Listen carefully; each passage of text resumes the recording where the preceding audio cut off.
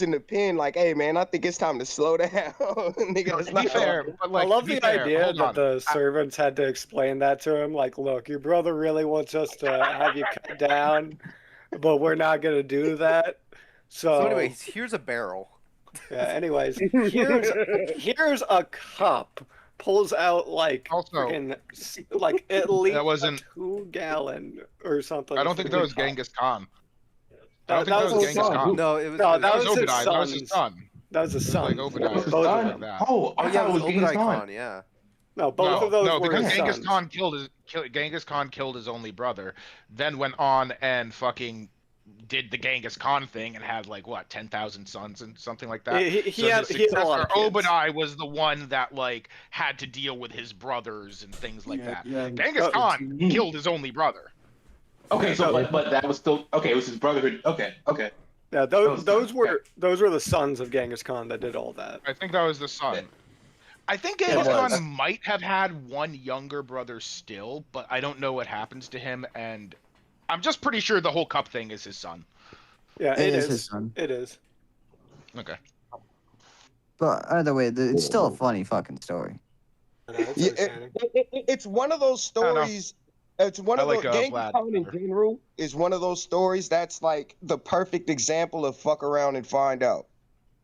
I like the know, Vlad the Impaler story where like, the people forgot to or refused to take their Of course, he turbans loves off the of their Vlad head. the Impaler And story. he just okay. nails their Space hats loves the into their head. Yeah. You know Yeah, what's I one do. thing Yeah. I was You always know what? confused about? We need to take a lot of people, just random throughout the world, and just do another anal. border of Vlad the A Impaler. lot of Yeah, anal. yeah, exactly. You know, I was. Yeah. But with like I've always big been a wooden smidge spikes. confused about Vlad the Impaler and the fact that relates to Dracula lore, or at least vampire lore. I always got a bit confused by that. Why are you confused? It's the usually original, because Bram hundreds of Stoker's people. Dracula. Yeah, it's Dracula just was came inspired hundreds of by years Vlad later. the Impaler. That's it. That's the only connection. There isn't really one past that. Yeah. And like Vlad, his name is like Vadrock Hold, which means like son of the dragon, but that strictly comes from Bram Stoker's Dracula and why that association comes up. There's literally no other reason. Fair. It ain't like Yeah. it's not like the origin of vampires came from Vlad the No. Impaler or anything like that. It was just No. yeah. It was No, vampires were always a thing, sort of. Like Okay, That so means we're that we're they actually did. streaming now. We've been streaming for a while, so you guys Can't believe it. have 100% made my shit get demonetized. But we Well, that's on you. You didn't tell me. but we have I blame Rouga. so people are saying like Restart it. we add stuff. Restart it. Run it back. Run it back. No, it's Yeah, fine. how It is long what is it is what it You is. just spent so long setting it up. Why would he freaking Yeah, I'm turn not it back there. off? Well, I actually set it up before, but I was having issues because it wouldn't start. So you can ask them. There's actually conversations in the stream where I'm like, dude, are you guys seeing me? Or like, no, we don't. It hasn't started. So I was like trying to get it started while you guys were talking about Genghis Khan, which is, but it's fine. It is what it is. So people are asking to Damn. add stuff. This is a part 2, and we already have 15 on here from last week. So those are No the freebies. nigga. That's what We he's never saying, no got to the freebies. freebies last week because Pay some monies. so I mean And we'll put them at the end, you it might ain't gotta get to it. you ain't gotta fucking say it like that. But if you want dudes being added, then they gotta be super chatted, and then we'll add them. But as of right now, we already have a 15 here. If we add another new 15, we will literally never get through this. It's an eternal cycle. Yeah, it's just internal. It just never end. I mean, the Palworld content hitting lately, though. I'm just saying. Hey, everybody who in the stream, it's only 4 likes, but there's 15 people watching. Stop jerking off and go click that button. Oh no, Weirdos. you can. Well, jerking off only takes one hand, and clicking on it only, so you don't actually have to stop. For who? You can keep doing it. one. Did you just ask for who? Right. Everybody? Who? I need to. You don't what? need to. You can try and overcompensate and use to, but you don't need to. Don't lie to me. I guess you can attempt to use two. You freaking. Don't lie to me. But I've Rouga, seen. how's Hey, your hold your phone? Cairo, they don't even remember why I I don't. needed to write that rap song. So shh. I mean, I don't get personally how you use 2 to stroke 1 millimeter, but that's just me. Jeez, I can't even Because- comprehend You didn't that. even give That's the dude my... a full inch. What the fuck? because most of it is like rubbing on my stomach. You know what I mean? Oh, you I gotta get the mean- line up, shoot up there. I mean, I guess You know- if you want like a woman I just to want have, you like, guys a to men- know. I just want you guys to know this conversation is what girls think dudes talk about.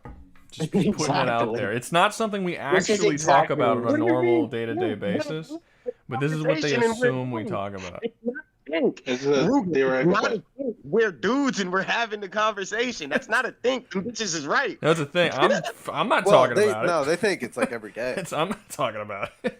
Exactly. Yeah, they Hey, think that's we're y'all. talking about this You're every among single us. day. said a single thing towards this conversation. Yeah, I haven't Birds of added white anything. light. This is Whitey's everyday This conversation. is a Whitey conversation. This is obviously. Whitey. This is very much a Whitey conversation. Of Can I blame This is his Whitey? course, everyday Whitey would conversation. talk about this. Jesus. Yes, you can, Jim. It's because he's trying to overcompensate because he's mad because he's white. You know, he doesn't have I that. need He your doesn't have that. permission. Yeah, massive he's black very cock. white. Yeah, yeah. So anyway, first up we have that's a terrible segue. Power Ranger. The Power Rangers. Power Rangers. Oh yeah. Oh wait, hold on, That is wait. particularly The bad. White Ranger is in here, so it's actually a perfect segue. I don't see why that. Well, why I that's a mean, good segue. literally, I don't Way think there's a you're black. single thing on this list that doesn't have white people in it. So I suppose any one of those could have been a segue. Bro, he's white and he wears a white suit. That's double the white. Plus me, I'm whitey. That's triple the white. I'm pretty sure the Sure. only one That that is isn't like the white here KKK. is freaking Godzilla, and that's because that's a lizard. No, Godzilla He's has just white fucking people. Black Actually, I Ranger. would say the only one on here that doesn't have white people is possibly Avatar and Marcus Stone. Dragon Ball. Dr. Stone. They're all yeah. Japanese. No, Dragon Ball. Dragon Ball. Dragon Ball. We don't really know because they don't live in Japan in Dragon Ball. And They don't live in Japan. Actually, No, They but They that- don't. have Fr- no- that's the Frieza Force specifically, so they're all aliens. like Given Goku, that they look Goku and humans. Vegeta. Well, they're Saiyans, so they're not like any human race. But I don't think we get confirmation that any of them live in Japan or China or anything. That like I Or don't. Europe either. We get no confirmation. But what about anything. Avatar? No, I don't but think we you do need that. have, I like, said that. I said different Avatar and races. and Dr. Stone are the ones without white people, but basically all the other ones I'm pretty sure have white people in them.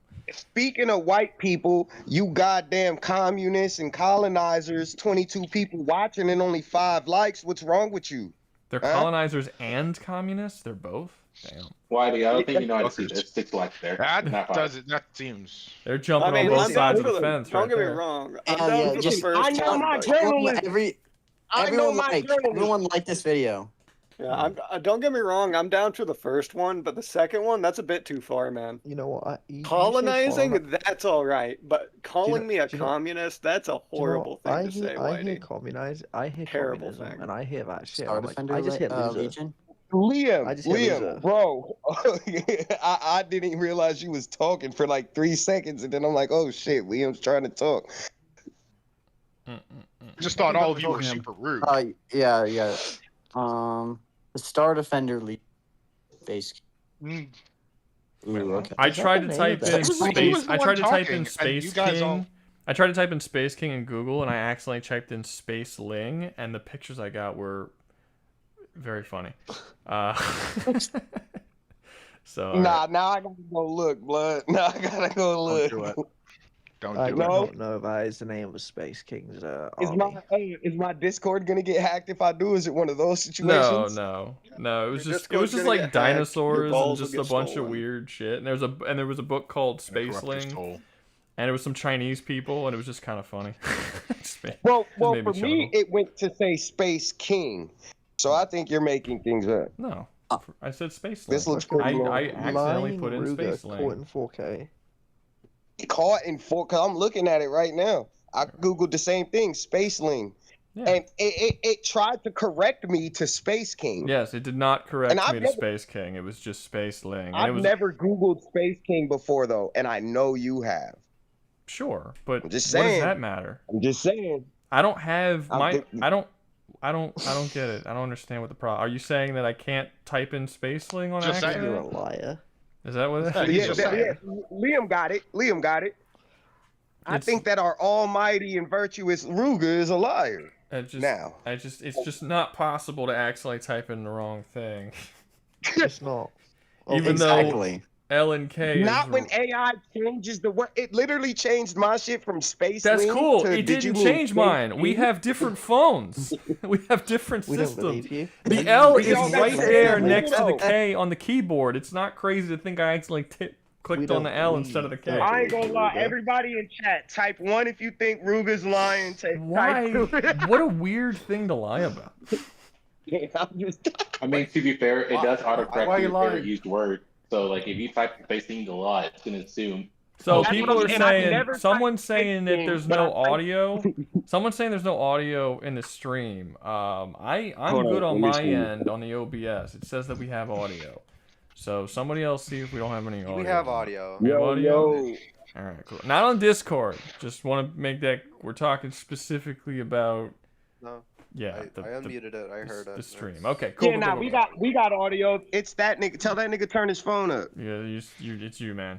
You see, yep, Pyro's good. All right, we're good. Okay, we're gonna talk about Space King. Who's seen Space King? Me.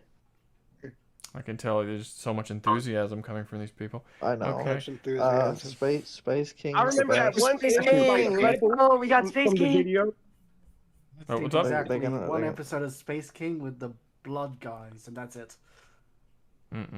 It's very funny series. Okay. Actually, Well, Imaginative. they actually announced they're coming out with another episode of Space King. They announced it like a week ago. It's coming out the 28th of this month or something like that. Let's go. Coming out pretty soon. Anyway, The most recent episode is the Rudolph one. it's supposed to be like apparently it's going to be like the biggest episode they've ever done. It's supposed to be the longest episode, the most involved An episode, hour. and, We're and gonna it's get a called fucking movie. Space King 5 War World. And I'm like, oh, okay. We'll see. Yeah, hopefully it's really, really good. What if it's just like Unexpected, unnecessarily epic? It's not even a comedy. It's just like ridiculous. Unnecessarily epic. It's It's like ridiculous. three. It's the length of a movie. No, not actually. like that. Like maybe it's like instead of like 30 minutes, it's like 45 minutes or 40 minutes. But it's just like no jokes. It's just straight up a massive war. It's like, why did this go so fucking hard? Listen, it's because they watch you and they want to see you talk about some cool shit from the show. Maybe That's what I would say. maybe that's what it is. Maybe. Oh, I don't know. Maybe It's just possible. influencing the show. It's possible. I mean, I've made some Space King stuff that's gotten tens of thousands of views. It wouldn't be that crazy for someone who makes Space King for that to pop up in their algorithm. I don't know. Maybe, You know but no, what I I don't. mean? It would not be because of me. They're not gonna change all their shit because I. No. See, I'm gonna attribute it to that, and you can't can't. let me live in my truth. Okay, sure, whatever. You can live in your Don't deny- delusion don't deny perfectly his fine, your Whitey, truth. whatever you Fucking Your say. truth, dude. Jim, Your Jim, illusion. it's the imagination that we made the schizophrenia that we made along the way. Uh-huh. Now Yeah. stop pulling up Baki You're really logic. using the word "we" here. Friggin' stop pulling up Baki logic, Whitey. We ain't going on anything Every here. single one, That's all every you. one, Finding Father, Jim, Kage, Liam, Rouga, Shouting Ocean, Space, Uncle, Werewolf, Willie, Pyro, Justin, Ow. Jake. Are there really that many fucking Why the people in here? fuck- No, there okay, isn't. why the You just fuck made up are we names. talking- I started What? reading the YouTube chat. It's not too. werewolf. I was about to say. Okay, Read it so correctly, goddamn. guys, Space King. Where Owl? Someone start talking about Space King and no Space King. sorry. So sorry. Someone who knows I'm Space not. King. Talk about Space King. Space King. How would Space King do in Palworld? Space King has imaginators. Pebble? Imaginators are cool. And this is a monotone voice. You don't know if you want to hear it, and fuck you all. No, the Do you main think thing the I see Black is Wolves will work on Hey, little boy Guys, Cal? guys, one at a time. if they were to Somebody- invade the planet, the main thing I see is I assume we're going to say they're actually able to find the island at some point. I mean, because it'd be I lame would. if they didn't. Well, if they don't find the island, it's very possible they might just Geno bomb the fucking place without even ever finding. If that happens, How do they not Astral win? Limb gets Like, released. why would they Geno bomb the planet if like they don't find it? Because they Because it's would not be able to find the the planet. planet. They wouldn't be able to find the island. The planet's not hidden. Just the island on the planet is. We actually don't know much about the planet as a whole. But like, I mean, it's very Well, yeah. possible they would show up and just steal a bunch of little boys all around and never find the planet. And then eventually, some dude's crotch gets scratched, and he's like, "All right, let's genobomb this shit." And then they genobomb everything. And then Palworld's just sitting there doing their Palworld thing. Scratched And all of my a sudden, paint. fucking green toxic gases or whatever the genobombs do just show up Jet and just like wipe a Dragon lot has of them out. something to do with And it? then, yeah, Like, it's just isn't he everything's stopping dead, them or yeah. stuff? I don't think everything's dead. You still have to deal with. You still have the Xenos to deal with, which is probably going to be the main issue. The Xenos, and then you have the Xenos. You have the final boss. And there's a lot of things that we also don't know how the They Genobomb found him. kills things, because if it kills things via suffocation or poisoning or whatever, it's very possible it wouldn't affect a lot of the PALs. There's PALs that are like that's true. living suits of armor and living hair and just shit. That one is made out of just pure stone. Yeah. And stuff like that. Yeah. Wait, what about the episode where they had the female space warrior, and they just They blew outright up the planet. Like, Yeah, but that how required out of character would it be for them to? That required a fleet for them to accomplish. I mean, Not 60, not I really a hear that, fleet, just 60. To be That- fair, It was but 60. yeah, but I still that's still I'm not more asking that's- like how long would it take for them just to there'd say be. sure we're I'm doing gonna be this? honest. There'd be no reason for them to like do that. I'm gonna be honest. Like the reason Unless why there's they a did that female in the space first place marine was on there. because. Yeah, yeah. So like I don't like Psycho if they warrior. just like found like a resistance force that doesn't want them stealing the fucking little boys, so then they can get more Space King or whatever, right? Then they'll just send down more Space King or like the Genobomb. That's it. They wouldn't fucking obliterate the planet. That'd be kind of useless. Funny you say that. I wouldn't put it past a lot of the factions in Palworld to outright sell the kids to the Space Warriors. Well, here's and the a thing. trade or I actually something. think the Psycho Warrior. You keep calling them the wrong thing. They're Psycho Warriors. The Psycho Warriors. Actually, I think there's a good chance they can find the island, because there's no evidence that you can't find the island from space. Like I agree. They couldn't get to the island. The people who couldn't get to the island, or it's hidden from outside. But we don't know if the planet that Palworld exists on even has spacecrafts. The Xenos very clearly have no issues sending all kinds of shit to the island, so they can see it from there, or at least they know it's there, or they can somehow come into contact with it.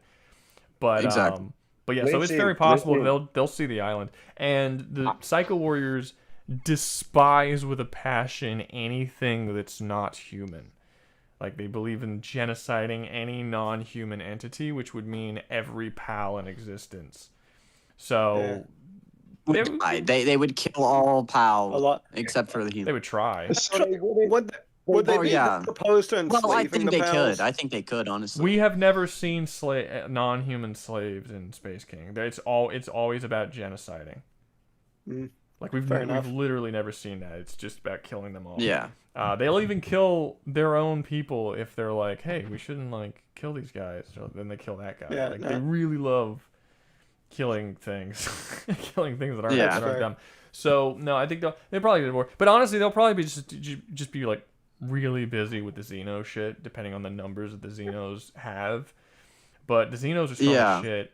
I should say, I came to a new realization. It was pointed out. What is this realization? It was pointed out to me. So for a while, I've been talking about how in the past couple of Palworld videos, that the Xenos want to go and invade Earth, but they're not invading Earth because Jetragon is there, and that must mean that they're afraid of Jetragon, right? Like that's what I've been saying. I have come to the conclusion recently that I was wrong about that. I misinterpreted, because I looked at something that it was said on the. Let me see if I could find it. I think I misinterpreted something. So when you go to Xeno Lord, let me see if I could find. You mean like just the Palpedia description of them? Yeah, I misinterpreted the Palpedia. Okay, so here's what it says. God damn it, fucking pop up on damn. You're just fucking trying to find it. No, I got it. Okay. I can pull it up. Okay. No, I have it right here. I have it. He's not watching the stream. Okay. See, they would know if he was watching the stream. Okay. No, but I'll pull it up. Watching the stream. I was just gonna. I got you. Destination reached. Priority. Locate entities. Supersonic Dragon. Note: conquest deadline exceeded by years. Update: no conquest traces found. Naturalization confirmed. Commence elimination protocol. Staff memo: refrain from forgetting or consuming critical data. Okay, so I read that, and for some reason I came to the conclusion that they want to they want to commit conquest, but they're not doing it, and they're holding off because of the Supersonic Dragon. And this was all because I just for some reason missed this word, naturalization.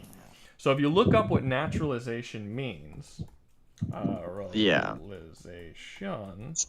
So it's Astral. Naturalization is the legal process by which a non-citizen in a country becomes a citizen. So basically what this actually says that I misread is destination reached, priority locate entity, supersonic dragon, note conquest deadline exceeded by years. No conquest traces found, naturalization confirmed. I think this is saying that Jet Ragon is a Xeno. And he was sent to the planet to conquest, but he didn't do it. And yeah, that sounds about, yeah. And instead, and he missed the deadline. He was supposed to take the world over. He didn't do it. No conquest traces found, naturalization confirmed. Commence elimination protocol. They're here to kill Jet Ragon because Jet Ragon was sent to the world to take it over, and he didn't do that. Is there anything in Jet Ragon's Palworld entry that would imply that? Hold on, Not that would imply this, no. But what part of it do you think was? Are you saying this? Which part? You're not sure if the supersonic dragon is referring to Jet Ragon? Well, I'm just asking if there's anything in Jet Ragon's Palworld entry. Yeah, there is. That would imply this. No, I think that's what I think. This is what implies it. Well, is my microphone working? But Jet Ragon, you're working. Jet Ragon, if you look look at Jet Ragon's description, it just talks about how when a calamity returns to the island, the earth will split open, and the skies will burn. Yeah. It's talking about him designed to strike down the calamity. It's in a talking flash about him of attacking destruction. Astralim when Astralim returns. But we don't know anything about. We don't. But Jet Ragon has been here for thousands of years. We know that. But yeah, Jet Ragon doesn't say anything. But I think that this is. I mean, does anyone think that this is an indication of anything else? Not really, no. Like it makes sense to some degree. That's exactly what it would be. We know it does. Yeah, the supersonic dragon is for sure Jet Ragon. He's not. He's referred to as a supersonic dragon in a couple of different places. He's also the fastest PAL in the game. So that's pretty clear. That's who they're talking about. And then all this other stuff just tells me pretty clear. Like a conquest deadline exceeded by years, no conquest traces found. The naturalization part, naturalization confirmed, commence elimination protocol. That's what tells me pretty clearly that this thing used to be a Xeno and now is not. I make a suggestion. My bet's what's that final memo there? The refrain from forgetting or consuming critical data. That's related to That's related to Xeno Vader and Xeno Lord. So if you go to, Xeno Guard. So if you go to Xeno Vader, which just means alien invader, by the way. Here we are. Xeno Vader. You go here and it says, can send information and convert it into energy by forgetting it. Regularly seems to be sending information to someone. Respond, target located, proceed to immediate destruction. I'm assuming target located, proceed to immediate destruction is talking about Jet Ragon. But yeah, can send. That's what it's talking about. Can send information by converting into energy and forget it. So when you go to Xeno Lord, refrain from forgetting or consuming critical data. That's what it's talking about. There's also Xeno Guard, which is short for Xeno Vanguard. Which is the front line of an invading force. Yeah, that says something similar. It says consume information. Oh shit, where'd it go?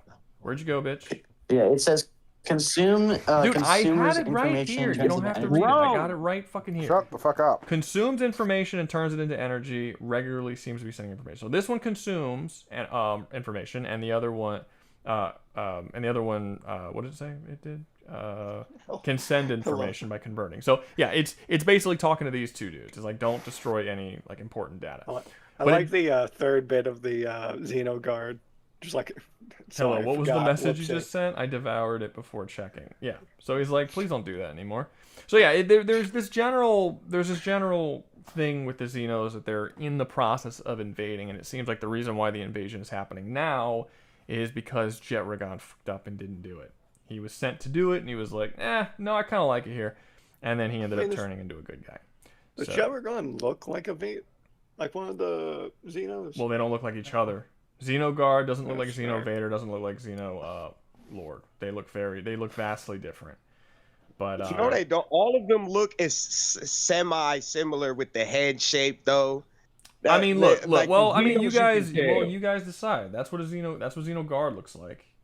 Right? I have a suggestion for a series for this conversation. Is it okay if I say it? What are you saying? There's this great grand thing, right? What did he say? It's called suggestions. I didn't hear what he said. It's called a suggestion box. You know what I mean? I didn't hear what he asked. A suggestion. And he was asking permission. Yeah, this to is not say the it. place for it. And then let's see, Xeno, Vader. So, well, I will say this: the one thing I'm seeing in all their designs is this little like 2 spike thing that comes off their head. They all have that, but other than that, basically everything else is different. The wings look very similar. They don't all have Xenogard and Vader. Oh, well, Vader doesn't have wings. Not Vader. Sorry, Xenolord and Guard. Xenogard doesn't have wings. Xenogard does have wings. No, he doesn't. Or at least has some spines in their back. That's not wings. I mean, he has this little thing, I guess, but yeah, it's not. It's more like a tail, I would say. Yeah, it's like a fucking spikes or whatever. It's just spikes. I mean, I guess if he has, yeah. I mean, yeah. I don't know. And then you go to. I would say they're more like tails than wings, honestly. Jetragon does have the little 2 things coming out the side of his head like they do, and oh look, and he does have the spikes. He does have the spikes, just like them. So no, I mean, yeah, kind of. They have some design similarities. Possible. The wings certainly look extremely similar. Yeah, to, they're like, pink as Xenolord. opposed to blue, but yeah, they're like little light shards that are floating behind them. So I mean, Game theory is Jetragon a Xeno? Look at it. Well, I think it's. I'm pretty sold that he is. Yeah, I'm pretty sold that. Like, I think that this is enough information. I think I just misinterpreted it the first time. Someone in the comment section actually pointed this out to me. He's like, "Oh, Jetragon used to be a Xeno," and I'm like, "Based on what?" And then I looked, and then after I messaged that, I went back and I looked at all of it, and I'm like, "Oh shit, he's right." The naturalization. Right about it. I missed the naturalization part. It's just for some reason it didn't click in my head what naturalization was, and without that vital term that literally just means leaving one place and becoming a citizen of a different location, I just completely misread this entire section. But yeah, so this actually does mean that there's a distinct possibility that Xenolord is superior to that of Jetragon. Because my whole idea, the way I was saying it is that they wanted to invade but weren't because Jetragon was there. That was like the main issue. Basically the way I read it was like, okay, destination reached, locate entity, supersonic dragon, note conquest deadline exceeded by years. See, I was assuming that supersonic dragon was the reason conquest deadline was exceeded. Like they were waiting for something. Like that's kind of how I was interpreting this. But yeah, no, I'm gonna have to correct it in my next Palworld video. I'll have to talk about it and be like, nah, I fucked this up.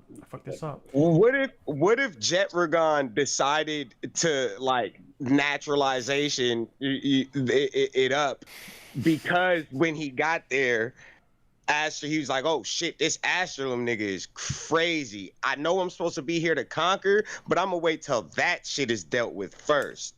So like he's actually not a good guy. He's just waiting, and then it would seem like Jetragon is just incompetent, because they're like, hey, because they're literally hunting him now. Like they're literally like, we gotta find him. Commence elimination protocol. It's like you've been waiting to the point that like all your people want to kill you now, what? and then y'all are gonna be like, no, you don't understand. I was just waiting because it makes Jetragon seem less cool, and considering he's arguably one of the strongest pals in the entire game. It would just kind of be lame. I'm hoping that's not the case. I'm hoping he was just like came to the planet and he was like, oh, they got some nice pussy here. I'm not gonna fucking kill everybody. And then the Xeno. Now, bro's just so dedicated to the mission. He's like, bro, I'm not leaving until that thing is dealt with, and then I promise you, it's up for this. Man, boy, just wait till Astrum get out of here. Xenolord's like, the fuck is this? So to be clear, then Jetragon would be a unique case where in lore it would just be the one Jetragon now. That's not a unique case. There's only one of a lot of different pals. Yeah, there's only. You're just capable of making more of them if you Jetragon. want. Yeah, you can make more, but there's only one Jetragon. There's one Bella Noire, although Bella Noire made a copy of herself, Bella Noire Nuerto. Basically, all of the whatever that whale name was. Abyss ones, there was only one. Wait, am I misinterpreting the one beer versus? No, you could breed them. Never mind. Just to clarify, when I asked my question earlier, was that I was saying like I had a suggestion. A suggestion. You said you had a suggestion. this is the Palworld versus tier list, and I was like, I wanted to add like one series to this if possible. Oh, that's not a Or, like, suggestion. put it That's not a on there. suggestion. You gotta super chat it you gotta super chat like everybody else. Oh. Yeah, that's you Yeah, super you gotta chat. spend Capitalism your- rules. Jim, New Jim dudes. fucked that up. I'm gonna blame that on Jim. I don't know. I didn't Why hear what do he you said blame that on originally, me? and then you guys told me that he was fucking trying to do a suggestion. Well, No, yeah. He I'm literally gonna said blame- suggestion. But, no, You're just yeah, blaming but it. suggestion for the tier yeah. list is a little. Yeah, I get you. Yeah, he didn't exactly he's new. specify. He's new. My bad. He doesn't know how the rules work. It's fine. Yeah, you gotta. If you want to add something new to the tier list, you have to super chat. Yeah. Is right. $1 allowed? I'm kind of low on cash. I don't. Is that It's okay? up, I don't care. Yeah, it's up to you. Just You Yeah, can do donate whatever, a penny and that was do whatever you want, man. Capitalism rules, okay? If you have $1 and then like somebody pays $2 to remove it, then like the $2 wins. He will accept 69p. Okay. I don't Well, think you in can that type case- who you. Guys, give me I a don't think second. you can type who you want with $1. I think you need to. Okay, so this is interesting. Oh shit, what happened? There we go. Okay, one of the dudes in the chat, he said Jetragon might have eaten its memories about why it's there. Now I don't know about eating its own memories, but the idea that it doesn't remember why it's there, and that there are Xenos who are just straight up said that they can forget information. I do think that's an interesting concept. That Jetragon actually didn't betray them. He just doesn't remember why he was there in the first place. That could be kind of, maybe something happened. That's not a bad possibility. He got Goku'd. Yeah, it's like, can you send information? Okay, so the fucking Xenovator can send information and convert it into energy by forgetting it. So it's possible that maybe Jetragon can do something similar, and somehow, somewhere along the line, maybe it chose to forget the information. Maybe it. I don't like the idea that he was just a dumbass and accidentally forgot what he was. You know what I mean? Like, maybe he got into a big fight when he got there and he fucking got amnesia with someone. I don't know. What I hope this is not stuff that the Palworld people just forget about. Like, I hope they actually push this further and we like learn more about this and they connect these dots and we get like actual legitimate storylines with the Xeno stuff. Because as of right now, without Astrolum, the Xeno stuff's the most interesting stuff, possibilities of things that could happen in the future. And we already know the creators of Palworld have already said that, like, it's even said in the game, when you beat the game and defeat Astrolum, it straight up says at the end of the game, like, more is to come or whatever. So, and they've announced that they're going to do more and push the story forward after that. Like, Astrolum's just like the first chapter. So I would like to see where they go afterwards, and I hope they dive into the Xeno stuff. Because right now, that's the most interesting stuff, is the Xeno stuff. And I like the fact that they're linked to Jetragon in some way. I hope they just don't forget it, and that just becomes like basic PAL entries, and they don't really touch on it ever again. It's just like, oh, okay, all right, whatever. But yeah, well, this is good. Let me see how I doubt it. I feel like y'all are just casually overlooking the pal who can rewrite fate and the one who can create herself from nothing. We're not overlooking it. We just didn't talk about it yet. We haven't put anybody on the list yet. Hey, hell. Nobody's got put on the list yet. Yeah, no, but there's I mean, if you would notice, in terms of people who would survive on, there's no one in S and no one on A yet. I mean, we didn't forget that there's like well, to be fair, Yu-Gi-Oh's down here because I think Mike threw him down there. Yeah, Mike did throw it down. I think we came to the conclusion that Yu-Gi-Oh would probably be S, but he was like, nah, fuck that, get him down there. And then he paid for like another. But outside of that, like the reason why no one else is up there is because we've thought of those other guys. There's a lot of stuff. But you only see. I'm kidding. Yeah, but you also have to think about like who would do what. You know what I mean? Like to what extent would the fate shit work? Can the fate bitches control fates for the whole planet or the whole island or whatever? Or they only control fate as far as themselves go? As far as Bella Noire, who is the bitch who like literally can recreate herself and go to war with reality and all that kind of stuff. I guess it would depend on what point we bring her in. Because if we bring her in at the start of the game, then like she's in the abyss and they should be fine.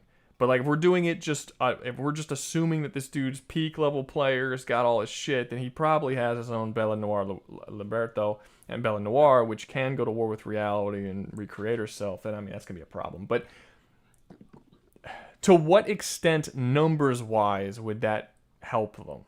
I think is the main issue, because Space Game's a lot of fucking people. Like a lot of fucking people. Just the one group that they are, the Star Defenders, can literally invade whole planet populations and just fucking wipe them all out. So I don't know. Couldn't they find somebody's Palpedia thing and find all that information on the pals without like having to experience it themselves? Or just go beat up experience what? What do you mean? Like instead of having to look into the eyes and be existence erased and shit like that, like can't they just go beat up one of the tamers or somebody with a Palpedia, scroll through the shit like, oh okay, let's stay away from that. I'm not 100% sure that would be very easy for them. Pal tamers are fucking strong as shit. That would be difficult. How would they know that? How do they find out that information's there? Yeah, that's also a good point. You also have to think about the fact that Psycho Warriors are pretty dumb. Some of them are smart, but the ones that we see, the only smart one we've ever seen is Terry, and they made him retarded. He's retarded now. Yeah, he's retarded now. So it's like literally, like they literally give him brain damage and make him mentally retarded. So I'm not sure how great. I mean, look, theoretically, if they go down to the planet and they, somehow learn about how the rules of the planet work and, start taking the stuff. But what would they even want to use with it, though? That would be my question. They're incredibly racist against anyone who's not human. They're not going to want the PALs or to utilize the PALs in any way. And if they're not utilizing the PALs, what is the Palladium energy even going to do for them? It's obvious what it is. They can put make their lasers not be pink. They can have blue lasers with the Palladium. You know what? That's a good point. That's exactly what I think is going to happen. I think they're going to find people with blue lasers, and they're going to be like, how the fuck did you get blue lasers? And that's going to be the entire storyline. Is the Psycho Warriors? Yeah, that sounds exactly what would happen. Is that they want the blue? There's literally a whole section where they almost commit treason because they want green lasers instead of pink. So they're 100% if they see blue lasers, they're like, we're going. Like, oh my god, you have blue lasers? How the fuck you get that? Blue lasers? Oh, it's just this Palladium energy that you snatch. Fucking. Dude, you just gotta shove this crystal in, dude. Come on. Blue lasers, and they're pretty advanced. I mean, I understand that they're kind of dumbasses, but like even the dumbasses like Bryce is still capable of building a fucking machine that can use souls as a cannon. So it's like, I mean. Smarter than the shit I can do, So that's not bad. It's pretty good. I tried to send the $1 super chat, but my device is so old and ass that I couldn't. It's fine. Also, Whitey's supposed to be in gay hell. Huh? Jim is supposed to be Whitey is supposed to be in gay hell, but I don't think I don't know if I have Whitey's picture. Really mad. Do I have Whitey's picture? I don't know if I have Whitey's picture. Whitey, do I have your picture? Have I put you in gay hell before, Whitey? Or better yet, are you in gay hell currently? You are not in gay hell. He is not. No. That's so aggravating, because now I got to go through all these fucking pictures and try and find Whitey. I got you, Pyro. In gay hell. And then if I can't find him, I got to go fucking take a new picture, and it's aggravating. Hey, I said, look, people keep talking. I'm gonna ring this lame bell. Fuck, who's did that? Jim trying to put me in gay hell. I don't have. If this was real life, I'd range picture, so I gotta get a new fucking picture of Whitey so I could put him in gay hell. Does that make you feel good, Jim? Did you hear that, Pyro? I'm happier by the fact that you have to do that. Okay. Did you hear that? You could also put those photos in a folder so you can just look up the name to see if you have them instead of doing that. What is this nonsense, Doug?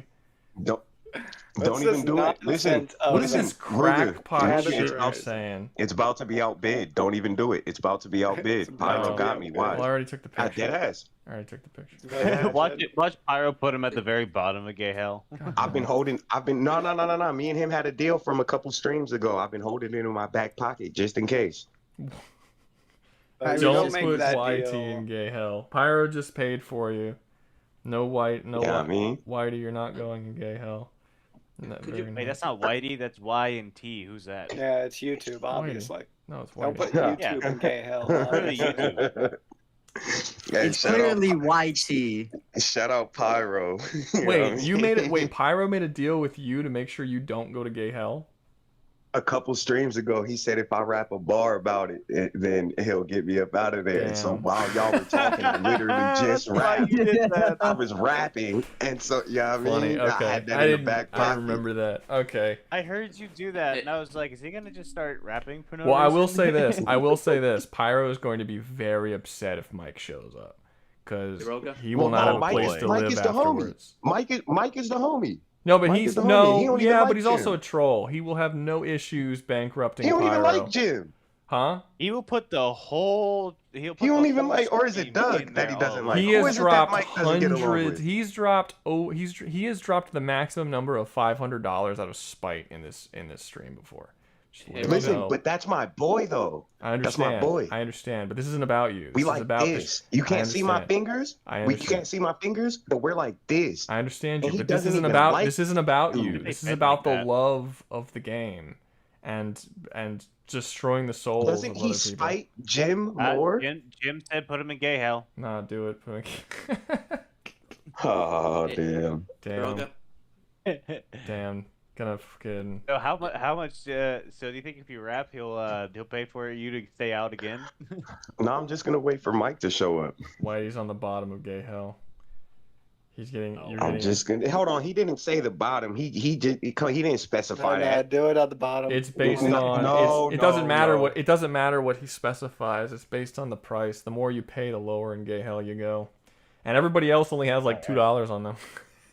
Nah, I don't believe Why that. am I in gay hell? I want to run back the footage and see Run that. ba- I you think can- somebody. go I run think back the Mike paid. footage. I think Mike paid like a good 50 bill to put somebody in gay hell. Check bro, it don't out. play with me. Check it out. Maybe Jim. That's probably why he's at the bottom. Yeah. I had to guess. I think you just I think he paid the same for all of them, and you just arranged it that way. Hmm.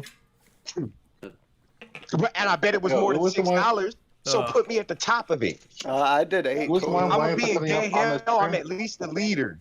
Prior is asking why you didn't get a Yeah, that's one way notification to for the put it. stream because YouTube fucking hates me, bro. They just don't give notifications out. I get questions like that all the time from people who are subscribed to me. They're like, Wait, I didn't get do you notifications remember, for your last Ruga, 10 videos. whenever- I'm like, I don't know. I don't know how to tell you. Ruga, remember when I told you about YouTube flagging actual channels for being AI content? Not if And it was they're during my vacation. I didn't Probably look at shit. targeting. Oh, it's all good. But YouTube has been flagging like millions worth, flagging channels that have like tens of millions of subscribers, or at least millions, and they had to appeal it, and the people who were running YouTube didn't even know it happened because the system automatically did it. And so they had to go and fix the problem. And what people are thinking what's going on is that YouTube is actively going after specific type of channels and flagging them falsely because it's hard for them to tell it's AI. And Well, what did people they said, take? faceless Well, content first off, it does that. Well, did they? Okay, so is this something that was going on for the last couple of months, and then they undid it? Because starting from March, my channel was like getting like maybe a third to 25% of the normal views it was getting for like 3 months straight, and then I would say like basically since I started putting out the Palworld videos, it's kind of gone back to normal. So I don't know if that was specifically what you're referring to or what, but yeah, it dropped significantly for me for quite a few months. It's not even just you, like big channels, Maybe like it could I have think it's been. like Kurska. It was like some animation channels, like big channels, were getting hit too. Well, I There know was a that. channel Well, that had come out I talked and- about this before. I talked about this before, but like I know like Mr. Beast, he was getting like half the views that he normally gets, and it was affecting a bunch of channels. I heard that it was affecting specifically long form channels that were long form videos. But I don't know if I'm over it at the moment, but right now I'm doing a lot better than I have been for like look at this. Okay, so the one I posted to yesterday is only at 3,000, but that's pretty normal. That'll hike up in the next couple of days. But the one I did before that is 22,000. Before that is 12,000. Then I had 14,000. I knew the 1,000 wasn't going to do well. The movie reviews never do well. 10,000, that's not bad. But then if you go before that, all my videos, 4,000, 3,000, 2,000, 2,000, 3,000, 4,000, 4,000, 2,000, 1,000. And this was the case for months. It was just absolute trash. Like, this was a re-release of an older video that was pretty successful. This only got 9,000, and it got fucking illegible, and that was like the highest one in those months. And it was just I don't know, I had no idea what was going on, because on average I used to get around 8 to 10,000 in the first day that I released my videos, and that was normal. And then for like all these months it was nothing. And now I'm getting to a point where I'm not quite where I used to be, but obviously you can tell, 14, 12, 22, that's better than the fucking 2s and 5s and 4s that I've been getting for the past couple of months. So something happened. I don't know what, but something happened, and my viewership went up since. Man, when did this become the Rouga complains about his viewership stream? This is not a complaint about the viewership stream. He was telling me some information, and I was dick. Hey, Whitey, this is why you're at the bottom of gay hell, right? Yeah, this is why. That's the reason. I'm almost positive Mike paid $10 for everybody else to be there, so I should be the top. You only paid $6, Bucko. I don't know why I just try to combine but if he paid $10 for 3 people, that's only $3 each. $3. Oh, that's what y'all. That's right. Mine's it's $3.33. Yeah. It's $3.33 each. It's $3.30. Yeah, which is still less than 6. So you're still at the bottom. You're getting anal fucked by Nano, Jim, and Doug down there. It's a train, and they are running it across you, Whitey. I'm sorry. It is what it is. I love it. That sounds like a great time. Yeah, it does. Jokes on y'all. Seems like they seem like nice guys. Well, I mean, Lord, he couldn't run the train back with that 1 millimeter. Very weird thing to be a part of, in my opinion. No, it's good. You're gonna love it. So can you add yokai? I don't know what that is. Does anyone know what yokai watch is? I know it. Me. Okay, well, you're buggy as hell, and I can't hear you, so you're gonna have to fix your stuff if you want to speak about stuff. Who knows yokai watch? Anyone who can speak? Me, right here. Okay, so someone does. All right, cool. Let me get. I'm gonna add it, but I can't talk about it because I don't know. All right. Gay shit. I've studied up a lot on it. I think I can cover decent. Yep. You study it. You take exams based on the yokai series. This is pretty gay. What was your pass rate? Like, what's the pass rate for the exam? I remember. I know with that one. It temporarily overstilled Pokemon for a while. The anime. How many hours a week do you put in for studying for these exams? Yeah, these are the real questions. These are the real questions. The only thing I remember about. What kind of grade did you get? Did you get like a B? Like, if you didn't get an A, we don't really want to hear it, to be honest, bro.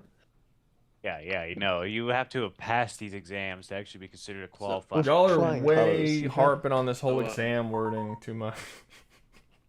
All right. Well, Rouga, you were getting offended over a fucking viewer comment, so I don't want to hear it, bro. What are you talking about? Who was offended over a If you viewer have any comment? questions about the series, I can answer them. Who was offended over a viewer comment? We gotta play Space King so we can move on. Where do you guys want Space King to go? S tier. I can't see Space King being higher than like Pokemon or Yu-Gi-Oh. Than Pokemon or Yu-Gi-Oh? Just with how incompetent the Psycho Warriors, saying it properly now, Rouga. I don't think they're that competent. I mean, are pretty stupid. They're vastly more incompetent than like. When they get green lasers, the first thing they do is chase each other around and start shooting at each other for fun. So, I mean, they're vastly more incompetent than. That is retarded and childish, yeah. They're also vastly more powerful, so. Yeah, they're but, not. I mean, they're not vastly more powerful. Huh? That's like if you take just their starships or a neutron bomb. No, even their starships aren't vastly more powerful. If you if you're going by the idea that that Jet Ragon trying to fight Astrolum will cause the end of the world, that's one single POW. And there are POWs that are stronger than Jet Ragon. Isn't that the best POW though? No, he was comparing it to Yu-Gi-Oh though. I was saying in comparison to Yu-Gi-Oh. I was saying. Yeah, but it's Yu-Gi-Oh below- got thrown down in D because Mike paid for it to go down in D, not because it actually deserves to go down in D. Oh. So then it's at least Yeah, I weaker don't than think Pokemon. Halo's gonna do better than Yu-Gi-Oh. Yeah. So, I don't know. Maybe it's because they got really, really large numbers. I think that's really the biggest point of contention. They have the biggest numbers out of anybody else here. I wish I was here for the Sauron discussion. I didn't realize he was there. Sorry. Yeah, I'm just confused. Like, so with was the alpaca, which the llama pal, the one yeah, that one. Malpaco. Like, What about? I'm just questioning. Yeah, I'm just questioning how I said tough Obama. are Obama. How tough are the Psycho Warriors compared to like some of these weaker pals? They get They killed by shoot pretty 'em. much all of them. The Malpaca specifically has hypersonic kicks that create shockwaves, and those are like one of the weaker ones. They're pretty strong. So then in that case, from what I'm saying, the Psycho Warriors would literally have to either go straight to neutrino bombs, or it's like a battle of attrition with Palworld, just by pure number. Well, I was gonna. How would they deal against the Psycho Warriors using palladium lasers? Because their guns are literally the size. Well, of in order whole to be dudes. able to, well, first off, in order to use palladium lasers for any amount of time, they would have to have a consistent. I keep saying I'm sorry. They would have to have a consistent amount of palladium to fill their guns up with ammunition, which they would only be able to do if they can get a foothold on the Palpagos Islands, which they can only do if they can actually kill a bunch of people and earn a foothold there, which is questionable. See that? I mean, I can see it being doable given the fact that they literally, like I said, have guns the size of whole dudes and are still massively strong and a massive army of, soldiers that can be revived at any given time as long as their balls are still intact. It's not going to be. I feel like they're going to impossible start given aiming for some the of balls pretty quickly, to be honest. But I mean, that's fair. But if you're thinking, if you're talking about like pal tamers being capable, there are pal tamers that can fist fight the strongest pals. I don't think it's just that. I think it's a certain point where the Pal Tamers are going to start using the Psycho Warriors technology. Given what they show in Other way Palworld, I around wouldn't be can surprised work. if they do that. And that can work the other way around for Psycho Warriors taking their tech. I don't know how. But they wouldn't be able to utilize their tech for very long because in order to upkeep the tech, they need stuff that's on the Palpagos Islands. All of I don't the think it's just all of the metal, all of the energy sources, all of that shit is all found in the Palpagos Islands. So even if they do get even if they do get those weapons and stuff and they start using them for a little bit, they would still need to actually claim something. And in terms of physical strength, they are not comparable to Pal Tamers. Not even close. Oh, physical strength is fair, but but with it being a firefight, a gunfight, they still have the ability to win that with their numbers, actual They don't have energy shields. They don't have pals. And they won't get pals because they exterminate all aliens. Can't the pals be no, I'm just saying still that they can kill pals at least to a degree with their weaponry. Like it's not. Yeah, but I'm not biggest neglecting issue. that point that they wouldn't do that they wouldn't take pals at their side, and they would most likely do something. Yeah, but horrific with them I instead. mean, it would depend on the pal. Yeah, I think they're killing certain pals with their weapons, but there's pals that can control fate and prophecy. There's pals that can erase people from existence and shit. Like there's some pretty sick pals, dude. And I think a lot of this is the issue is that we just don't really know enough about the Psycho Warriors. Like we've seen Bryce create a cannon that can fire souls, but like what else can he do? Like how smart is he? How quick can he do these things? Do they have like an entire? Because we've seen one wizard guy with a fucking time bubble be able to last for at least days, if not weeks, against whole armies of Psycho Warriors by himself because he just couldn't figure out how to get through the fucking shield. And there's possibly going to be situations like that. Remember, Jet Ragon is the defender of the planet. The Xenos want to take over the planet, and both of them are not going to like the Psycho Warriors even coming near the atmosphere. So they're going to have to fight through all of them just to get down to the Palpagos Islands to begin with. And then once they get down to the Palpagos Islands, they're going to have to start mining and building things that they don't really know how it works in the same way that the Pal-Tamers do. And the Pal-Tamers are physically superior and with better weapons. And they have pals. And some of those pals can blow up worlds in ultra reality. So it's, I mean, it's they have the numbers. I think it's an attrition situation for sure. Where are you putting them then? By the sounds of I think it. they're doing the best out of all the ones on here so far. Okay. Maybe A, because I think it's gonna last. Because like it's the numbers. It's a numbers issue. That's the problem. We don't know how many they have. We know they have a lot. Yeah, because I can still see them putting up, like, having the bigger pals get stuck in the air or with the fleet, or dealing with any number of forces, while other Psychos warriors would actively establish territory on the ground, and that's doable because not every pal tamer is, as powerful as they all can be. Nor do I. Well, I don't really know the characters and motivations too much, but I don't believe that they would immediately take on the Psycho, like just make it their goal to remove all the Psycho warriors immediately. If they're an invading force, they 100% would. They don't make it their goal necessarily to take you out because you're one person. But if an invading alien species drops down, for sure. Like if you even the meteorite fragments that fall from space, when you go to the meteorite fragments, there's like fucking 20 dudes all there fighting against the Xeno invaders the moment they drop. Because it's like that's not cool. That's not good. Wait. So hold on a second. If it's gonna be a battle of attrition, at what point did the Psycho Warriors get bored? Because like when they were dealing with the statue thing, and the statue was just when their globules run out. No, what I'm saying is like at a certain point with certain pals, I imagine certain pal tamers, them using their basic stuff would just bore the Psycho Warriors, and they literally die from boredom. Because it sounds like we're agreeing it will be. Oh damn!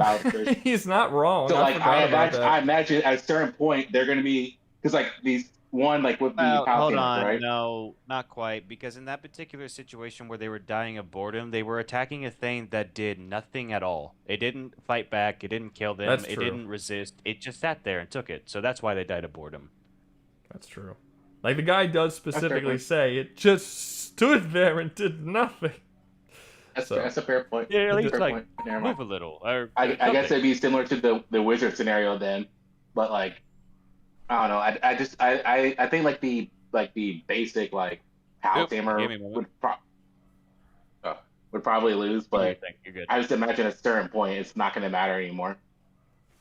Yeah, I just think the Xenos are too powerful. Even if the even if they do outnumber them. Like, the Xenolord, I'm more leaning towards Xenolord probably being stronger than Jetragon, to be honest with you. Because if Xenolord is the one who sent Jetragon to there to take over the planet in the first place, there's a pretty good chance he's stronger. Also, you have to remember that the within the lore of Palworld, the Abyss is where Palworld sends pals that they can't deal with themselves. That's what the Abyss is.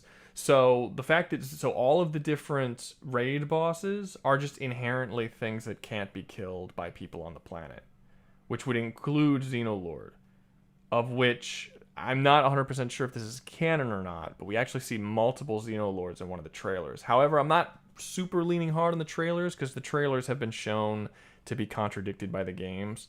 So I don't think they're meant to be taken as canonical, but there are multiple Xenolords in one of the trailers.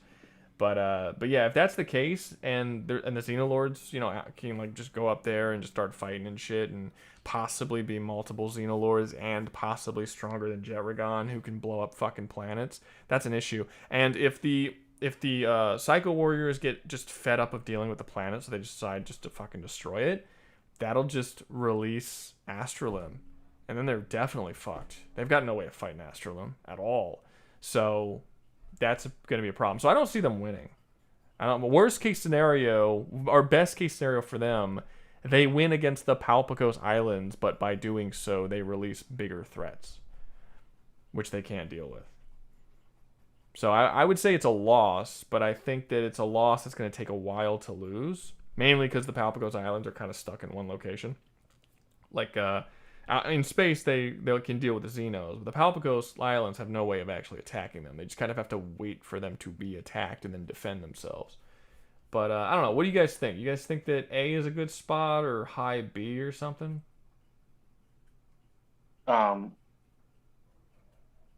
sure. Why not?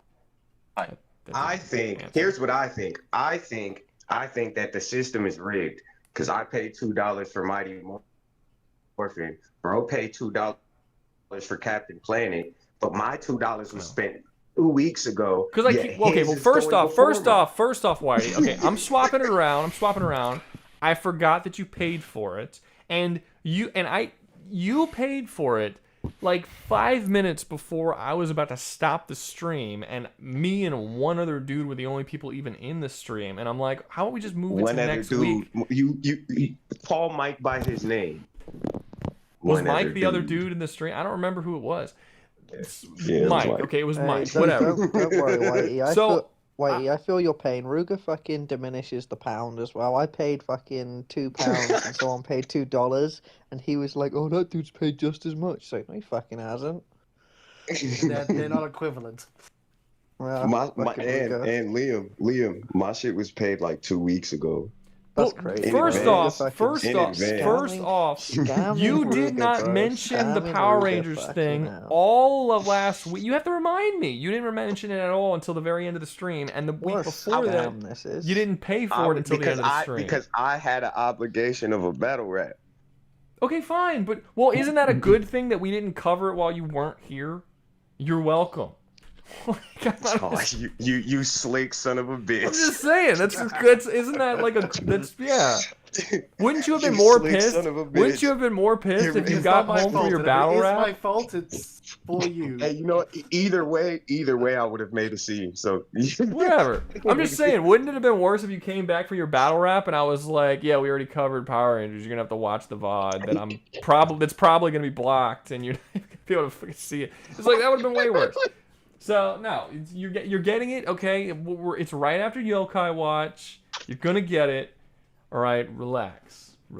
How much did that? Oh, okay, bro paid $5 for Yokai. All right, I'm just checking. Jesus, acting like them $2 is just like you don't understand, man. It's just like this is some serious shit. Okay, he paid good money for this.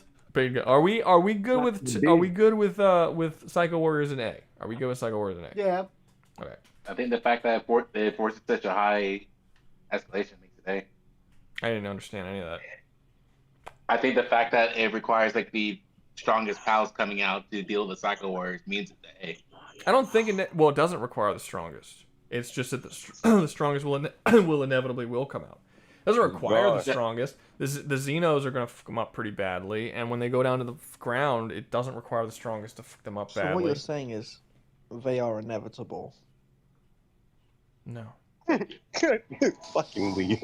No, that's not what I was saying at all. Okay, we're now moving on to Yokai Watch. I don't know what this gay shit is, so someone else. It's one guy in here, so go ahead, bro. This your time to shine, gang. Okay. Yokai Watch is a semi-popular 2010 series that has recently gone in the gutter. Okay. But how powerful are they? It's about spectral beings that are invisible to the human eye. No, we don't need an entire show synopsis. Just tell us where they go on the tier list.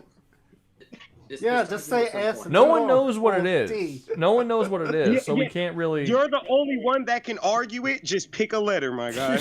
Like no one can really talk to on you. Baseline, they're basically invisible. Well, unless Jay Dan wants to come in here.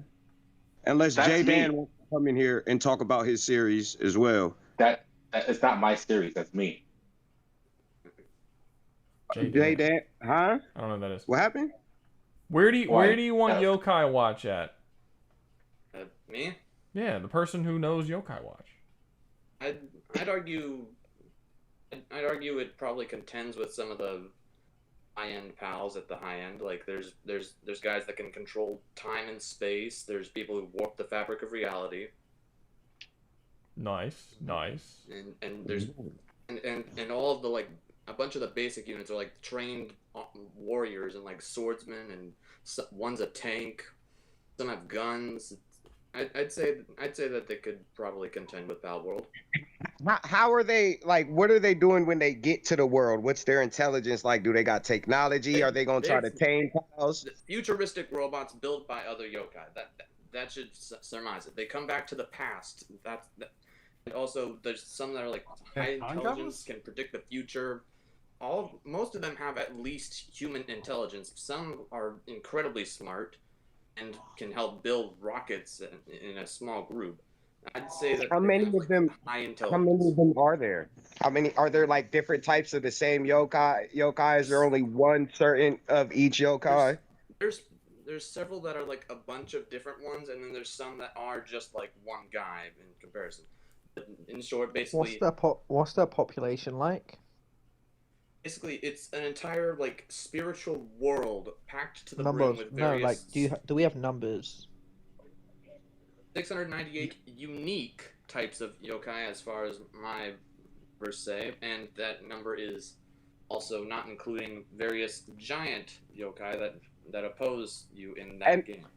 So are they populous like in Pokemon? And there are like a bunch of them that are like several, and some of them. It sounds like Palworld numbers. It sounds like Palworld numbers. Like when you say unique and like, you feel me? I would guess that the unique ones would be like the quote unquote legendaries in this situation. What about like, is that all there is spirits and the robots they build? There ain't no humans. What are these robots?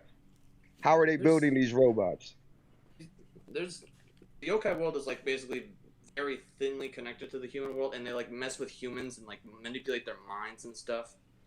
Make them. Are they able to mess with the human world? Yes, they are able to mess with the human world and mess people up, make them do things they normally wouldn't, like walk into traffic or be in a depressed mood. The whole thing about them is that they cause like the various inconveniences or small lucky moments in life. So it's like, it sounds like they're not fully connected to the physical plane of existence, though. They are spirits, and they can in fact hurt and punch actual people. Just at will, whenever they want. Just Swordsmen can cut. Yokai have shown to be threats to actual people.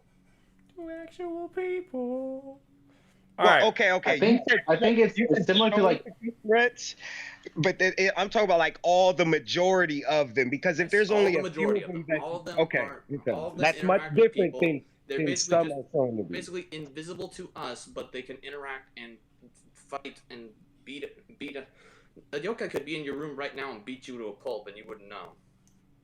We get it. Ghost Pokemon. So you think they should be at S, or you think they should be at high A? I'm not gonna highball. Is like one guy that has like the power to warp reality, and one guy that can control time and space, and another that has like the abyss, whatever. Is that like on the level? That sounds like not enough guys. That sounds like top of B. Wait, he's talking about Palworld right now. What?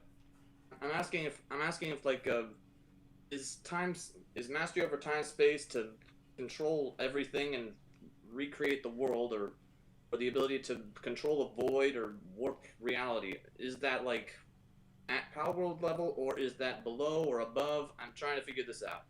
I mean, there's Bella Noire goes to war with reality itself, and she created herself when she didn't exist, and she just created herself, and she made a copy of herself that became her sister because she just wanted to see herself, so she just made another one of her. I forgot to mention that another one of the highest end yokai literally controls fate and is seemingly stronger than the one that can warp. Yeah, they got that. We got a fate controller too. I mean, it just seems like another version of the same shit, to be honest with you. Wherever you want to put it. Where do you want to put it? Actually, I do have a question about that. And if this has been answered already, is it just in Japan? I'm trying to figure out the tiers. Is A evenly matched, or is B evenly matched? I mean, evenly is subjective, I would say, but It would beating would be S. Actually, you know what? Let's do that right now. We're gonna do that. We're gonna do that right now. We're gonna change the SA fucking B C D shit. We're gonna because so we can clarify for this fucking You question. continued after you paused after saying SA. We're gonna continue the SA. We're gonna continue the SA. We're gonna continue the sexual assaults. No, we're gonna change the letters and we're gonna change it to something so we don't have to have this conversation no more. Because this happened a couple times last week too. So we're gonna do first one is dominate. That makes sense. Comfortable living. Dominate. Extreme comfortable living. Dominate sexually. Okay. A. What do you want A to be? We're gonna. What's less than dominate? But like in between dominate and being dominated. That's a switch. Pretty like even-ish, kind of even. That's a even switch. would be And B. the switch I means think that you even could would be either or. So I it's think literally a Yeah, switch. it'd be switch. I It's a think switch. A. The fuck you mean switch? Whitey, what do you think? I think A should be like it's not hard, but it's not easy.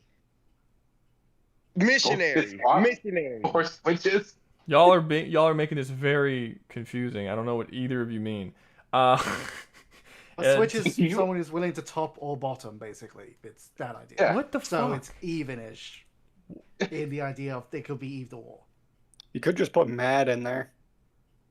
Mad? Yeah. Mutually just put assured mad in destruction. Oh. Okay. Or does well. Oh. Or does well. Okay. So we'll do that. We'll do mad sexually.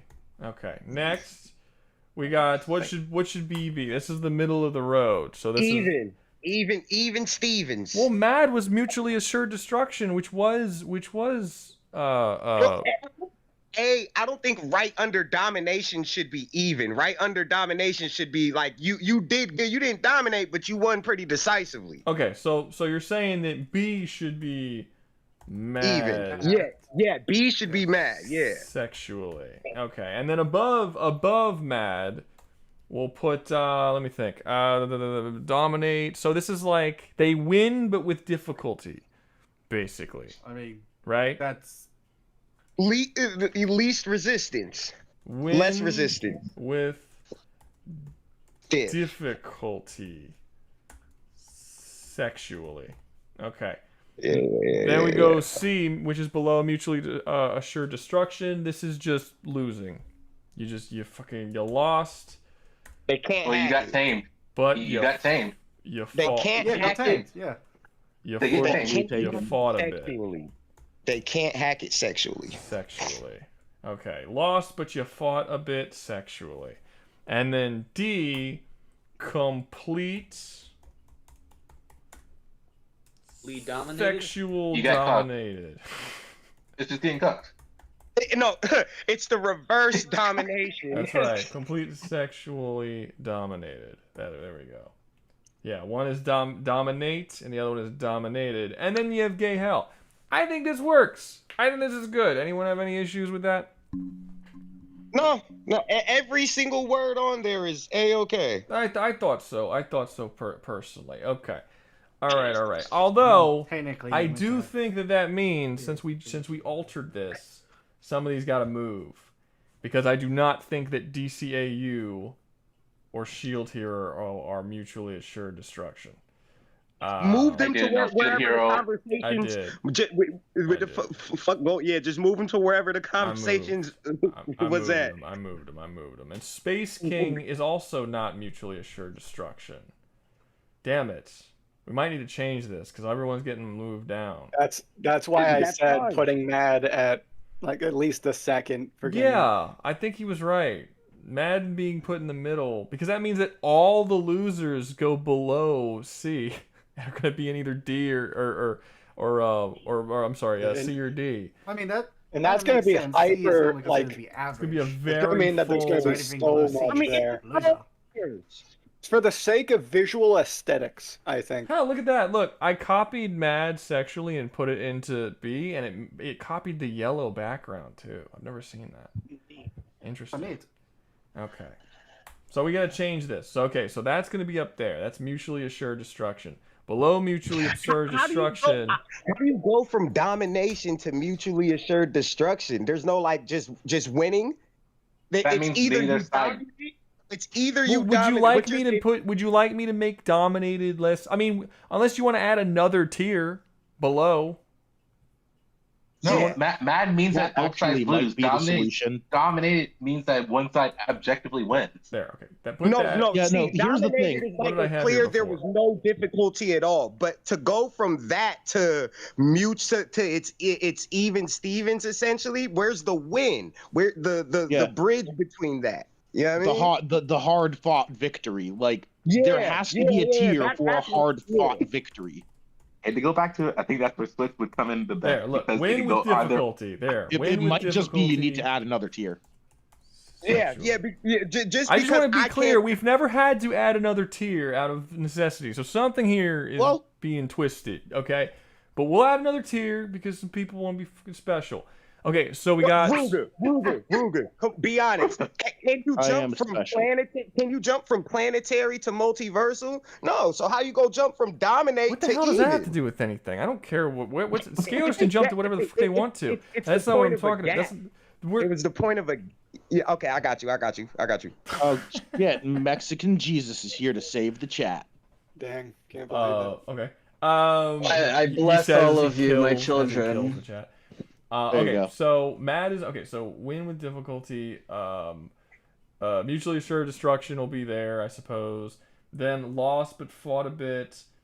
Complete dominated. So what else should we be? What are we adding if we already have complete dominated, lost but fought a bit, mutually assured destruction? A win. I just did. You're not watching the stream. It is. I just added it, but that's not. Okay. But that still puts most of our tiers in the bottom two categories. That's because they're not as strong as Palworld. That's not our fault. That's the creator's fault. Yeah, that's just how that works. So what if we make a tier where like I don't know, like total genocide? I don't know. That's what being dominated sexually is. Yeah, that's just the top one. What about a tier for like? Well, I mean, you get dominated sexually and not get dominated. There has to be a tier. There has to be a tier where you can go either or. Because Mad is. What if there's like a list? Mutually assured destruction means dead even. Dominate means it's so easy, niggas barely broke a sweat. Mutually assured destruction doesn't necessarily mean dead even. It just means neither is capable of dominating the other. What do those 3 words mean individually, Rouga? What do those 3 words mean individually? And then when you put them together, I don't care. I don't care. I'm talking about what the tier is actually going to represent. What the tier is actually going to represent is yes, if they kill each other, it would go there, but if they just can't kill each other, it would also go there. So it's. What if it go either way? Yeah, like if one has an unlimited number of people, but can't beat the other one because the other one's too strong, then it would still go there, even though it's not even. It's just you can't fully defeat the other side. So it's like an eternal war basically. Tier idea. I think I was just harping on the mutually assured part too much. Well, look here, I'll put a slash because you want to be so fucking special. I have a tier idea. And Doug is back. What's that? Whitey, this is why you're at the bottom of gay hell. Deal. What does that mean? But look, I'm gonna make the most of it while I'm there. Oh, look, yeah, he's gonna experiment. It's like college, you know. He's gonna experiment. I mean, you do you, man. If you you're taking too long to say the joke. The joke failed. It's too long. To be fair, he's gayer. The person who's fitting in gay hell, or the person who paid real human monies to put another person in gay hell. Human money. I think like opposed to see fucking person who's put in gay hell. Human money. That was a side benefit. Start bringing up pounds or something. Okay, guys, shush, everyone.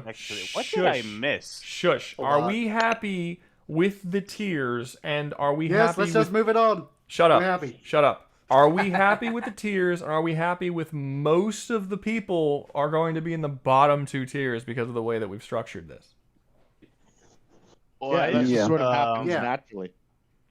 I don't know. If that's where they land. We've never had to do that before, though. How do we normally do these fucking tiers? Who's been here a lot? If you get less than a C, you're below average. Anyone below C is below We've average. done something similar like this before, where we had like phrases like this, but I don't think we had these specific phrases. We definitely have not said sexually before, but aside from that, I have 100% said sexually. Jim is lying. Yeah, Jim is lying. That's always been. That there. wasn't That's always Jim. been That was What Doug. the frick are you on about? I haven't That said was anything. Doug. Oh, hey, my fault. All us white sound the same. do all I right? really? You're not the first person to do that. Mike once trolled Doug for an entire debate, aggravating the shit out of him. And then I was like, "Why did you do that to Doug?" And he was like, "Who's Doug?" He was like, "I thought that was Jim." And I'm like, "No." And it was like, and then he had to like apologize to Doug because he did it to the wrong person. It was like a whole thing. But I told you, man, Whitey and Mike. Whitey is literally a poor, whiter version of Mike. That's what it is. They're the same person. They're the same person. I see. Yeah. Okay. They do the same shit.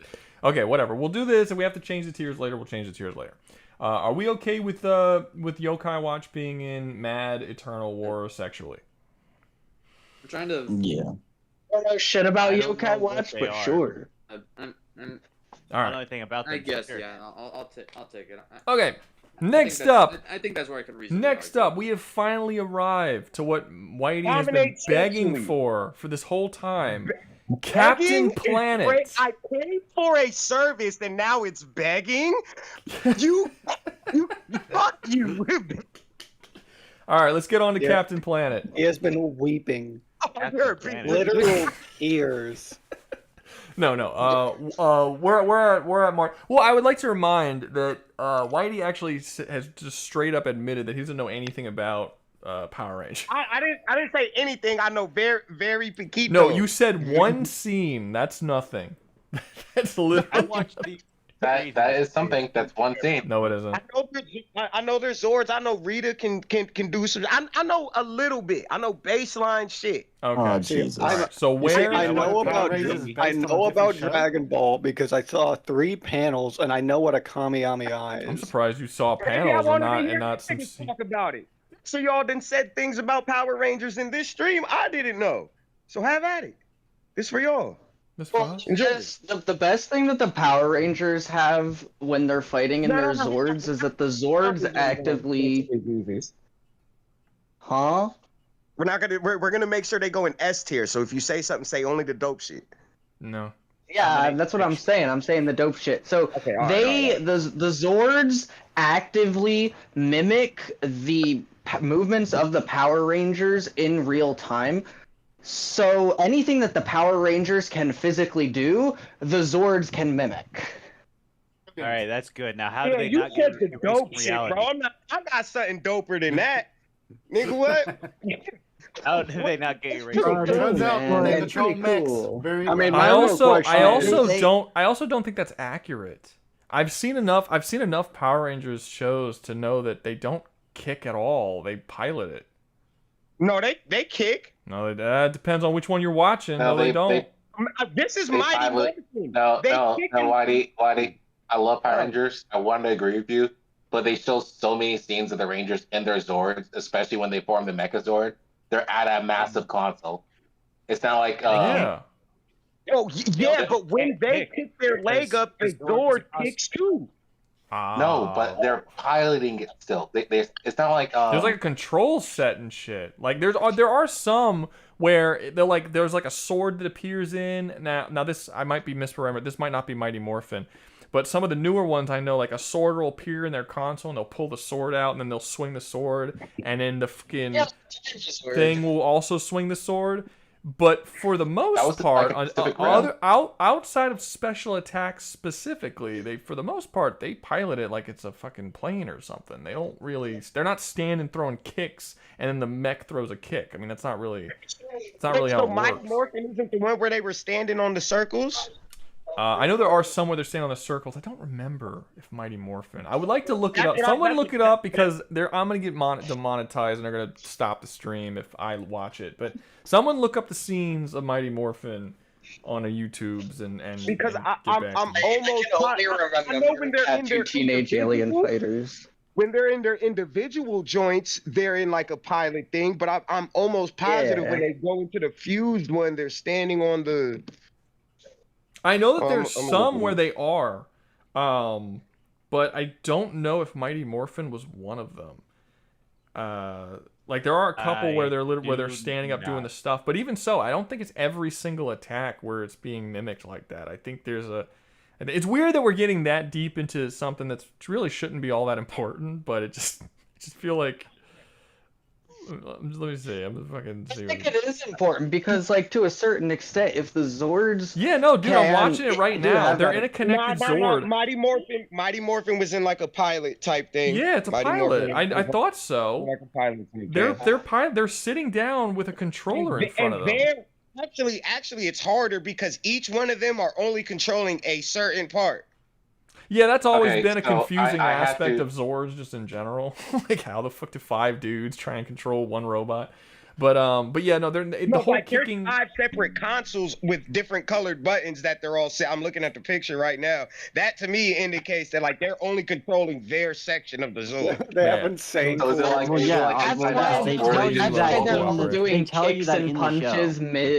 why they're all doing kicks and punches and shit. They gotta fuck around while somebody else is doing something. They wait their turn. Yeah, like I don't think you can say that the Zords are equivalent in speed to the punching and kicking of the Power Rangers, especially not in Mighty, because they're not doing that. They're literally holding a controller. I didn't know originally that we were only going off of Mighty. Yeah, it was I don't just remember which one of these that I watched. Well, I know that Dino Fury and Cosmic Fury, they're standing on the little platforms and they kind of act it out. But not all of them do that, and I know Mighty Morphin was one of the ones they did. I was almost positive. Actually, so I found it. I do have to make a slight interjection here. If we're doing Mighty Morphin, the clip I'm looking at right now, it seems that the Red Ranger controls a single joystick that moves the entire thing. So I'm not sure what's going on there, but I think it's just one guy. It depends. It depends. It looks like they're all sitting at their own console. They're all sitting at their own console. No. There's two separate ones. There's one when they are separate and they're fighting as separate Zords. Yeah. And then when they make the Mecha Power Zord, Rangers. when they make the Mecha we all know Zord, that. they Yeah, all we all meet know in that. That's Power Rangers. No, of course. Yeah. Yeah. But I'm saying it looks like from the scene I'm looking at Mighty Morphin right now, it appears like one guy is controlling the entire thing because he just has one joystick in his hand and it's just moving it. Yeah, but when they're connected as a when the full Zord is the thing, I forgot what the Mega Zord, then they're all at their own joysticks. So it's I know how it works. It's one joystick for the fucking one Zord, and the Mega Zord's got multiple joysticks. We get it. Point is, for Mighty Morphin, you cannot say that it's an equivalent striking speed and stuff for the fucking Power Rangers. My argument was going to be Rita. That's fair. Pals into monsters and then taking over the islands. I ain't gonna lie, my argument didn't even involve turning the pals into super pals. Yo, that she controls. If she can get I don't know. Can she just snap her fingers and control anyone? I don't think that's how it works. No, I mean under the right circumstances, she can control anyone because she does at one point control one of the Power Rangers. Yeah, but that's like there's one episode where Zed and Rita control, I think, the Red Ranger, and they've manipulated their minds before, but there's usually a process before they can do that. It's not like they just snap their fingers and do it. I mean, if they could just snap their fingers and do it, there's no reason why she should have ever been betrayed by Tommy, because she could just control Tommy. Oh, your best friend's here, Whitey. Mike showed up. Hey, Mike! Dang! You're not gonna like it. He said Power Rangers are homosexuals. That's all good, gang. That's all good. Hey, bro. Somebody in here was speaking on your name, heavy, bro. I just want you to know. It was Jim. Somebody in here that was talking so much shit. His name was Jim. I tried to defend you, and you know what he did to me for defending you? I killed. I sent Whitey to Gay Hill. I sent him down there. That's the truth. That's the truth, by the way. Because I was defending a brother who wasn't here to defend himself. I was definitely cursing your name. I was cursing your family. Hold on. I really have obviously. to point this out before you make a decision, Mike. Whitey is really sucking your dick right now because Jim What do did you mean? not That's talk my that brother. shit. No, hold on. I ain't from Alabama. It does seem awfully gay of you, Whitey. I'm It gonna be was honest. more. It was more about Me him just going into defending gay a hell in friend general. That's from you. you talking down on him while he wasn't here Look, seems man, gay. you're either sucking his schlong or you're shoving your nose up his starfish and getting I a need to brown delete nose. this I don't know what to Discord. tell you, He's man. not listening. That's what it sounds like, dude. I've I'm attracted just the saying. wrong people to these Discords. I need to delete and start over. I'm gonna fucking get rid of my YouTube. I'm out. I need to try something I'm pretty new. sure I was hearing a choking sound in the background when Whitey was. I think I was too. I think I was too. I heard a gargling. Jesus Christ. That's because me and Mike are so close. Because Jim is really what he's trying to do. No, wait. They're really good. They're quote unquote really good friends, but like a historical sense. The fact that he was talking about Mike in an ill way, and I was defending my friend, and he paid to put me in gay hell because of it. He's trying to Yeah. None of that's a surprise. What type of faggot talks about a dude behind his back? I'll talk about you to your face instead, man. That's no different. Mike, but you didn't. You're behind the back. That's a lot of stuff. I have made no freaking illusions. He was giving you back shots, Power Mike. Rangers and You were getting back Was giving shots you by back shots, yeah. Jim. Power Rangers can dominate sexually. You guys haven't given What? any reasons as to why. Yeah, no. If I may Megazord solos. Actually, if I may bring up, you just mentioned that the Power Rangers have gotten mind controlled multiple times. What would stop someone from just throwing a Palworld? What is their natural reaction to something in front of them? Do they dodge or do they block? Because they block, they're fucked. I have to point out something because I think someone almost said it. I just saw a clip. The Power Rangers were literally captured into a bottle. So what's to say that Megazord? What's to say that Megazord can't be caught into a Palworld? Honestly, what's stopping the guys, capitalism. the Megazord from being captured? Is there any reason why it wouldn't be able to be I'm captured? just saying, I think it happened because I would say the connection to the morphing grid, you would have to overload their connection to the morphing grid before being able to Why would they have to manipulate- overcome the connection to the morphing grid? The only thing I would say that's is like their whole power source, man. So if you catch them in the power sphere, that would disconnect them from the morphing grid. You wouldn't. Why would you have to disconnect them Green first? Ranger in one of the seasons was an enemy of the Rangers, and yet he did not lose access to the morphing grid, nor did the morphing grid do anything to free him from mind control. That was just a thing for most of that version. The only thing I the would Power say in Rangers that have never been regard- shown to be entirely immune to mind control or being trapped in other dimensions or anything even close to that. That's never. The one thing I would say for the Zord would be the fact that it's an object. It's not sentient to any degree. Yeah, and the absolute strongest shit in, if we're talking about specifically Mighty Morphin and nothing later on, the strongest thing in Mighty Morphin is Zed's fleet was stated to be able to destroy stars, some of his ships, and his most powerful Zord was a planet-destroying Zord. But that's about it. As far as the Mighty Morphin Power Rangers are concerned, they have, even their Megazord isn't as strong as Serpentera, Zed Serpentera, which was a planet-destroying Zord. The universe going up against it. I was like, just going strictly off of the clip I just saw on YouTube. I timestamped it at 9:58. It just shows a clip with the Megazord being pulled into a glass vial.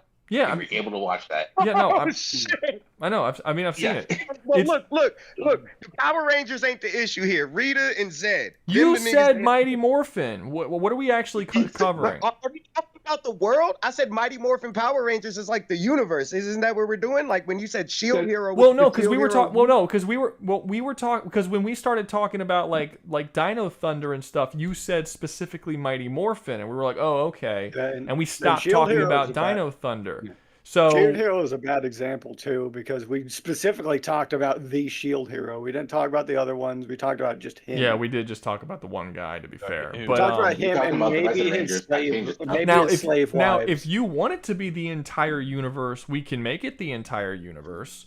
But Yeah, let's do it. I Like thought the entire you universe, specifically right now he's corrected using- me and said Mighty Morphin when I was talking about Dino Thunder, so I assumed you were talking about Well, specifically Mighty I Morphin. meant the entire universe of Mighty Morphin. All the Well, shit they're they all the had same at that universe. point. That would include Dino Thunder and all these other ones too. No, I mean all the shit they had at that point in what 2000. Okay, so the timeline. You're talking about the timeline. Is that Mighty Morphin? Yeah. Okay, so not like but Power Rangers in I think it's space not. or nothing Rita, like that. Zed. Okay, fair enough. Fair Yeah, enough. I mean- Fair enough. Fair enough. Well, I mean, if that's the case, that kind of brings up a different situation because now you have Zed and Rita fighting against the Power Rangers, and I'm not even 100% sure they're gonna give a shit about Palworld all that much. I mean, Well, the pals are going to deal with the Rangers. We've already established that they're going to get caught. But then Rita. well, what and does Zed what are do the gonna be Power like, Rangers? "Now-" Why would the Power Rangers even feel a need to want to go to Palworld and start fucking with their shit? Yeah, that's not really their deal. Why would they do that? They The also only like the only thing that would Rangers happen up is that into it, Zed too, and Rita might go to Palworld, and the Power Rangers would assist the Palworld against Rita and Zed. Which Would the Power Rangers even want the Rangers' help? Like, would they trust them? Do they even need their help? I mean, just like I understand.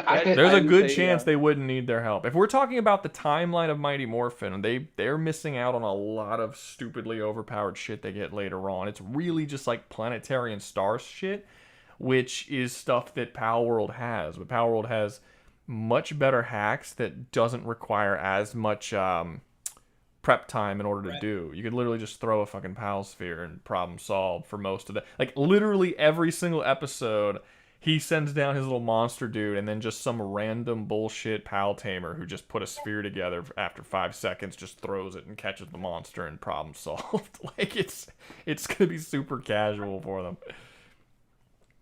I agree with you. I just wouldn't put it past Rita and Zed to see that and be like, say less, let's learn this. Ooh, If Jim I had Power said Rangers- put Power Rangers. Jim said put Power Rangers in gay hell above Whitey. Beetleborgs is better. That's fine. That's fine. Mind you, this is all because I was defending the homie when he was talking bad about That me. must have been what it Mind was. That must be the reason. That's obviously the reason. Of course, Clearly. it doesn't. It's definitely not you trying to cope with the fact that you're poor. Mike, I know you're not going to, but if you were to rewind the stream, I know you're not going to, but if you were to rewind the stream, you would find the exact moment where Jim was talking shit about you and I was defending you. That's a lot of work. I ain't you'd doing find all that part where Yeah, I can respect. I can respect the Whitey. I can respect. I can respect the con, Whitey. I can respect you trying to con Mike to get trying to con Mike into pretty much bankrolling you. Honestly, quite frankly, I think that's what he's doing. It's a con. Jesus. You know what? Ruger's taught you well. And you know, I will correct Jim. Beetleborgs was better than Power Rangers in season 1. Fell off a fucking cliff after season 1. Yeah, that's pretty bad. Yeah. Yeah. You stick that in your gay hell and smoke it, bitch. Yeah, take that. I actually had the Beetleborgs. Beetleborgs I know that. movie. I know this guy. This is the global terrorist guy. Yes, this is it's Captain. This is Captain Planet. Who has seen Captain Planet and wants to talk about Captain Planet? I've seen the Rick and I ain't Morty gonna lie, knockoff. Captain Planet is gonna have that. Is there pollution in Palworld? They don't give a fuck They about have the oil environment. rigs. They're pumping crude oil up. Like, They don't give a shit about the Slaving environment. animals are pumping crude oil. They'll literally Slave slaughter animals, animals by the hundreds to get their material. They got them on the factory line like the children. They literally I'm just gonna enslave say Captain animals Planet's and gonna have force them into. mannerism. Yeah, it's pretty bad. This would be the only one that you can even argue would be kind of okay is maybe the PAL Alliance, but they're so hypocritical and they've betrayed all of their initial values that no, it would probably cause more problems. But the thing is that I don't really think Captain Planet is necessarily stronger than at least not the high tier PALs for sure. No. Those weaker ones, yeah, like I think he'll be going around beating up a bunch of like bullshit. Can't he control the elements and shit? He does. I don't think it would matter.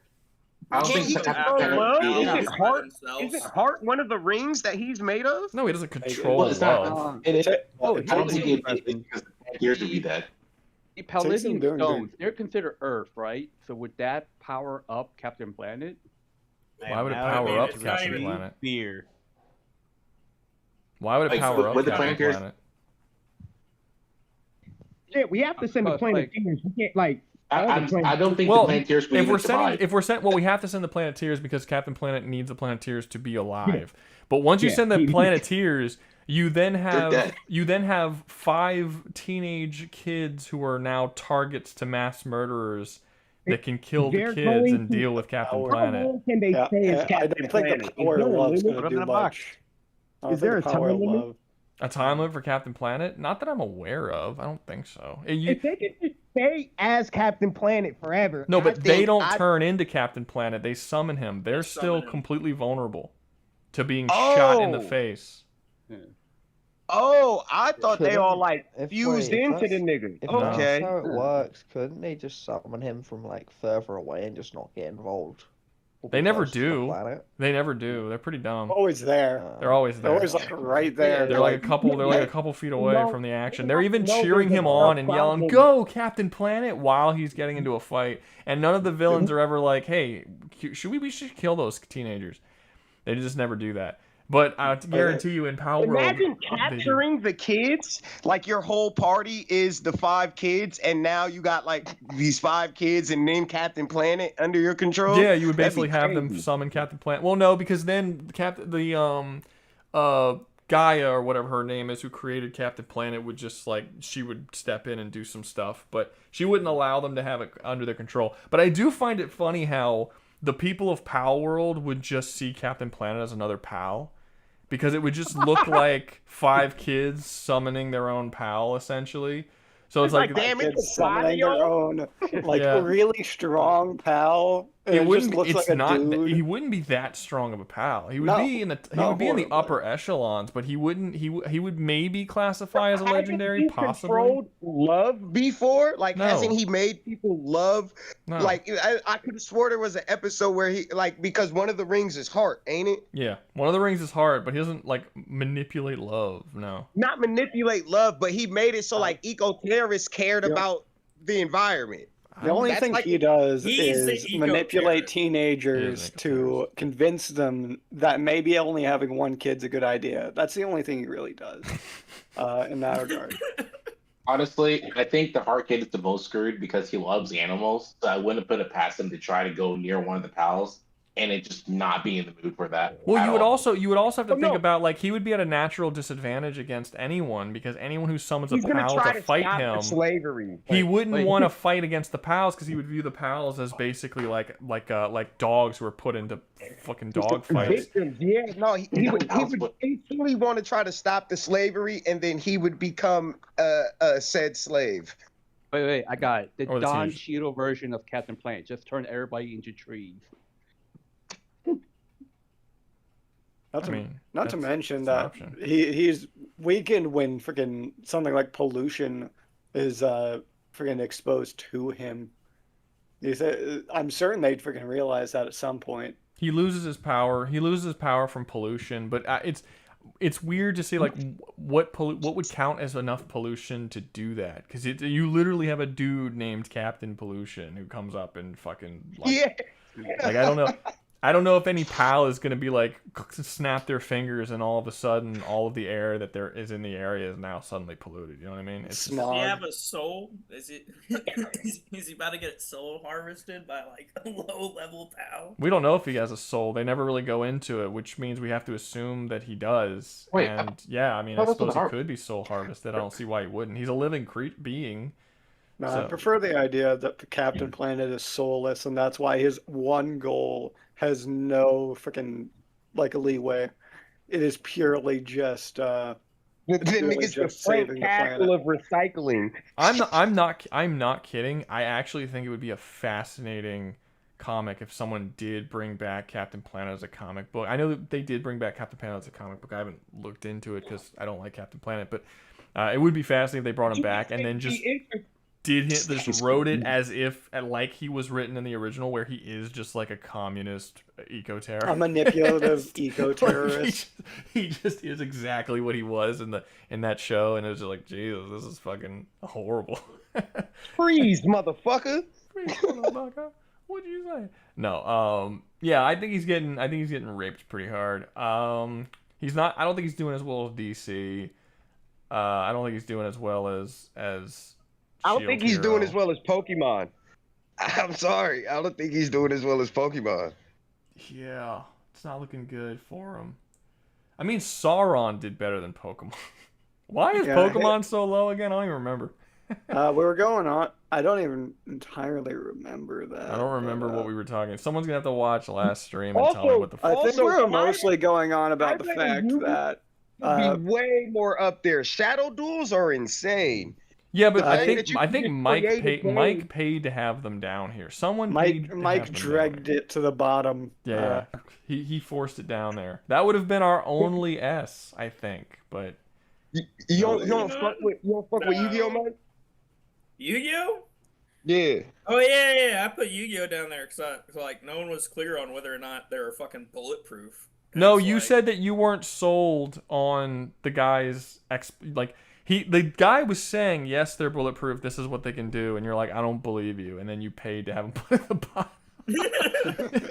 People were sold on it. You just didn't. You just rejected that interpretation. Hear me out. You can create a whole shadow game where you create the rules and be like, yeah. So like, where's your deck at? Oh, that nigga don't got no deck. Guess what? Your soul is mine because you just cheated, bitch. Oh, you watch you're into Yu-Gi-Oh, Whitey? Somewhat, sort of. Like, I'm not gonna lie. I stopped playing after Pendulum shit. Like, I got kind of into the synchro shit, but once they started adding Link and Pendulum, XYZ or XZY, I fuck with that. I'm not gonna lie, dude. I'm just imagine you like laying in your cell with a bunch of fucking Yu-Gi-Oh cards. And like just like a bunch of other big beefy fucking like pedophiles and fucking drug dealers being like, you want to fucking duel, bitch? Yeah, let's go. It's just like, what the fuck is this? They're like putting money down on these duels. They're not sitting down playing poker and and they're not sitting down playing poker and throwing fucking shit in the middle. They're like playing Yu-Gi-Oh. They're doing Yu-Gi-Oh money matches. Fucking millennial prisoners, poker, man. Playing Yu-Gi-Oh. I'm actually really good at poker. Yeah. No, that would be. You should next time. I mean, I don't want to say this as if like it's expected you're gonna go back to jail, but if you go back to jail, you should bring that up. Be like, hey, should we like all get into Yu-Gi-Oh so we have some shit to do? Like, can you imagine how much? So look, I'm gonna tell you right now, they won't allow the cards in there because some people will spray that shit with like meth and acid, and niggas will start ripping the cards up into pieces and getting high off tabs. Damn, dude, man, see that's what it is. All these fucking criminals ruining shit for all the other criminals. They're fucking up our recreation during our what's the other R word that they use? Right. Rehabilitation. There we go. Where is prison? So I assumed rape. No, no, because I mean, can you imagine how chill and cool prison would be if like all the prisoners were just carrying around like Game Boys with a Pokemon game, and you were just like trading Pokemon and battling all day when you weren't eating or working out? And I'd be like, this could be kind of like a fun like boys thing. We're just all chilling for the next 30 years, just hanging out playing Pokemon and Yu-Gi-Oh. It's like those. Actually, sounds kind of fun, but you guys are like ruining it, man. Yeah. It's like those prison pet adoption stuff where they actually have pets. Yeah, I was gonna say prison is a lot more different. Prison, you could actually probably get away with that if you're in like minimum security. But, jail, they ain't ever gonna let you away with that shit because let me knock on this wood real quick. I ain't never hit the penitentiary, but the jail that I was in, it was ran like a little level 2 yard. It's not county, but it was like it's called a corrections facility. It's not county though, but it's not the pen either. It's not county, but it's not the pen either. It's like right in between. And I'm like, shit. Yeah, bro, that shit is terrible. But the pen is nice, nigga. So look, in county you gotta pay $1 and some change for one soup. In the pen, you pay $10 and get 2 cases of soups.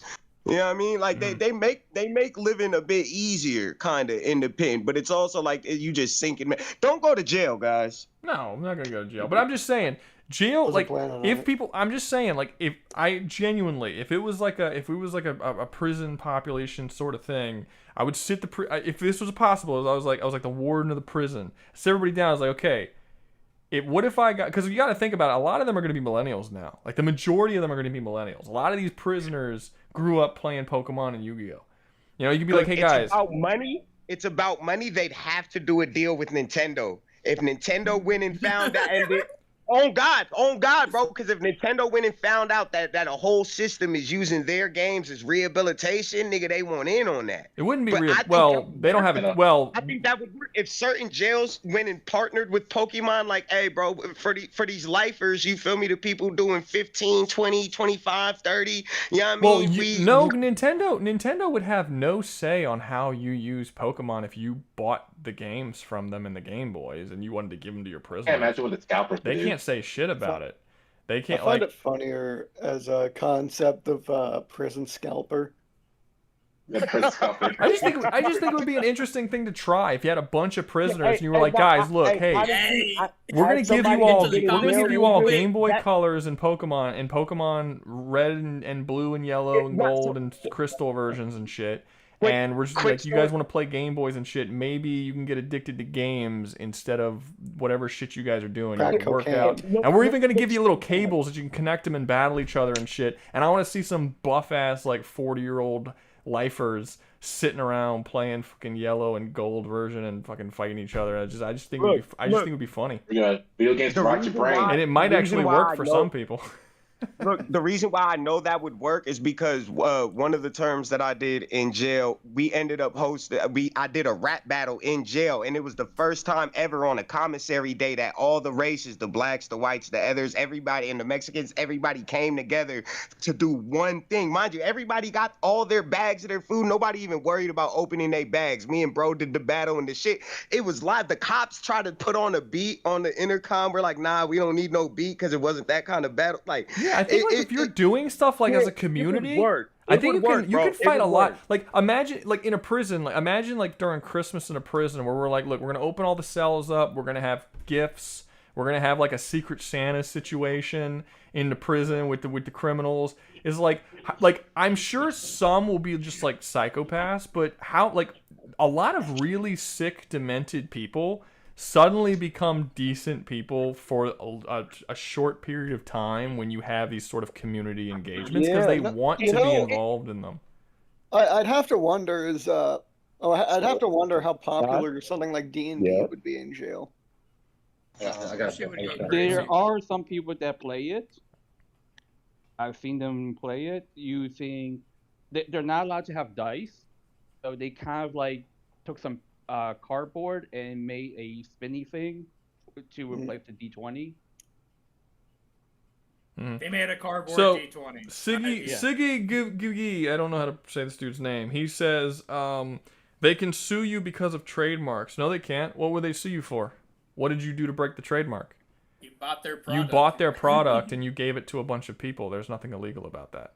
You know, that's crazy. With the Nintendo versus Palworld rehabilitation, though, I think that's where the problem lies. But that has nothing to do with trademark. You're allowed to say, "Hey, you want to play Pokemon for?" That's nothing wrong with that. That's not. Well, like, they can get mad about it, but they can't do anything about it. They don't allow no games on there because they would have to make a deal with those mobile games. No, they don't. No, actually, why would they have to make a deal? If anything, Nintendo would probably be more so down for it. Even cutting them deals. That's a great. They would overcharge everything, triple the amount, and they would make it because people would want. There would be no reason. There would be no reason for anyone to have to make a deal with Nintendo, whether Nintendo would do it or not. They're not breaking the trademark. Like legally speaking, you haven't done anything to break the trademark. You're not reselling their product. You're not trying to pass it off as your own. You're not taking it without paying for it. Okay. Well, that's the problem. They're not. No jail's gonna do that for free, Rouga. That's the part that we were getting confused on. They are gonna make the inmates pay for those Game Boys, 100%. There's gonna be an upcharge, but that's like any store. This isn't fucking Sweden. Fuck rehabilitation. Well, no, I'm not talking about how. I'm not talking about how it would get paid for. I was just thinking, like, I'm not saying that this is a legit thing. I'm thinking.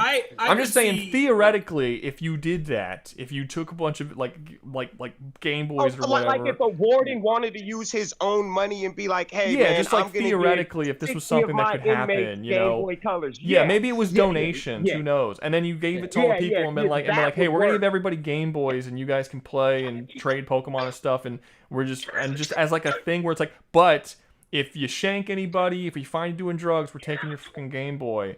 And it's like, and it would almost be like, it would almost like start a new thing where it's like, you're kind of a loser if you don't have a Game Boy, you know what I mean? Because you don't have any Pokemon to trade or battle or anything, or like you don't get your Yu-Gi-Oh cards. It would be the opposite. It'd be like, look at this nerd ass nigga with his Pokemon. We gonna beat him up. Not if they all have one. Not if you literally give them out to everybody. Now I'm just imagining games. I can see this genuinely working. I can dead ass. So do I. I absolutely do, especially considering the age brackets. So I find the concept of like gangs employing pedophiles to become torpedoes, not to like assault someone, but just to remove their freaking Game Boy rights. Yeah, like they're gonna take all the pedos. One thing about those type of people in jail, we don't let them niggas do shit, get shit, nothing. Yeah. So you stay in your cell, you get out of your cell, you get beat. Matter of fact, go PC up. That's why I said they'd be torpedoes, dude. That's why I said that. I think the funny part would be if you have the different blocks and whoever's the best in the block is just the gym leader. Yo, that would be so fucking lit, my nigga. I'm not gonna hold. You can literally, if you wanted to, the jail could. I'm not gonna hold you, gang. Look, I'm not kidding. The jail could literally have a weekly thing where it's like every first Friday of the month we're going to have a Pokemon tournament. And the winner gets like something small, not see huge. Everyone EV trading. Yeah, and then like in the second week of the month, we're gonna have a Yu-Gi-Oh tournament, and then like on a third week we'll do something else. You know what I mean? And it was like almost like it would be like the only thing would be this. The problem would be when somebody leaves and they have a really good team that's been undefeated for the past few weeks because they're like whole nerds, and then they give that to somebody else. I think it would have to be a rule like, nah, if you get a Game Boy, you got to delete the save file and start a new one. No, I can actually attest to this. There's a fair amount of that I can attest to playing Pokemon. I've done it a lot. I don't think there would be much of a worry of one team reigning supreme. Mostly due to the fact that you can just build your team to beat that team. Yeah. It's not that difficult. It's like I don't think there's going to be one dude who dominates all the other dudes. Any of the newer Pokemon, it would only be red, yellow, or blue. You also have to think there's a couple things you have to think of. Well, yeah, you would have to give everyone the same game because there would be a possibility of people attacking each other for the game they want. You would have to give everyone the same. There's still some counterplay. You would have to give everyone the same game because you don't want to give someone Crystal and someone Red and then someone be like, I want Crystal, and then that start problems. So you'd have to give everyone the same game, the same Game Boy. Like everything would have to kind of be equivalent across the board. Yeah, and honestly, and you're saying like, oh, and there's not going to be like one dude who dominates everybody else. That's not going to happen because you got to, like, these dudes there will be people in the gym. I mean, they're in jail when they're not eating or working out or working or like working just whatever their job is in the jail. They're probably just going to be playing Pokemon. So they're going to be playing Pokemon a lot, which means they're all going to get really, really good at it. And they're going to have really high level Pokemon. If you really want to increase communication, just give like one entire block all like red version and another group blue, so you kind of have. You don't want to do that, brother. Brother, you don't want to do that. We for sure can't give one block. I think everybody would have to have yellow. They're not gonna do red and blue. That's too You do a bloods in the. Okay, that's fair. That's fair. But just give one block. Okay. Well, no, you don't have to. You don't have to do yellow. You don't have to do yellow, but you can give everyone. Just give Everyone either blue or either red, or yeah, I mean, it doesn't have to be that old. Crystal, or silver. Crystal, niggas would go turn that into gangbanging. I promise you. Crystal or silver then? Well then, not yellow. Yellow's like no, like crystal or silver or something. Crystal's a good one. Yeah. Crystal, silver, gold. Okay, yeah, that makes sense. That makes sense. Red and blue is going to be too problematic. 100%. Crystals. That would be crazy if the warden was like, you know what? I'm gonna try this new thing. I'm gonna give everyone Pokemon. Here's red and blue version, and they start a new gang war from it. And you're like, dude, y'all can't fucking have anything nice. What the yeah, it's going to be some dumbass that ruined it for everybody. In jail, they separate them by wings usually. One wing of the jail is Bloods and whatever. One wing of the jail is Crips or whatever. So like they would have to make sure they give the blue version to the Crip side and the red version to the Blood side. Otherwise, already switch it up. Okay, how about this? How about this? How about this? How about this? How about this? No. Whitey, what do you think the odds are that they start saying, okay, if you're a Blood, you can't pick a Charizard as your starter. You better fucking check. It's about the game they're playing. Fuck the poke. It's about the red or the blue version. Well, no, that's what I'm. No. But if everyone has the same version, what are the odds that they're going to start saying like, if you're a Blood, you pick this Charizard, and if you're a Crypt, you pick the Blastoise, and like if you pick the wrong one, that's going to cause problems because why are you a Blood with a Blastoise? We got problems, you know? Nah. That's a bit too deep. Frick is one that wants a Bulbasaur. Count me out. Them. Count me out. I've been a Blood for over half my life. If that's what gangbanging gonna turn into, count me out. That's too much. How do we solve gang violence in America? Force them all to get into Pokemon. Yeah, Siggy made a good point. Siggy made a good point. You can't really. I think the 2000s when niggas was still tripping over like when a Blood nigga wouldn't wear blue at all, or the Crypt nigga wouldn't wear red at all. I think that would be more that would be possible. But now I don't think that's still goofy. No, but Siggy said people would likely fight over rare cards, so you might not be able to actually do a Yu-Gi-Oh tournament. Well, you would have to do starter decks. You'd have to do starter decks. Nobody gets to keep their own deck, and it gets brought in once a week. But all the decks would be the same, which would be boring as hell. Wait, Whitey, you know what a Pokerus is, right? Yeah. Okay, so like, how much would a Pokemon with Pokerus be valued? Because that remarkably makes your Pokemon so much stronger.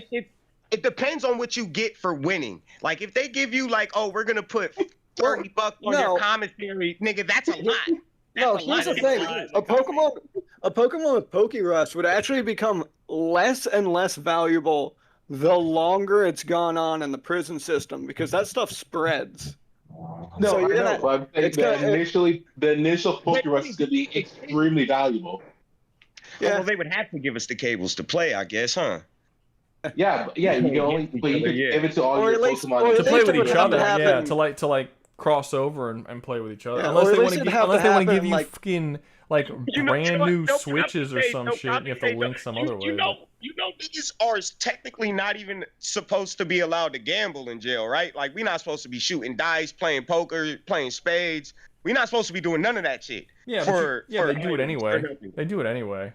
Yeah, we do it. But I'm so like with the idea of them allowing trading Pokemon for that, I don't even think they would allow trading. That's not the same. That's not inherently gambling. I mean, yeah, you can turn it into gambling, but that's not inherently gambling. And I mean, if that's the case, then you can't do anything. Like you can't play chess because it's possible to gamble on chess. You can't I don't know. I just feel like you wouldn't be able to play any games at all. And I know people play games in prison. There's nothing you could do. You could gamble on literally anything. You can literally gamble on anything. All it takes is the first fight. Is the first fight for somebody who got mad because he was paralyzed and it happened to hit on the turn that. All it takes is one nigga to miss a move, or you know what I mean?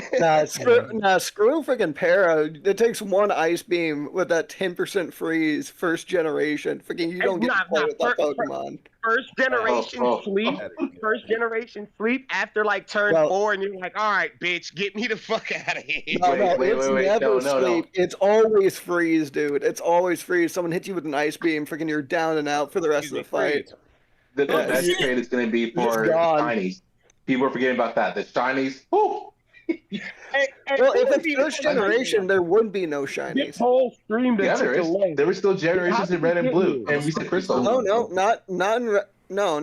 That was a second gen thing. Shinies.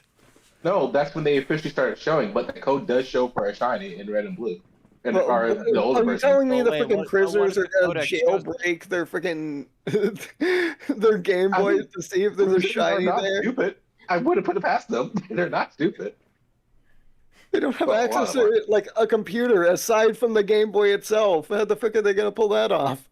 I mean, you got guys who do like super advanced stuff. I'm saying it would take one person knowing that you can do it, and they will figure it out. I think this is a great idea. I think the Game Boy, the Pokemon Game Boys, old school Game Boys, like the Game Boy Colors and shit, so they're not that expensive. Yeah, the color being given to all of the inmates and stuff. I think that would be a good idea. No. Don't give it to all the inmates like that. Set that shit up like the old 2000 kiosks. You know how you'd walk in a Walmart and they'd have like a console that's all like protected up and shit? That's how you'd have to do it. Well, otherwise, you give them the Game Boy, they can't play it on their free time. Then you got people who are going to be fighting over it. Give them the Game Boy. They're gonna pull that shit apart just to make like a hot pipe. Or offer it 100%. That's why, like, when people buy TVs and shit, or you see those videos of niggas in the pen with TVs, it's always clear. No, it's always like some certainly will, but then they lose their Game Boy privileges, and that would suck. So that would. But now they getting paid all the cash because they got the hot stove on the bottom bunk. I have no idea what we're talking about. Yeah, I'm not gonna lie. I don't know how we got here. No bullshit, but I know it had to do with me. I think it's legit. I brought it up, sir. Not everything is about you, Whitey. Okay. I thought it would be a cool. I thought it would be a cool rehabilitation. I'm actually not saying that it's a rehabilitation thing. I'm not talking about it being. I didn't bring it up to be a real rehabilitation. Just as a way to kind of keep the peace and have people be a little more chill. You know, you just have a bunch of people playing Pokemon and battling each other and shit in a video game, and maybe it might lessen the amount of stabbings and gang violence and bullshit that happens, you know? Maybe you won't get high as often because playing Pokemon is just like a new addiction that's not necessarily replacing your old addiction, but you're just not quite doing the addiction as much. You know what I mean? You know how they get past it? They just fucking have Pokemon Stadium. It'd just be Pokemon Stadium instead of like Game Boys. And they'd have like that kiosk set up with one Nintendo 64 and two controllers in the middle of the day. He said you just need one. I mean, he was pitching like buying multiple Game Boys to give to the prisoners. You can have like multiple kiosks here. About one per unit. Well, the idea is if you can get the Game Boys in bulk for really cheap to distribute among the prisoners. That's really the main thing. That's why I was saying like old school Game Boy Colors, because those might be easier to get in bulk, and you don't have to spend who knows how much money on DSs or Switches. No, you could always do.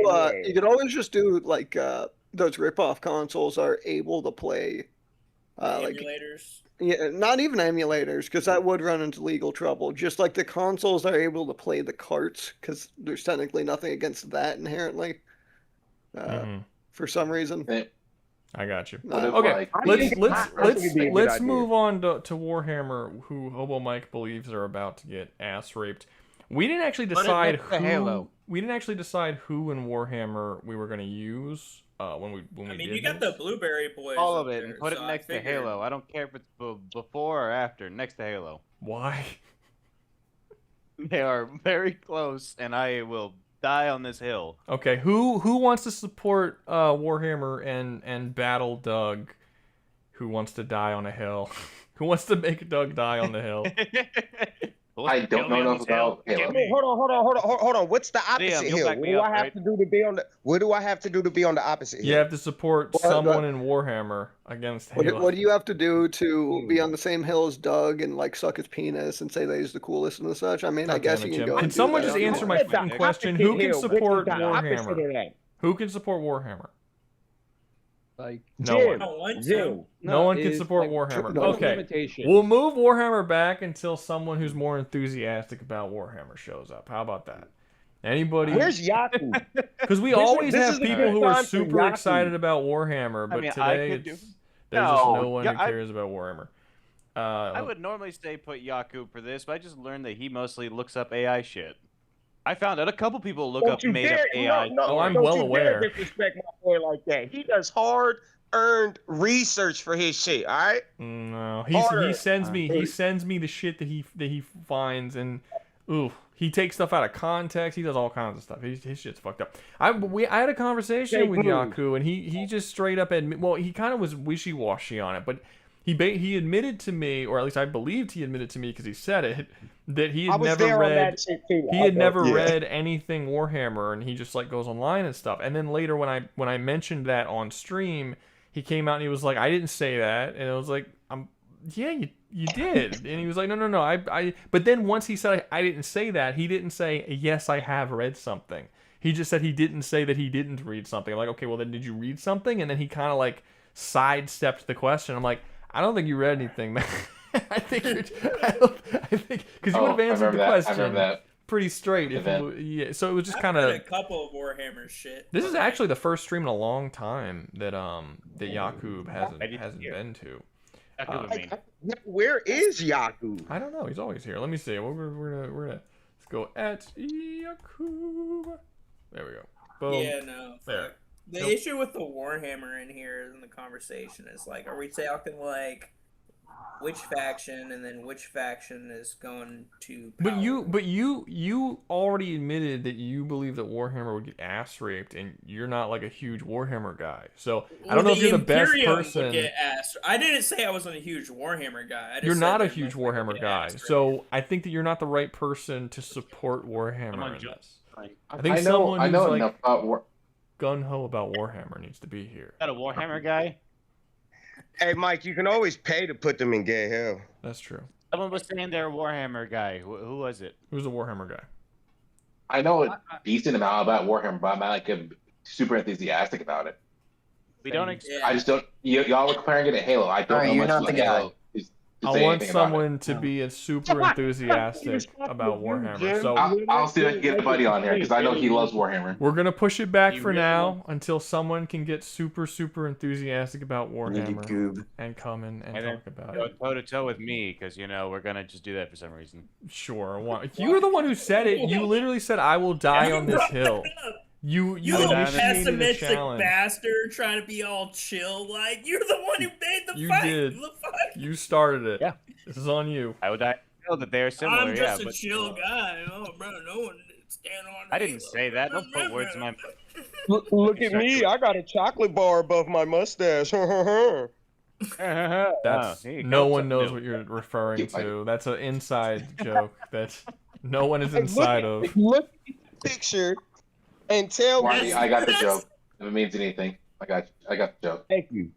I appreciate it. I love explaining inside jokes. They make them so much more relatable. Right. Okay. Hey, so the person that you've been sucking off this entire stream is freaking roasting you. Until we get someone who is more versed and enthusiastic about Warhammer, we got to move on. Who knows Devil May Cry? You do. Yes, I do, but does anyone else? He doesn't want to just talk about it by himself. God damn it, people.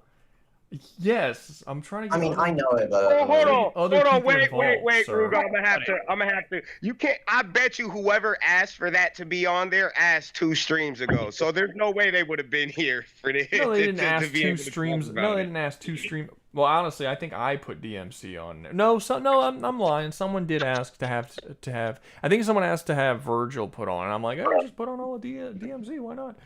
But and it wasn't 2 streams ago. It was last stream. We just never got to. These are all from last stream. So it's you making it sound like I'm making it. Last week's stream. That's what it was. Yeah, it was last week's stream. Okay, now we're at Eggman. Who knows Eggman? That nigga got robots. Little Sonic solos? He adopted a child robot. No, wait. No, Eggman would be able to make better fucking metal fucking Sonics. Because He he'd doesn't be able to even like lace them with like palladium and shit. Eggman might actually fuck hard as shit because of how intelligent he is already. He doesn't even need to make better robots than he already has. Metal wins. Well, I could see him. He would also most likely Wins enslave. is a hard statement. Metal's not going up against fucking like Jet. Don't forget that he would probably end up. Some crazy chaos emeralds. So the fuck you talking about, you little Sonic nerd fans? Stop watching the porn. He would also probably. He can look at you and download your everything. That don't mean shit. Well, actively, Taskmaster does that. Come up with new moves. You're oversimplifying it. I meant to say they are actively look. Metal can adapt the powers and acquire them, and it will automatically win because it didn't work against opponents in his series. But for Eggman wanting to establish a foothold and develop against the Palworlds, the Palworld Islanders, that's what it. Because Metal can scan their powers, then Eggman could take those powers, develop robots with the appropriate abilities, and counter. Or just after the pals. Yeah, I'm saying Eggman would do wonderful. I'm not saying fucking Metal's solo. I do think Metal would help him pretty well throughout it because it would at least allow him to have something to be able to take on like I'm gonna say mid to low level pals without any real issue. Because if we're doing this shit like we did Sauron, he's showing up on Castaway Beach by himself on his own. No, we talked about both. We talked about both. We talked about him by himself and with his orc army, and we agreed that he lost either way. That's the conclusion that they came to. Well, the thing I see that I think is the most interesting is that he would probably just begin enslaving. He'd begin enslaving pals himself. That's what he does roboticizing normal wildlife in the first place. Yeah, he does that to the regular animals, like the fucking flickies. Yeah, but doesn't he do that by having robots like grab onto them and kind of move them around for him? Well, he's done it where he has turned creatures into robots before. He's done it to where he tried to do that to Tails once.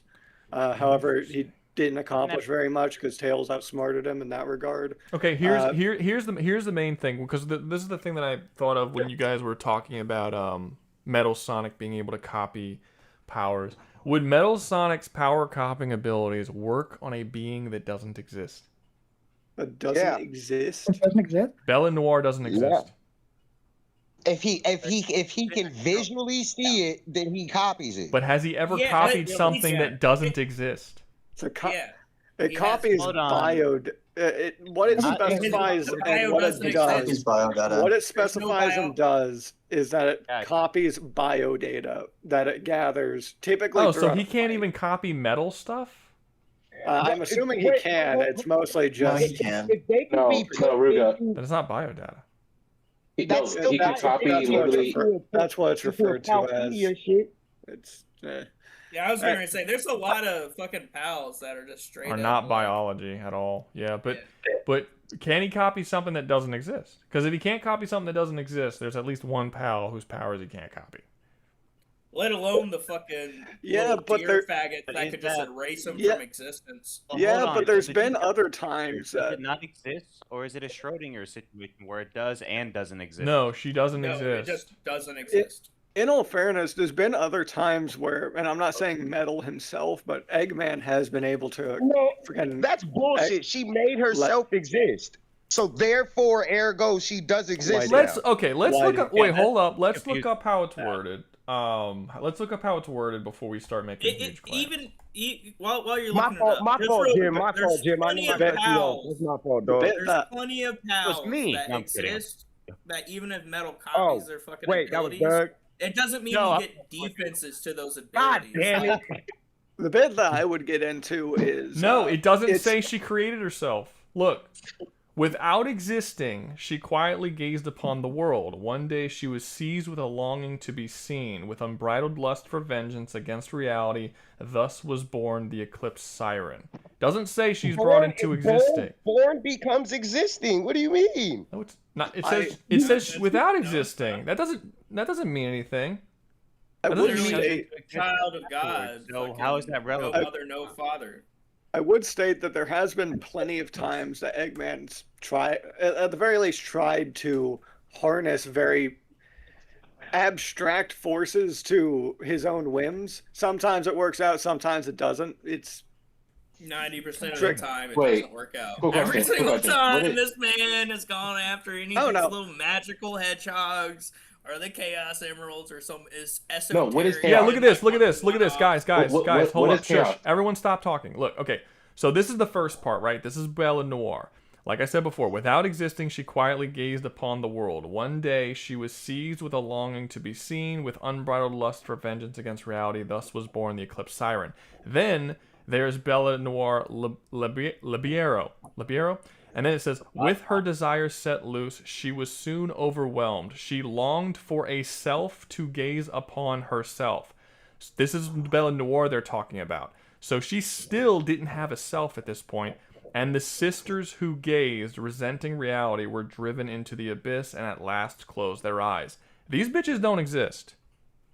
But they should have self there, though, right? So he can. So the Pal Sphere. So you're saying a Pal Sphere can catch something that doesn't exist? Yeah. And not only that, but also the fact they're able to acquire data on something that doesn't exist, because that's what Sonic. Well, has to be do. fair, Yes, he to was- be fair, if we're going by game, we don't know if this is game mechanics or not, but the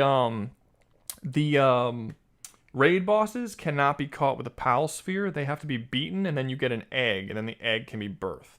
So technically, the Pal Spheres can't catch them, but the Pal Spheres can't catch any of the bosses when they're bosses. So we don't know if that's game mechanics or not. True. So I'm not gonna. even So I'm not gonna the jump to a Finnegan. conclusion that you because Okay, you like you. that makes. I'm not over here trying to hard argue. I'm just No, I I'm really understand. questioning. I it. get you. Yeah. You can't catch the bosses, but you can catch the. I mean, you did it yourself. You caught that electric bitch after the boss fight was over. And it was at a 0.3 or some shit like that. Yeah. So it was, but you can't catch her during the boss fights. So no, we cannot catch Bella Noir. We have to get her out of an egg, but we don't know if that's because they don't want us to break the boss fights or because she's actually immune to being caught by them. That's up for debate as of right now. The main bit that one of the main bits I'm trying to get to is mostly that one, Eggman does seem to have the intelligence and has done enough in the past to, I'd say, prove that he. I think he'd make a whole new faction. Yeah, He'd make a whole new at the faction. very He ain't least winning. be a new faction. I think he ain't could winning. maybe swing it. Maybe. I know he's gonna get shut down, like because Not. Eggman is egotistical. He's gonna want to go try to fuck with Astralum, and he's gonna release it, and everybody's gonna die because he wants to get some breathing. I also get So, wait. You mentioned Astralum. Question then. He is egotistic enough to pull that off. That's like hold on. This is an important. The most likely to. This is Eggman we're talking about. He's gonna hear the stories, and he's gonna be like, "What? I'm fucking motherfucking Robotnik, bitch! I'm about to go in there and ask him who." That's a good point. Enemies. Is What he do you even going to mean? be They are willing to enemies. use the tech without having to like reverse engineer everything to make it his fucking tech? I'm certain he could. I see even if he Eggman, who wasn't. wants a slave paradise, would absolutely love the notion of having Pal Spears. I cannot see him not trying to copy it for himself. Yeah, but he's kind of already been in the past, just like Important to see discrediting, how he's been. like, He's not shy when it comes to harnessing random sources of it. But every time he does that, he has to be the one. He has to be the one reverse And engineering. I think he has to could. be the one making the Eggman tech. is Eggman's very mystical, but I don't know. I'm saying he's gonna get How- far. I don't think he's winning. How is he? Because like, there's just so many. How is he not winning? I don't see it. So if he's Sonic. showing up by himself, he's not fucking winning. He's a fucking. He's not winning. If he's showing up with all of his dudes, he's gonna make a new faction. But all the other factions in Palworld are already at Eggman's level 90% of the time. I don't believe it would take very long for Eggman to catch up. I don't recall any of them having a egg star. No, not How even has Sonic, guys, this is very important because Sonic and the crew are not That was like destroyed, all, by the way, it's Eggstar. like Mike. Just so you know. Sonic and crew are not all geniuses the same way Eggman is, but they defeated him on numerous occasions and even outsmarted him a couple of times. How well can that replicated? Half of that's mostly due to his. Every time. Why you trying to downplay how many times a lot of he's gotten beat? Freaking half of those times are mostly due to his own ego. Something Which wrong is happening to gonna the get in his way Let me right finish, here, Mike. his own Frick. ego. Hell, you're letting me. Let me finish. His own ego. Something getting interrupted in his plans, usually due to Sonic or him being there himself, which is more of a pride thing because he's facing Sonic. Which, in all fairness, And that's not really a factor in that, due to the fact that Sonic isn't included in this. It'd just be Eggman.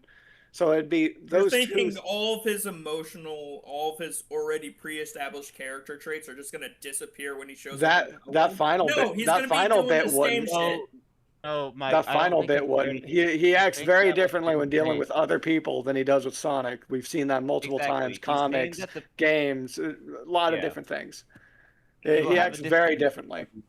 Yeah, he'll have a different mentality because Sonic, who has a personal relationship, who has personally gotten on his nerve in a way that no one else really has. Yeah, for him, defeating Sonic So is a when he pride starts thing. losing, so when he loses Metal Sonic to some fucking pal tamer throwing a fucking sphere at him. Yeah, I was about to say I don't think that'd work. I don't think that'd work actually. Hey, Mike, They hold on. I don't think they could. Why would it work? It's a robot. All of the Olympic games and everything, when he loses, he's a Hang poor on. fucking Robot domain. He is a poor fucking sport. He's canonically shown that it doesn't just have to do with Sonic that he acts like he is Number one, all. are you going over to freaking Sonic and Mario in the Olympic Games to get canon Eggman material, man?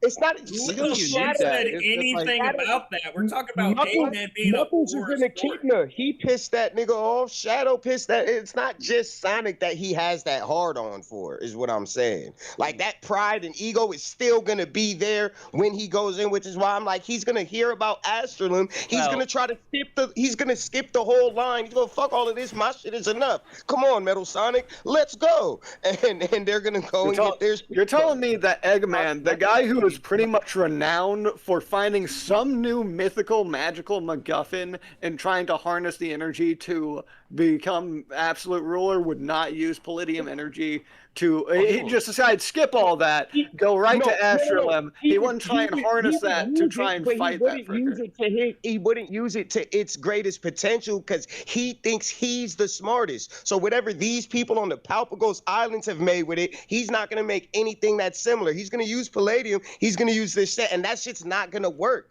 against Astrolum. That's what I'm saying. He's gonna, when I say skip the process, is he's gonna be like, okay, fuck all these pals, I'm going straight to Astrolum. I want to harness that power. I'm gonna do as minimal as I can because I'm Ivan Robotnik, and I can do minimal, and I'm gonna get it done anyways. That's how he's thinking. He's not just coming in here and now he's like, oh my god, I need to be conservative and maybe I should watch. You know what? He's not coming in here changing his whole character. It's not.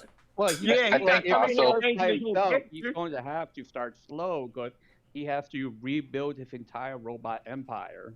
No. We're talking about two different. We're talking about two different scenarios. Him showing up by himself and him showing up with his shit. If he shows up with his shit, that's what we're talking about right now. If he shows up by himself, I think we're also forgetting the fact that with metal in particular, it could copy biodata. So yes, the ones that are like ethereal or something like that, I can see that There's metal more like hold on. Formless being. Not even gonna focus. He's gonna go straight to Astrolum.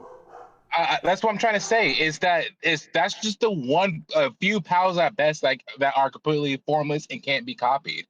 All the rest are fair game to metal. Stop the other pals that will kill Metal Sonic. I don't see him. No, I'm saying that's fair game to. I'm saying that's fair game to the rest of the pals with Mel being copy them. That's what I'm trying to say. I don't see him immediately beelining it. I think he'd find out about it and begin making and producing tech to try and attempt to either harness or capture or do whatever he needs to it. Because he's done that before. Though I will admit that he has a fair amount of times jumped the gun. Whitey. Listen, Whitey, bro. let me. Hey, Whitey.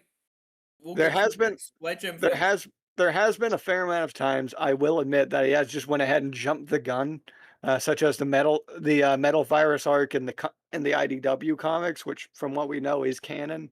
And like every video game, but yeah. And not everyone. Some of them ends up working out for him. Some of it doesn't. 75% of the games. The DV guy needs to join the Discord. The only one I can really think of off the top of my head would be Unleashed, quite frankly, with Dark Gaia. That's one of the big ones that I'm trying to remember. And granted, actually, that's a surprisingly similar thing to Astralim.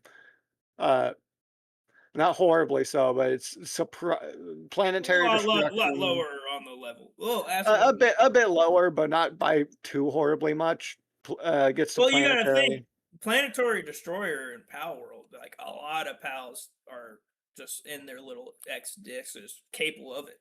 Like you're looking at like deers, like the base little fucking celestial deer, not even the raid boss. Erasing things from existence. But that's fucked. Like it doesn't matter if you copy that ability or not. When he gets erased. Again, the thing I see is him either going I say about 3 scenarios. Him getting pretty much a somewhat infinite war with the other factions for a while. Who also have pretty insane tech. They have pretty good tech. I won't deny good tech. The pals themselves will end up putting up a fight, though something tells me Eggman would probably either produce his own pal spheres for absolute control, roboticize pals, or pretty much do the whole mech thing that he does with stuff like flickies and the such. But even within, like, I think someone mentioned this, like, Metal Sonic wouldn't be able to get captured by a pal. He's a robot. It's like I was mentioning Guardians. What are the Guardians over on all the fucking what are they called? I'm mentioning reservation sites. So you can capture those fuckers and they're robots. I'm mentioning that, but they still have pal souls. It's do they really count? You can capture humans as well. The soul part don't matter. Well, what makes it to where you can and can't capture something with a sphere would be the question I have to ask. Metal Sonic, because you can't capture everything with a sphere. No human on the Palpagos Islands is throwing anything with their he is also extremely fast. That is a good thing. I don't think we're really. There's so many homing fucking spear options. There's so many fucking pals that can like psycho, telekinetic, throw that shit at metal. Number one, we never have pals throwing spheres. That's something that's not done. You're right. I misspoke. The fucking he actually didn't misspeak. There are pals that help you throw them. They don't throw them themselves, but like Lunaris, you throw that and it psychically moves your pal sphere to basically be like a homing projectile. There are also pals that are stated to be light speed or even faster that you can catch, or hypersonic, and you can catch them just by throwing pal spheres.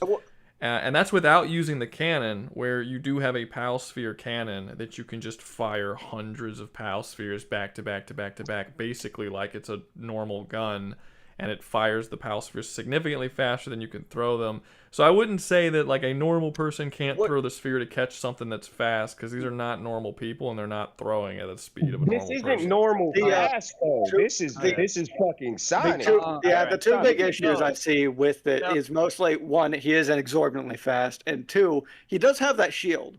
If you remember, pretty much in every freaking showing that Metal Sonic has. Shield don't matter. Why does it not matter? You can catch a human with a max shield with a pal. But is it the same type of shield? No, I don't. It's still a shield. A shield. It's an energy shield. Not all shields. Not all shields work the exact same, man. No. It is not an shield. I have a question about Robotnik.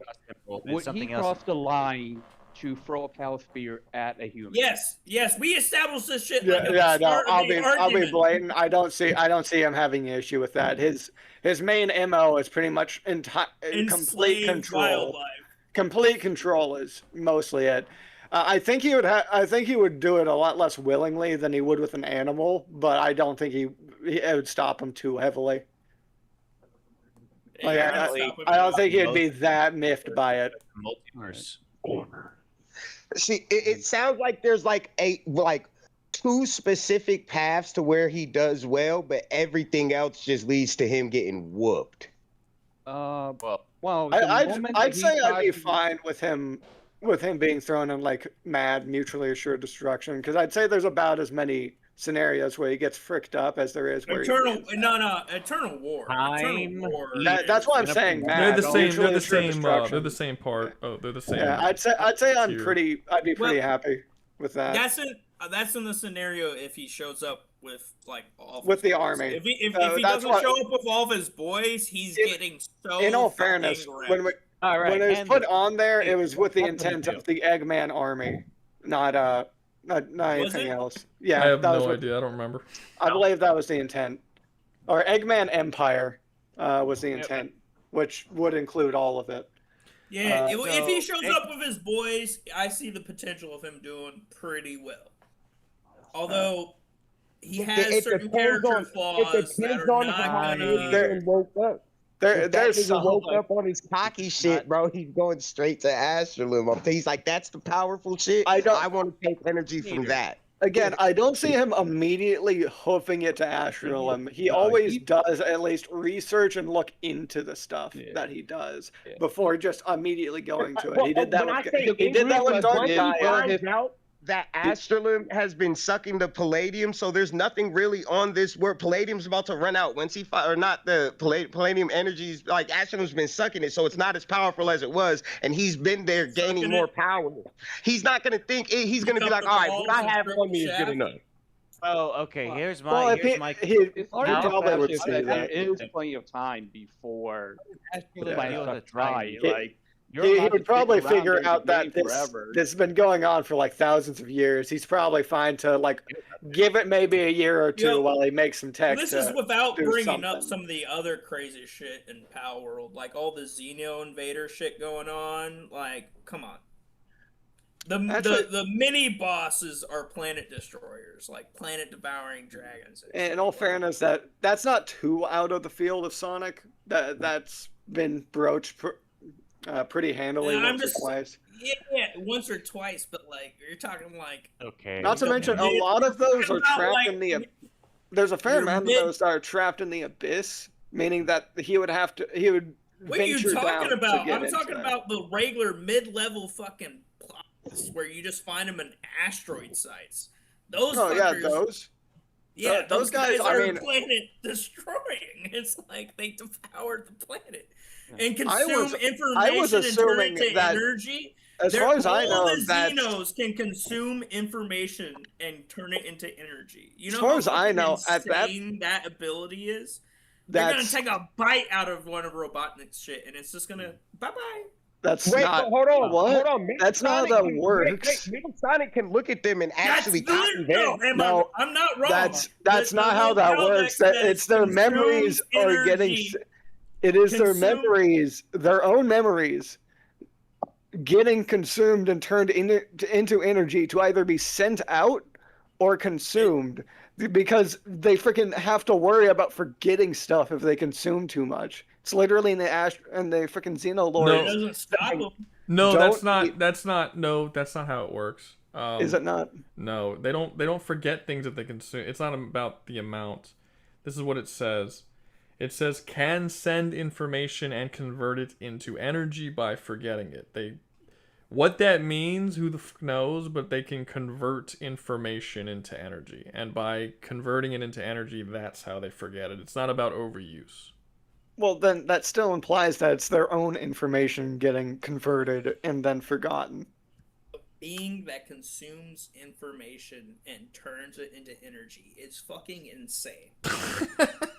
Okay, you be fine in Well, the research- Xeno Guard they doesn't can- forget. The Metal Xeno Guard Sonic doesn't look. The looking Xeno in Guard and is not doing consumes, that. but the Xenovator, it should be noted, the Xenovator is the weakest of the Xenos.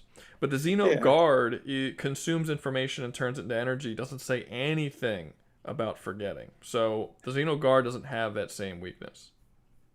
Well, it's pretty obvious when he eats. Even when he eats the information, he doesn't know what's happening because literally the freaking blurb down there, he devoured it before checking. Meaning, Literally if he eats it, fucking it's not there. 78% of all of middle class fucking American humanity society. Like, you go to your 9 to 5 and you don't remember what you fucking did. I guarantee you've zoned out driving back from home. No, I've done that plenty of Yeah, times. but this shows that he very clearly did remember it, because the fact that he's saying that he didn't check it before sending it off meant that he didn't forget it. Because there wouldn't have been a point in checking the information he devoured, he doesn't know what was Yeah, there. he didn't look at it before. He's just essentially consuming information, but he didn't. He's not looking at the information. He consumed the consuming. energy. Are we really That talking was about the information. When I brought thing that eats time? That was a one-time thing. Eating in all time is fairness, cool. Greg, man. Yeah, that's Hey, fine. what's the likely? Hold on, wait. What's the likelihood that he just sends Metal Sonic on like a scout run to go through all the pals that are biological, collect all of those powers, and then be like, "Yeah, this nigga's all of that." Well, someone said he can copy. Someone said he can copy robots too. So I don't know what y'all are talking about the biodata thing. That's what it's referred to as. I don't see how it can't be if it's robots too. I don't know what that means. It wouldn't be biodata. Hey, technically, Look, if then Metal Sonic becomes the real Metal Sonic does have a chance. You know And that's what I'm saying. You got to send somebody who he can't copy, which I think there's a good chance he wouldn't be able to copy Bella Noire because she doesn't exist. How would they know to send that? How would they know that it's biodata that he's doing? In their mind, from what they're seeing, he's collecting every. Listen, he's gonna go to the rural forest. He's gonna go try to copy a deer, and he's gonna be erased. And then aren't the deer immune to their own power? Well, no, hold on. Sonic can run. Metal Sonic can run past the deer and look at it before it looks at him, and then he has. I don't think he's just gonna sit there and really get hit. That's not. Well, I mean, really it's well, look, it depends. It depends. If we're as fast or faster than. If we're talking about would Cella's not deer, you're probably right. If we're talking about the other one whose name is slipping, I'm having a dumb moment. That one was able to erase an entire population. Yeah, but what was the time frame for that? Did it do it all at once? We don't know. Was it one and beam? where did the new people come from? There's niggas still here. Yeah. If it erased an entire population, how's that working Well, out? no, it's not. I didn't say, just because it's a population doesn't mean it's the entirety of the Palpagos Islands. It could have been a town. It could have been a city. I'm not specifying the amount. I'm just saying. I'm just saying there's an unspecified area of a population that was erased all within a very short. We know it's a very short amount of time because there was a guy who was writing about it who was erased while he was writing about it. Metal Sonic's faster than that, 100%. Maybe if he knows what it is, if a light just releases into the ether, and he's just there. I mean, that's just what's he gonna do? Outrun the light off of the I don't know. Why would you do that? Because he doesn't know. He doesn't know. No, I think he would run, hoping that it runs out. And who's to say that it doesn't? We don't know if it goes like the entire. Sonics would teleport. Huh? I don't know if it's infinite or not. Anyways, the main bit, continue? the main bit that I think I can say. For the same shit. I think I can say that mutually assured destruction, mostly because he has about as many scenarios where he wins as he loses, in my opinion. I don't think he has as many. Destruction. Eternal War sounds. It's the same. It's the same tier, man. All right, Eternal War and mutually assured destruction is the same one. Also, I don't even think it'd be a right. Because eventually Eggman's gonna fucking get egotistical and fucking slip up. Yeah, that's what I was about to say. I don't think it's gonna mutually. slip I think up. it's right under. He always slips up. That's Well, like a defining character trait is he slips up. Or something doesn't go his fucking way. Typically doesn't go his way due to. I just imagine that like he like eventually makes a go for Afterlimb, miscalculates what he needs to do to capture it, and then that's how he goes for sure. You're That's talking how he about shit dies up for there. sure. He I think dies rushing the Afterlimb too early. He's gonna wrong one fucking pal tamer, and that pal tamer is gonna make it his fucking goal to take his ass out, and that's gonna be his fucking slip up. He's gonna get fucking domed in the head with a fucking charge rifle and just die. Like, So are his robots incapable of preventing that? Yeah. Those defenses? do you know how assassinations work, dumbass? Damn. Do you know how a robot works? Smartass? It's unnecessary. Like, robots don't need senses like the same way as a human does. It will be a lot It harder don't to sneak up on matter. a scanner. You fucking can still snipe someone from so far away, and that's even with all the robots. There's fucking pal tamers that could wipe his fucking army out. I guarantee. I mean, again, the main thing I see with the main thing I was lowballing with the pal tamers having personal beef. I should but let's say get there into is an ability here called Hurt. I'm looking at the abilities right now, the moves, trying to see if there's anything specific. But there is an ability where he pal does. can learn every move. There is an ability, huh? I understand. No, I get that. Okay, yeah. But there is an ability where the Holy Burst, the one of the erasing abilities, creates a wide explosion of light at the enemy's location. So it's possible that his speed that's fucking grossly nuts. That's wild. Nuts. So it's possible that his speed would not be relevant. Yeah, that's grossly disgusting. I'm not gonna hold you. I mean, nothing would stop him from just building another one. He's usually just keep one around, but it's flavor text or not. Yeah, that's cool. That's cool for him. That's cool. It's the main thing that Eggman. I do think the fact that Eggman does get pushed back means that he would take this more methodically than he typically would, just rushing into something. There's no room for error. In the world, let me finish, Mike. Let me finish. In the world of Sonic the Hedgehog, the only thing that really does push him back is Sonic. So he's usually able to run. The whole team. The whole team. I'm meaning, when I say Sonic, I'm meaning Sonic and his friends, not just freaking the one dude. You ain't making if that's not... freaking, I'm sorry I didn't specify. My bad, Mike, you freaking petty prick. Anyhow, getting on to it. Freaking, the one bit with Eggman is he ends up usually not having too much getting in his way when he's doing something. If there is something in his way, he will end up typically being a bit more methodical with it. And trying to actually figure it out to, unleash or harness or whatever the power is. I don't think he can accept anything other than Sonic and his friends being knowing that there's other beings that are above him. I don't think he's going to be able to handle that mentally. Give me the table here. He's going to do well. So I'm texting. Sorry, give me 1 second. 1 second, guys. Sorry. I'm texting a friend of mine who's like a massive Sonic fan. He knows more than any of us combined. And I asked him a question because there was something in the comments where someone said the Archie comics were canon.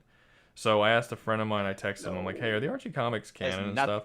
And he said, "No, the Archie comics are absolutely not canon. They never have been. There's an argument that can be made for the IDW comics being canon because they're written by the same person, but the Archie comics are not canon under any circumstances."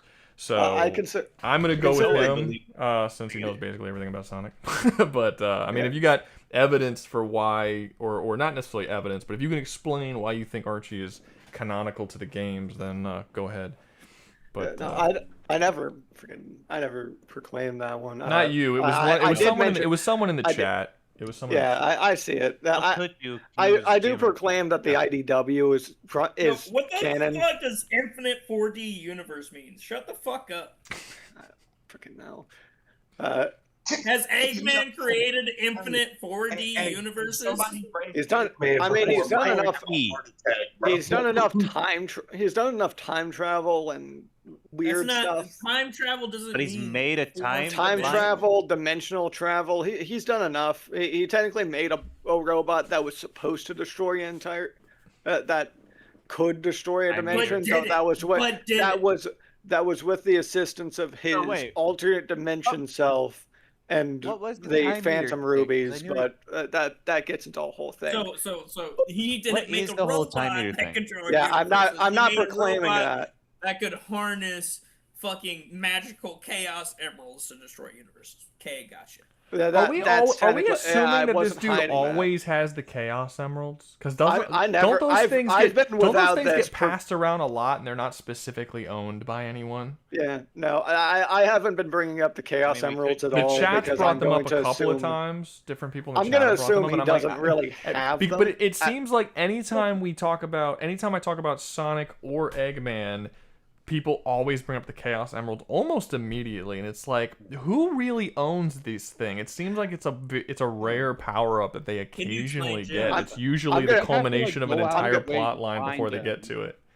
I'm gonna assume that at most he has one or two, because that's typically any amount that he has at one time is typically just one or two. Like you see that in a fair amount of games. What about Super Eggman? I'm looking at the tier list and I'm thinking, Eggman is not on the Imaginator level of fucking goddamn. Not even on the Imaginator level. Yeah, but the main issue is that they're needing to deal. The main issue is that the space war, the Psycho War, literally can make fucking. Oh, I imagine. And this thing destroys your magic capabilities. So, like, he's definitely not above the goddamn Space King. It's a tier list. What the fuck you mean why it's relevant? Let me proclaim this. This is dealing with Palworld. The Psycho Warriors have to deal with all of that Xeno garbage, first and foremost, before they can probably even get to the planet. Did you not just bring up Eggman's fucking moon space fucking craft? Even if the moon spacecraft is there, that's just in the orbit of Earth. That's not that far away. He doesn't really get to. What's gonna stop Jetragon from going? Oh, more invaders. Let me go fuck this shit up. Because he's already on the planet. He's already there. This is Earth. What is the purpose of Jetragon? What's the purpose of Jetragon? To be there, to protect from invaders from the stars. Like the Xenos, which, to be fair here, we don't even really see him stopping them. Like, if it's just one or two guys coming down from an asteroid, coming down to the planet, it's not like that you see Jetragon drive by shooting them down. You don't see a freaking laser flying across the stars to hit the meteor. Yeah, no, it's not going to be. It's not going to be. Well, to be fair, it comes down in fragments. It's like we don't actually know what goes on. But there's also we're seeing small fragments hit all over the island every once in a while. It's very possible he is fighting it. He just can't keep up with the numbers, or possibly there's a much larger thing and only the fragments are reaching down. But his thing actually, he does say he's the protector of the Palpagos Island, but there isn't anything in his Palpedia entry that says that he specifically is fighting back against the Xenos. He's specifically waiting for Astrolum to wake up. That's the threat. It's equally as possible that Jetragon doesn't really even view the Xenos as that much of a threat at the moment. So he's not. Or he could just be honestly sitting there just waiting for Astrolum. Yeah, he's not even worried about the Xenos. So it's very possible he's not. Like, the Xenos aren't fucking dominating the island. It's not like if Jetragon, like, maybe Jetragon is the reason why they're not dominating the island, and we just haven't seen that yet. But if he's not doing anything, then obviously they're not that big of a threat as of right now. The conquest or the invasion of the Palpagos Islands haven't actually happened yet. Like, we haven't seen the full-on invasion, and maybe at that point we'll actually see Jetragon do something. But and it's not like we see Jetragon dealing with the other factions, because they're a threat on the Palpagos Islands per se. So I don't really see him. They're not a threat to the Palpagos Islands. They are a part of the ecosystem of the Palpagos Islands. The only legitimate threat is is Astrolum, because he's going to destroy the planet. None of the factions want to destroy the Palpagos Island. They want to rule it, but they don't want to destroy it. Actually, I believe you have to approach freaking Jet Dragon to actually fight him. It's not like he comes and seeks you out. No, and you're from you're not a island threat to the Palpagos onto Islands, though. Yeah. You're a native. Not every single person on the island who fights other wash up people on is a there. threat to the island itself. Like, You're the a native entire to the island is world. warlike. You're In not order a to- native to the island. You wash up there. I didn't say that. I said you're a native to the world. To the world, then Eggman would probably be considered a native to the world too. This would just No, be he another. fucking wouldn't. This would It's just a be something different like. planet. Why? How would he This would not? be How would we Earth. tell he is not? It'd another just be human the same as him? like the Lost Hex from Lost World, man. This isn't that different. He's No, it actually wouldn't. He's dealt with stuff very similar to this before.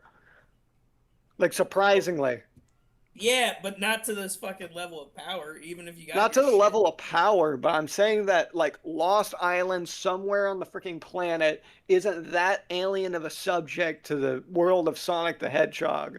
That seems pretty reasonable by quite frankly. Standard. Okay, so this is what my Sonic friend that are said. there tonight. I asked my Rouga. Sonic. I told my Sonic friend. I said they're shitting on Eggman, and then he replied back to me because people don't know shit. He released it. He can release the metal virus. He can summon the Egg Fleet or use a cannon that he used in Sonic Unleashed that split the world into pieces. The pals are over. Metal Sonic or Infinite alone can take them on with their broken haxes, and Sage can take over any machinery and can't be harmed since she doesn't have a physical body. That sounds like I'm gonna say. Where the fuck I'm was not all sure. this, Jim? I'm sorry, man. That's why All I right, hate you, Frick. Jim. You make arguments that make no fucking sense.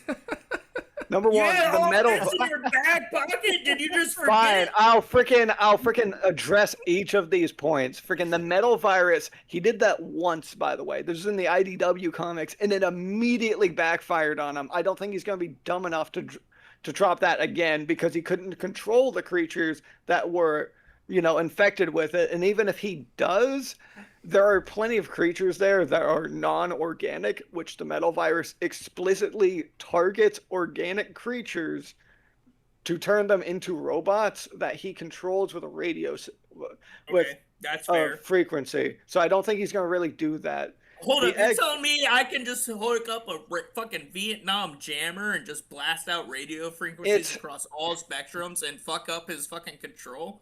It's probably something more complex, but I can't entirely If remember it's what over sig- radio frequencies, this is my job, man. Radio I don't think- frequencies, fucking. Look, man, like, I'm if saying you that- How overload many the spectrum frequencies are and make there? it to.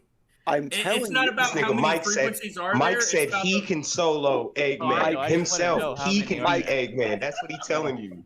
Mike, I'm telling you that I can't entirely remember what signals he was using to control them, but he did use signals to control them.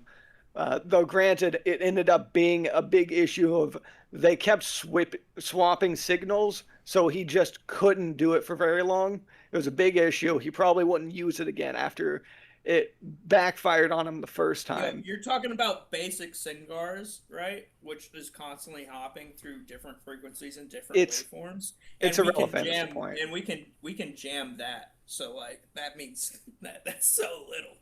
It's You're irrelevant. telling me this Definitely wanna learn whole more like about robot control. The point is it's irrelevant. Anyways, Yeah, the Egg Fleet, they would honestly probably get shot out of the sky if they actually went over the island. Oh yeah, with all the AA and fucking crazy. There's enough there. He probably would be able to at least use some of it to establish a foothold on the island, but I don't see him being able to use them as an overwhelming force. Maybe he'd be able to use them to get in position to drop down mechs or something to attack, but they would not be the main offensive force in themselves. The cannon, he did all of that to harness the power of Dark Gaia because he needed to get to the center, if I'm not wrong, for Unleashed and its plot. I don't see the reason why he That's would the werewolf use one, right? That's the werewolf one. I don't see the reason why he would use that cannon on a random island. Maybe he would use it to fight Astralim, which is a possibility, have it be some sort of trap thing, but even then, that's shaky. Metal Sonic, we've already been over Metal Sonic a fair amount with the broken hacks and such. Infinite, I'm not even sure if he's a part of Eggman's army anymore, because that was in Forces, and we've already went through a couple of games. As far as I'm concerned, we haven't seen him again. I'm not entirely sure. Yeah. Yeah, broken hacks isn't a fucking Sage, argument. Sage I'm is sorry, a. I'm sorry. I'm talking Sage, about the chaos saying broken hacks doesn't mean shit because like almost like there's the so many Palpagos is pals, full of it. Yeah, the Yeah. Palpagos is full of it. I'm not going to deny that. Sage taking over machinery and being able to hack a lot of stuff remotely, that is something that I did overlook. I won't deny that. I'm mostly because I haven't played the most recent Sonic game, which is that one. Though there's been a handful of the 2D ones that would released be since then. that would be useful. That being that able to one, hack shit remotely. yeah, she's ancient AI that from I believe another dimension that ends up being able to pretty much becomes the adoptive daughter to Eggman and is able to remotely hack, control AI, various systems. Is what whole end. Do the things need to have a Wi-Fi connection to control, or is it just any machine? As far as I know, no. Though I'm gonna be blatant. Sage is probably the biggest blank space out of all these points that he's brought up. Because if it needs Wi-Fi, we have no evidence that Wi-Fi even exists in Palworld. Hacking certainly exists because that's how you get into a lot of little treasure towers and shit. Yes, but you have to do that manually. It's not through a Wi-Fi connection. That is possibly. True. I'm gonna be blatant. There's a reason why I never brought up Sage, and it's because Sage is a massive blank space for me because I haven't played the most recent Sonic game. So you can't make a solid. Yeah, I can't say anything really about them. Which is why I haven't brought them up. One thing I do think is kind of interesting is that he says that you can't touch them because they don't have a physical body. That's one hacks I don't think is in Palworld. I can't think of any. Sage. Yeah. I can't think of any pals that are like phasing through walls and shit. I don't think that they have that in the game yet. It's because it's like a hard light thing. Technically, Sage is in the actual system of Eggman's. Eggman's technology. That's where she's stored. Any visual you see of her is more of a hard light construct at best. Hologram. Or hologram. Yeah. That's what you see pretty much there. So you can't really capture that. Sage would be useful. Sage would be useful. But, if you don't know enough about it. That's why I didn't bring that up. I didn't really entirely know a whole lot about it. I heard him saying you got to get up in the fucking Discord, defend your boys. Yeah, I'm fine with that. Anyhow, I do think he has enough going on that it would be at the very least mad or eternal war. Not mostly because he has a lot of loses and a lot of win scenarios. Getting into that.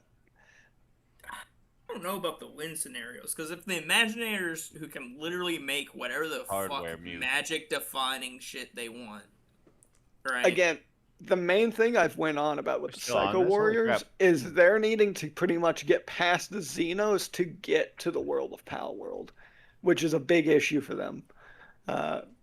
That's the main reason why I'm assuming they're in Lost, but fought a bit. I'm not entirely sure. I was kind of not here for that section. So Eggman's not gonna deal with the fucking Xenos because if he has all this shit, he has plenty of Star Destroyer or like Starship Destroyer-esque Star Wars, whatever. Fuck.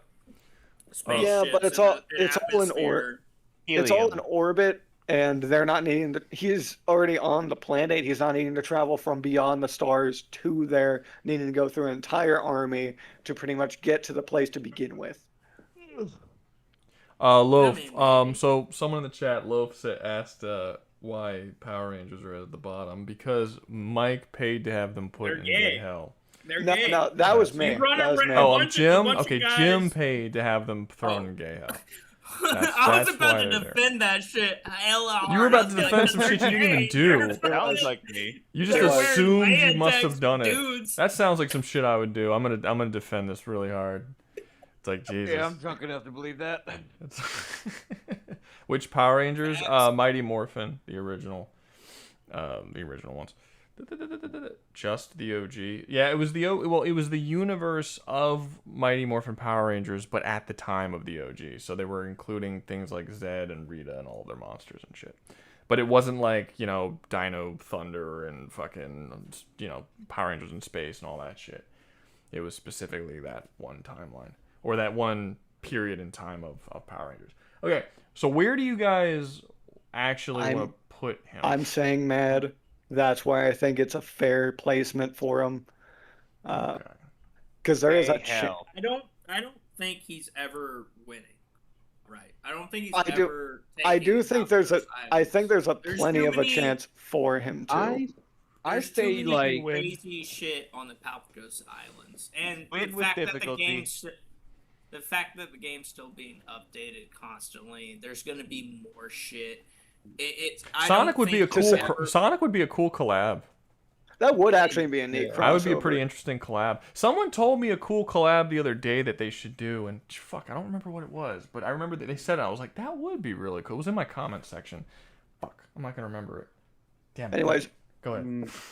I'm saying that you can't really say that there's going to be more added in the future, and that's why right now we know there's going to be more added in the future. Yes, but you can't. But they can't announced. Really did you guys hear about the 3 spin-off games they announced that are already in production? Yeah, there's going to be making so much more in the future. There's making a Pokopia ripoff. They're making What's a they made a tease.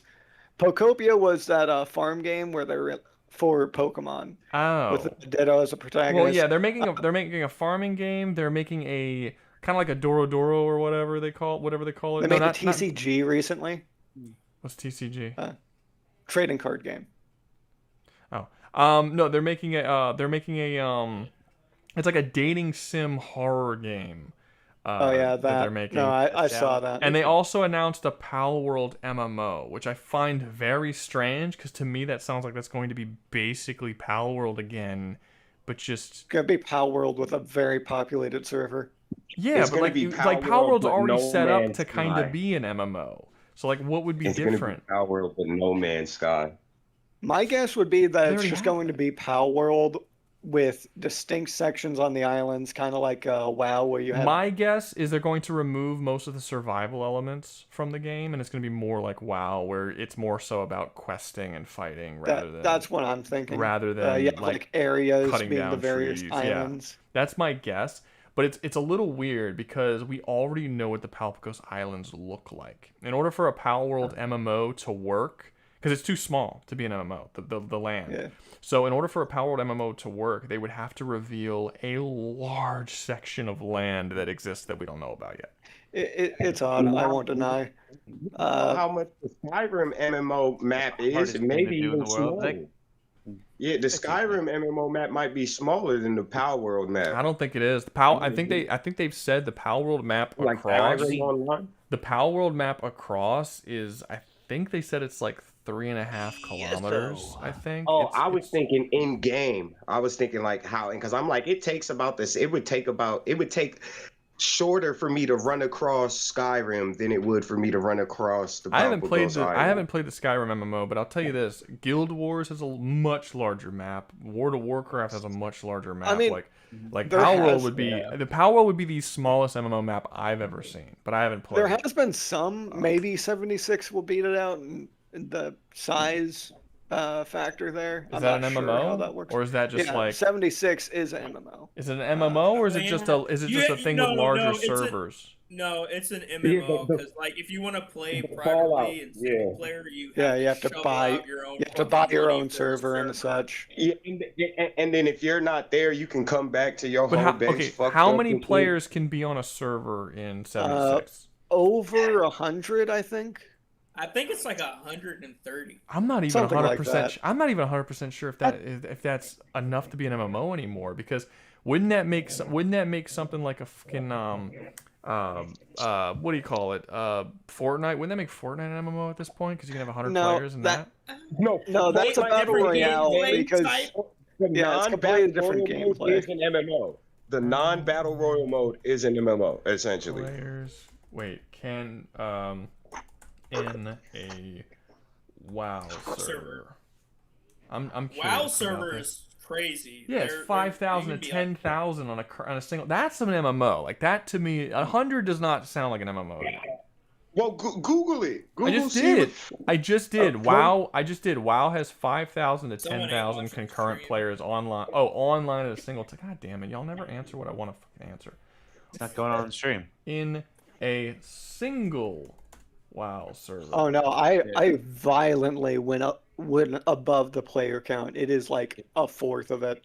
Realm typically holds roughly 3,000 to 5,000 concurrent players per active layer, though total online population can exceed 10,000 to 15,000 players. Okay, yeah, so I don't know if this is right because it's fucking Google AI, but it's saying 3,000 to 5,000. That seems more accurate. Like when you're playing an MMO, there's like hundreds of dudes in a single area, not like the whole world. Like MMOs are massive, dude. I don't know if 100 is enough to like qualify. It just seems very small to me. And he just said it was less than 100 too. Yeah, no, I went sound like an MMO massively over. It was 24. Yeah, no, that's not an MMO. 24 on one server. That's not an MMO. Nigga, you can get more than that in Fall Guys. Yeah. Meanwhile, it's pretty sad. a So hold on. dedicated Let me see. Palworld server Let can me only, see. What about in a? What was the other game you said? Elder Scrolls.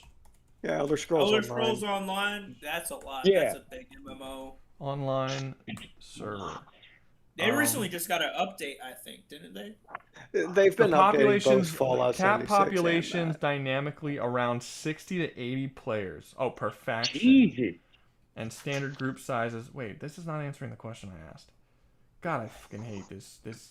I got an argument with somebody in my chat who said I was wrong about something I said in my video because Google AI told them the otherwise. And I'm like, Google AI is wrong most of the time. It's like, oh, well, I'm going to trust AI before I trust you. And I'm like, you know where AI gets its information from, right? It gets it from Reddit and different places. And Gets it from Reddit and maybe steals it from a wiki every now and again. Yeah, and I couldn't I would convince try this dude. if you're trying to look for more accurate answers, do a Grok AI. Grok AI has a couple layers to it. Tens of thousands of concurrent Okay, hold up.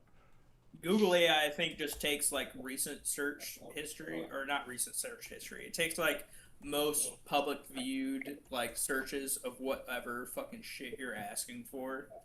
So if you go Palworld, it just goes. Not even just that. It'll find like a description of somebody saying like a partial of whatever sentence you typed and be like, yeah, this is what you want, right? Right here. This person on Reddit. This is what you need, my God. I hate so much how they call this shit AI when it's like machine learning. It's not AI. Like, and then also, like, why are they gonna disrespect Allen Iverson like that? Like, now we have to actually say the nigga's full name. That might just be a black problem, but you know what I mean? I guarantee you, there's people from history. The only thing I'm saying, like, per server, it's not answering my question. It's not giving me a number.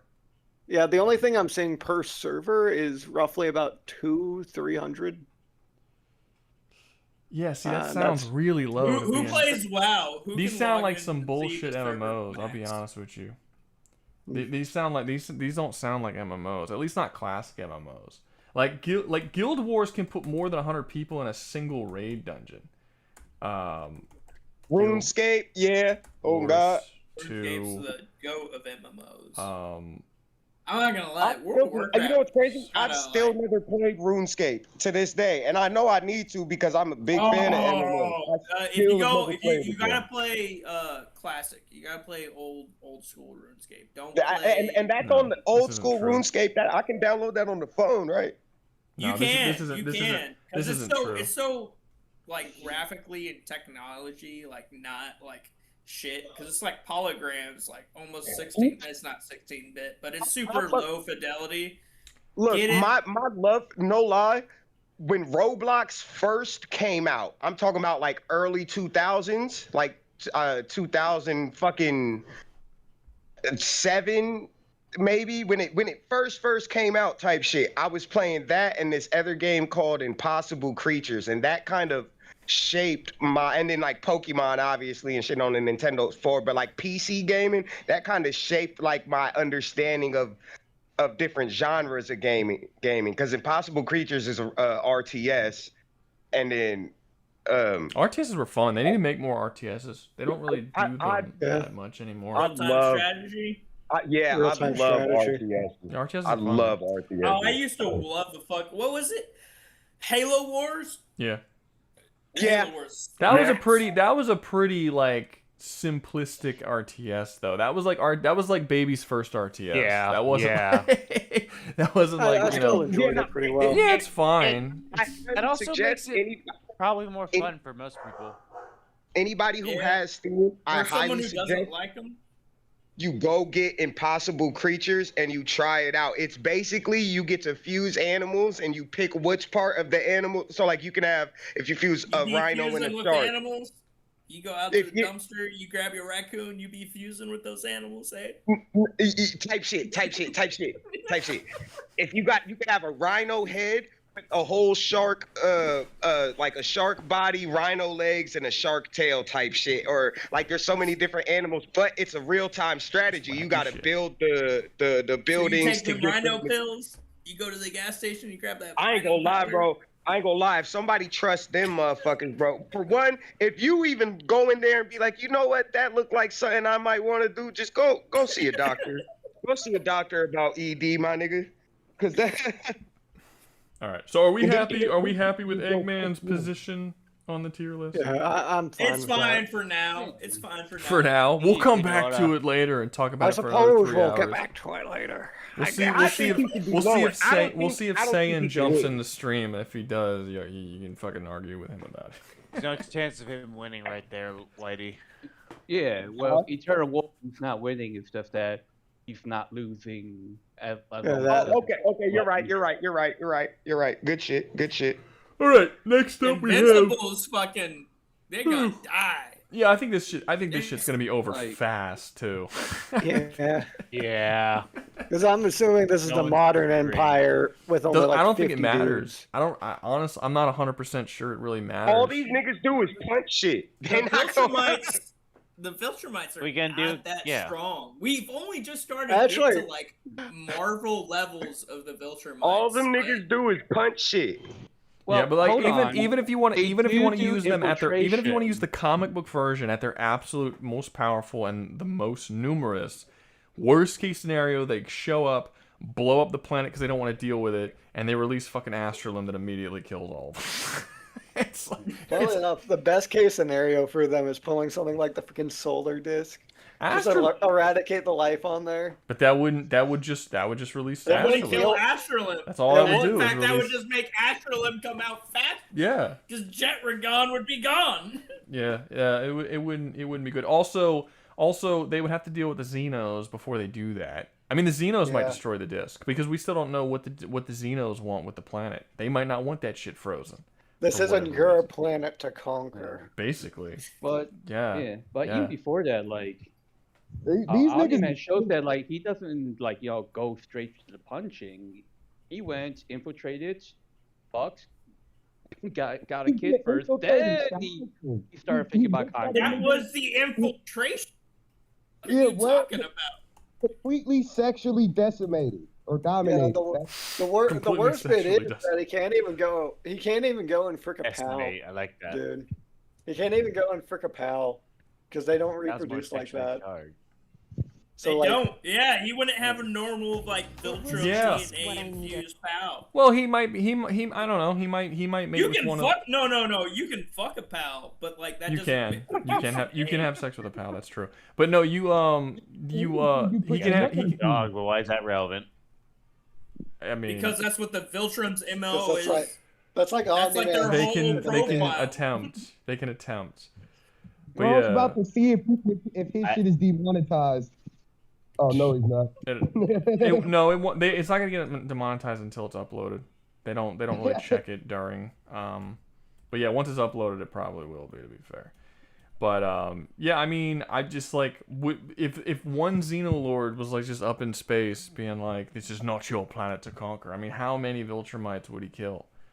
You know what I mean? Like it's all just of them. there's all of them. Probably, dude. You have A lot of them.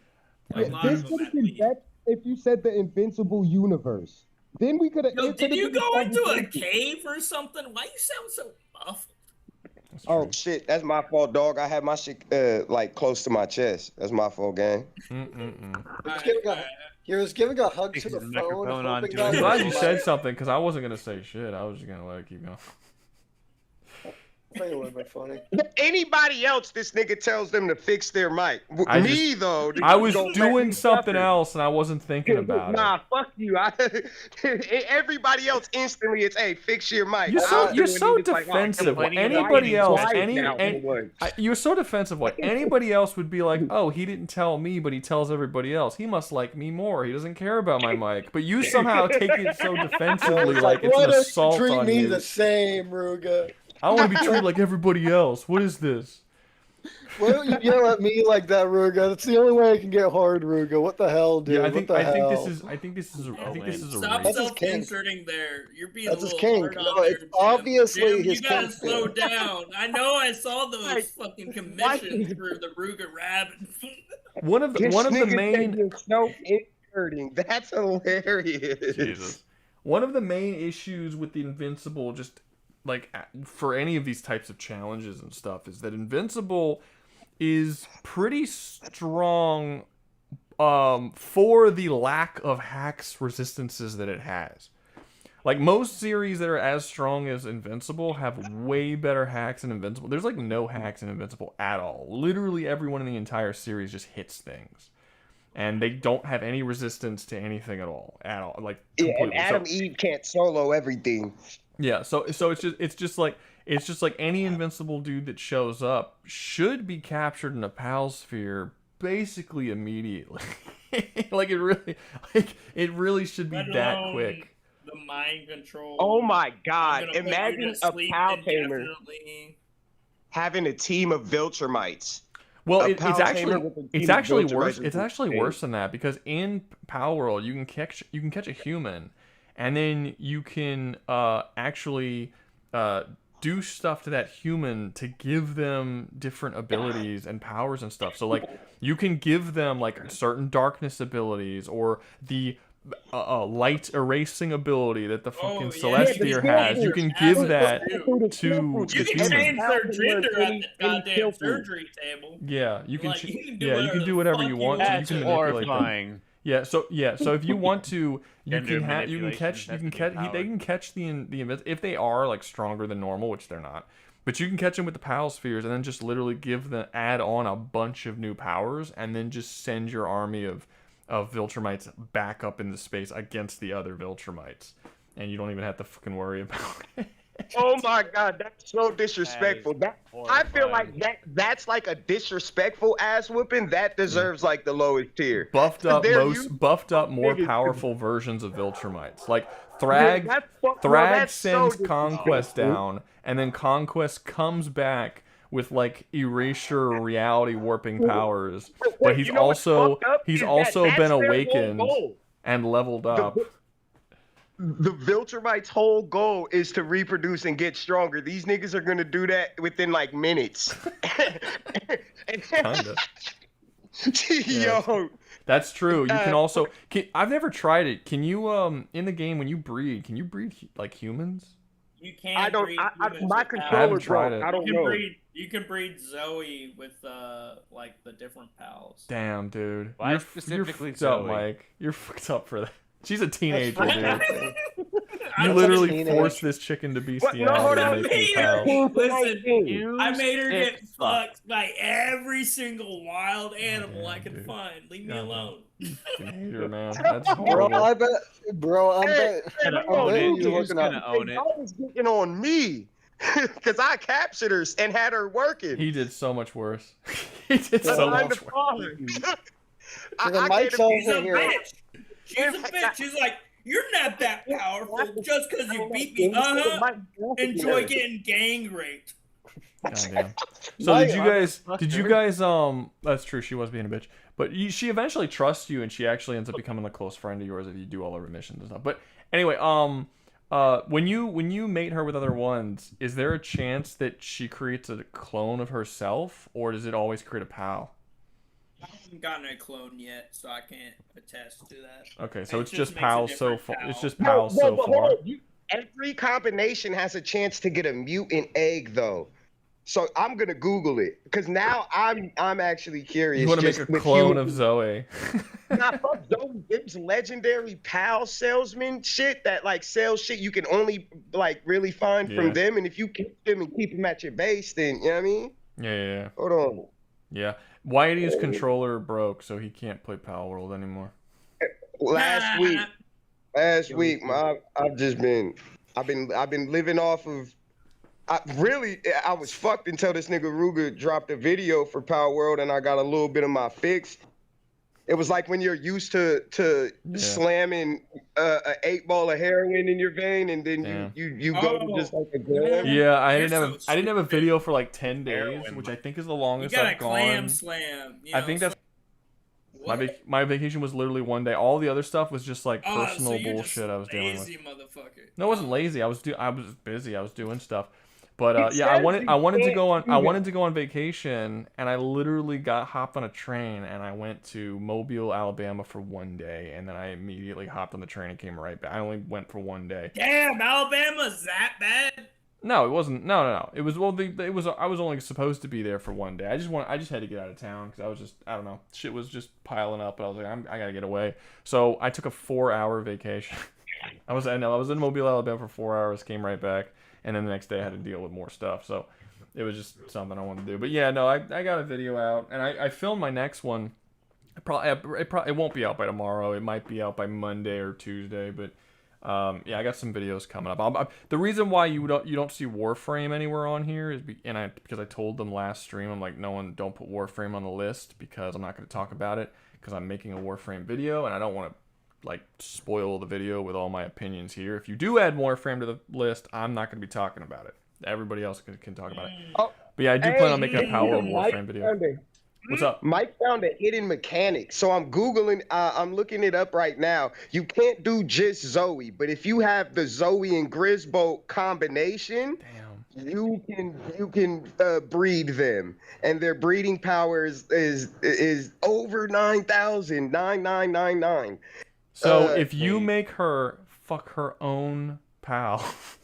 No. You know how you can have Zoe and Grisbolt as one slot? You have to have that with another pal. Oh. That's the weirdest thing to walk into hearing. So it's a 3-way. Okay. You're making her get a train ran on her. That's 12 times worse. Damn, dude. 12? Why is it 12 times? That's very specific. It's not twice as bad. It's 12 specifically. Every time you add someone to the train, it's divisible by it's like it's by the power of. It's not multiplied by one more. Oh no! It's saying because their hidden value is so heavily inflated, almost every standard breeding results in a chickpea. But if you use her with a Zoe and Grisbolt with a Relaxosaurus, you get something. With a Massandra, you get something. And then if you do Zoe and Grisbolt plus Grisbolt, you get something as well. That didn't tell me what you get, man. You're being very vague with that description. You get Ozark if you get if you fuse Zoe and Grisbolt and Relaxosaurus, you get Ozark or Orsurk. If you fuse Zoe and Grisbolt and Ozark is the pal that Alex has, the lightning dude who you fight in the volcano boss. That's his pal. Okay, and then the second one, it says Zoe and Grisbolt. If you fuse them with a Massandra, you get a Massandra Lux. That's a lightning version of a Massandra. In Palworld, that's in the wild. If you if Zoe and Grisbolt is fused with the Grisbolt, you get another Grisbolt with the 999 glitch power. That's most likely just gonna get you a low level chickpea if you breed it. Interesting. Yeah, there's some twisted shit you can do in Palworld. some twisted stuff. Obviously, this nigga was having 2 different. He captured a teenage girl and forced her with a bunch of fucking animal pals to create new combinations. No, not even just a bunch of one that she's in her mid-20s. One that she trusts, one that she loves, and it loved her as well. You know when they're under the control of the pal sphere, they're probably aware, even if they can't say or like disobey. They probably know what's happening. This is not good. Some dark shit. How evil you want to be? Don't put Warframe that high up. Put Warframe. I didn't put it anywhere. Godzilla. Yes, you did. Oh, you mean on the? You're not talking about on the tier list. Yeah. Put Warframe like after King of Monsters. So you want to not get to it tonight, basically? Like, what the fuck do you even add it to the list for?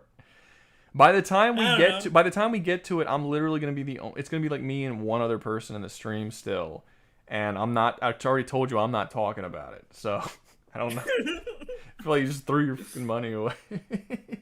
But no, because you're gonna make a video, and then the stream's probably gonna end, and we'll probably do another one of these. Really? What he paid for was to get me out of gay hell because Jim was spiteful because I was defending him. No, it's still in there. You're still in gay hell. He didn't do that for you. He made me add Warframe. It says right here, it says go ahead and remove Whitey from Big Hell. That's not what it says. You're still in gay hell. How much? Hey, how much did Jim pay for Whitey to be in gay hell? Jim, how much did you pay for Whitey to be in gay hell? $2. Jim's not here. It was $6. $6. Was it multiple payments? No, it was just one. He paid $2 at first, and then Pyro paid to get me out $5, and then he paid $6 to put so it's $8. Yeah, he paid $2, and then Pyro was like, nah, $5, don't put him in there, and then he's like $6, you should totally put him in there. So, $6 or $8, whatever, whichever one you want to be. Here's like 20. I'm gonna laugh my ass off if he pays $20 to put you lower into gay hell. Like drops you deeper in. Okay, you're out of hell, Whitey. Shout out to the third twin, good looking twin. Congratulations. Who's white? Yeah, get me up out of there expeditiously. I don't deserve to be there. I was put there. Yeah. Look at it. Out of the. Wait. Why am I on the list? Oh. What? You're out. You're out. You're out. I know, but I'm on the talk about list. Are we gonna talk about me versus Palworld? I mean, where else am I gonna put you? I'm not gonna put you. No, you're at the back. We're probably. I got some feet. Put him at the. I got some feet. And wait, put him at the bottom. Oh, he changed his mind. You're at the bottom. No, he's at the bottom. He didn't specify. You already put me on the bottom. You technically already put me on the bottom. He didn't specify. Not of the tier list. You're off the tier. You were off the tier list. That's not the bottom. That's not on the tier list. That's off the tier. He didn't specify. He didn't specify tier list. Yeah, but bottom doesn't refer to not being on the tier list. Bottom refers to the bottom of the tier list. Well, no, because you said now I'm on the bottom. You're fine. You're not. What do you mean? You just said it 2 seconds. I didn't say bottom. Yes, you did. Nah, I didn't say bottom. You hearing things. I didn't say bottom. I said you're off the list. All right. So wait, what was this? What were we doing? We were doing Invincible. Viltrumites getting gay fucked. Yeah, they're probably gonna be at the bottom, pretty fucking far down to the. Yeah. Honestly, I struggle to even think that they would be that like. There's a lot of them at least. Well, wait, are we doing the 50 or are we doing the millions? It would only be like the modern day, right? Invincible. So it'd be the 50s. Okay, so if it's just the 50, just because of the numbers, they'd be a little bit higher, but not by a lot. I think they'd do better than Sauron just because of their physical, like, better enhanced abilities. What do you think about that, Doug? Do you think they do better than Sauron? This is your chance to defend your boy. Sauron actually would go out of his way to like acquire pals. We're not talking about Sauron. He's like, yeah. He's like, no, I want to save him. with a Dwayne Johnson. It doesn't matter what your name is. So I'm I don't confused. know. Are we going with them as just by themselves, or because I missed a lot? It was gone. That's not good. Should have been gone. Yeah, I know. That's what I'm asking. Rewatch the stream and catch up. That's right, man. Only 3.5 hours. No, I'll put that on my to-do. So the Viltrumite army is at complete sexual domination. So that's not Yeah. I think that's where they go. Like they get completely sexually decimated. Dominated. I know that's where Mike wants to put them. That's apparently Mike's whole thing now. Okay, next up we have the Vex. Who likes who that is. knows anything? They're from Destiny. Who knows the Vex from Destiny? I know them. You got it. You don't sound particularly enthused about that. How they doing? Pick a color. Let me think. Is that Ricky? That is Ricky. Yeah. Who unmuted you? Mute his ass again! The guy whose like title is he wants to be American or something like that. Liam did? Liam? Yeah. Okay. I'll be talking. No, I'm sorry, bro, but you trolled the stream and you disrupted it for like 40 minutes. You're not. Nope. Get the fuck out. Okay. You're not Oh, welcome. fuck! You are not welcome in. You are not Go welcome to in the this. shadow realm. I didn't ban him. I didn't ban him. He left of his own accord, but he is not welcome in these. He is not welcome in these streams. Ruga, was that the nigga making the noise with the soundboard? Yes, that was the dude making the noise with the soundboard. Bro, that nigga had me tweaking for real. He was like he went out of. I told him. He asked me to unmute him. I said no. He went behind my back and asked another mod to unmute him, and that mod came to me and was like, "Hey, this guy is asking me to unmute him. Should I unmute him?" And I told that mod no. And then he went behind my back again to Liam, and Liam did unmute him finally. But he is not welcome in these streams. You do not show up to a stream, stay silent for 40 minutes, constantly bleeping on the fucking soundboard, annoying people, and then when we're all looking, be like asking, "Please stop! What are you doing? If I find you, I will mute you, and you will stay muted." And then he got muted, and he was mad about it. And it was like he was just here to troll and to start problems. And I'm sorry, he is not welcome in these. I don't know. I like trolling a little bit. Nah, Mike, you don't understand. Like, Rouga couldn't hear it, but I could. And I'm like, bro. I was in this stream with you, dog. Oh shit. He does understand. What are you telling him he don't understand? Look, I'm just letting you know. I'm letting everybody know. If you come in specifically to troll the stream and to aggravate everyone, and I'm give you 4 fucking warnings. Like, dude, you like stop it and tell me who you are. You're not gonna get in trouble but if I can find you, it's gonna be a problem. And then you keep doing that until I find you. What the fuck do you think is gonna happen? Like, seriously, like, of course. That shit had me losing my mind for real. Like, everybody, like, I was trying to get everything back on because I couldn't hear it because I have soundboard turned off on mine.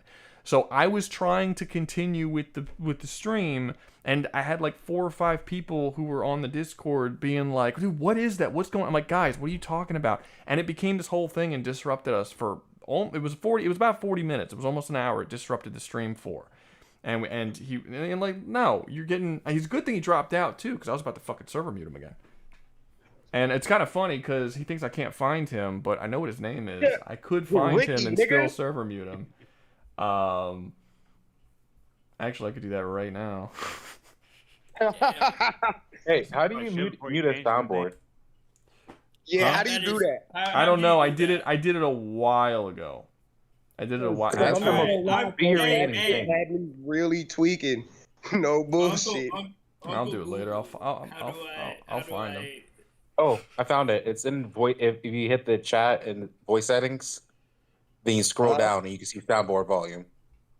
I showed chat. I see nothing about sound. I'm using my phone. I don't know how it's on PC.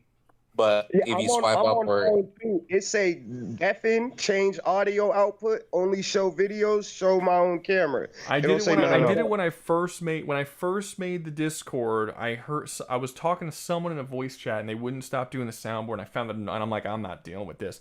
So I found it and I just turned it off, and I don't have to deal with it anymore. But so like no one in the stream can hear it if you guys do it, but you guys can all hear it. So like yeah, that was the problem too. The stream and Rouga couldn't hear it. Oh yeah, that's right. It was just y'all who could hear it. Yeah. It made me feel like I was on a trip or something, He bro. thought, like, yeah, he was. Well, Whitey was being shit. like, Rouga, are you fucking with me? Like, seriously? I'm like, no, dude, I promise you, I cannot hear it. But I forgot that I had turned it off, like when I originally made the Discord, because that shit's annoying. I don't want to deal with that. I was talking in a group in a voice chat. I was talking in a voice chat with like 6 people, and one dude was obnoxious, and like every couple of sentences he was doing the fucking soundboard. I found it. And I just found it so annoying, and I was like, okay, I gotta turn that shit off. Hey, Whitey, where is it at? You click stream VC at the top, and then you get. You go to comment the YouTube. He said Liam unmuted him to know what would happen. That sounds like Liam, to be fair. Yeah, that sounds like some Liam shit. So wait. Are you saying just to see what would happen if he would unmute him? Just to see what I would do if he unmuted them.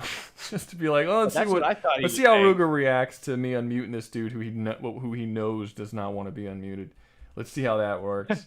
Let's see the rage come down on this man who probably doesn't deserve it anymore. Mike, you find it? Curiosity.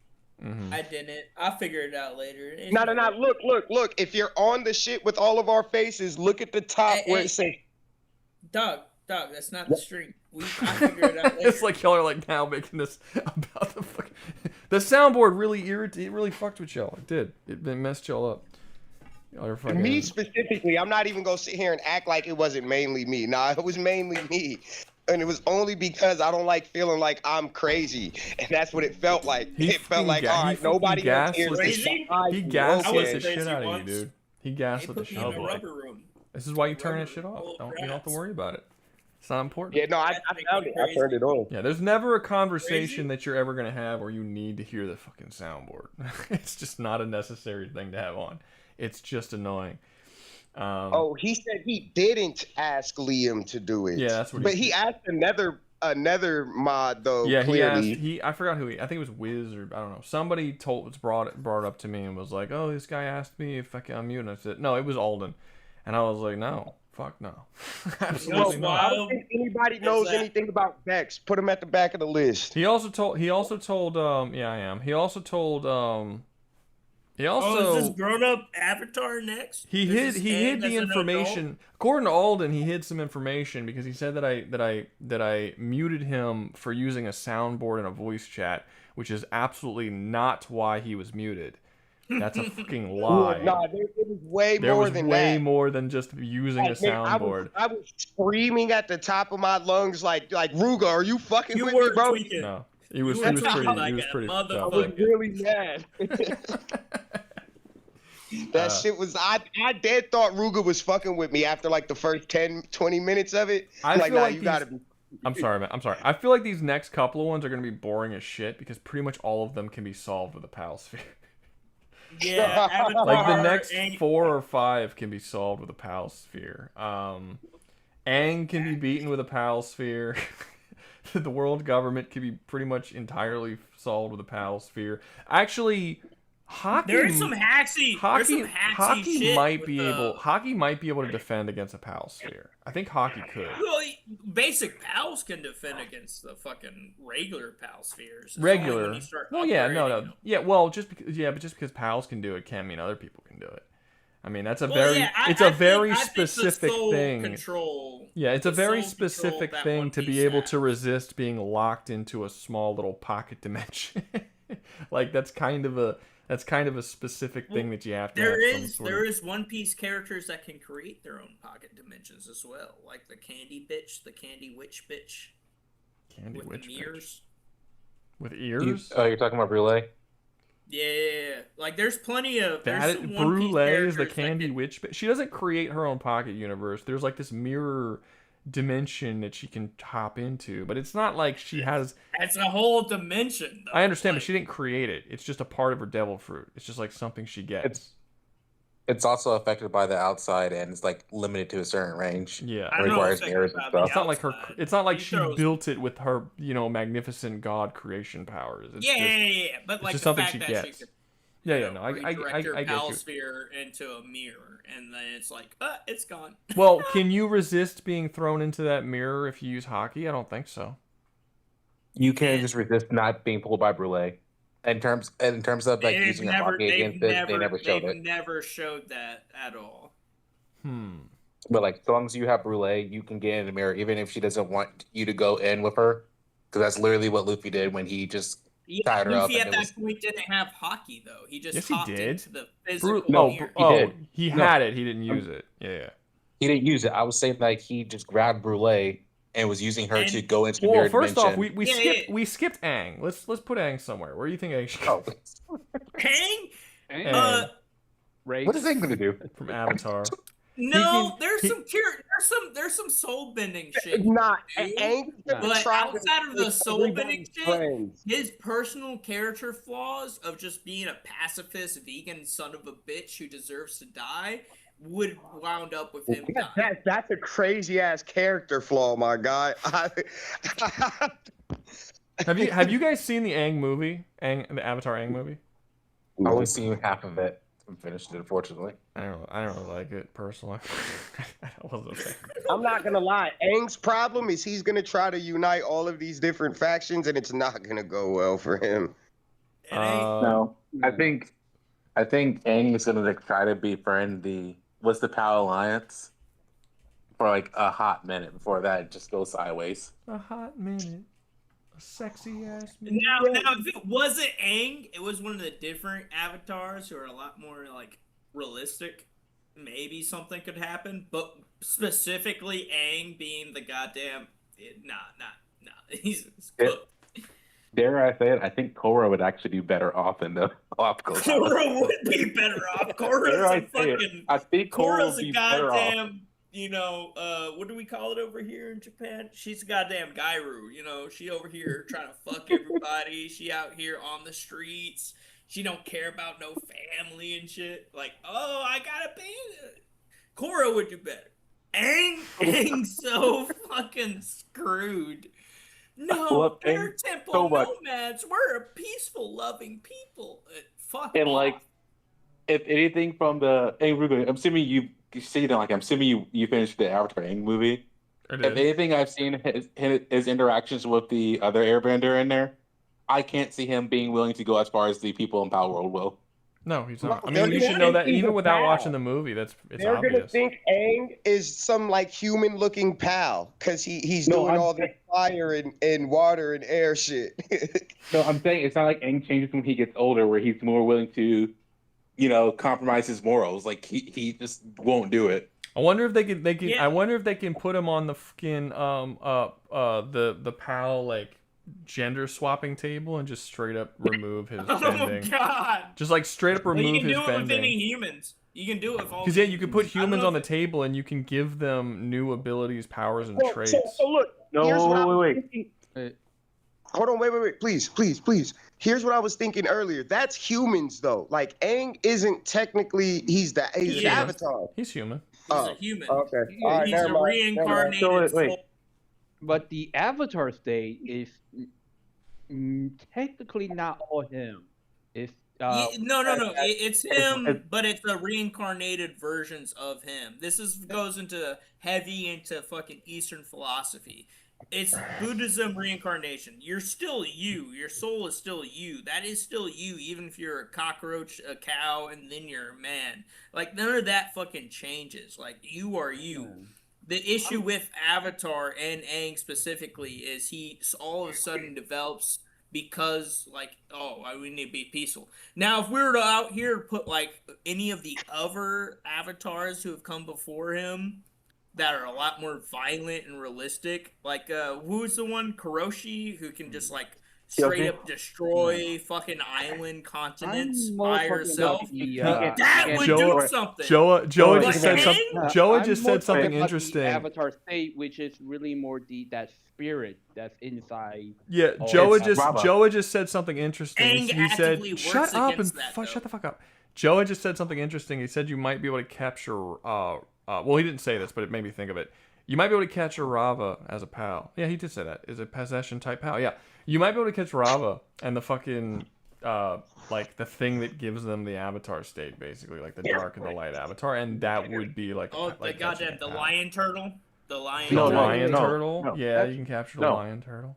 What's up? Actually, I think that... Wait, I think I found the a way for Avatar to Aang to avoid getting PAL Spear is... I've noticed that whenever you try to, like, throw a PAL Spear at a human that has not released their... pals yet, you automatically fail. No, that's not true. You need stronger pal spheres. That's not true. No, you just got to keep chucking them regular ones. What you mean? Yeah, like you can. There are certain super weak pal spheres. Well, I don't think it's possible for you to not be able to catch a pal regardless of the pal sphere you're using. Like I've seen people make like 6,000 fucking like the little first shitty PAL spheres, and they'll just keep chucking them until it works. It's just that the percentage becomes so low. Like, there's a percentage that they actually get caught, and there's a that they actually go in the sphere, and then there's a percentage there's actually like 3 or 4 different percentages. Someone posted just like Aang and the Avatar state can do. Someone posted. Let me finish what I was fucking saying, Mike. Someone posted the mathematical equations. Basically, the percentage that you see when you go to throw the PAL sphere isn't an actually accurate percentage. There's some wonkiness with it. You apparently have like 3 different percentages that's based on your level, what PAL it is, what PAL sphere you're using, and there's a percent chance that they'll actually go in the PAL sphere. There's a percent chance that they'll get caught within that PAL sphere and different stuff. So there's a couple of different things to it, but as far as I am aware, you can potentially catch any PAL with any PAL sphere. It's just the percentage is really, really low if you're using a really shitty PAL sphere or if you have a low capture power or whatever.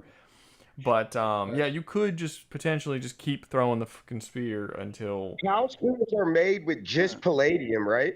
The first ones, yeah. Like the later ones are made with more stuff.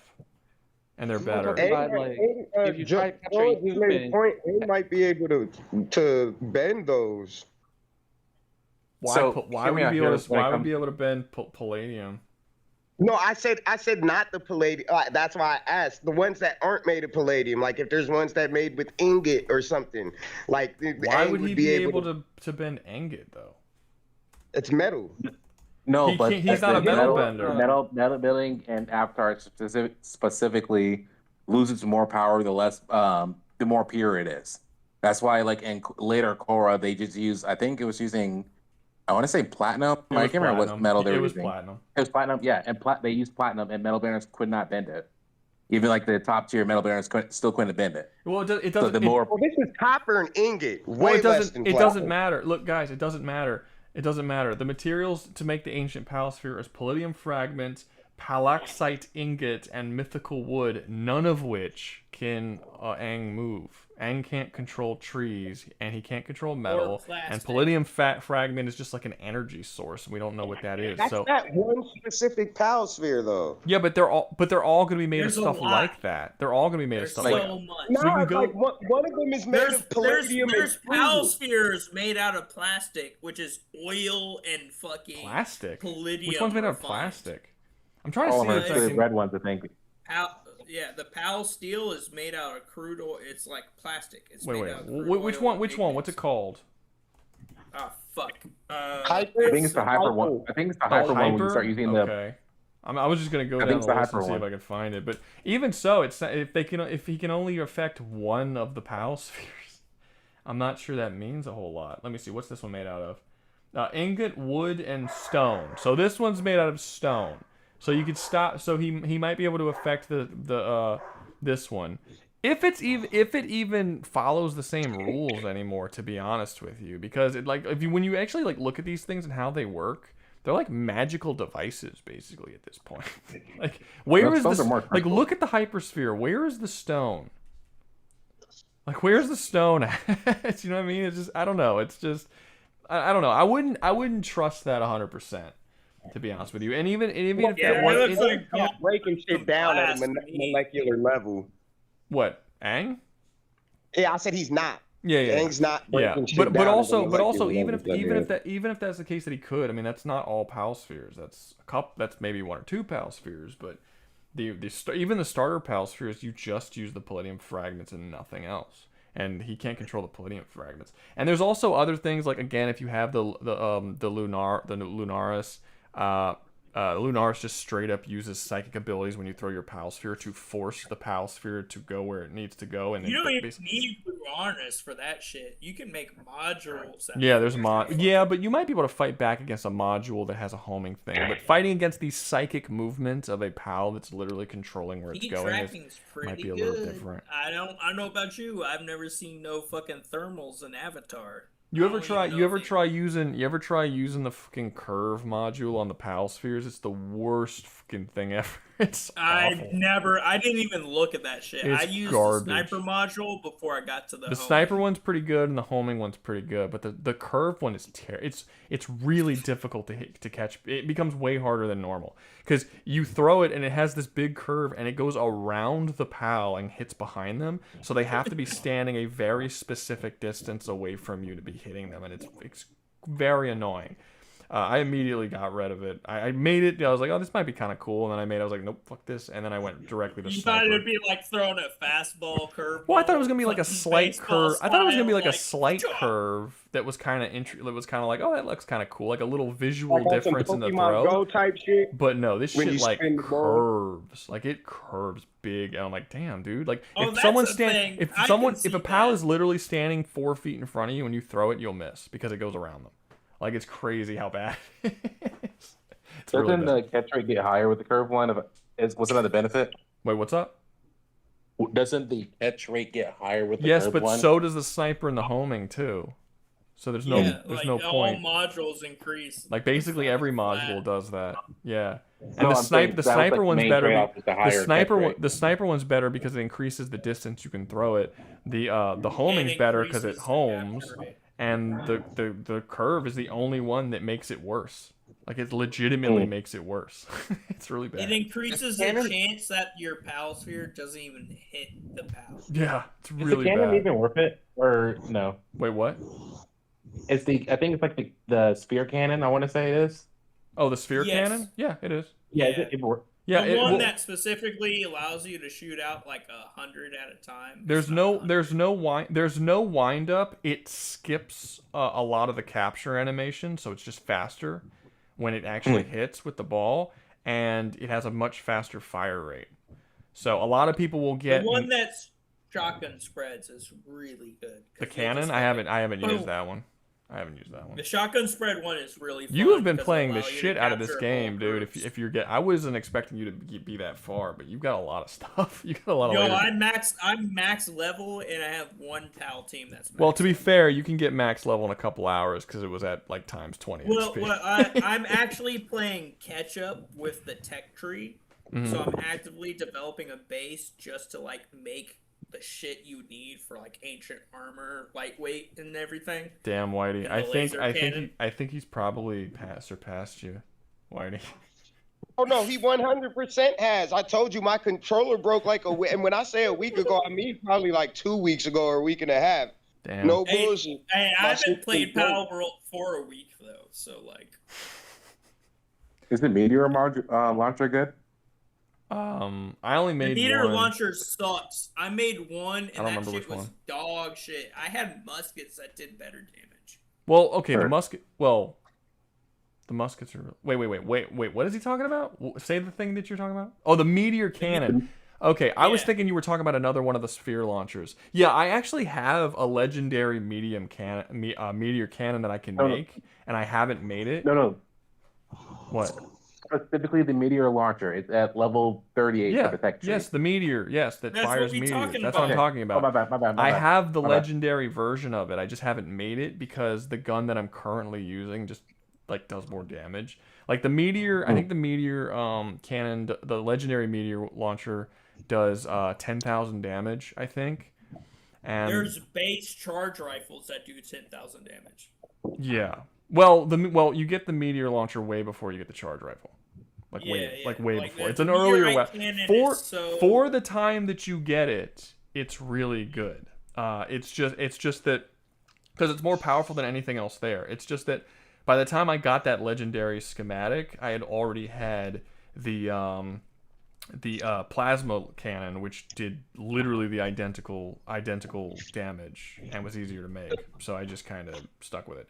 But no, the one thing that's pretty cool about the launcher is in order to make the ammunition for it, you need the meteor fragments, which you can go into the settings and up the how often the meteor fragments fall, so you can basically really easily make the ammunition, which is a pretty cool benefit because the plasma cannon, it's not difficult to get ammunition for it, but it's not as easy as the meteor launcher. So if you get like a plasma cannon that does 10,000 and you get the fucking the legendary meteor launcher, I think overall the ammunition would be easier to make for the meteor launcher. So I should actually probably make it. The reason why I didn't make the meteor launcher is because I have a particular PAL. Its reload is so slow.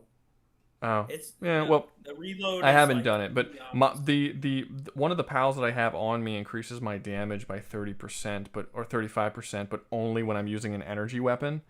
So I would lose that 35% buff on my gun damage if I got the meteor launcher, which is why I never actually ended up making it. But yeah, no, I have a bunch of PALs on my person that just increase my fucking gun damage. So my gun damage is almost 500%. Like I one-shot most things. I do way more damage than my PALs do, which is very unusual. Yeah. Most people just kind of stand there. No, I know what you're talking about. It's nice. I played. Should I just start a new playthrough? I don't know. It's up to you. No. Do whatever you want. There's no reason. Unless you're gonna like. Wait. Actually, when was the last time you played? Was it before 1.0 came out?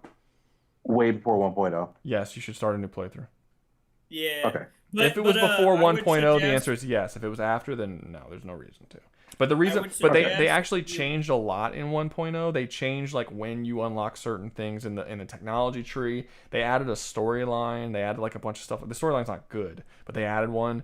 So like if you don't start over for 1.0 and you just play it right now, things are going to be kind of weird. Like you're going to get things at times that don't make sense for like where you are in the game. Like it doesn't quite line up properly. So yeah, I would start over if you haven't played since before 1.0. A caveat to that, I would suggest highly at least modify like the correct world modifiers to get the same as what we have the Rouga's like multiplayer server that we play on, because like there's so much like bullshit like grindy arc survival systems in the game that are just slow the game down so fucking much. Okay, so I don't know all those modifiers.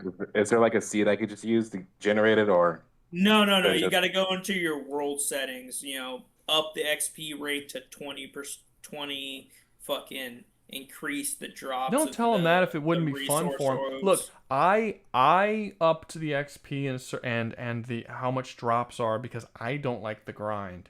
But there are certain people who enjoy survival games and they like cutting down trees and building stuff and doing all that and like they like the time it takes to do things. I don't, so I got rid of it. But if you like games that have a bit of a grind to it, then just play it normally. Waiting an hour for an egg to hatch? Get out of here. Well, you don't actually. Look, I forgot who I was talking to. Was it Mexican Jesus? I don't know. Me.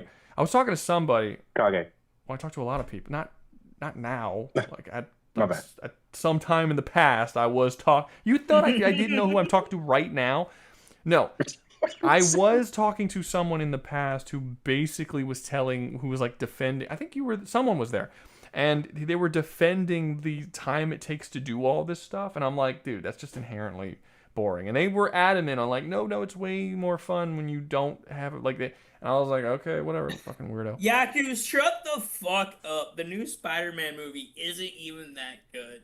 Like, barely any of it makes any fucking sense. Nothing. Well, I don't understand what Yaku is. Yaku is saying it's all right, but then he's giving it an 8 out of 10. So I don't know. Yeah, no, that's what so the kind stupid. of all right. 8 out of 10 is really, really good. It's trash. He said people. He said people over. It's a quality movie, but it's not. He good. said people overhyped the hell out of it. You're talking about it like it's average, but you gave it an 8 out of 10. Your number is not equivalent to like what you're saying about it. 7 out of 10 is also good. 7 out of 10 is not bad. That's above average. That's a 2 perfectly points above average. 6 is above average. 7's decent. 7's pretty solid. I wasn't a huge fan of it personally. I don't like what the moral implications does to Spider-Man's character. Jean Grey. I don't care what they did. I don't mind that they look. I don't mind that they made Jean Grey a villain and did like some stuff with Jean Grey. That's not really what bothered me. But they didn't make her a villain. Having Spider-Man like suddenly shift and be like, I'm going to help this chick and help her escape from the police and stuff. You can do whatever you want with Jean Grey. You haven't introduced her into your world yet. So whatever version of Jean Grey you want to make, you can make. But you just showed that this version of Spider-Man doesn't know what justice is. Because he literally went out of his way to help a villain who has easily killed at least a couple hundred people. And literal terrorist. She straight up terrorist. The old man just like I've seen a lot of videos where I've seen a lot of videos online. I haven't watched them, but I keep seeing the thumbnails pop up and people are talking about how much they like, Jean Grey is evil, and I'll see other videos where it's like Jean Grey isn't too evil, and I'm like, y'all are arguing about the wrong thing, dude. Maybe she is too evil, maybe she isn't. That's not the point. The point is they made Spider-Man not know what evil is or what justice is, and he literally fights to let her escape and let her go. The Punisher apologizes to Spider-Man for trying to shoot a woman who had hundreds of thousands of people bare minimum held hostage and was threatening to kill them all. And he shot her, which he should have done because he's the Punisher. Spider-Man gets in the way, protects her, which does kind of match his character. I'm not against that. The sniper. But where she's like fucking... But Punisher apologizing to Spider-Man for trying to kill her, completely out of character. And Spider-Man, no, that's out of character. He would not apologize for trying to shoot someone who was threatening to kill hundreds of thousands of people. And Spider-Man... He would apologize for that. He would apologize to Spider-Man for... He did. But he apologized for both. And he even told Spider-Man afterwards, he's like, yeah, no, she's safe. She got away. It's like, Punisher would never let this bitch get away. And then Spider-Man, Spider-Man, after he jumps in front of the bullet, he looks at her and he's like, the cops are coming. You got to get out of here. Bro, you're aiding and abetting a terrorist. Spider-Man would not aid and abet a terrorist. So... My gripe, I didn't like the movie, and I think it's gonna be a hindsight thing against the mutants. I don't like the first official mutant they have in the MCU being a villain, because I'm imagining already. What are you talking about? The first official mutant they had was Wolverine. Wolverine. I completely forgot about Wolverine altogether. The Deadpool and Wolverine movie is canonical. Well, it was technically Deadpool and Loki's Wolverine. Little TV show bullshit. Hold on. Okay, fine. Jean's not the first official mutant. X-Men. It's semantics. She's an introduction to this whole, new era, and it's annoying. No, well, that's even crazier. With Jean Grey's story, what the fuck are they gonna do with Wolverine if they want to make? I think the idea here is that Jean Grey is a boring character in the comics. That's why they made her the Phoenix, because even the writers of the X-Men comics always found her to be rather boring. So they thought that this would be a more interesting variation of the character, since it's pretty much unanimously agreed upon by X-Men fans that Jean Grey is boring outside of the Phoenix stuff.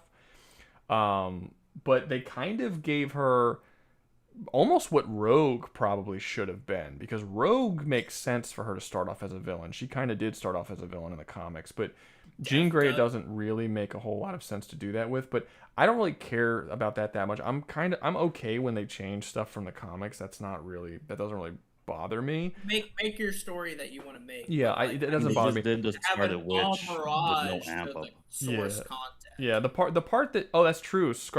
Technically Scarlet Witch and Quicksilver were in there. I don't know if they qualify as mutants in they were Quicksilver. In the MCU, specifically in the MCU. They're not. I don't know if they're considered. Well, they may be considered them now. They just didn't it wasn't revealed that they were, but maybe we'll find out later on. Like, oh, actually, they're mutants too. Who knows? No, they probably change it eventually. We don't know. As far as the Age of Ultron, the word mutant hasn't been used in the MCU yet. We don't know who's a mutant and who isn't.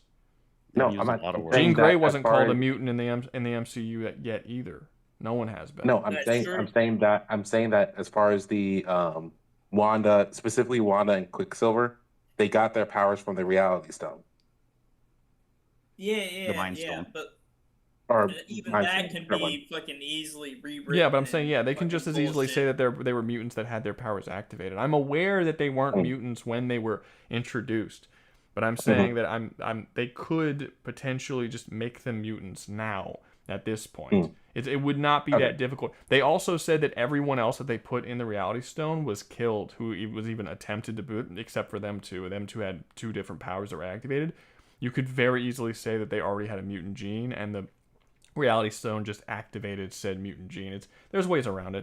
But yeah, no, I don't care what they did with Jean Grey. I more so care what that means for every heroic character in that movie. That was really none of them. There's no heroic characters. They're not heroes. Neither Spider-Man and Punisher are not heroes in that. It's wild that the Hulk almost seems like a better fucking hero to follow, even though that actually brings up something. She reactivated, original Hulk, Savage Hulk, but even then, it's not even like a good Hulk. Yeah. And she reactivated Hulk. She reactivated Hulk in a populated area, and then left and did not seem to give a shit. It's like which is crazy. Yeah, we know that Hulk has killed Peter people Parker's in the past. Go, oh yeah, she's not that bad a person. It's just like dude. No, she's a bad person. She's a bad person. I just don't mind that she's a bad person.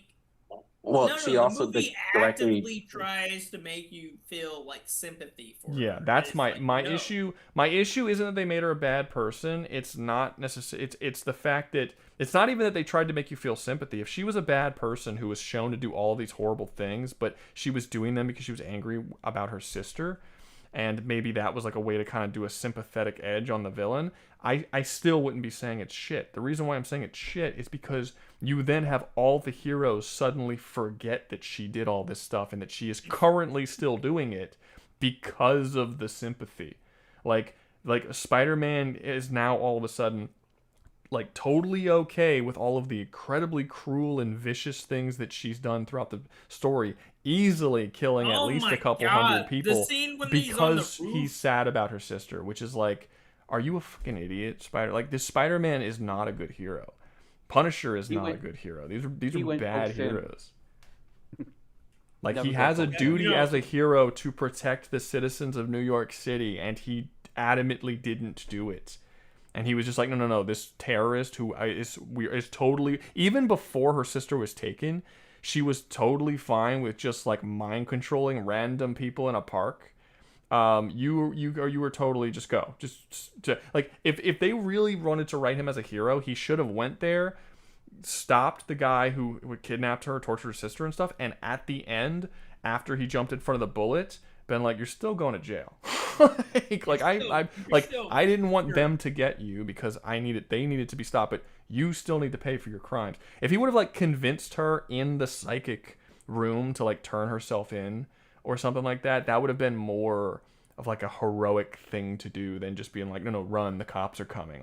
Yeah, the cops are coming because you fucking endangered the lives of bare minimum hundreds of thousands of people, likely millions, because I don't know if they say it in the movie, but I've heard a lot of people say that she controlled a kilometer. I don't remember them saying that in the movie that she controlled a kilometer. But it was a lot of area, and this is New York City. New York City isn't that big, and there's over 8 million people. Populated. Yeah, and there's over 8 million people in New York City. If she controlled, a mile or 2 miles of area, which it seems like it is, because Punisher took a while to drive over to get to where Spider-Man was. The assumption would be that she's at least controlled hundreds of thousands, if not 1 million or 2. So that's crazy. And she threatened Spider-Man. She's like, I'm going to kill them all. It was like, fuck this bitch. Like, with Spider-Man, dude. Like, I almost wish she did kill them all, so Spider-Man learned his fucking lesson. It was like, you just, like, you suck. Which is wild to say. That's so wild to be like, yeah, no, this villain needs to be fucking. Yeah, no. This is why you don't be racist against mutants, but telepaths, it's on site. I'm gonna be honest. Okay, so Yaku said they did say it was a kilometer. I don't know why they said it was a kilometer, because these are Americans. Was this movie directed by an American? Because it's weird to have them say kilometer. Probably not. I think it's more weird that out of all people, Punisher said kilometer. Like, I could completely buy that makes sense with military background. Yeah. Being real. I'm being real. Punisher. He looks Asian. He looks Asian, but it says he's American. So I don't know why they said kilometer when all the characters involved in the story are American. Nobody uses kilometer. The Punisher specifically makes sense why he would use meter and kilometer instead, because that's just like standard. Maybe. I don't remember if Punisher was the one who said it or not. If it was Punisher, that makes sense. Okay, fair enough. I don't remember who said it. I don't remember them saying it in the movie, but I've heard after that people were saying it was a kilometer. I'm assuming I must have missed where it was said in the film. But yeah, apparently it was. I know he makes that. He's like, I'm going to set up this insane sniper shot. Yeah. But it took him a while to get to that place where he could set up. Like, he was driving through the city for a while trying to get there. So, I mean, he was far away. It wasn't close. Yeah. So it's just like there's a ton of like whole cities and shit were like how large section of the city was fucking in control. But honestly, it doesn't matter. Even if that didn't happen, she blew up a building that she did not know was empty. And the only reason why, like, I don't even think we're ever told whether or not it's empty. I think we're just meant to assume it's empty. She threw an elderly man in front of a car. She threw 2 dudes off of a building. She mind controlled a countless number of people, even before that last scene where she mind controls a section of the city. She, for no reason, takes over the mind of MJ and then basically pretends that she got her memory back. Sexually assaulted MJ, pretty much. Sexually assaults both MJ and Peter by taking over a woman who doesn't know who Peter is and kissing, and like all of this is like, dude, this is a fucking evil person. And again, I'm totally cool with her being evil. I'm not cool with the heroes of the story being cool with all of the decisions she made, because that means that they don't know what morality is or what justice is, and that's my problem. We're watching movies about heroes that don't know what justice is. If you don't know what justice is, you have no business being a superhero. That's kind of the whole point. These are bad. Well, heroes. That's actually why you have characters like the Punisher. Yeah, but even I'm gonna eradicate the fucking problem. I don't give a fuck what the consequences are. He did want to shoot Spider-Man. Yeah, but this wasn't a situation where Spider-Man was like, I don't want to kill this person. This was a situation where I want to help this person escape the police. That's very different. It's so much worse. It's so much worse. It's like, Jesus, dude. He did capture her and she got taken in, but then that was with the wrong people. It was with freaking. It was even the wrong people. They were like legit, like, oh yeah, this bitch wants to fucking mind control everybody. I'm not mad at her. I'm mad at Peter. Like, I always said that this was not my Spider-Man, and I felt that way. And then it felt like they were trying to get him there in No Way Home, and I was like, okay, all right, we'll see what happens. But it's like, nope, this still is not my Spider-Man. He's not a hero. He doesn't feel like a hero. He feels incompetent and pussified and just weak and pathetic, and I don't know. He's not a heroic in any way. He just sucks, dude. He sucks as Spider-Man. He's horrible, dude. You guys seen the leaks for the next film? For Doomsday, not the next film. I don't know what the next film is. Doomsday is Doomsday. Like the trailers. I've seen the trailers that got released. No. Recently. No. The After plot the leaks. The leak. The actual plot. I haven't seen nothing about that. What did they say about the plot leak? The entire plot of Doomsday was leaked, and it is baffling. It's so baffling. Bad or baffling, confusing. I don't know if any. Well, I don't want to say it on the stream because I'm not sure if people want to get like spoiled. Because it could be totally wrong. It could be totally wrong, but people are thinking that it's right because the place that leaked it was the same place that leaked another Marvel movie that came out like a year or two ago, and they got all of them right as well. I think they leaked the last Avengers movie, and they got the whole plot correct. So people are assuming that this is probably right. Here, I'll make a poll, and if people want, I'll talk about it. I don't know the whole thing because I didn't read the whole thing, but I know some stuff. And if you guys want me to talk about it, we can talk about it. But yeah, the Punisher show. This is a big spoiler. The Punisher shows up and he shoots Doom and he dies in the first 10 minutes. Exactly. That's the big spoiler. I would honestly like that though, because like Doctor Doom. That is not what happens. Some of the That's not what happens. Is like really good. Leak it. Let me get fucking people's opinions before I just start leaking it to everyone who doesn't want to fucking hear it. I'm assuming most people aren't going to care because I feel like most people are done with Marvel. Oh my god! Yeah. But I can't spoil everything because, like I said, I only know like the first bits of it. I don't know like everything. Like, I don't know how it ends. No, I'm sorry. I know a little bit of how it ends. I do know a little bit of how it ends, but I'll just wait a little bit. People vote. If you want me to talk about it, I'll talk about it. I'm not going to go into super hardcore detail, but I'll say a little bit of what I know. I actually liked Thunderbolts a fair amount. I thought that was probably one of the more. I actually did like the Thunderbolts a fair amount. I saw that. No, the Thunderbolts was good. I didn't watch it compared to the rest of the fucking Marvel stuff that was coming out. I actually like Thunderbolts a little bit. I did. I wanted to check out the Fantastic Four movie too. I heard that one was pretty alright. I haven't. I've been so done with Marvel, dude. Like the Spider-Man film I watched, did not watch it in theaters because I don't care to watch any Marvel movie. Even Spider-Man, I just didn't care to watch in theaters. I watched it in the Discord with a lot of you guys in a VC. I just kind of shared it and we just all watched it together. But like I didn't watch that in theaters. The last Marvel movie before that I saw in theaters, I might be missing something, but I think it was Guardians 3.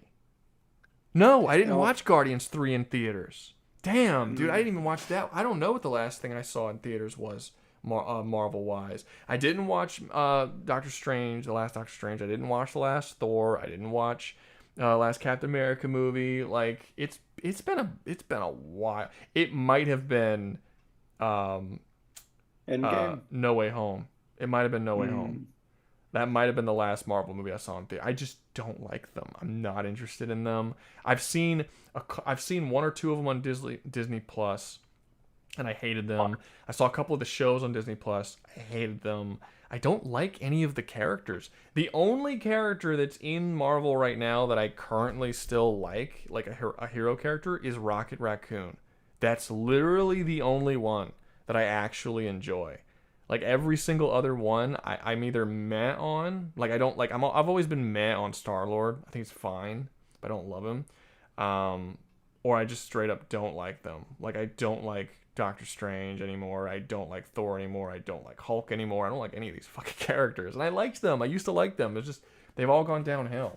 I did like how they brought back a more savage Hulk in the new Spider-Man movie. I hope that's. But he doesn't even do anything in the story plot. It's just like he doesn't. Here's Savage Hulk. He's there for it's literally in the movie. It's literally in the movie because people wanted Savage Hulk back, and they were like, "We're just gonna do that here." He was there for a fight and an explanation on how Peter had got the whole gene tech thing. They could have gotten the well. That causes all kinds of issues because the fact that technology exists means that mutants shouldn't be a problem.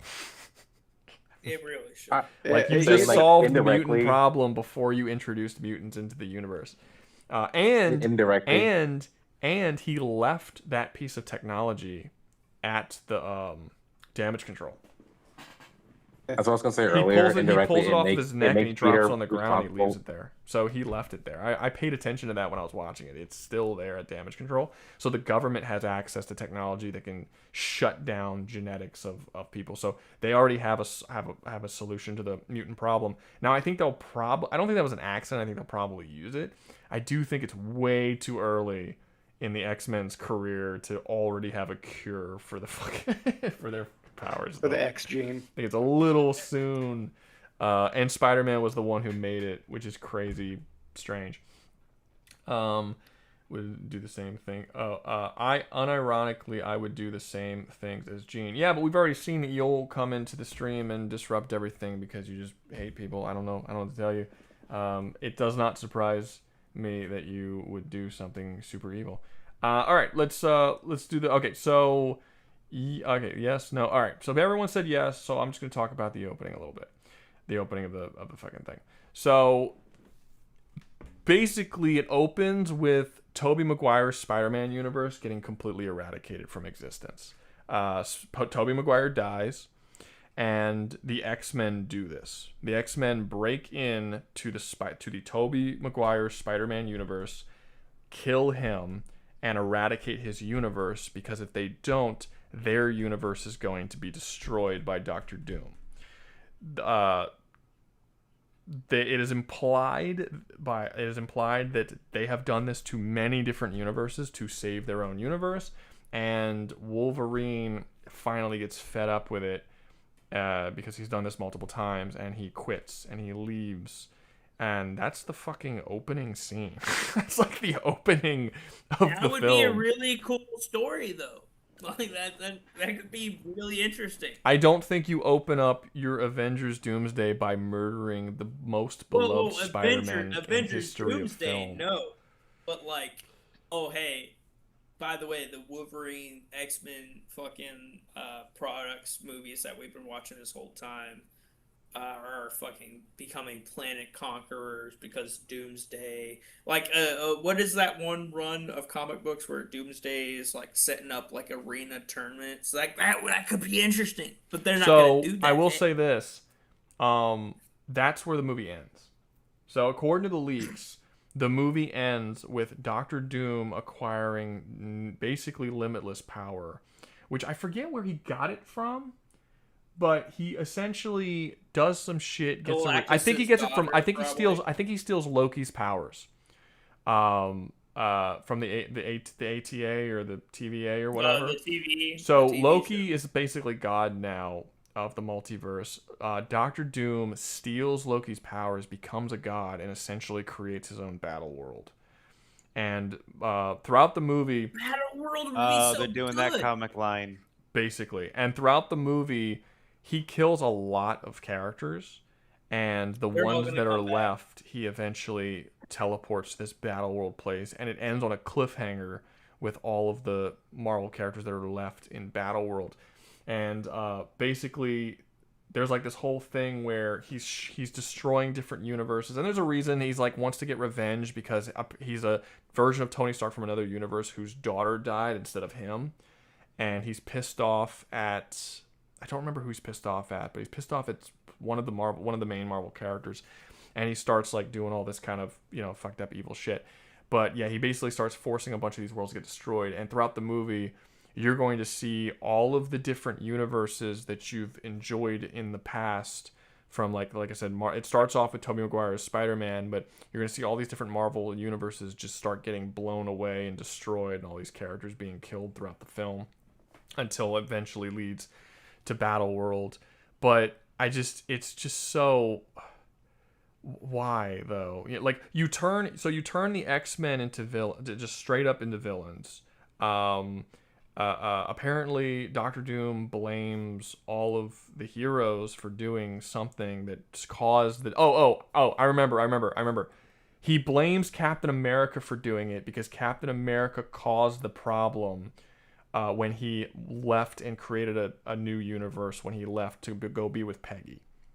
And Yeah, then like he's I went told to use the bathroom. How long is this plot? it's a movie.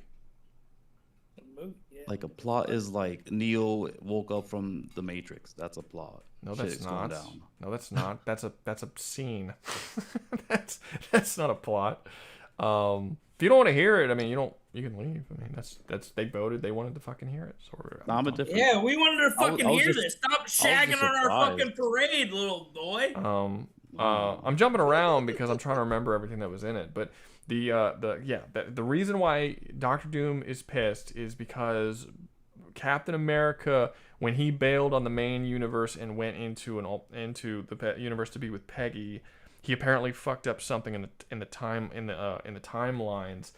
Peggy, Loki shows up to Captain America and Peggy and says, "You being here is going to destroy this universe, so you should probably leave and go to a different universe." And he does. And I forgot what universe he goes into, but he goes into another universe that we know from another movie. And he goes there instead, and that's how he gets involved with the whole plot of the film. But that essentially he's the cause of all this, and it's another like Tony Stark hating on Captain America situation thing, because this entire movie is going to be driven by nostalgia because all of their other movies are fucking failing. They're trying to get people in theaters with nostalgia. So it's a Tony versus Captain America thing, but instead this time I guess Captain America's in the wrong instead of Tony. Or I guess they're both in the wrong. Now, it just when I was going through this plot and I was Captain looking. America was in the wrong in the first place. No, Captain America was in the right in Civil War. Absolutely, no way. Captain America was 100% in the right in Civil War. I don't even think that's debatable. Like, how the fuck was he not in the wrong? Literally, Grown man with best friend beat up on disabled child after killing parents. What are you talking about? He didn't beat up on disabled child after killing parents. Calling Tony disabled. Tony's not disabled, and He's got heart He's not disabled. He's not a child, and he was brainwashed when he did it. Tony does not make a single good decision throughout that entire film in that movie. Like, not one. Every decision he makes is like just inherently wrong. Siding with the government at the beginning was wrong. Because of the Soviet Accords, which the Soviet Accords, the only reason why they were even made is because he caused the problems in Sokovia. No one else did. I'm surprised no one else was like, Tony, you did this. You're the reason why the Sokovia Accords are even existing. No one calls him out for that, which I always found very strange. Actually, someone does call him out, Riga, to be technical here. What scene calls him out? No, the mom when he was having No. The Avengers. When the Soviet Accords are written up, no one calls him out for the Soviet Accords being his fault. No one does that. Never mind then. I think Black Widow, not Black Widow. She doesn't. Scarlet Witch might have. No, she doesn't. No one calls him out. No one. I've seen this movie at least 6 times. No one I think calls in him regards out to like at any point. This dude in the first Infinity War. After he got jumped, Vision. Infinity War? I'm talking about Civil War. Like the start of Vision. I'm talking about Civil War. I'm talking about Civil War when they were all signing the Soviet Accords and arguing about it. No one calls out Tony Stark for being the reason the Soviet Accords are being signed in the first place. So his whole thing about trying to convince everybody to sign the Accords is like, no one was like, this is on you. Like, why do we all have to sign this when you're the one who caused this to happen? And it was specifically bad. It was like particularly bad because Tony was the one who was pushing everyone to sign something that only exists because of him. He does not make a single. He goes after Bucky, only to find out towards the end of the film that Bucky was actually innocent the whole time, and Captain America was right. Like, the movie goes out of its way to show you that Tony's wrong in that movie. At the beginning of the film, we know that he is driven by emotion because, 1, the mom, who makes him feel really guilty. 2, he doesn't have Pepper anymore, which he starts off in an emotional way. He's doing this whole thing with his parents, and he's trying to deal, like, he's in therapy and shit they talk about. Like, he's very clearly in an emotional, an emotional fucking erratic state throughout the entirety of that movie, and every decision he makes is an emotional decision. The movie makes that shit very clear. Tony is in the wrong. There's a reason why it's called Captain America Civil War. Captain America's the good guy, Tony's the antagonist. 100%. If I remember correctly, Scarlet Witch was the one that ended up taking the flak instead because she accidentally blew up that one building with I think like normal civilians on board. Yeah. No, that was No, it wasn't. that was indirect. That's what like confirmed them doubling No, down she on did. She pushing blew. it. No, she blew. It was. Yeah, she blew it up. She blew it Yeah, up. that's It when they wasn't were on fighting purpose, crossbones. but she definitely caused the shit to blow up. She just flung the dude in the direction of a building when she should have flung him in the direction of literally nothing. But it wasn't great, but it doesn't change the fact that the reason why they were written up was because of the Sokovia. It was because of Sokovia, not because that like Sokovia was the thing. It's literally called the Sokovia Accords. It's not called the Scarlet Witch blows up a fucking building Accords. You know, it was because Sokovia killed a lot of people. It's been a while. How did Tony cause it? He had nothing to do with it. He caused Sokovia. All of Sokovia was his fault He because made he Ultron. built Ultron. Yeah. That was his fault. Or Vision, Ultron, where the fuck? He made them both. He Yeah. made Ultron and Vision. But remember, Vision was originally Jarvis. That doesn't. I mean, it doesn't Ultron matter. was- Vision's not the one who destroyed Sokovia. No, Ultron no. is. He didn't make Vision. Ultron made Vision. No, Ultron he created the didn't. body. Vision was created by fusing Jarvis together with the Mind Stone. That was done by Tony Stark and Bruce Banner, and they put that mind into a body that was created by Ultron. But Ultron did not create Vision. The adamantium body. The body was created. The body wasn't even created by Ultron because the body was created by a doctor that Ultron forced her to build for him. But Ultron did not build Vision. No. But yeah, no, it was yeah. This is the most I've talked about Marvel in a really long time. I've been so who gives a fuck about Marvel for so long, dude. It's just Marvel fucking has been trash. But anyway, what made us right? The plot of the thing. Yeah, so it just seems like the whole plot of this film, which again could still be wrong, but it is looking like it's probably accurate, or at least somewhat accurate. It just seems like they're turning all the heroes into villains. They're again blurring the lines between good and evil. The mutants seem like they're all pieces of shit. They're killing off all the characters that we care about and like Tobey Maguire's Spider-Man. Like, I mean, dude, seriously, like, do you understand how many people's childhoods are tied specifically to Tobey Maguire's Spider-Man? You're gonna open up your movie by killing him and destroying his entire universe? Seriously? Like, dude, why? Just leave him alone. Now every time we go back to watch it, we're gonna be like, oh, all this gets destroyed, everyone dies. Like, what purpose? Just leave him be and let us enjoy those 3 movies. Like, what the fuck are you doing this for? If they open up the Pandora's box when the TVA could just like press a button on a device and destroy entire Yes, but don't just universes. Yes, but you cannot do that. Like, you cannot write your movie in a way that destroys everything that we've cared about previously, turns all of the new characters that you're introducing into it, all of the characters that are based. I'm okay with like new versions of characters, but like none of these heroes, when you read the fucking leaks, none of them read like heroes. They all read like pieces of shit that are just making very selfish decisions that are leading to the destruction of everything. And people are coming to the conclusion that this is probably going to lead to just a complete reboot of the entire multiverse, so they could just start over with all new actors and shit. Which maybe, but it's like it seems like you're right. You're like specifically trying to write everybody to be just unbearably terrible before you do that. And it's just, I don't know. It's just, again, maybe it's leaks. Maybe there's like something, maybe like the dialogue and stuff is going to make it all work in the end. And like, these are the plot points, but it's not as bad as it reads when you're not actually seeing it happen in front of you. But it just seems really, really just not pleasant to watch. It just seems awful. I find it obnoxious how everyone has to be morally gray and all of these stuff, or their version of morally gray. These are superheroes.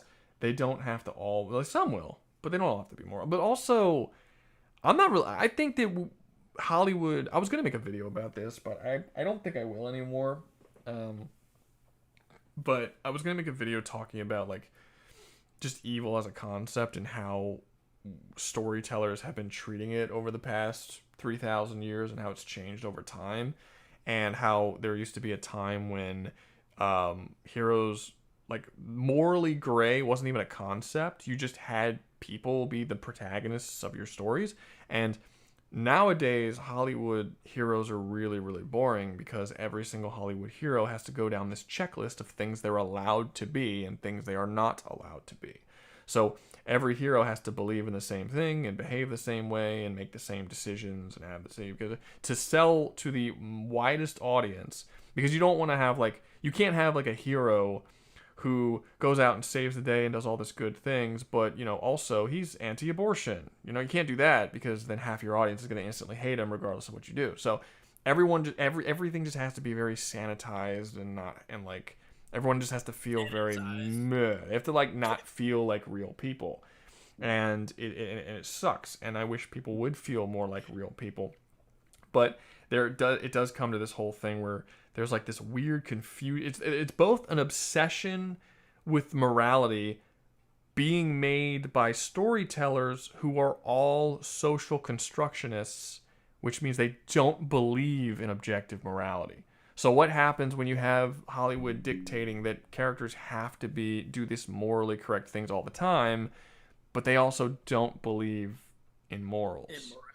So it's like it comes to this just very confused thing where characters just make decisions where you can't track the logic of the decisions they're making, and it just doesn't feel. They don't feel like real people. Like you could put 10,000 people in Spider-Man's position. 9,999 of those people would have killed Jean Grey on the spot. Like, it's crazy, dude. It's so wild. And I understand that, you know, Spider-Man doesn't kill, but does Spider-Man, like, warn them that the police are coming and let them go? Because I don't believe that someone who would make that decision, because that's another thing about modern storytelling right now. The whole concept, what separates a hero from an anti-hero? An anti-hero is a bullshit word. Just it's a bullshit term. It shouldn't exist in storytelling. But what is different between a hero and an anti-hero when morality doesn't exist, right? Or when people who are writing the story believes that morality doesn't exist? What separates these two people? There's only one thing that separates them, and that is their sensitivity towards the villains.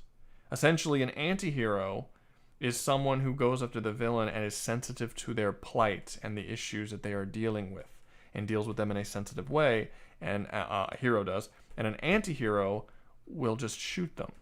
Like, that's really the main difference between a hero and an anti-hero. Everything else can be the same, but it's just their level of sensitivity towards things. And it's just baffling to me. It's so... I hate it. It's terrible. It leads to terrible stories, terrible characters. It's not good. It's really shit. I kind of wish Whitey was here for this because he's actually a very avid reader, and he's read a lot of things that I was not expecting him to have read. So I'm curious what he thinks about this, because he's probably seen a lot of what I'm talking about, because I've heard he's told me about things he's read that's like hundreds of years old even, and it'd be interesting to hear his thoughts on this. But no, this is bad, dude. It sucks, and it'll get better.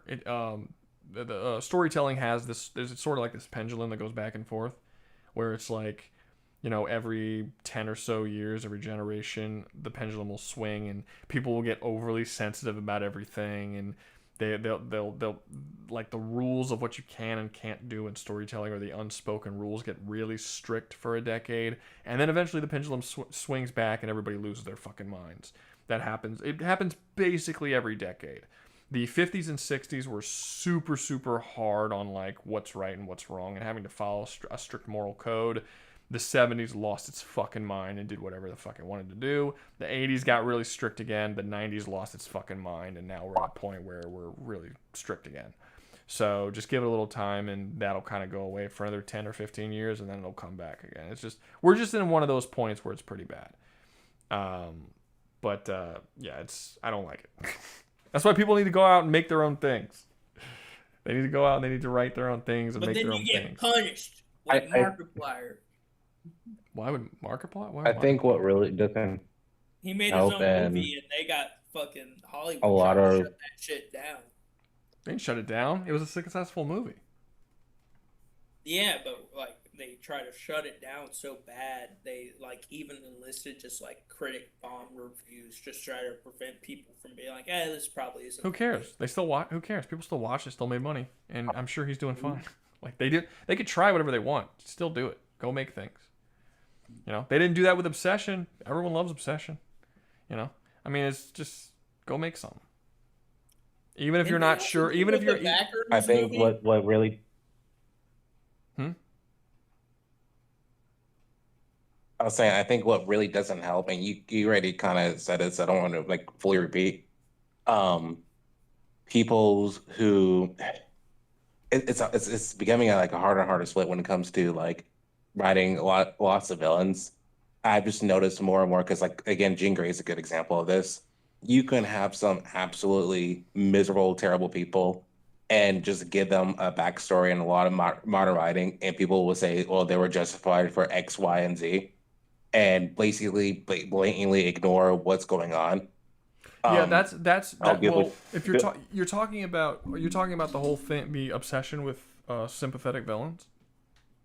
Yeah, that is my most annoying thing I've seen mainly. Yeah, that's actually tied to a totally separate thing. That's another problem that's on. It's not the whole obsession with sensitivity and checklist for heroes doesn't help that situation. But this has been going on for quite some time. So I want to say it was in the early 2000s. It was like the last 15 years or so.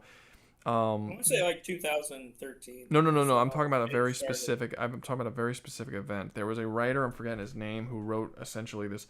He was a respected writer, and he wrote this whole thing about how to make layered villains who have depth and stuff. And he's like, and he basically he was the one who was quoted in saying, and everyone's heard this phrase, but no one knows who said it. I'm forgetting the name of the guy, but he was quoted in saying, every villain is the hero of their own story. He was the first person to say that. He said it, he wrote a book about it, and he released it, and it became like they started teaching it in schools. Like every writing school that you go to teaches this work, no matter where you go all across the country. And it became what a lot of writers who go to school for were basically taught this as like a rule that they must follow. In order for a villain to be good, and to have depth, they need to see themselves as the hero. That's where the whole sympathetic villain bullshit came from. That's so shit. It's total horse shit. It's total fucking horse shit. It's completely incompatible with the whole social constructionism of morality situation, and people's obsession with the sensitivity thing and heroes having to be sensitive to the plight of the villains. It just doesn't work. It's dumb. Like you can go as far back in storytelling as you can go, and there's some of the greatest villains of all time are not sympathetic and don't see themselves as the hero of their own stories. It's also inauthentic to real life. Like, I'm sorry, the people who believe this, they must have had such an easy life. There is such thing as people who just do fucked up shitty things because they enjoy the suffering of other people. Not everyone views themselves as the hero of their own story. Some people are bad and they don't care. And we have literally all met people like this. They don't have to be serial killers or in movies or whatever. Everyone's gone to work with a dude who's just a straight up fucking narcissist who just likes giving you shit for no reason. Everyone's gone online and seen people who will just talk to you just random because they're anonymous. They'll just talk to you like you're a piece of fucking shit and go out of their way to make you feel like trash. Yeah, just who would because do that? Trolls and stuff. Like, everyone's met one. A boss, a coworker, someone at school. Some people's parents are like this. They're all over the place. They're everywhere.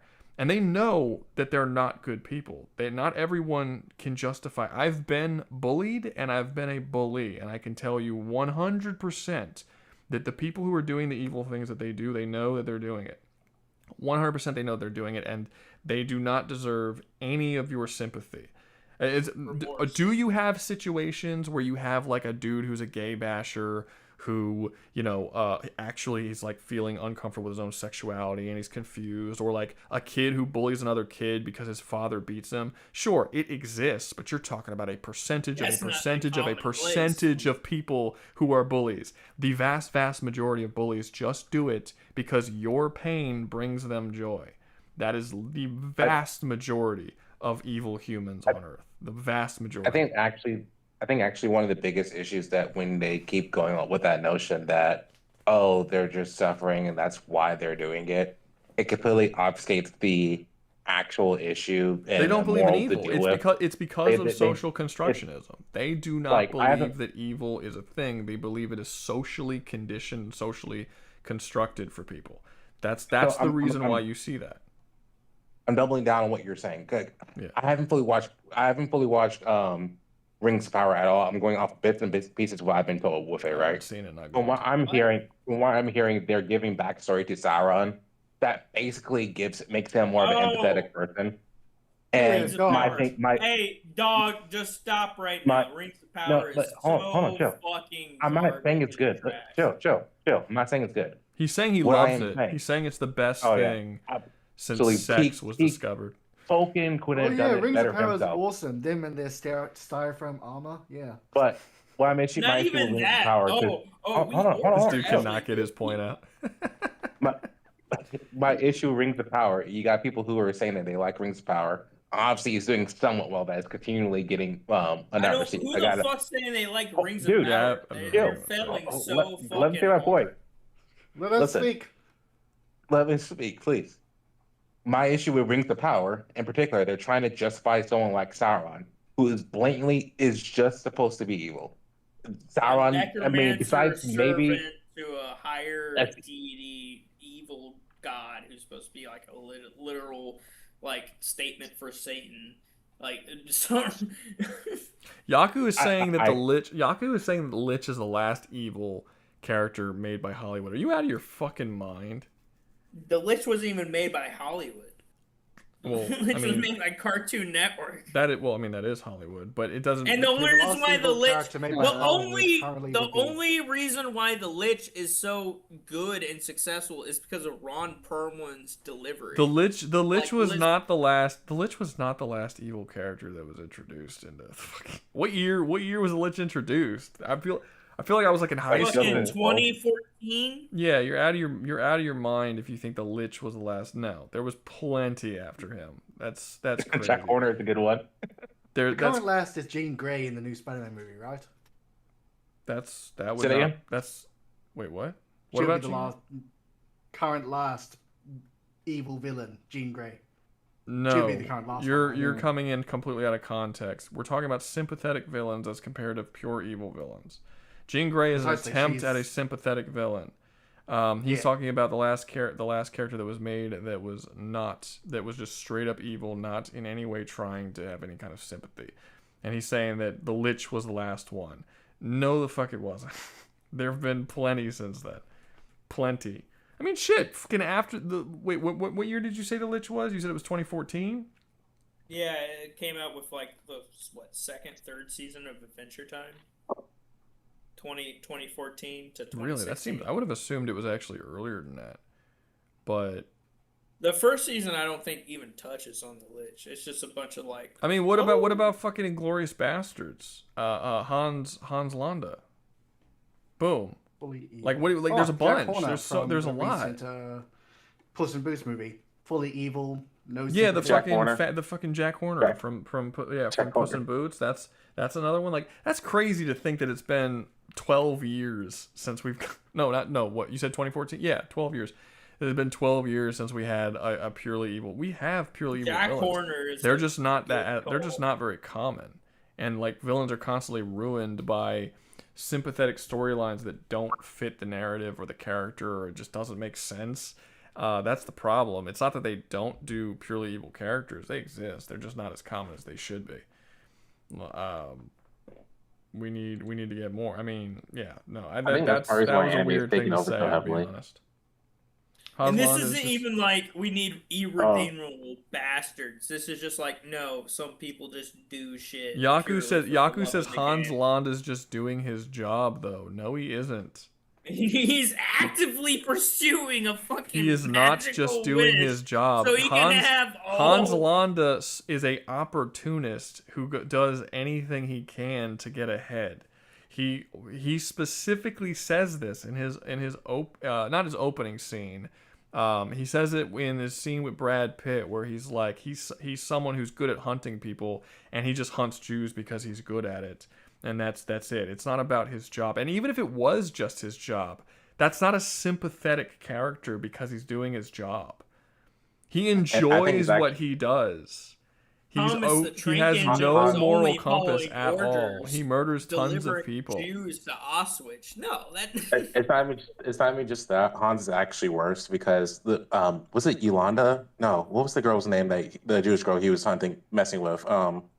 I don't remember. I know who you're talking about. He didn't mess with the girl for that much. He fucked with her with the cake. Yeah, that was another thing. That was another thing. He knows in that scene with the cake where they're eating cake. He knows who she is, and he fucks with her the entire scene just to mess with her, and he never turns her in because with him. It's not because it's his job.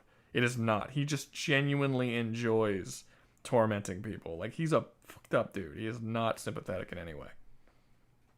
It's not just that. With the cheese Danish that she was eating, at that time, a lot of the Danishes were replaced with pork fat instead. It's like he deliberately was going after his way to feed her pork. Cool. No, that's 98% of that Glorious Bastards is shit like that. Like the whole fucking how do Americans hold their cups? How do fucking people say the number 3? Like the entirety of Inglourious Bastards is filled with shit like that. Quentin Tarantino is a character that he has no issues making just evil characters, evil protagonists. He has no problems with it. He is not one of the writers and directors that this is an issue for. A lot of other characters. There's a lot of other movies that come out that have those issues. I mean, look at fucking Django Unchained and Leonardo DiCaprio. That dude is there's no sympathetic nothing in that whole entire character. That dude's just a piece of shit. Like Quentin Tarantino are not the movies you look at when you're trying to see bad examples of sympathetic characters because he doesn't really have sympathetic villains specifically. There aren't really sympathetic villains like at all. So no, there's been plenty since the Lich. That was a strange statement. I mean, you're talking about 14 years, dude. Of course there've been not sympathetic villains. I mean, any slasher films generally do not have sympathetic villains, just generally speaking. Oh, the Riddler in the recent Batman movie. The Riddler, no, he was sympathetic. In that Batman, he was a bona fide lunatic. There was no sympathy behind him. No, Riddler was sympathetic in that movie. He was written to be sympathetic. He was doing what he was doing because he was abandoned in an orphanage to die with a bunch of other orphans. I misread that entire thing though. Yeah, like they were all like starving and abused in orphanages, and Bruce Wayne's parent Thomas Wayne just like let it happen and shit. No, he's written to be sympathetic. He's a mass murderer and he's evil and he needs to be stopped, but he's written to be sympathetic. Joker would have been a better choice, but from The Dark Knight, but that was in 2008 and that was prior to The Lich apparently. You might have said it in one of your videos. What's your take on how I think it's Lockridge from Avatar? What's the general's name? Lockridge? Quaritch. Yeah, Quaritch. Which is like, I wouldn't say that Quaritch is sympathetic. He's not even a villain. He's a villain. But he's not sympathetic. He's not a villain. How is he not a villain? He's doing the job. He's doing. That's literally what he just said for Hans Landa. Well, no. The difference is there's no anti-hero. There's no anti-hero, I guess, because they really are. He's not. First off, anti-hero is a bullshit term. It doesn't exist. I hate that. You just described it as that, though. That's the funny part. I've never described an anti. I have never. You will never hear me use anti-hero to describe a character unless I immediately afterwards say people call them that. Literally at the end of this last film they just made, he actively goes, I'm not gonna be no prisoner bitch to some fucking eco-terrorist war people. Yes, but that's because they're putting. But I don't want my son to die, so I'm gonna go commit suicide and hop off. Yes. And I guarantee you, they're gonna bring him back either way. Yes, but that's like his we're whole talking. character. Stop, Mike. That's true, but that's because the third movie tries to give him more of a sympathetic side. When they introduced his son in the second movie, they've been trying to give him a little more sympathy since then. But the first movie, he doesn't have any. He's not sympathetic in Avatar. First movie, he's right though. Like, how is he right? How is he right in the first movie? Humanity number one. What the fuck you mean? That doesn't make you right. What the fuck are you talking about? Yes, it does. No. We were made in God's image. What do you mean? What? Well, actually, they were made in their God's image, and their God actually is legitimately real. That is true. They do have the scene with them breaching. Yeah, it's literally a real thing. Yeah, like the God's actually a real thing. And you also, the humans have all but abandoned God. Like they literally say that in the first film, I'm pretty sure, that they don't really do God anymore on Earth. So you can't even say that that's a thing. Like they've lost all of their spiritual connections with the Earth. They destroyed the planet. They're not religious anymore. The Earth in the Avatar universe are a bunch of godless consumers and colonizers, and that's it. There's really nothing else. Humanity number one. Let's go. But yeah, they actually, I think that's one of the reasons why people, like, politically speaking, even though it's kind of like a hippie movie about like environmentalism, there's people on the right and the left who enjoy the Avatar movies because they're so good. I like them. I really do enjoy them, and I think the reason why that is because it actually touches on a lot of stuff that both sides care about. Like conservatives aren't huge on like the hippie shit.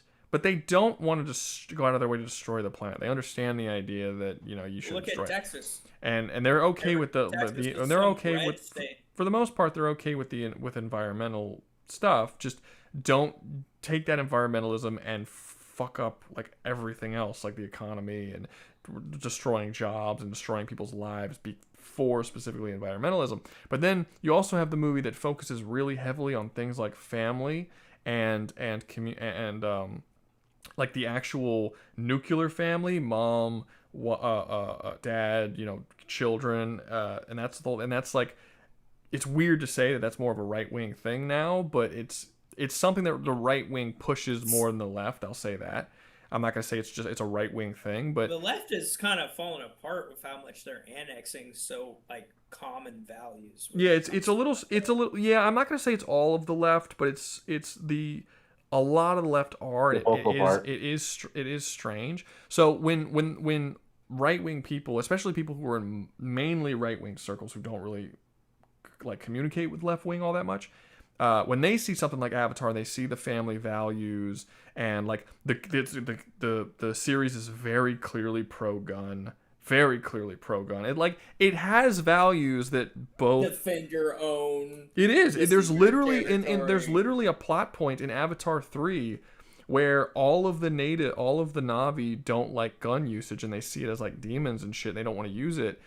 But Loak, who is introduced in the film as a perfect balance between the Na'vi and his human side, he prefers guns. The protagonist of the story, Sully, he prefers guns. The wife, Neytiri, she doesn't like guns and she refuses to use them, but she ends up using them specifically to save Sully because her weapons aren't good enough.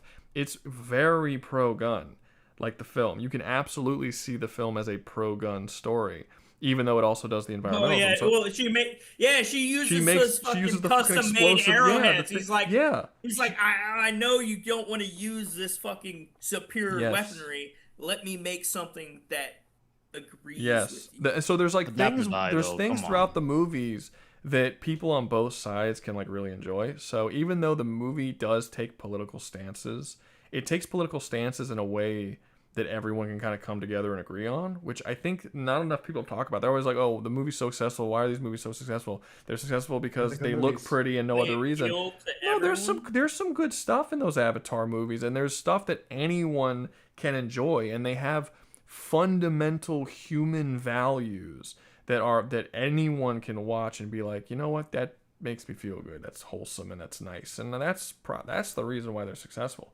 It's not because it's just pretty shit is put on the screen. I think people really undersell the Avatar movies. Yeah. Pocahontas 2.0. That is such that is such a stupid thing. The whole like, oh, it's Pocahontas, or oh, it's Dances with Wolves, or oh, it's The Last Samurai. The first, no. The first film is 100% Dances with Wolves. No, but think about that. Really no. Listen to my point though. Nothing new. Derivative. This is my point though. So you said it's Dances with Wolves. He says it's Pocahontas. Some people say it's the Last Samurai. Some people say it's Fern Gully. All of those movies have the exact same plot, and all of those movies are either liked or beloved by most people. So why the hatred for Avatar? It's There's like no why don't say it was hatred? I just said no. I know, but I know. But he said Pocahontas. When people say Pocahontas 2.0, they're not saying it as a compliment. I am. Huh? You're not the one who said it. Yes, I did. You were sympathy? Yeah, I am. Oh, why would you say it as a? No one says really? Pocahontas 2.0. Why do you say it like that? That sounds like that doesn't sound like a positive. Is the future version of it. I dig it. Like 8 times in the theater. Well, most people say this isn't. Well, you kind of threw me off because it sounds like an insult, but most people say it as an insult. But all of those movies are like all those. I don't particularly like Fern Gully, but all of those movies are good, or at least somewhat enjoyable. And it's like it's a storyline. Oil and love. There are different story. Let me fucking. There are different stories. There are every story has already been told, but there are different story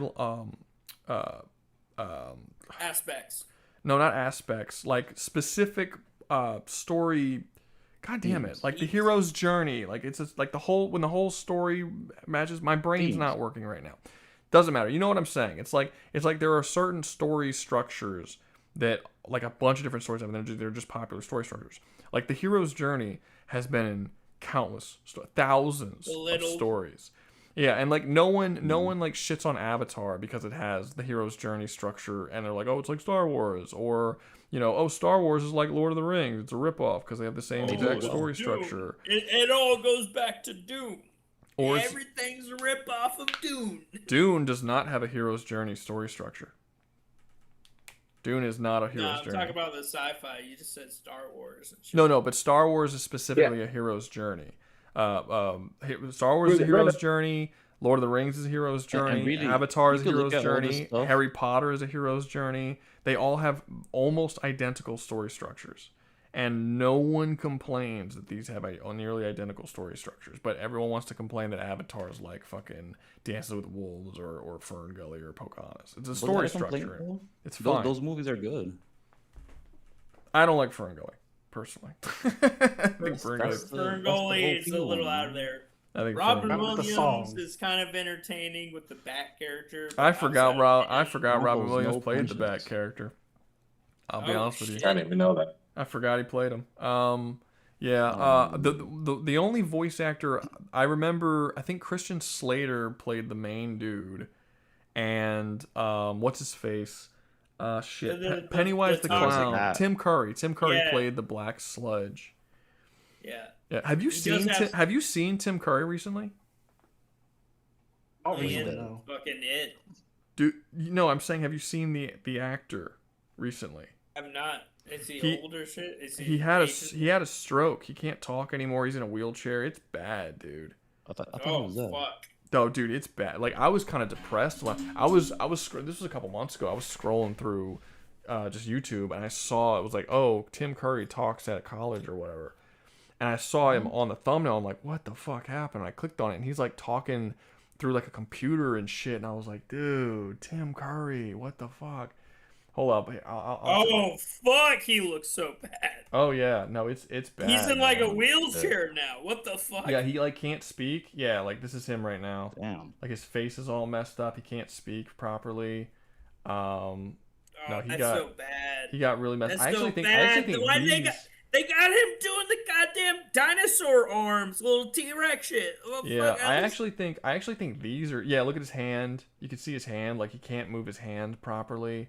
Like no, he's bad, dude. I was like, damn. Oh, no. I like Tim Curry a lot. I don't know anyone who dislikes Tim Curry's cool, man. That sucks. Yeah, that's why I haven't seen him in movies in forever. And this happened to he's been, and I didn't even notice this. Thornberry? I didn't even notice this, but he's been like this for like 10 years. He's been like this for a while. And yeah, that shit sucks. I did not know he plays with Nigel Thornberry. He played, yeah, it's Yeah, obvious, dude. him. He has a very recognizable voice, extremely recognizable voice. I don't know why I never clicked. Yeah, let me see. I just remember liking Tim Curry a lot because he wasn't afraid of playing villains. Like, who's the other one? Danny Trejo. Yeah, I'll play a villain. Danny Trejo is an interesting case because Danny Trejo is a guy who spent most of his life, probably not at this point, but when he became an actor, he had spent more of his life in prison than he was out of prison. And he had come back from it, and he was completely anti-crime and all this kind of stuff, and he fixed his life. And he actually has a deal in his contract that he refuses to take out, that if he plays a villain character, he has to die by the end of the movie because he doesn't want to give any kids the idea that being a villain pays off. Like he doesn't want anyone to think that. That doesn't mean he hasn't played good fucking villain character. No, I'm not. It's not a. No, I'm not. It's not a fucking. It's cool. It's cool that he did that. It's like, oh, it's like, dude, that's what a Very like honorable. fucking, yeah, like what a stand-up guy. You know what I mean? No, he was like a gangbanger and a drug. He did all kind of fucked up shit. But I just brought up Danny Trejo because I'm like, he plays the villain and he was in Spy Kids. I guess Come the on, contract with him fucking getting killed. I don't think he gets killed in Spy Kids. He was a good guy in Spy Kids. He does die. I bring him up over like some of these other action heroes who they make it in their contracts where they can't be like beat like upright or like killed. The Rock. The Rock. Who's the British guy, the white British guy in the Megalodon movies? Yeah, it's weird because he actually apparently, I don't know how, but apparently Machete, the character he plays in Machete is the same character as Spy Kids.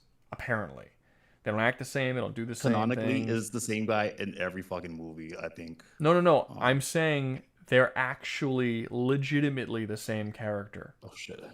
Same director, same writer. He plays the same character. Machete dies in like half this film. He is named Machete. He is named Machete in both films. Like he has the same name. Like he is apparently, supposedly. Now I haven't heard this since the first. He becomes a head and crawls across a desert in Machete. What are you talking about? I haven't seen the Machete films, but he plays the character Machete in both. And he of them. like finger crawls across the desert. He's immortal. Is he fucking alive still? No, he's immortal. Yes, his head gets back and like reattaches to his body. Machete he has plot armor to the nth degree. That's not plot armor. He's a fucking That's not plot armor. Disemboweled just immortality. And fucking... Yeah, look. See, I typed in Machete Spy Kids and it brought up the fucking Machete from both from both of them. Machete, Isidore Machete Cortez. Yeah, look, Isidore Machete Cortez, just like the Cortezes from Spy Kids. They're the same character. Is a legendary fictional anti-hero played by Danny Trejo, created by Robert Rodriguez. He first appeared in the family-friendly Spy Kids franchise as the kid's gadget-inventing uncle, before starring in his own R-rated grindhouse-style action exploitation film and a fake trailer. So yeah, he supposedly plays the same character in He's both of them. The uncle of the Spy Kids. I've actually heard that in Machete, the chick who played the girl in Spy Kids appears in the movie, And people who have watched the movie told me it's kind of weird because she's like really hot and she's dressed very sexualized. And it's like she's grown up now. They last saw her when she was a kid, and it was fucking weird. Oh, that's crazy. I don't know I think her name is Carmen. Not Carmen in the movie, yeah. In Cortez, she's right there in the Machete. Yeah, but she was like a little girl in the fucking film. In the Spy Kids films. Yeah, and like, look, that's what she looks like in the fucking movie. And she wears like, and she's like provocative and stuff. It's all leather latex. Now I don't know if she plays the same character. I would assume. Like, look at that shit. What the? That's the chick from Spy Kids. Yeah. That's what she was like in Spy Kids. I think it's the same actor. It's the same actress. I don't know if she plays the same character, but it's the same actress, and it's just like, what the fuck? What happened, dude? It's like, that would be so weird because Robert Rodriguez directed them as children, and then he called her up and he's like, "Hey, do you want to be this super fucking hot Mexican chick who fucks Danny Trejo?" It's like, what? You mean the dude who played my uncle in a previous movie? Like, yeah. You want to do that? And she's like, "Oh yeah, let's totally do it. I want to hop on that." I was like, "Oh, dude, I don't know. It's weird, man." well, those are the best films Hollywood has produced are the ones where I thought for a second that you were gonna say, those are the best fucks. Like, oh god, oh like, god, Jesus Christ.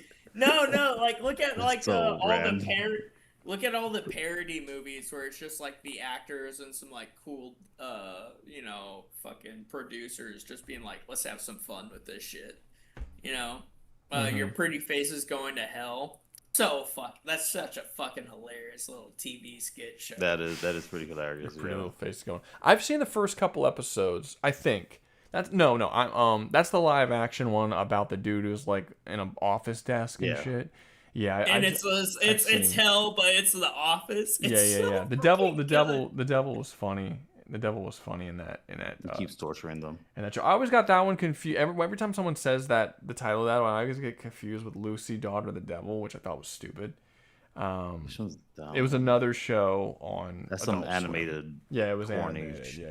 Yeah. No, Your Pretty Face to Going to Hell is like live action. Yeah. That no, I know that one. Really shitty CGI. I know that one. I've seen. There's actually a whole episode whose plot point ends with like fucking.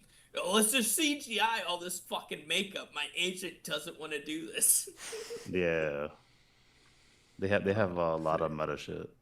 They're funny when he's in Spy. But it's good. It's funny. It's great. It is. Yeah, I don't know how Machete is in the same universe as fucking Spy Kids. I don't know how where the timeline. I mean, I'm assuming that Machete the R-rated movie is a prequel, and this is like him after he's retired. Like, I don't know. I think he's older and gains crazy abilities afterwards in some weird. I haven't seen the films. Do they reference Spy Kids at all? No, they don't. They don't say anything about Spy Kids. Like, so innocuous. I don't think I noticed. Okay, because when I saw this actress, because I knew it was the same universe, because I knew the name, the Machete. I was like, oh shit, it's the same dude. But then when I heard that she was gonna be in it, and I was like, is she playing his niece? Because that would be weird. Like the same character. I think it is his actual niece, though. I don't think so. But I'm pretty sure in the movie, her name I believe is Killjoy. Yeah, and I don't know if they call her the character. I don't know if they call her Carmen. At any point, she's under alias. You're causing a lot of issues. Look here. Alexa Vega, who played Carmen Cortez in Spy Kids trilogy, does not play Carmen in the Machete movies. Instead, she appears in the sequel Machete Kills as a completely different character named Killjoy. Yeah, I didn't think so. It would be strange if it's like his niece showed up from the Spy Kids movies, and it was just like this ridiculously. I mean, goddamn, dude! Look at sequel. That shit's that's like sequel. Whoa, no. Anyway, I did that's happened to me a couple times. There was another one that really threw me off. There was this show called the Shannara Chronicles that came on MTV, which was like it was a fantasy show that was kind of like a they kind of took a fantasy novel series and turned it into like a YA adult, like a YA drama almost, like It was bad. like a romance. It wasn't great, but I was watching it and I saw most of the first season, and then I realized like halfway through the season there's a love triangle between the main dude, who's that guy who played Elvis in the movie, and he played in Dune. He was oh god, my brain is not working. He was Fade Routha. So he played Fade Routha in Dune, and he was the main dude, and he had a love triangle with these two chicks. There was this one chick who was like the prissy princess chick, and there was this other chick who was like the punk chick, and they were both hot because obviously it's an MTV fucking young adult show. And he was like, who's he gonna get with? And he like makes out with both of them at different points in the season. It's like, oh, who's gonna end up fucking by the end of the season? And I'm watching it, and I thought the punk chick was like really attractive. I mean, they were both attractive, but the punk chick, I was like, god damn, that girl looks good. And I realized, like, I'm like, she looks so familiar. What do I know her from? And then I realized that halfway through, I'm like, fuck, dude, that's the little girl from Pan's Labyrinth. Oh shit! I'm like, oh fuck. It's been that long. Well, no, Shannara Chronicles is old, so she's way older now. But let me see, Shannara Chronicles. Wow, that was her. Wow, the punk chick. I would have tuned in. Let me see. God damn. Yeah, that's the Princess Prissy chick. That's a little setting. And that's the fucking punk chick. But there's scenes in it where she's wearing like very little clothing. And I think this is, I don't know, one of them is the princess chick. That's definitely the princess chick. I think that's not the bad graphics. Yeah, these are not good images, but she ends up showing up. I think it's this one. Yeah, this is what she looks like. And on the whole show, I was like, she looks good. And there's like scenes where she's not wearing a whole lot of clothing and stuff, and she's having like these very like sexually explicit scenes with this guy. And I'm like, man, she's sexy, but like, where do I know her from? And I'm like, that's the little girl from Pan's Labyrinth. It's like, Jesus Christ. But I was like, let me see. When was this show made? So this show was made. I mean, I will say she grew up. She clearly grew up. But it's just like, it's just weird when it happens. No, she has. And what is her name? Where's the year? I'm trying to see the year this came out. So this came out in 2016. So she's 10 years older now than she was in this. So she's a grown ass woman. But yeah, I remember seeing her, and I like at some point in it just clicked, and I'm like, that's the fucking bitch from.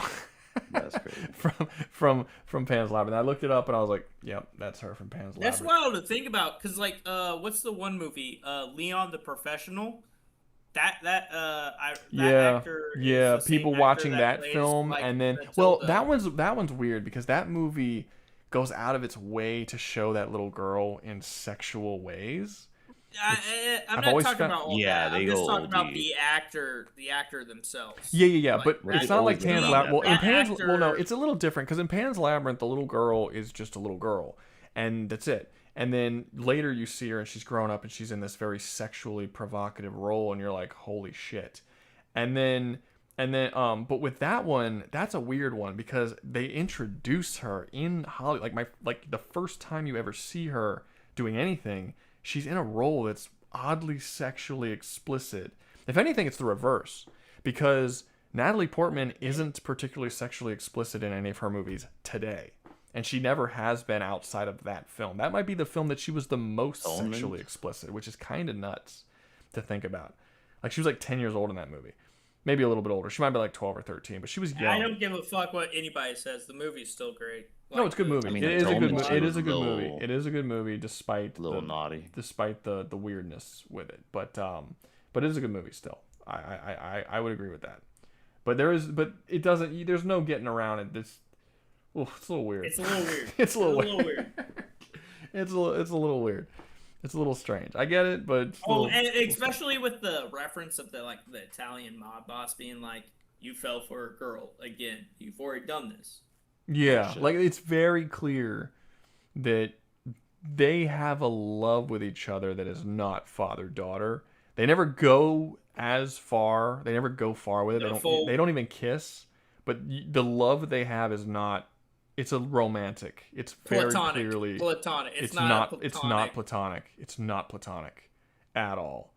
It is not. She is in love with him, in love, and he is in love with her, in love. They don't do anything, but it's not platonic. No way is it platonic. You would not be able to convince me that that shit's platonic. The way they speak to each other. I do like wasabi though. That is a very good one comparatively. Wasabi, the food. Yeah, the other one with the same actor where he has a daughter and he's pretty much the same character. Oh, I don't know that one. Yeah, that one's different. That one's so much different. I know what you're talking about. Very legit. Let me see. To be the biggest. To me, the biggest was Sarah Miller, who started in Buffy the Vampire Slayer, being casted as Daphne and Scooby-Doo. No, because she was an adult in both of those. Yeah. Yeah, she wasn't a child. Scooby-Doo movies, they are 100% adults. They were. She was an adult in Buffy. Scooby-Doo movies were directed by a porno star. Like she was an adult by director. She was an adult. She was an adult in Buffy too.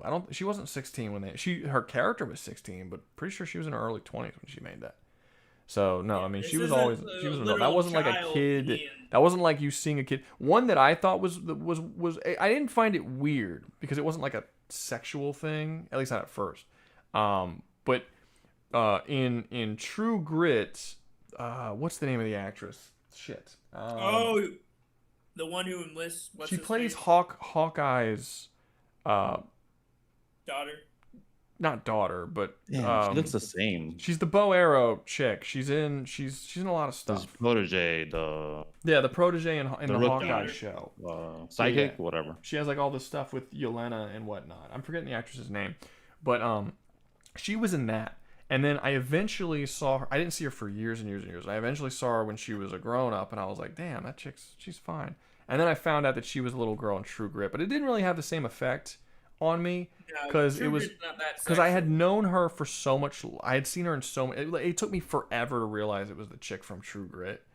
So it wasn't the same thing. But like the Shannara Chronicles thing, it was like she was in Shannara Chronicles. She was in it made her ugly. Pan's Labyrinth, and those are the only two things I fucking know her in.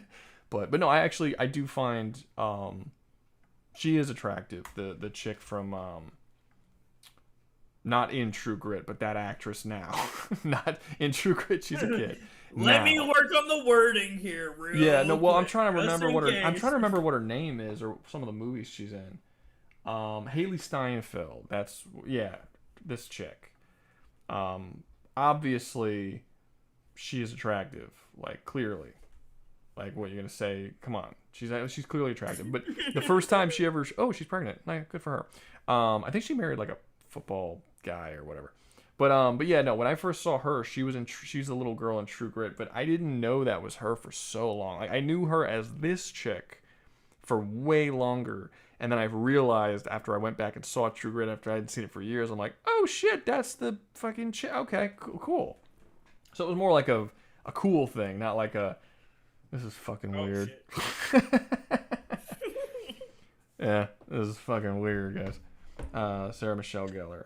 Yeah, it's I don't know. It's weird. Hollywood's weird. What's really weird is when you start looking at Hollywood movies and stuff, and you realize that every film that you've ever seen with like a dude and a chick who gets together, not every, but like 90-something% of them, the dude's always in like their late 40s, and the chick is always in like her early 20s, like consistently across the board in every single one. And you don't realize it until you start looking up ages. But they want a name brand male actor to be the protagonist. Oh, dude, I just keep seeing like how many times has Jennifer Lawrence been the love interest of Bradley Cooper in movies? And Bradley Cooper is in his 50s, and Jennifer Lawrence I think just hit her 30s. I mean, look at the fucking Johnny Depp with what's her face. And well, that's in real life. I'm talking specifically about movies. Like No, I'm talking about the movies. I'm talking about what's her face, who it's like the director almost always has Johnny Depp getting with his wife, who's a self-insert. Helena Bonham Carter. He's never been in a romance with Helena Bonham Carter in any of those movies. They play in movies together, but it's not a romance. The what's it butcher of What's It Street. That's not a romance. the Tim Curry movies. The guy, even Curry is Edward not in it. Scissorhands, the guy the director always has Helena Bonham Johnny Carter isn't Depp in. actor. No, Helena Bonham Carter isn't in Edward Scissorhands at all. Is she? No, the love interest in Edward Scissorhands is Winona Ryder, and in Demon Barber of Fleet Street, Sweeney Todd, the quote unquote love interest is Helena Bonham Carter, but it's not a romance story. She's obsessed with him, and he doesn't give a fuck about her. Yeah. And then he murders her at the end of the movie. So it's she wants the love interest. That's what I'm talking about. Yeah. But I don't think she's much younger than him. She's an old. She's an older. What I'm saying is the director himself has written his wife, who he specifically directed to be this character in this film. Yeah, I mean, yeah. It's not wrong. I'm not sure how it's relevant though. No. Just like directors specifically like writing their wives to get railed in front of them in movies. Or like Quentin Tarantino with the feet scenes, you know? Oh, yeah. Okay, I get what you're saying. Well, like, you have, like, Dodgeball, for instance. Not really the same situation, but Dodgeball, Vince Vaughn's love interest in Dodgeball is what's-his-face's wife. The dude who plays the fucking bad guy in that movie, White Goodman, Ben Stiller. Yeah, the blonde chick in Dodgeball is Ben Stiller's wife in real life. Yeah. But like she hates his guts in the movie. She hates his guts in the movie, and she starts like making out with Vince Vaughn, who's a friend of Ben Stiller's. Is like, you're making a movie where this dude is making out with your wife. It's like, I don't know. It's weird, and it's like James Gunn with the casted his wife to be in Peacemaker, but where she's the love interest of Peacemaker. So he's like one of his friends, who is John Cena, spends 2 seasons pining over and eventually making out, and will probably at some point fuck his wife. It's just like, it's a little weird. It's a little weird. And you're directing it. You're like, no, grab her lower. Like, what are you doing? So does that make the director share the new cut share? What's up? Does that make the director share the new cut share? I mean, kinda. I mean, it's a little strange. I would prefer not to do it. I would prefer to not be in that position. I don't see myself. I really don't see myself ever dating an actress. But like, if I was a director, I don't think I would date any actresses. But even if I did, I certainly would not cast my wife in a film where I know I have to direct her having sex with dudes and kissing dudes, and I would be like, yeah, no, I'm good. I'm solid. I don't know. It's just weird. It's a weird situation. It's odd. Damn, dude. Wait, how many people are in here now? Not that many. Are we done with the tier list? What time is it? It's 12:30. Are we done with the tier list, or we continue with the tier list? Because we were on Aang a while ago, and we got way off fucking course. Started talking about weird Hollywood sex stuff. Did you guys want to place Aang, or did you guys just want to continue talking about whatever? I think it's pretty obvious, like, where some of these are going to go. Tier list or like bullshit. Which do you want?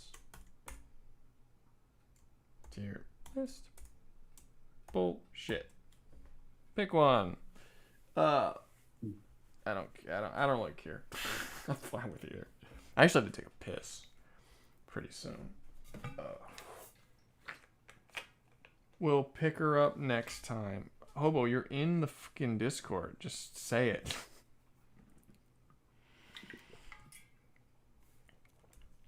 Now all of a sudden Mike's fucking mic doesn't work. I got you. I got you, Mike. I see you.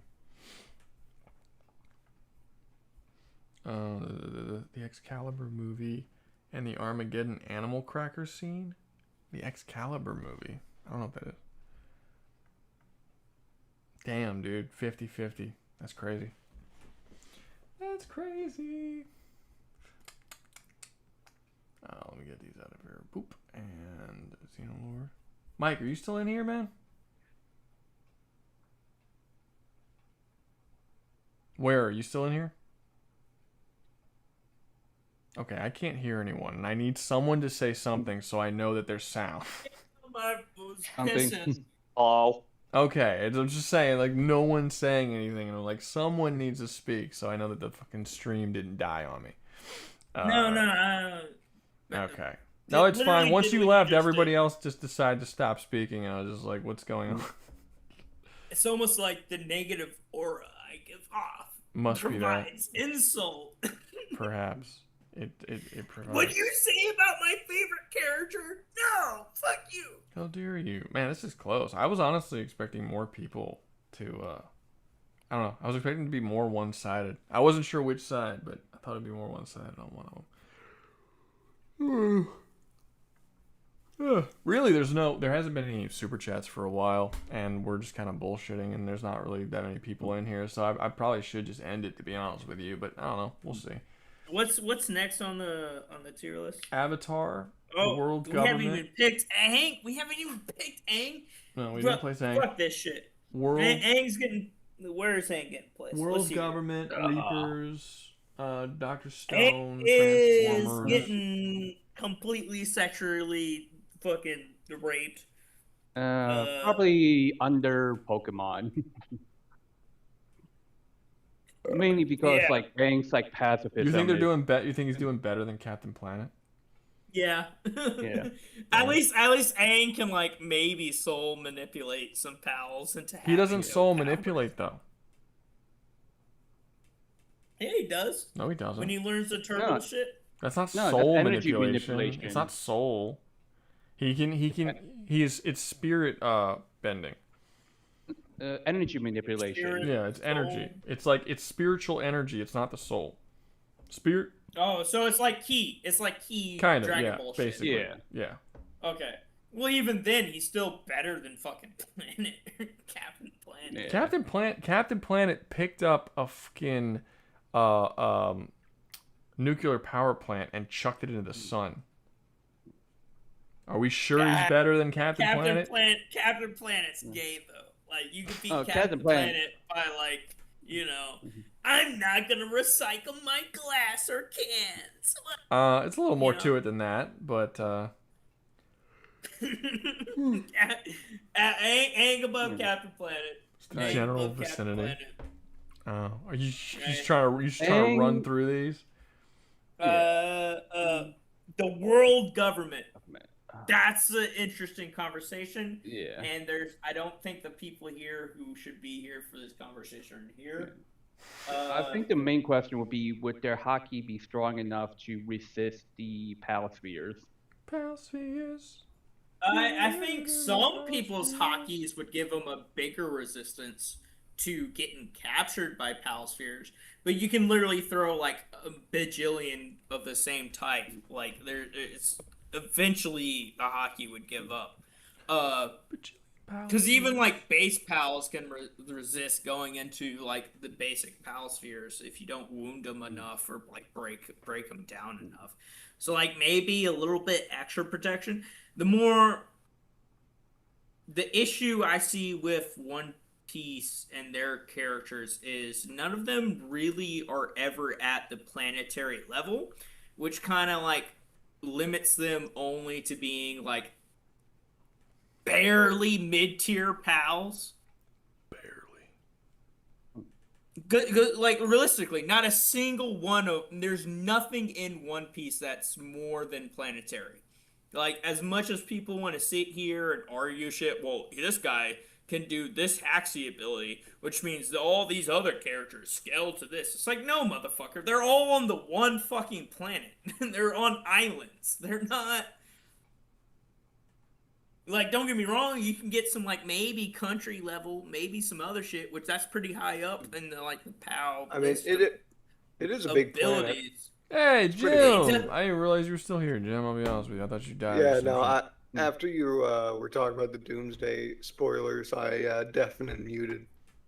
Oh, we've been done with that shit, man. That was a while ago, dude. Yeah, but I went and did laundry.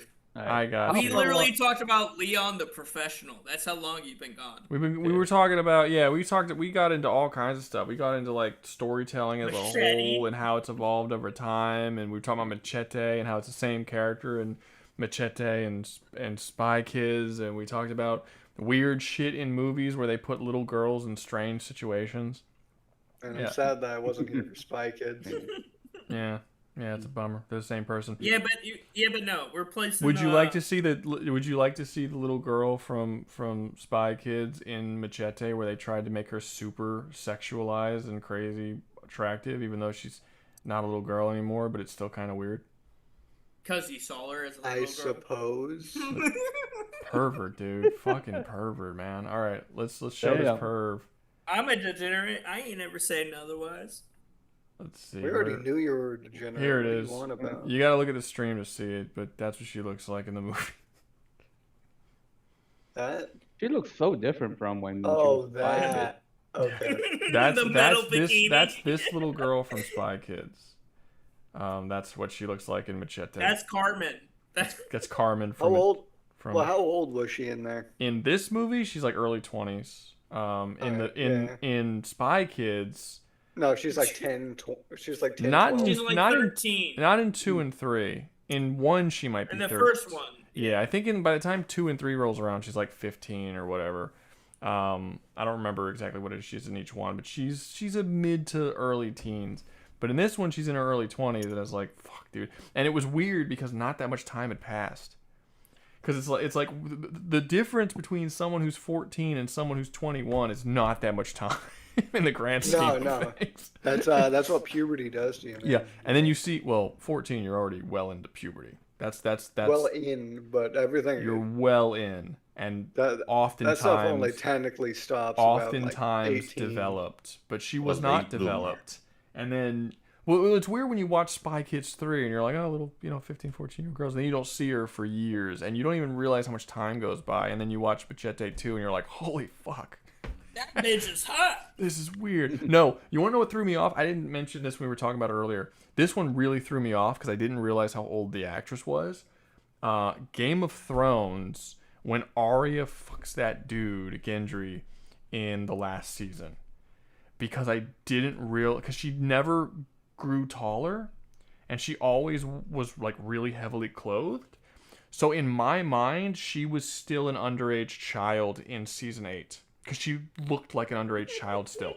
And then in the middle of the scene, she removes all her clothes and hops on. I'm like, whoa! How did they get like a fucking 15-year-old girl to do this? And then I looked it up and I'm like, oh shit, she's 23 now. I totally forgot this bitch age, and this show's been out for a really long time. But it was like, because I legitimately, I went from thinking she was literally like 14 years old, 15 years old, to they immediately started having sex and being like, hold up. I mean, they could have died though. Wait, what's up? They could have died. It was Who could have before died? the Night King battle. Who could have died? Arya and What does that have to he's do talking with... about the sex scene. He's talking about the sex scene. It's like they fuck. Yeah, but what's that got to do with what we're talking about? We're talking. Yeah, like. No. She wasn't a child, is my point. But when I was watching that scene play out before, look, my mindset, okay, no sex. I'm watching a child talk to an older-ish guy that's kind of like a teenager, right? That's what I'm watching. That's what I believe that I'm watching. Child takes clothes off, jumps on dude's dick. My freaking out, right? Then slowly coming to the realization that she's probably not a child if this scene is happening. How old is she? Google it. Okay, she's like 23 or whatever. Didn't realize that. But I literally, for a second, watching that scene, thought that they were like, just for a split second, being like, okay, I'm watching child porn. What's going on? And then I had to like reiterate because I just didn't realize how much she had aged over the course of the show because she always looked like a child to me. Even now, she looks like a fucking child to me. She just looks like a kid, and it threw me off, dude. It was so weird. But yeah, I even texted a friend of mine afterwards. I'm like, fucking Arya's a woman now. Nah, it's like, when did that? They had some shocking ass shit. Oh my god, it was weird. To my knowledge, let me see. I thought that was weird too. Yeah, right. Honestly, didn't even think she was an adult that season. I didn't. I thought she was still a kid. Nah, I kept up with her story because she was the best. So. She was a bust. She was the best. The bet. Well, yeah, no, I kept heard watching bust. in the show. I heard bust bust. there. I did hear bust. She was flat, if anything. Come on, let's be honest. She said bust. You like busting on flat tops? What are you saying right now? In the books, it doesn't happen, but then again, everyone in the books is younger. Yeah, but there's everyone a lot. in the books is like fucking 12, 13, 16, and 20. Yeah, there's all kinds. There's all back kinds in the day. You had people becoming generals and conquering the fucking Middle East in a crusade, and they had life trophy at 18 years old. The Robb Stark in Game of Thrones is based off a real general who was a general, I believe in real life he was like 14, 15, and he had never lost a battle in war ever. As like a 14, 15-year-old general, and he was known as like the undefeatable. And Robb was based off of that dude. I don't remember what the guy's name was. I'll have to look it up, but he was a real historic character who was like a preteen who had won many, many, many battles and was undefeated his entire combat career, which is crazy when you look at modern life and you're like, man, what the fuck have we accomplished? This fucking 14-year-old who's just waging wars and dominating countries. And we're like, what did we do? America and people being like overprotective of their children and shit. Oh, I agree. I think we babyfy. I think I'll be honest. I've been talking this whole time about like how it's weird for the kids, but I do think that we babyfy people way more than we should. Like, I do think that the age of consent and the age of the drinking age and a lot of these ages need to go down a bit. We need to lower them a little bit, and we need to start. You're telling me you can vote at 18, but you can't drink alcohol or smoke fucking cigarettes until you're 21? I think that we need to. Get the fuck out of here. I think the culture needs to shift to stop treating people like children when they're 15 and 16 years old. Because we're getting to the point. We've gotten to the point. Decide you want to get pissed on or not at 16. That is a Dave Chappelle. You need to go to a special You're school. stealing from a Dave Chappelle joke. I know that joke.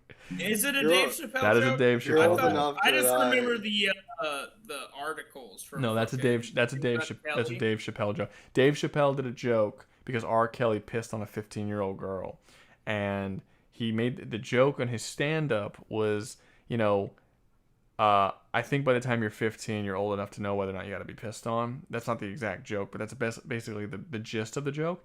And then, on the actual Chappelle show, he had a musical where he was like, "I wanna piss on you." Oh my god, the Chappelle show was good though. I remember watching that. What is it? Crackhead fucking Drewy or whatever. Oh yeah, the crack dude. I'm forgetting his name too. When he went on Fear Factor. And it was. What are you talking about, Joe Rogan? This is a good meal to me. It's real good. Oh, this feels nice. And then he lays in the fucking snake pit. Hot cold. And he's like, "Can you turn the light off? I'm gonna get me some sleep. I haven't been this comfortable." He was invulnerable. Hey, you passed. The rest of the guys couldn't go. So you can get out now. He's like, "Can you turn off the light before you leave?" And he just sleeps in the snake pit. It's just pretty. It's pretty funny. Let me see. Honestly, even in the series, we don't even get a good comment of how much really. Yeah. Since episode, that's the case. But shit, what was I was saying? Yeah, I think that a lot of that shit needs to be lower. Not because adults should be going around having sex with younger people, but just because I think that there's this weird babification of people. Like it's strange. Like when I was 15, I had already been shot at. I had been stabbed. I had a job. I was dating a woman in their early 20s. It's just strange to me, just as a concept, that someone who's 15, 16, 17 are still treated as little kids. Like, it's really weird. And we're having like this sort of babified situation where you have people in their mid to late 20s who are still acting like fucking kids. Like, I remember I was watching this one video, and I don't remember what it was, but it was like a 28-year-old man, and he was talking to someone, and he was like, "Well, I'm just a kid. I'm allowed to like make these kind of mistakes. That that's what you're supposed to do when you're a kid." And the dude he was talking to was like, "You're 28 years old.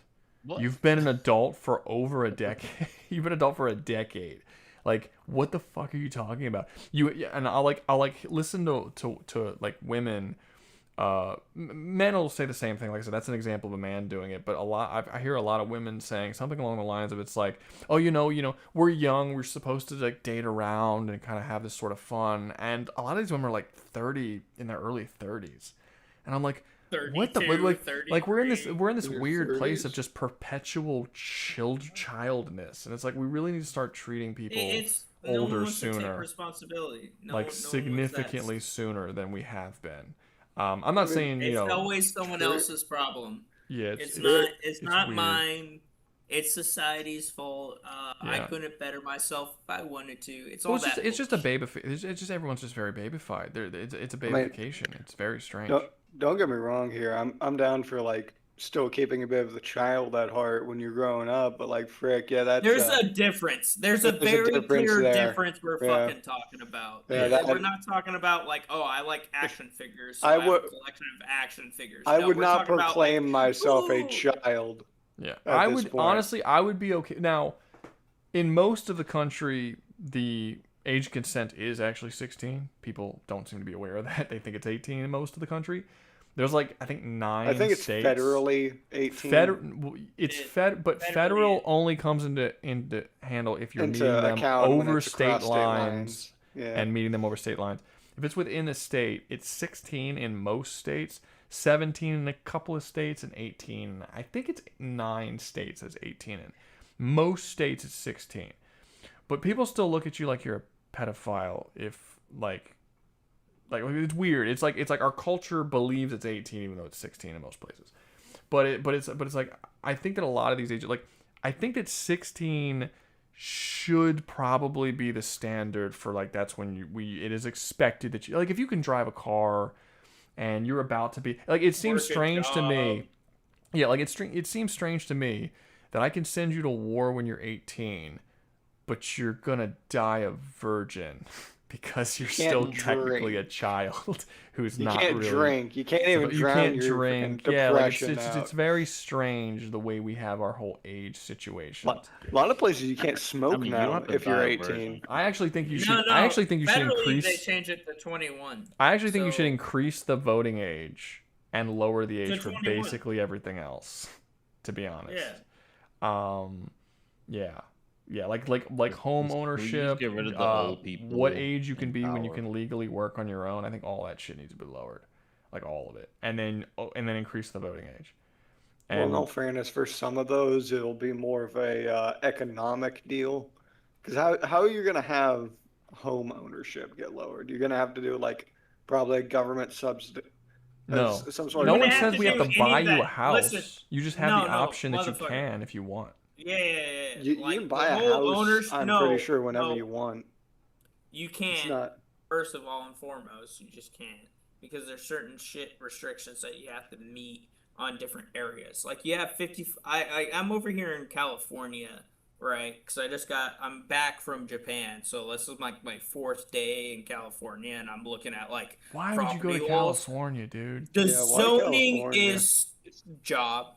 Well, first off, you went to a state that has the most restrictions when it comes to everything. No.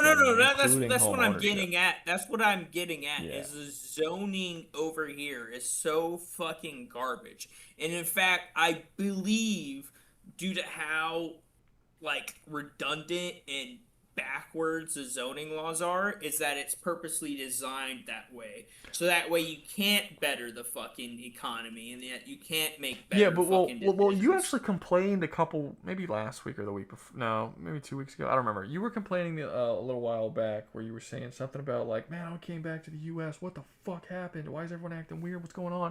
I didn't know you were in California. That's the reason why. Because I was confused when you were telling me the stuff that you were in, and I'm like, I've never seen that before. But you never specified. Bad. Yeah, but you never specified you were in California. Yeah, but you should have specified you were in California, because what's the worst thing then? I gotta ask. The worst thing? Worst thing for you. Gotta ask. All right. Worst thing for me. For background information, just so people have context, right? I have spent since 2020. I've been living abroad for 6 years, right? Over in Japan, Indo-PACOM, Asian territories. Are you from California?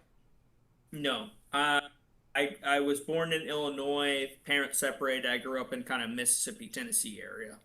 Like right on the border where like Belia is. Do you know where Belia is?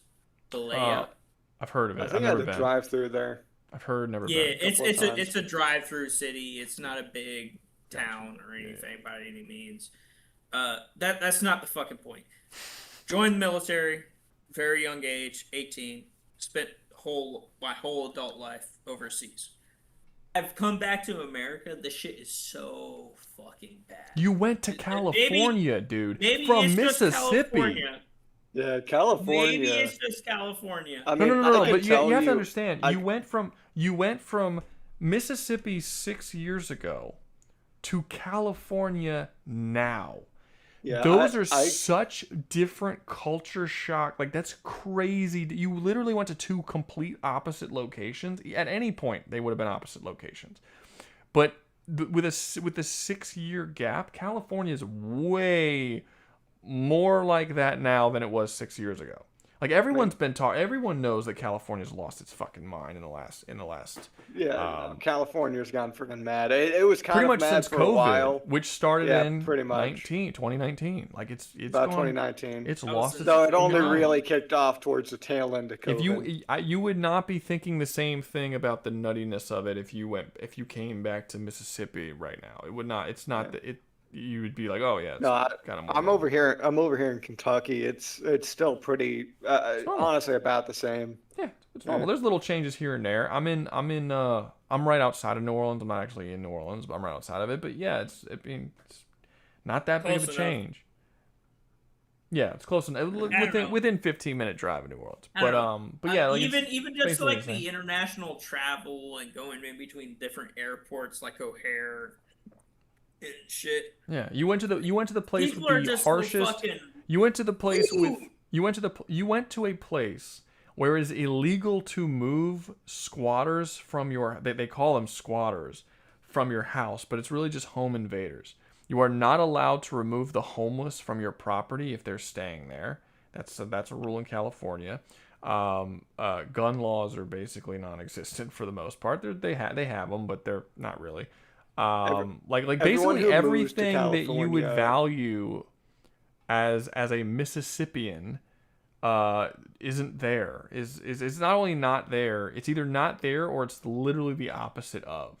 No property rights, bad. no like why would you even attempt to want to the Yeah, moment they said California, you'd be like, I go literally anywhere else. You really shouldn't be in the West. There was one thing that was 2 years I gotta spend here helping out the fucking different military bases with their ranges, and then I can go wherever the fuck I want.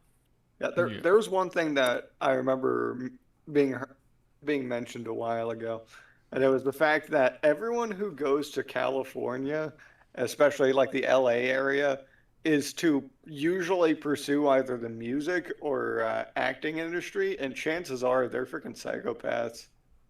Like, legitimately. Like, I would not be that surprised if it's like freaking. It's like moths to a flame, man. I just know when I got this, they told me, hey, well, you can keep in the gig, but you have to go back in the States for at least 2 years to help promote our shit. Because that's the only opening we have. And I was like, okay, fuck it. Fine, I'll do it. And they were like, okay, you're going to California. When I was looking at, like, personal housing, it was so fucking bad. It's the most expensive place to live in the country. Maybe New York City beats it out. I think New York does, but not by much. Those are the two most expensive places in the entire country you went to. They are also the places with the least amount of property rights. Like, you literally went to the worst place you can go. For you, specifically. It's the worst. I listen. I got like 2 years in this hellhole, and I'll be able to go back to Japan, or I'll go back. Do you want to go back to Japan? Where do you want to go? If I go back to Japan, I'll probably go to like Kyoto or one of the more rural areas. No, but do you want to go anywhere that's not Japan? No, Nah, if it was up to me, and because like I have another after these 2 years. So you're just a Japanese man now, basically. You're just a Japanese. My dude. bet is that Listen, this is a true bet. 6 years of my adult life, 4 years military, 2 years non-militaries. Like No, this is a real bet, and I'm gonna bet this. Mike is gonna he's gonna accidentally bump into a guy with like a unibrow, 50 rings, and like chains hanging from it. Don't even fucking start. Oh my fucking god! I was out. I'm gonna scream at him and call him a bigot, and then Mike's gonna go postal. He's gonna go postal and freaking just start annihilating people. Listen. I'm a drunk. First night I landed in California, I went out bar hopping. Oh my god, I went into this one place. I wasn't thinking too much. I saw like a flag and I was like, okay, well, that's cool. What is that, a Filipino flag or some shit? I like the Philippines. They're pretty cool. Oh my fucking god. I went in that bitch and I was so like... Is it at least good drinks? No! No! I spent $50 on 4 drinks. And then I just start, and then people are hating on me after the first drink because I was like, why the fuck is everyone so gay in here? And apparently that was taboo to say. Or over there, it's like, what the fuck type of gay people are you? Like, so what? Who fuck gives about your fucking sexual kinks? You know, you want to fuck a dude, you want to get fucked by a dude, do you? No one cares. Go to fucking Thailand. Get him fucking become a ladyboy. Yeah, you went to the worst. You just went to the worst place for it. And honestly, dude, it's kind of weird to say this, but like, if you wanted to go to a place where you just want to drink and say whatever the fuck you want to say and do whatever the fuck you want to do, you probably should have went to New Orleans. That's the place you go to do that. You don't go to California for that. You should have found a Hooters, dude. You probably should have came to where I am. They're all closed. Honestly, I'm gonna take like a month off of this fucking contract bullshit job and just go back. Did you actually look for Hooters in your area? I did. There's none. And I was like, what the fuck? Well, because they have good wings. A lot of I companies. know I'm gonna have a good care service. Many companies have left. Have left California. You can't find them anymore. Let me see. Companies that left. Oh no! I just found it funny that he explicitly looked for Hooters in the area. Bro, I'm looking for strip clubs that don't got dudes in them. Like I'll give anything for like just a smidgen. Like I'm looking for karaoke parlors, just any fucking thing, and it's just like I'm getting constantly bombarded by like fucking weird shit. Like I'm not saying like full on like, oh, this is a fucking like Democrat bullshit, but it's just weird. So a lot of the shit here is so fucking weird. Like there's too many people are afraid of being like, yeah, fuck you, faggot. And it's like, what? I mean, a bit of it, I feel like, is kind of like walking into Rome and being surprised everyone's wearing freaking togas. I mean, that's... I'm used to that. I'm used to going to a public bathhouse and seeing fucking 80-year-old men with their dicks out. There's nothing about that. The issue is how, like, sensitive people are about what you say. He loves those guys. His favorite thing. He loves looking at them. Makes him feel longingly. I am trying to find. None of these fucking things want to show me what they are. But there's a lot. I know Chevy left. I know SpaceX left. I think Winn-Dixie left. Not Winn-Dixie. Some grocery left. I forgot which one it was. Yeah, look, 1,800 companies left California in a year. That's wild. It's a bunch. Yeah. And some of them are really big. 1,800 companies. 1,800. Yeah, estimate 1,800 it's not that relocation of disinvestment events. I'm trying to see which companies there were. Many of them were huge companies, and you just straight up cannot find them anymore.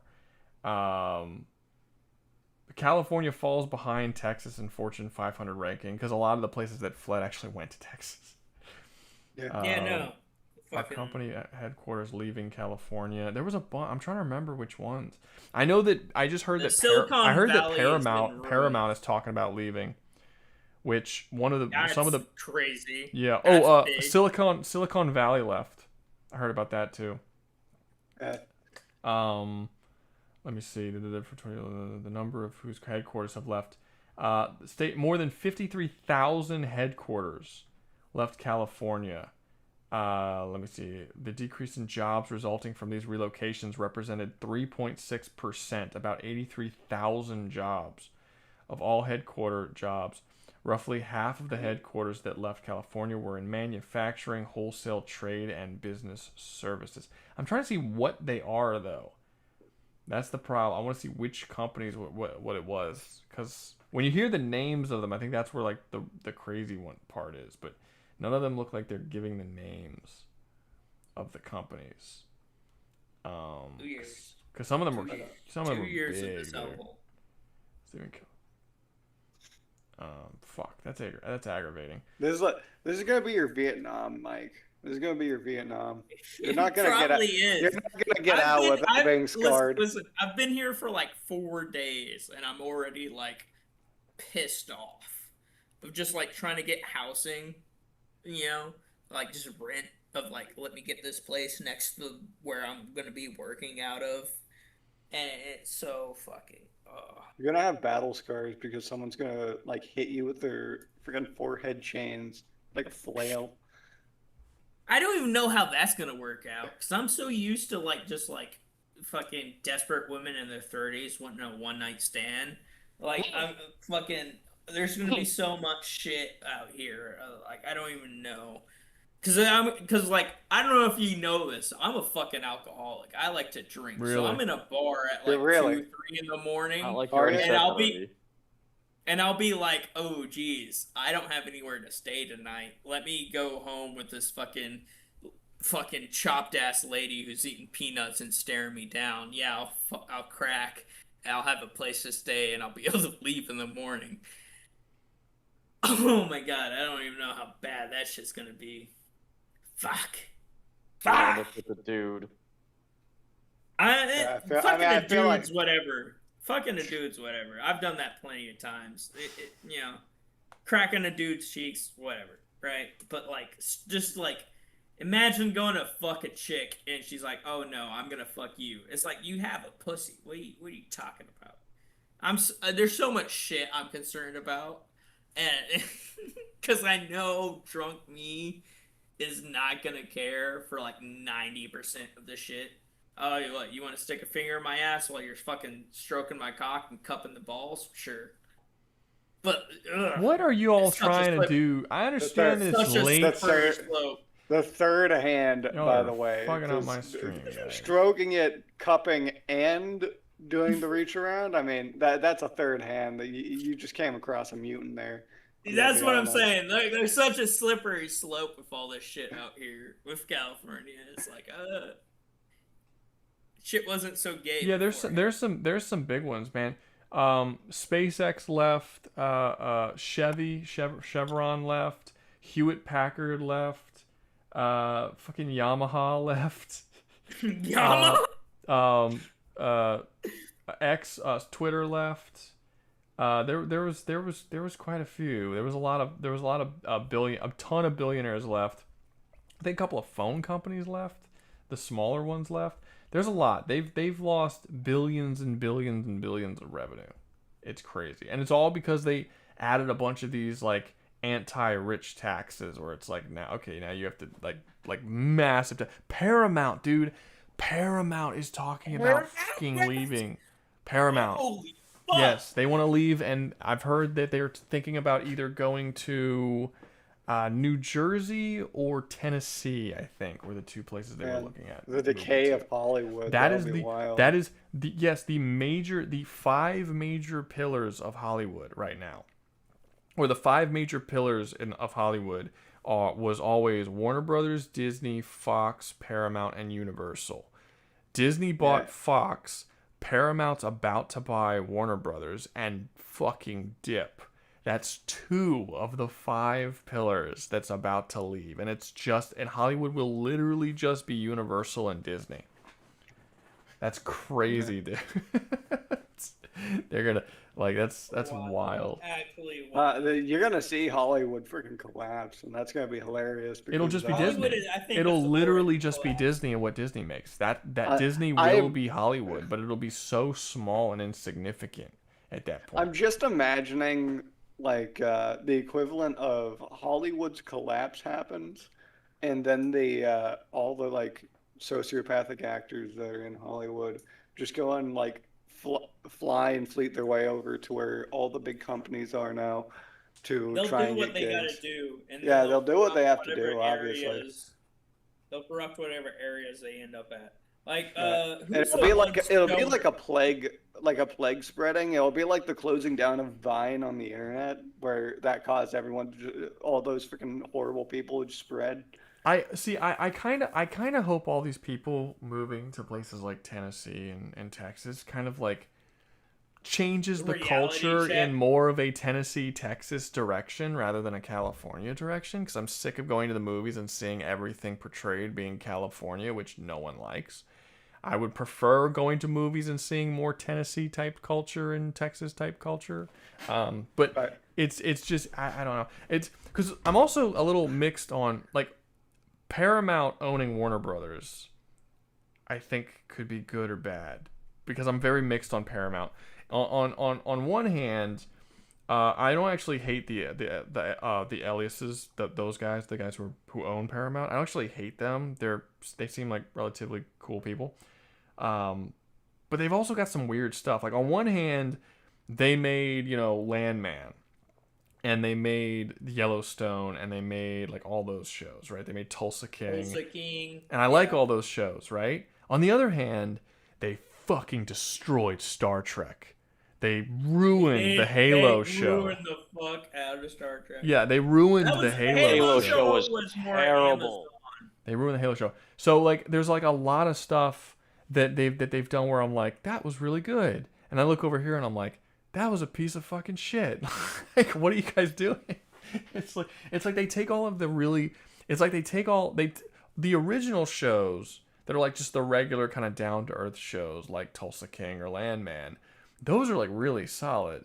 But then like the big cool multi-million-dollar every episode budgets of the crazy sci-fi series, those are like you just not give like why don't make the Landman stuff like make it with that mindset but put it into the Star Trek things. Why don't you do like that? I'm not saying make Landman but in space, but I'm saying like Landman. I don't know, just things that just feel more 3 years from now, we're gonna have real. Landman Odyssey, and it's gonna be an oil rig Space on a la- fucking.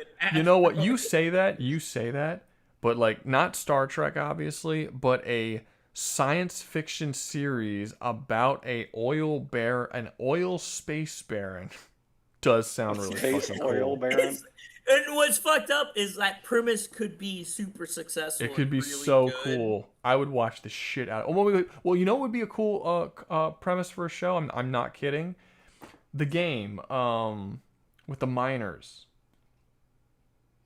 The dwarves. Oh, Deep Rock Galactic. That could be a cool show. Yeah, Deep Rock Galactic would be an insane sci-fi show. Yeah, I just don't trust that they do it well. Like Among Us could have been a cool show, but instead it's fucking atrocious. It's so bad. It's just a bunch of meme humor and like aha. It's just so loud and obnoxious, and it's like, dude, what the fuck? It's there's bad. an Among Us show. There is. It's not good. I couldn't even get through the first episode. Fuck. Couldn't get through the first. There's an Among Us show. What the fuck have I missed? It's bad. What? A lot. Go watch the first episode. I guarantee you're gonna turn it off before you get to the end. An Among Us show. Is this like an actual? Is this just Yes. like a YouTube It's on thing? No, or it's is this... on Amazon. It is a Amazon Prime show. It is Among Us. It has an entire first season. It's garbage. It's hot garbage. The jokes are fucking lame. Like, if you would have taken Among Us, like, if you would have made an animated horror show, like, you could have done something really interesting and cool. But instead, they made another animated adult You are comedy. fucking lying. What the fuck is I told you I this? wasn't lying. It's a real thing. I tried watching the first episode. It sucked. Couldn't get through it. Piece of shit. Rouga, I feel like I wouldn't be the intended audience, but who is? What's the viewership of the Among Us animated show? I feel like no one's watched it. I feel like no one's gotten through the whole season. Because I was watching, I was like, this isn't for anybody. This is for a very specific type of Californian. Like, that's what it's for. I'm not watching any more of that. Did you watch it? I watched just like 60 seconds of it. Boom. What did I fucking say? It is horrible, dude. It's so hard to get through. It's really bad. Yeah, but like, I mean, I just don't see I don't know what any of this shit. I don't know who any of this shit is made for. Like, a lot of these shows will come out and like, who was Halo made for? Not Halo fans. No, not sci-fi fans. Not fans of war films or war stories. It should have been made for all three of those groups, but it wasn't made for any of them. Like it's so I don't understand what they're doing. If you want to see a really fucking amazing science fiction series, go watch The Expanse. Expanse is great. The Expanse is good. Have you seen all of it? Have you seen the whole show? I have not seen all of it. I've not seen the whole watch show. the whole thing. It's so good. Amos is probably one of my favorite science fiction characters like ever. I love Amos. Amos is fantastic. That's pretty high praise. Dude, Amos is great, and I've seen a lot of sci-fi. Amos is great. This one's some of this stuff's a little older, but Battlestar Galactica is fantastic. Battlestar Galactica is fantastic. I want to see Babylon 5. Stargate used to be fantastic, but never Oh, did you hear about the thing that everyone got pissed off about? All the Stargate fans. Are you talking about the reboot that they just did, where it's Stargate Origins or whatever the fuck? No, not the one they did. The one they were doing. So, they got the original. I'm not kidding. This was reported as a factual thing that happened. They got a guy who was a massive Stargate fan to be the showrunner on a new Stargate show. He wrote the scripts for the show, and he was about to make them. And they basically took all of his stuff, and they said they didn't like the direction the show was going because, and I quote, the show was being made to appeal to the fans of Stargate. And they didn't want to make a show to appeal to the fans of Stargate. They wanted the show to appeal to a newer, younger audience. That's not just with Stargate. That's with a lot of. No. This was specifically with Stargate. This was actually stated directly by the person one guy who was saying this. That system in place. No, I understand, but we don't usually get legitimate quotes from specific people that are ordering other specific people to alter the show for this reason. And this is literally stated directly that this is the reason it happened. They canceled the show because they felt that the show was only being made for Stargate fans and not for just the modern, younger demographic that they wanted to get in. And it was just a lot of the studios and businesses and producers nowadays, they're all trying to make a second screen. I think they called it in their official report. They're trying to make second screen entertainment, i.e. What is second screen entertainment? It's something you have playing in the background, so that's that's a Netflix thing. Yeah, that's a Netflix thing. Yeah. So Netflix, this was something that Matt Damon originally brought up because Matt Damon made a movie with Ben Affleck for Netflix, and he said he didn't like it. And he said when they were making the movie, Netflix kept giving them notes about adding things to the script. Specifically, they kept telling him to add in multiple scenes throughout the movie where they reiterate the plot of the movie over and over again every 30 minutes or so. And he was like, 2-second screen conundrum. Yeah, and he was like, why do you want me? He said this on the Joe Rogan podcast, I believe. And he's like, why do you want me to do this? And they're like, because They want all their movies to be made with the expectation that the viewer's not really watching it, that they're on their phone, and they want them to be able to know what's going on even though they're not paying attention to the movie. And Matt Damon fucking despised this as he should. I despise it. It's as so he bad. should. It's like it's the dumbest shit ever, and it's like that's Netflix's filmmaking philosophy, which makes me feel so happy that I have not seen a Netflix original movie in years, and I don't want to. Like, thank you for think about all the goddamn Marvel Avengers shit, or just Marvel shit in general, with all the quips and turning everything into a joke. I think that's a natural progression of just like we want to keep people. No, I think I don't. I think that's a I think this is more of a Netflix thing because it's on. This is a streaming thing. This isn't a Disney thing. I don't know. Disney definitely has its problems with the whole. They have problems, but I don't think their problems is constantly reiterating the plot over and over again. That's not a particular that's not problem that they have. necessarily Netflix issue. Netflix issue is how do we keep fucking people entertained when they're watching us on a second screen and not really paying attention. You don't. If they're not paying attention, you have already failed to entertain them. But they don't want that because they know like people have like so much shit and like, you know.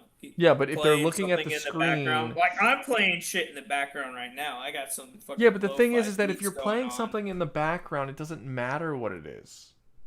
That's the whole point. And that's what Netflix is gunning for. But they're not gunning for that. They're gunning to appeal to people who aren't watching the film, which is fucking stupid.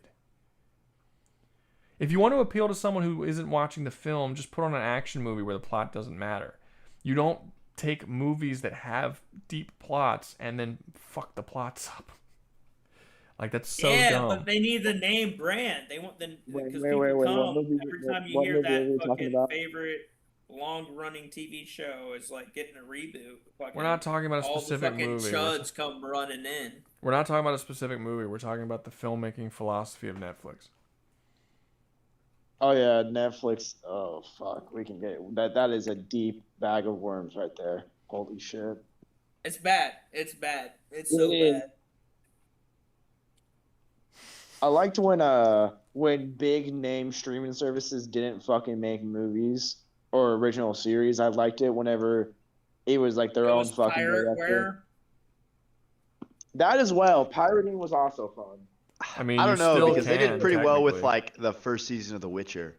I mean, it's just kind of become like a modern. There's a reason why it's only the first season of The Witcher that was successful. Yeah, I know, but it's not like saying that they don't have the potential. Like they can do it. They have the funding to do it. They don't want to do it. What a bunch I'm not of wrong. whores. I'm fucking so right. You know I'm so right. The Halo show has really good practical effects. God. It has really good practical effects, but they just butcher the fucking writing. It's not even on Netflix. The Halo show was like a badass in the sense of the fucking like pieces they use and the special effects. But if you overall look at the story compared to the fucking game, it's actual dog. Congratulations, that's what we're talking about.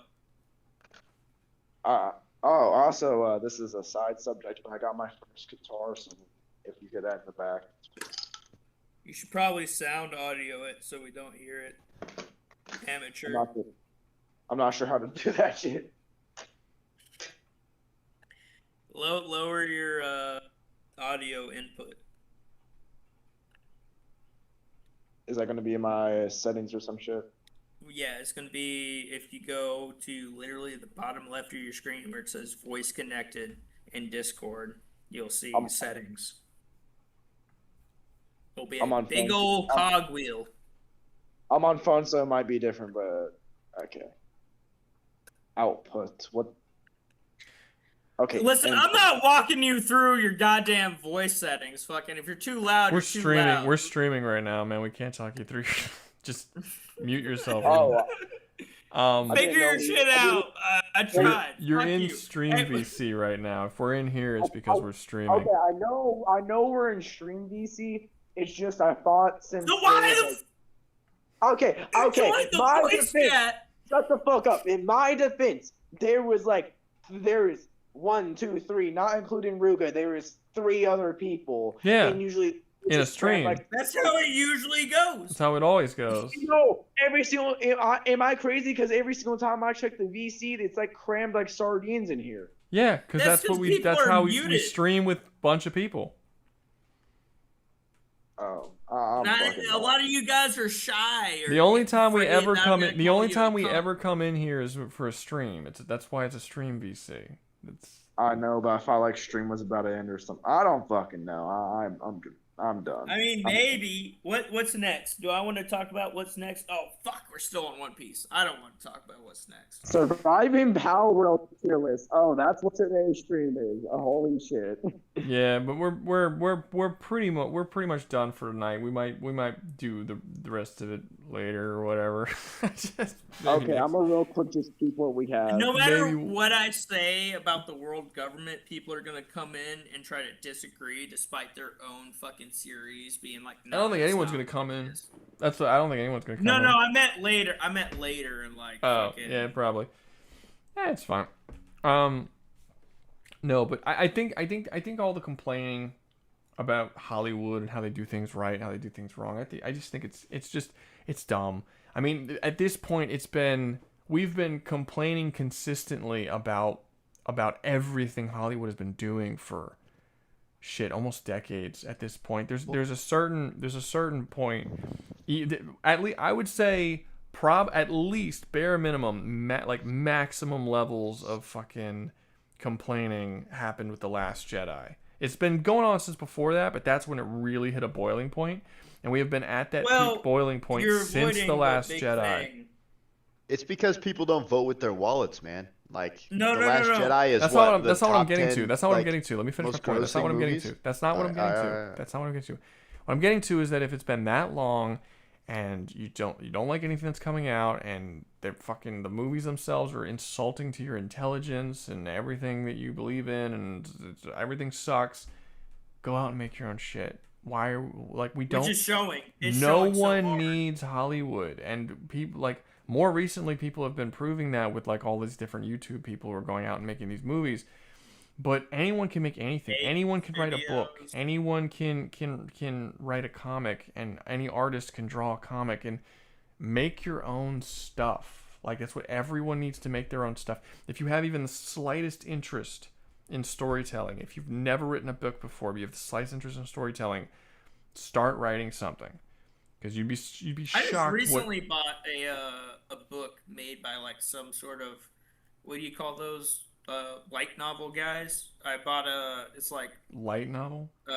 A mangaka or whatever. I mean, I just call him an author. I don't know what other word you would call him. I don't know. He wrote the book series or whatever for the little novel websites or whatever. But little novel. It was on. It was he apparently he published the first book he wrote. It's Super Soldier in Another World or some shit. I bought that shit on Amazon. I really liked it. It was pretty good. Everyone should write their own stuff. It was a short, and it's a short book too. It's not some fucking long 18,000 page thing. It's a $400 book, something you'd get just to read on a flight. Yeah. I'm not telling people that if you have no interest in writing and zero interest in storytelling, you just don't want to do something to force yourself to do something. But what I am saying is that if you have any interest at all, even if you have no experience or skill in it, but you have interest in it and it's something you think you would enjoy doing, go fucking do it. It doesn't matter if you can't, just do it. Because you never know what kind of cool shit might come out of your brain, and you never know where that'll bring you later on in your life. There's people... Even just what ifs.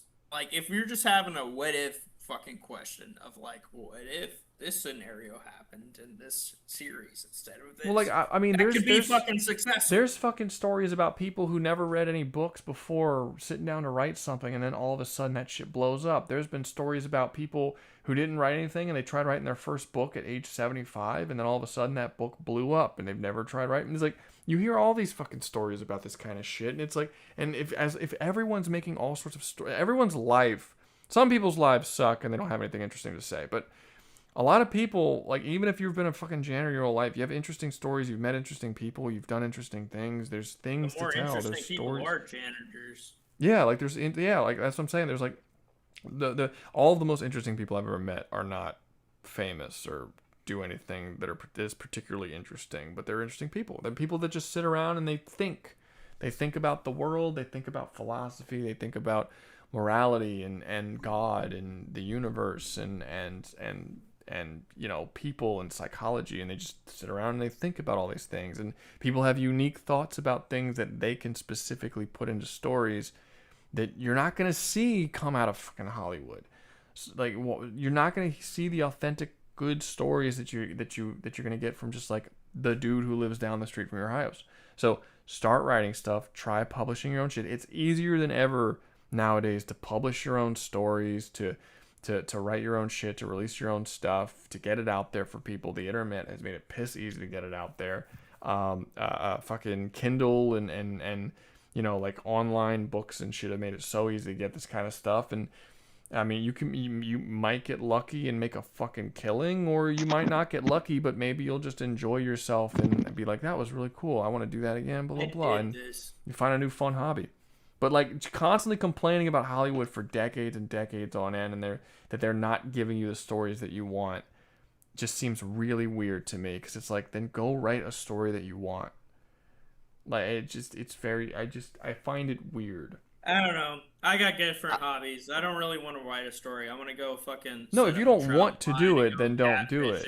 If you don't want to do it, I'm not telling you to do it. I do want to go home and have decent stories available for my peruse instead of getting slop shoved down my face after I come back home from catching catfish, you know? Well, I think your answer is to go to things that not the usual places, you know.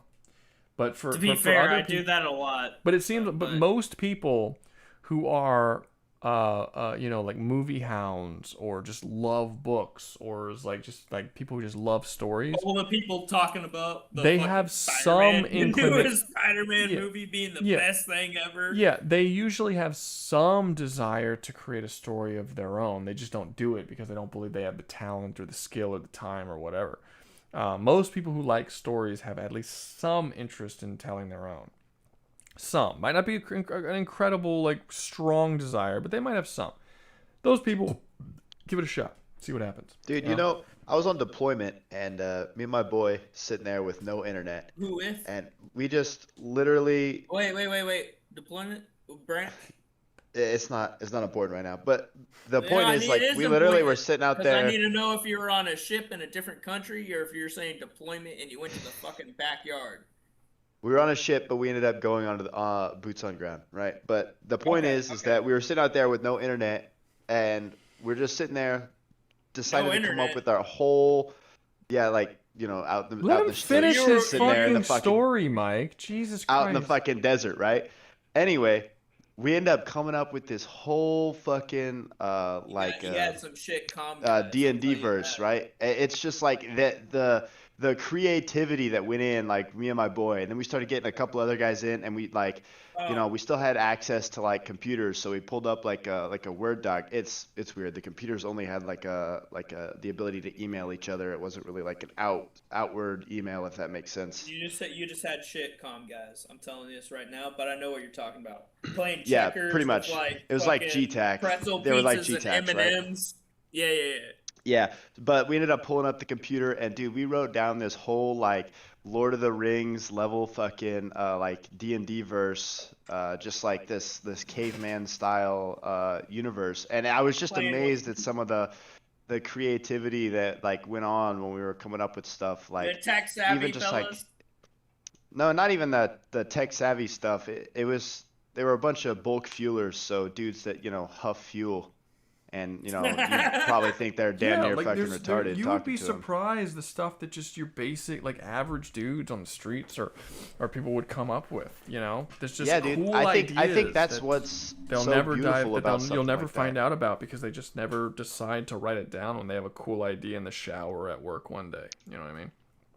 Yeah. You never know. Our showers are together, so it's a little distracting.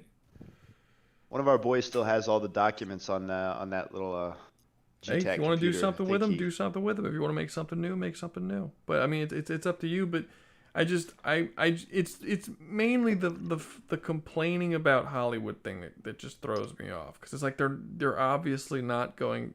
Nothing you do is going to change the type of stuff they make. So your best options are to go somewhere else for it, which a lot of people are doing, which is why things like manga are selling way better than comic books in America.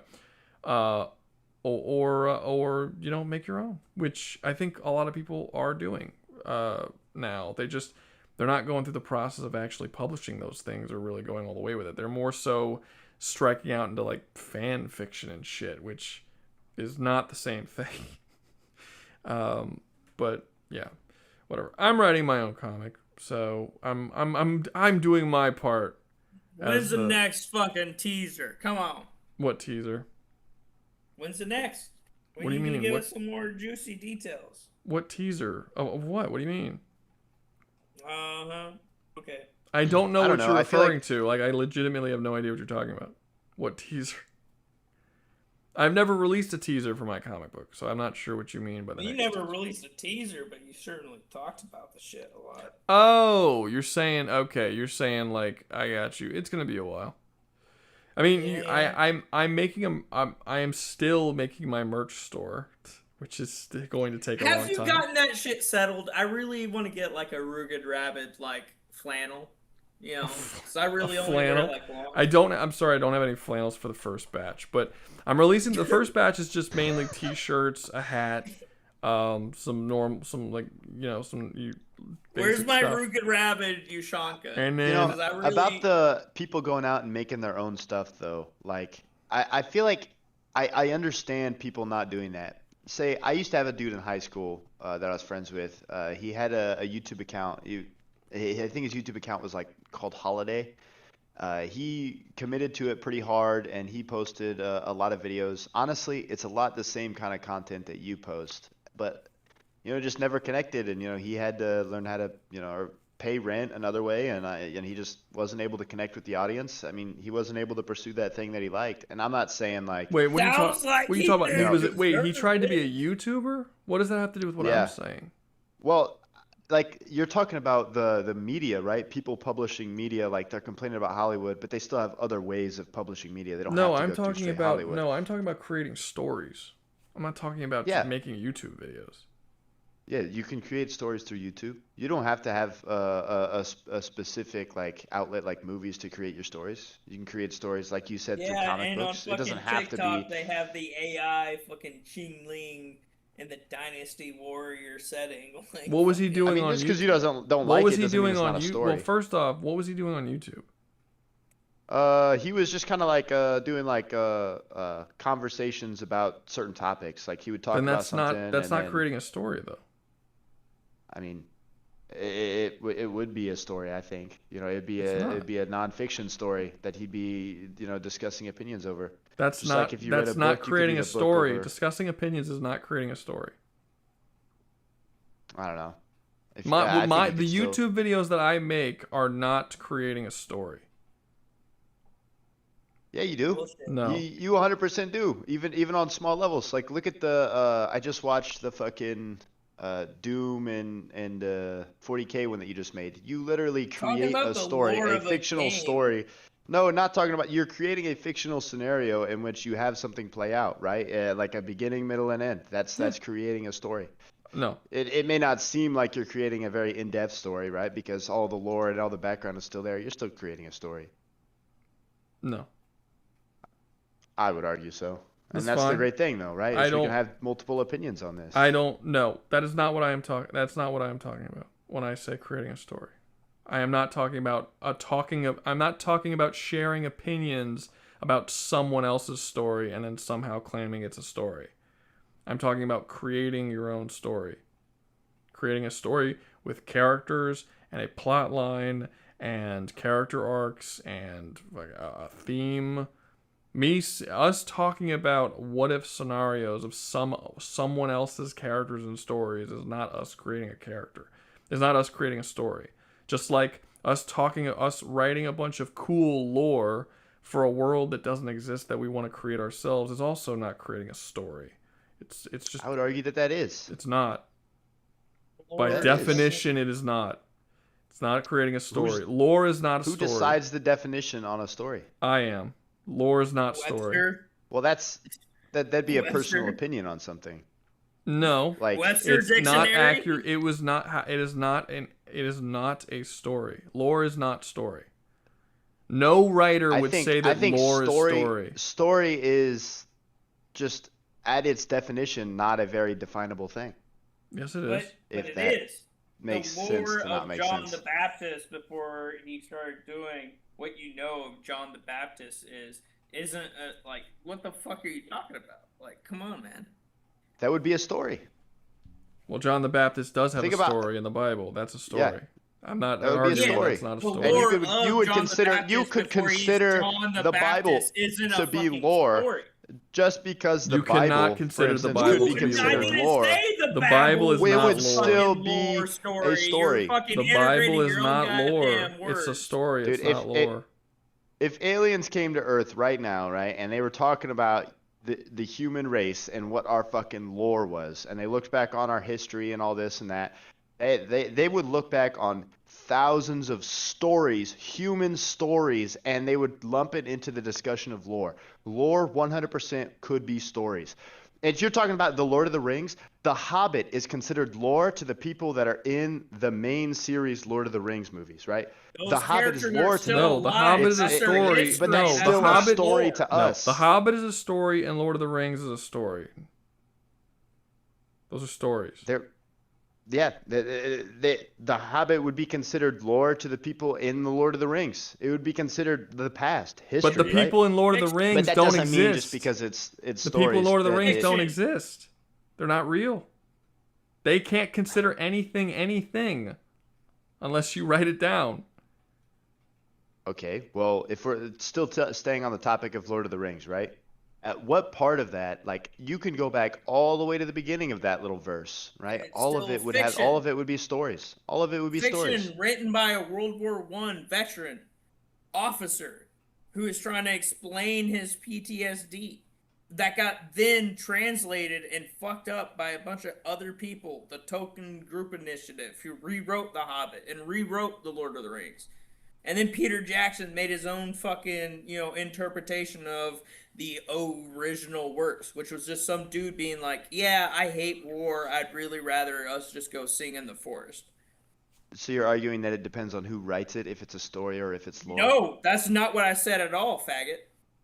Why? Not everyone's a fucking faggot. Man. We're just having a debate. Mike has been relatively aggressive tonight.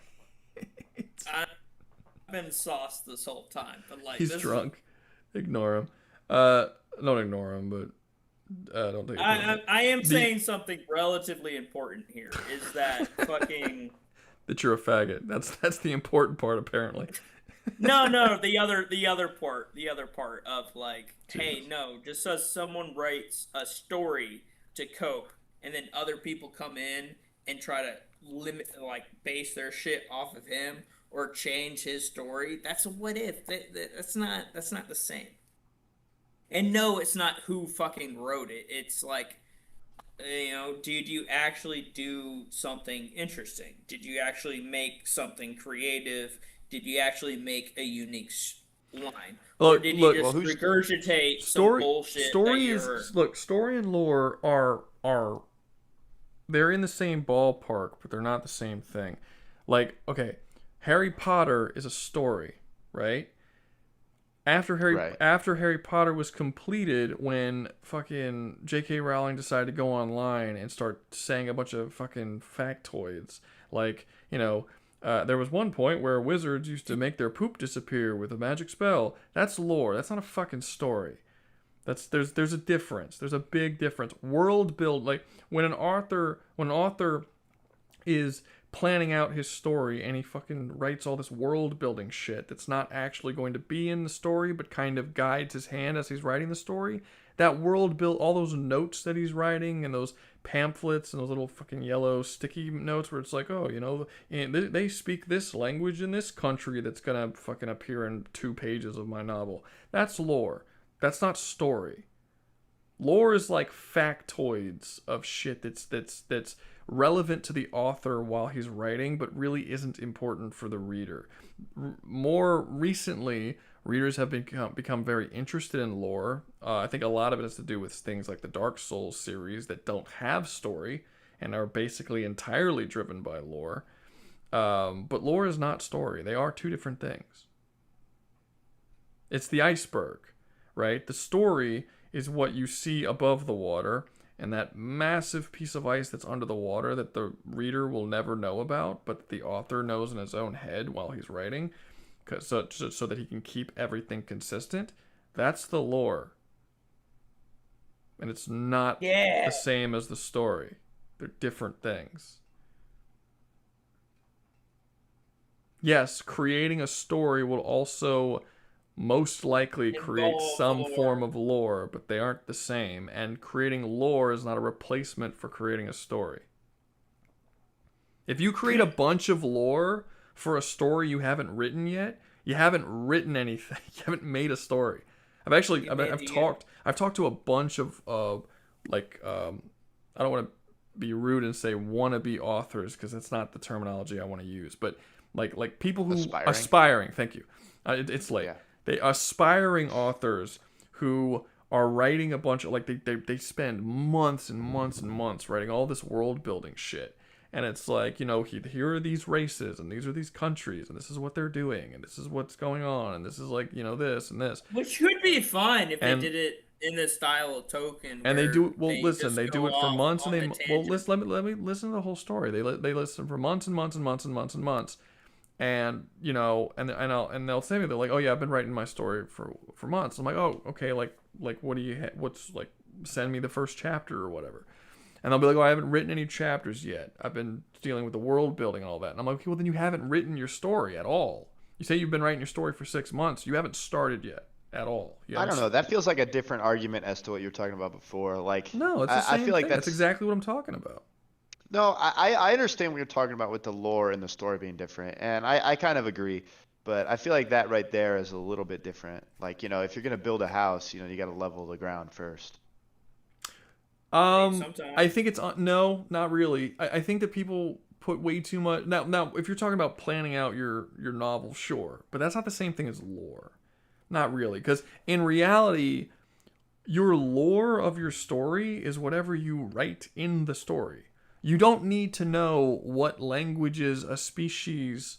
You don't need to write down okay, there's this town, and this is the history of this town, and this is the species of this town, and this is the languages they speak in this town. And then when you write the actual story, they don't even go to the fucking town, and they meet some guy outside the town, and he speaks some language.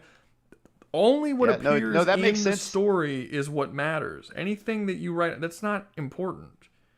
The world building. I agree. Lore, I see what you're saying. There's no need to do all that extra stuff and then not even have it there's no reason for it. It's relevant. But who your character is and what arc he goes down and what the story is and what the villain is. It's what appears in the story. If it's not in the story, it's not important.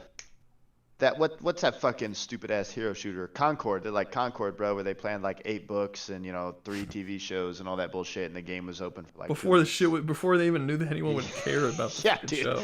And the game just bombed, and they closed it in 2 weeks. It's like, what the fuck are you you didn't do no. There's ways to do this, and that's why I like to make a very clear distinction between things like lore and story and them not being the same thing. Like you and your friends making your D&D stuff, that's cool, but that's not a story.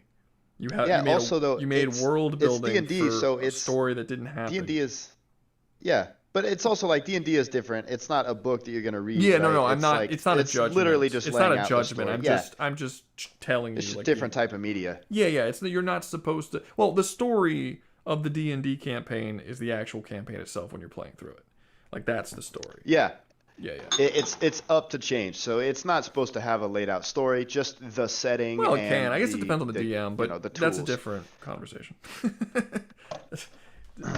But yeah, it was just different, and that's not why I was arguing the other thing. I'm just saying that it's one of those things that it's very up for interpretation depending on the viewer, because it's an art, and I would consider art up for interpretation. Art is up for interpretation, but they're to an extent.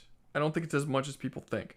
I think that there is just, like, if you take a person who's never written anything, never read a book, doesn't really, you know, and I think that their view would be less valuable than, you know, someone who's released 15 best-selling novels. Like, I think there is a limit to the whole everyone's interpretation is equally valid situation. I think there is a limit to it. But yeah, for the most part, there's many different ways that you can go about things. But the people whose ways work, and the people whose ways get things done, and the people whose ways who make things successfully, those are the ways that are better inherently, just in general. And like the countless people who make lore and claim that it's story but never actually write anything, I would say, are probably not the people to base your definitions of what lore and story are on, because it's pretty common. I think a lot of aspiring writers have done a whole fuck ton of nothing based on this whole idea of creating lore and not story. A ton, dude. Oh, yeah, I There's think a so lot of people many. get hung up on that part. It's not important. It's completely irrelevant. I don't think that argument for. I think I see what you're saying when you're talking about, you know, some, obviously, you know, their general opinions would matter more than, you know, the opinions of the niche in certain aspects. I agree with that, but I also think, you know, the masses are asses, right? Like, you get a group of people, like, sometimes, like, a lot of people, I'm trying to think of a good, like, way to compare this. Oh, Netflix, right? We were just talking about Netflix movies, right? Netflix would be considered in that group of people that are able to get shit done and do that, right? They have the money, they have the power to be able to make movies and TV shows and distribute them, you know, throughout the entire world. That doesn't mean that what they make is good, though. No one said and it there's was a lot good. of No people one said that it would was say good. that it's good. No one said it was There's good. a lot of people that would say Netflix movies are good, and they say that they do like Netflix shows, right? Fine. A lot of people, more You can than like more whatever than you just a want. couple dozen, right? I don't think that quality is quality. I don't think the quality is based on, you know, people liking something. I think that something. I think that people could like things that are objectively bad. Because there's a difference between what you enjoy and what is good. Yeah, I'm not necessarily disagreeing. I'm just saying that I think it could be interpreted like that too. I don't know what you mean. Interpreted like what? Like what you said is wrong about, you know, only certain people, like only certain opinions on art. That's not what mattering. I said. I didn't say only certain opinions. I said some opinions are more valuable than others. And that's, I mean, come on, who would disagree that some opinions are more valuable? Of course they are. You think all opinions are equally valid? No, I don't. No one does. Not really. I mean, you might say No, like, not oh really. yeah, but no one. Yeah. When it really comes down to it, there's certain opinions you're going to take as more valuable than other opinions. Everyone does. Everyone makes value judgments on opinions. And someone can have a very high value on a bad opinion, an opinion that doesn't help them and does not help them succeed in the things they want to do. So the value of that opinion isn't based on how much value an individual person puts on it. There are some opinions that are just objectively more valuable. Yeah, you know what? Yeah. Yeah, I'm going through some pretty fucking terrible opinions that I've heard in the past, and you know, I can't help but agree. You know. Yeah. Yeah, that's I'm thinking about it, and yeah. I was fucking wrong, you know. God damn. It is what it is. That's what we do. No, but yeah, there's like this. The opinion that you have is not like uncommon. There's a lot of people have opinion, like, you know, Any opinions on movies, or like some people say like opinions on science, or it's like everyone's got an opinion, you know, everyone's opinion is equally valid. It's a weird thing, and I feel like if you go back 30 years, that was not a commonly held opinion. That just everybody was equally correct about everything. I don't know. It's just strange. It's a strange situation, you know. Like if someone like Stephen King comes up to you and starts telling you some stuff about writing books and shit, maybe you should listen to the opinion a little more than like your fucking brother. You know what I mean? It's just like maybe, you know, he's probably got some... My brother has read every Stephen King book 3 times. Whitey, where the fuck have you been? You missed a lot of conversations, many of which you probably would have dug as topics. I typed it in the YouTube chat earlier. My phone died, and then the other one was on 2%. And you know what I mean? I'm back though. I'm back. I'm back. God, well, yeah, but all the Whitey-centric conversations are over. No more Whitey-centric. There is no conversation that isn't Whitey-centric. They're all Whitey-centric. That's where you're mistaken, my good sir. Okay, so the next topic, we're gonna go around and we're all going to talk about the anal sex that we've had over the course of our lives. What's the biggest thing that's been up your ass, Whitey? You go first. That'd be rude of me to. No, you said it's a Whitey-centric topic. Everything is Whitey-centric. Obviously, we're gonna start with the center and work our way out. So is everything from the past 6, almost 7 hours of the stream. Has it been? Yeah, it's almost been 7 hours. Not quite. Let's see this. I got no food. That's upsetting. I should have ended this stream a while ago. Are we doing the tier list? What are we doing? No, the tier list, we fucked off from the tier list. You heard? Seen that one coming. I could have said that earlier. Yeah, well, yeah. I mean, we put Avatar on it, look, and the vote is tier list 70%. Niggas still want the tier list. Yes, but that vote was placed an hour ago. That vote was a while ago, and it was 50-50 for a long time, and then it kind of slowly moved around, and we got 12 people watching the stream now. Like it dropped off. Let's just speed. I'm not speed running. No, that doesn't sound pleasant at all. I don't want to do that. No, we'll have a part 3. It's fine. Fucking trilogy, just like Lord of the. Look, you like trilogies? We got one for you. We'll have a trilogy. It'll be fine. It'll be fine. We got one for you. Complements the story you have in mind that's different from just having world building / lore. What about the dictionary? Yeah. Hey, well, since now that everybody's gone, can we take me out of gay hell though? No, you're there. You're there until next stream. You got to stay there until you are removed. That's the way it works. I'm gonna be saving. Wait, you said until next stream. So when the next stream starts, I get removed. No. Until the stream's over. Until we're done with this tier list. Hypothetically, how much money would you need for me to never get put in gay hell ever? That's not possible unless you have an unlimited amount of money. Because if anyone ever beats your payment, you're going back in gay. Okay, so if I really, really don't like gay hell, if you give me $10,000 one week to be like, I never want to be put in gay hell again, and then someone gives me, and then the next week. And then the next week, someone put $10,001. You're going back in gay hell immediately. I done saved all my money up for this one moment. That's right. I sold my house so that I can not go to gay hell, and it lasted for less than 24 hours, and I was immediately back in gay hell. And bro, yeah, and Jim and Hobo Mike both sold their houses so that they can compete. Nah, I think them niggas is good.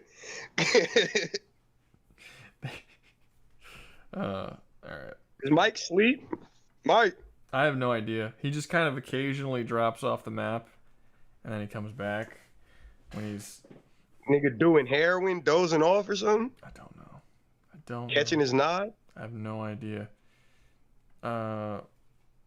Let me see. Yeah, it's 14. Damn, this sucks that I can't. That my fucking controller's broken, man. I'd be on Palworld right now. Gotta go get another controller, man. Go do one of your little little sounds condescending. I didn't mean to say little. Go do one of your fucking rap things, and then you said you make like $150 to $250. That's enough to get a remote. Oh yeah, that I have to get booked for one though. Right now, the ones that How long I'm does that booked take? for, it depends. Like if you It wanted to depends. do like consistently like 2 or 3 a week, would you be able to? No, absolutely not. Once a week? And that's not even just because there's like, for one, there's no leagues putting on that many a week, like just within my region, but also having to write and memorize 3 rounds for 3 times. That'd be 9 rounds a month. That's great. And each round is through like 2:33 minutes. It sounds like it's easy, but that shit is not. When I'm you not have saying to no. actually... I'm not saying it's easy, but I will say this, and I've now I'm not, obviously I don't write rap, but I do write, and when all your time is devoted to just thinking about stuff like that, you will be surprised how quickly you come up with shit. Oh yeah. See, so I've reached a point in this, Rouga, where I've been doing this shit for like almost 13, 14 years. I'm long past the era of putting my heart and soul into this You're just shit. like, yeah, it's just like whatever. I got you. Yeah, and I'm long past the. I used to. I'd take a battle, like I'd show up to an event. I'd have like random bars on my phone or whatever. Somebody's opponent would no-show them, and I'd be like, oh, give me like 20 minutes. Go in the parking lot, put some shit together, go in there and rap it. Like I used to care for real. Now I'd be lucky if I start writing a week before the bitch. We were actually talking about this before when you weren't in the room, because we were talking about you while you weren't there, and we were wondering. Yeah, and we were wondering, would it be frowned upon or just not cool or whatever if you use the same lyrics for 2 different rap battles? Yeah. It's called recycling. Okay, you're not allowed to do that. Like if I did that, like, it'd be hard pressed for me to go to a league owner and be like, yeah, pay for me. And then they'd be like, nigga, what if you just spit the same shit you did in the last 3 battles I watched? Gotcha. Yeah, we assumed. We were talking about we were talking about like, man, he could be doing really well right now if he like set up like a couple, because we were talking about the possibility of setting up like 1 a week or 2 a week, but obviously you just answered that. It's not really something that's viable. But if you did that, and then we were talking about like the lyrics. It's like, well, he would have to write all that, and then we kind of went into like, I wonder if he can use the same lyrics for multiple rap battles, but just like change them out every once in a while, almost like a comedian who basically. I will say this. Whitey, when you get back? Holy fucking shit, Mike! I thought what's going on, guy? I went to grab some burritos. Fucking Cali ain't got no like local bars and shit open at this time. It's all right. We were just talking about me, or more specifically, we were talking about y'all when y'all were talking about me when I wasn't here. Yeah. We never did that. Yeah, we did. Well, I don't know if you did, but we were talking. It was a couple of us. We were talking about the rap battle. Well, the rap battle thing came. You might actually, Whitey. Were you? I think you were in. You were in the stream, but you walked off at some point. Yeah. And yeah, you were there, but it didn't end up. Yeah, but I remember Jim. I was talking about it with Jim and some other people. I don't remember what started the conversation, but we were talking about your rap battles. And I brought up that the rap battles, like they call them rap battles, but it's really slam poetry. Is essentially what it is. And then I think that's what. And then we were talking about it. And I was like, oh no, he makes like good money doing it and stuff. And we were talking, and that's when we were talking about like, you know, the possibility, like if he did those multiple times. I'm not gonna lie. If I could find one to do once a week, even, or like, no, once every other week, like bi-weekly, that'd be cool. Right now, I'm just now getting back into I'm actually caring about battle rap. So there's like I'm doing tryout battles and shit, which is shit that like you feel me, I don't get paid for, but it's on bigger leagues to try to puts you put on me to the spectrum. Yeah, You ever thought? Okay, so you ever thought about trying comedy? Absolutely have, and I know I could too. Stand up. I'd write it like a battle. It's a similar job. You just have to write shit I'd that's funny. Very similar job, especially if you're trying to work a live crowd like you do. Yeah. And if you're looking, if you already have a similar skill and you want to make more money, there's really no reason to not try and like go over to like it's not that far of a leap. It's I'd have to find like the bar that does it or the club. Go do a couple but of shows. once you find a handful of them, you can just keep going. You can just keep cycling through those different ones. Yeah, and that's more consistent actually than battle rap. I'm able to. That's another reason why I brought it up. Yeah, it would be. I know that again. I don't know where you live, but I live right here in New Orleans. There's a ton of fucking clubs I can go do comedy in. I don't go to them. Yeah, I'm in Sacramento. I'm in Sacramento, California. I imagine there's probably a lot. There's a lot of Oh, y'all are both in California right now. Yeah, we are. Oh man, I thought you was in Japan. He moved to California. I got like 2 years here. Shit, where at in California you at, Mike? San Diego. Oh, okay, you all the way down. That's like a that's a long ways. But I do be doing battles in San Diego. So when I got one, bro, I'll let you know if you want to pop out and enjoy. Send that shit to me. I'll bring. I got you, dog. I got you, bro. I'm not gonna lie. The energy is mad fun. You know what I mean? Just like being there, like watching the people. Cause like 9.8 times out of 10, we're all there for the love of rap. Nobody got no real God damn, beef. he wasn't kidding. That's a fucking 7-hour, 46-minute drive.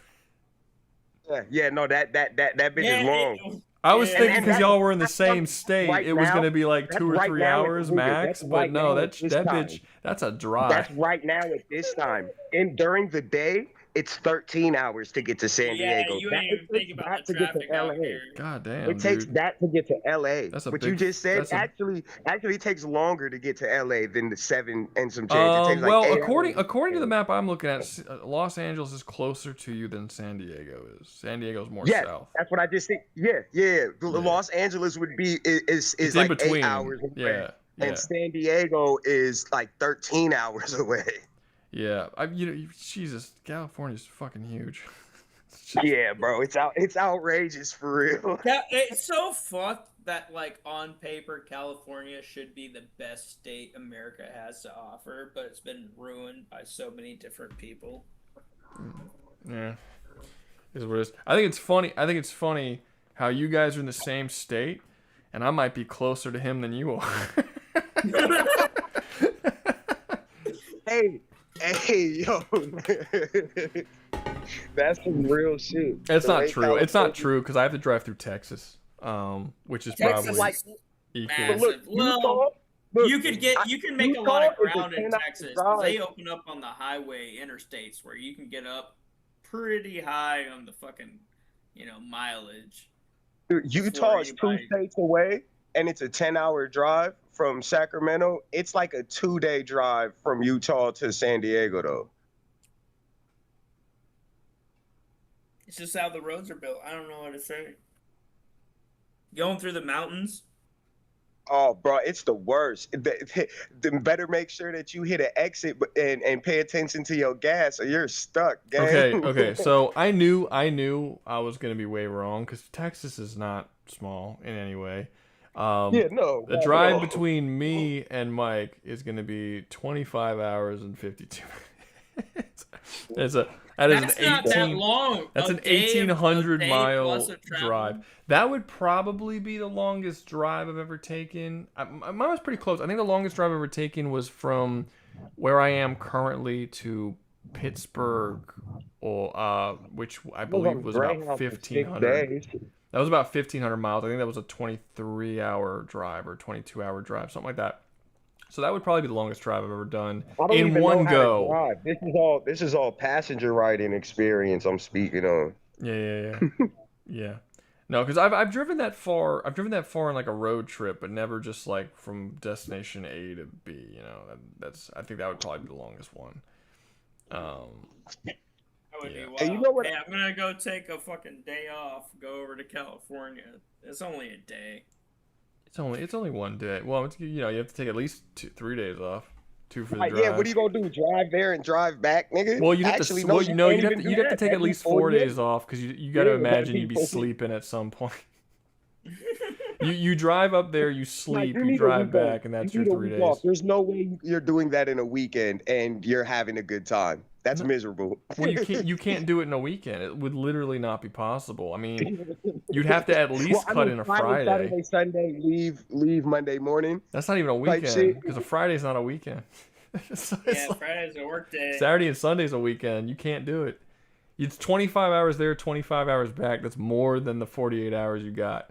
You're literally spending more than a weekend just driving. Well, a nigga could speed. What I would do, yeah, but you wouldn't. Wait, if you're wouldn't going save that much 100 time. miles an hour and it's 600 miles, you can get there in 6 hours. Through Texas. Have fun in prison. Yeah, try it. No. Well, no, that's a good point. There's a whole lot of what do they call that shit? The cannon run. Yeah. Where you got motherfuckers who are purposely It's a long American states. Yeah. If I drove to California like that, I would do what I used to do when I did the road trips. Is it would take me like a week to get there, and I would stop in several different cities the entire way through. When I have a drive that long. That's usually what I do. I don't just go straight. All the Route 66 fucking tourist stops, fucking hit up every goddamn location. No, not the tourist stops. I'll usually go to places like that are not tourist stops just to see what's up. I don't like touristy locations. I generally like the non-tourist stuff. But I'll just see like, oh, there's a small town that's like slightly off path. Let's go see what that's all about. Chill out there, maybe have some food, see what there is to do in town. See what the local stay for like a day or two, get back on the yeah. road, and it would take me a 1 day drive would end up taking me like a week and a half, and then I finally get to the destination. It was kind of like a vacation just to get to my vacation. But I also had a job. I was an electrician for the union, so. The rules of when I could work and when I didn't were they were whatever I wanted them to be. If at any point I was like I don't want to work here anymore. I just leave, hop in my car, go wherever I want, work wherever I want. And if I want to not work for like a month or two and be on the road and then eventually go back to work, I could do that, or I can work on the road. Like you have a lot of options. It's pretty cool. And usually when you work on the road, it's a lot more pay. I mean, not because you're on the road. It depends where you're living. Like I live in Louisiana, which has a particularly low pay for an electrician. It's not bad here because it's a very low cost of living. It's a lower cost. It's a much lower cost of living. But like I would if I worked electrical here, not being a foreman or anything, just a regular electrician, I'd make around $35 an hour. If I went and if I was gonna go to Tennessee and I was gonna make $70-something an hour. New York is like 80. I think I was in Portland once, worked, and now it was like 48 or 49 over there. And Los Angeles is another really high one. I think it's like $60, $70 over there. So it just depends where you go. But generally speaking, the lower cost of living, the lower I'm going to get paid. The higher cost of living, the higher I'm going to get paid. That's why it's good to go to somewhere like Los Angeles, work for $60, $70 an hour, and then come back to New Orleans where the cost of living is significantly lower and that money goes a lot farther. You bring the money your here. dollarinos. Your dollar goes a lot farther, and that's pretty cool. But I haven't done electrical work or done any of that since I started the channel. I'm still getting used to that shit from like I've been in the States for like grand total like maybe 4 days. The prices over here are so fucking expensive. You're in California, dude. Yeah, I was just about to say, dog. Nigga, out here is outrageous, bro. It's crazy. I don't even know about like even. I think it's across all of America at this point. No, like I could pay 1,000 yen. I could pay 1,000 yen for a full course meal, right? That's $7 for a drink, an Oh yeah, you're not even appetizer. getting a McDonald's Yeah. full meal with that. Yeah, but hold up. No. But in Japan, you're not getting anywhere near the portions either. And the food is generally cheaper kinds of food. You're eating fucking rice. But it's healthier food. Yes, but Nah, the them niggas food be costs cutting up less. fucking credit cards and bleaching it and calling it rice. What do you mean? What the fuck you talking about? What are you talking about? Or maybe that's China.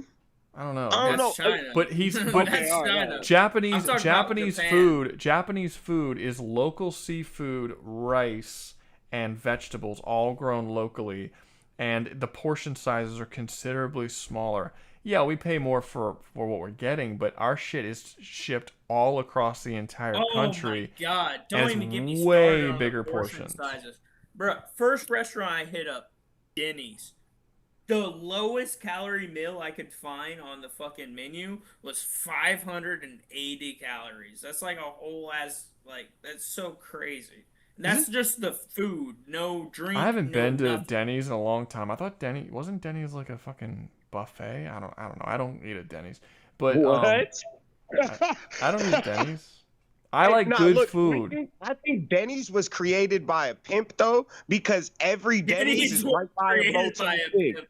Listen, Yo, every the Denny's we is went right to, by the a Motel Denny's I 6. just went to in Seattle. It was there's a man sitting at the bar, top hat, black man, Stonewall black man. He had the Listen, black suit, I white bet you tux, there's a Motel black 6 top on, and right he had a behind fucking eye patch. And the motherfucker had an eye patch on. Like, how the hell you telling me bet you you not a if you go Google that exact Denny's right now, I bet you if you zoom in on the area, there's a Motel 6 right around, like right behind it.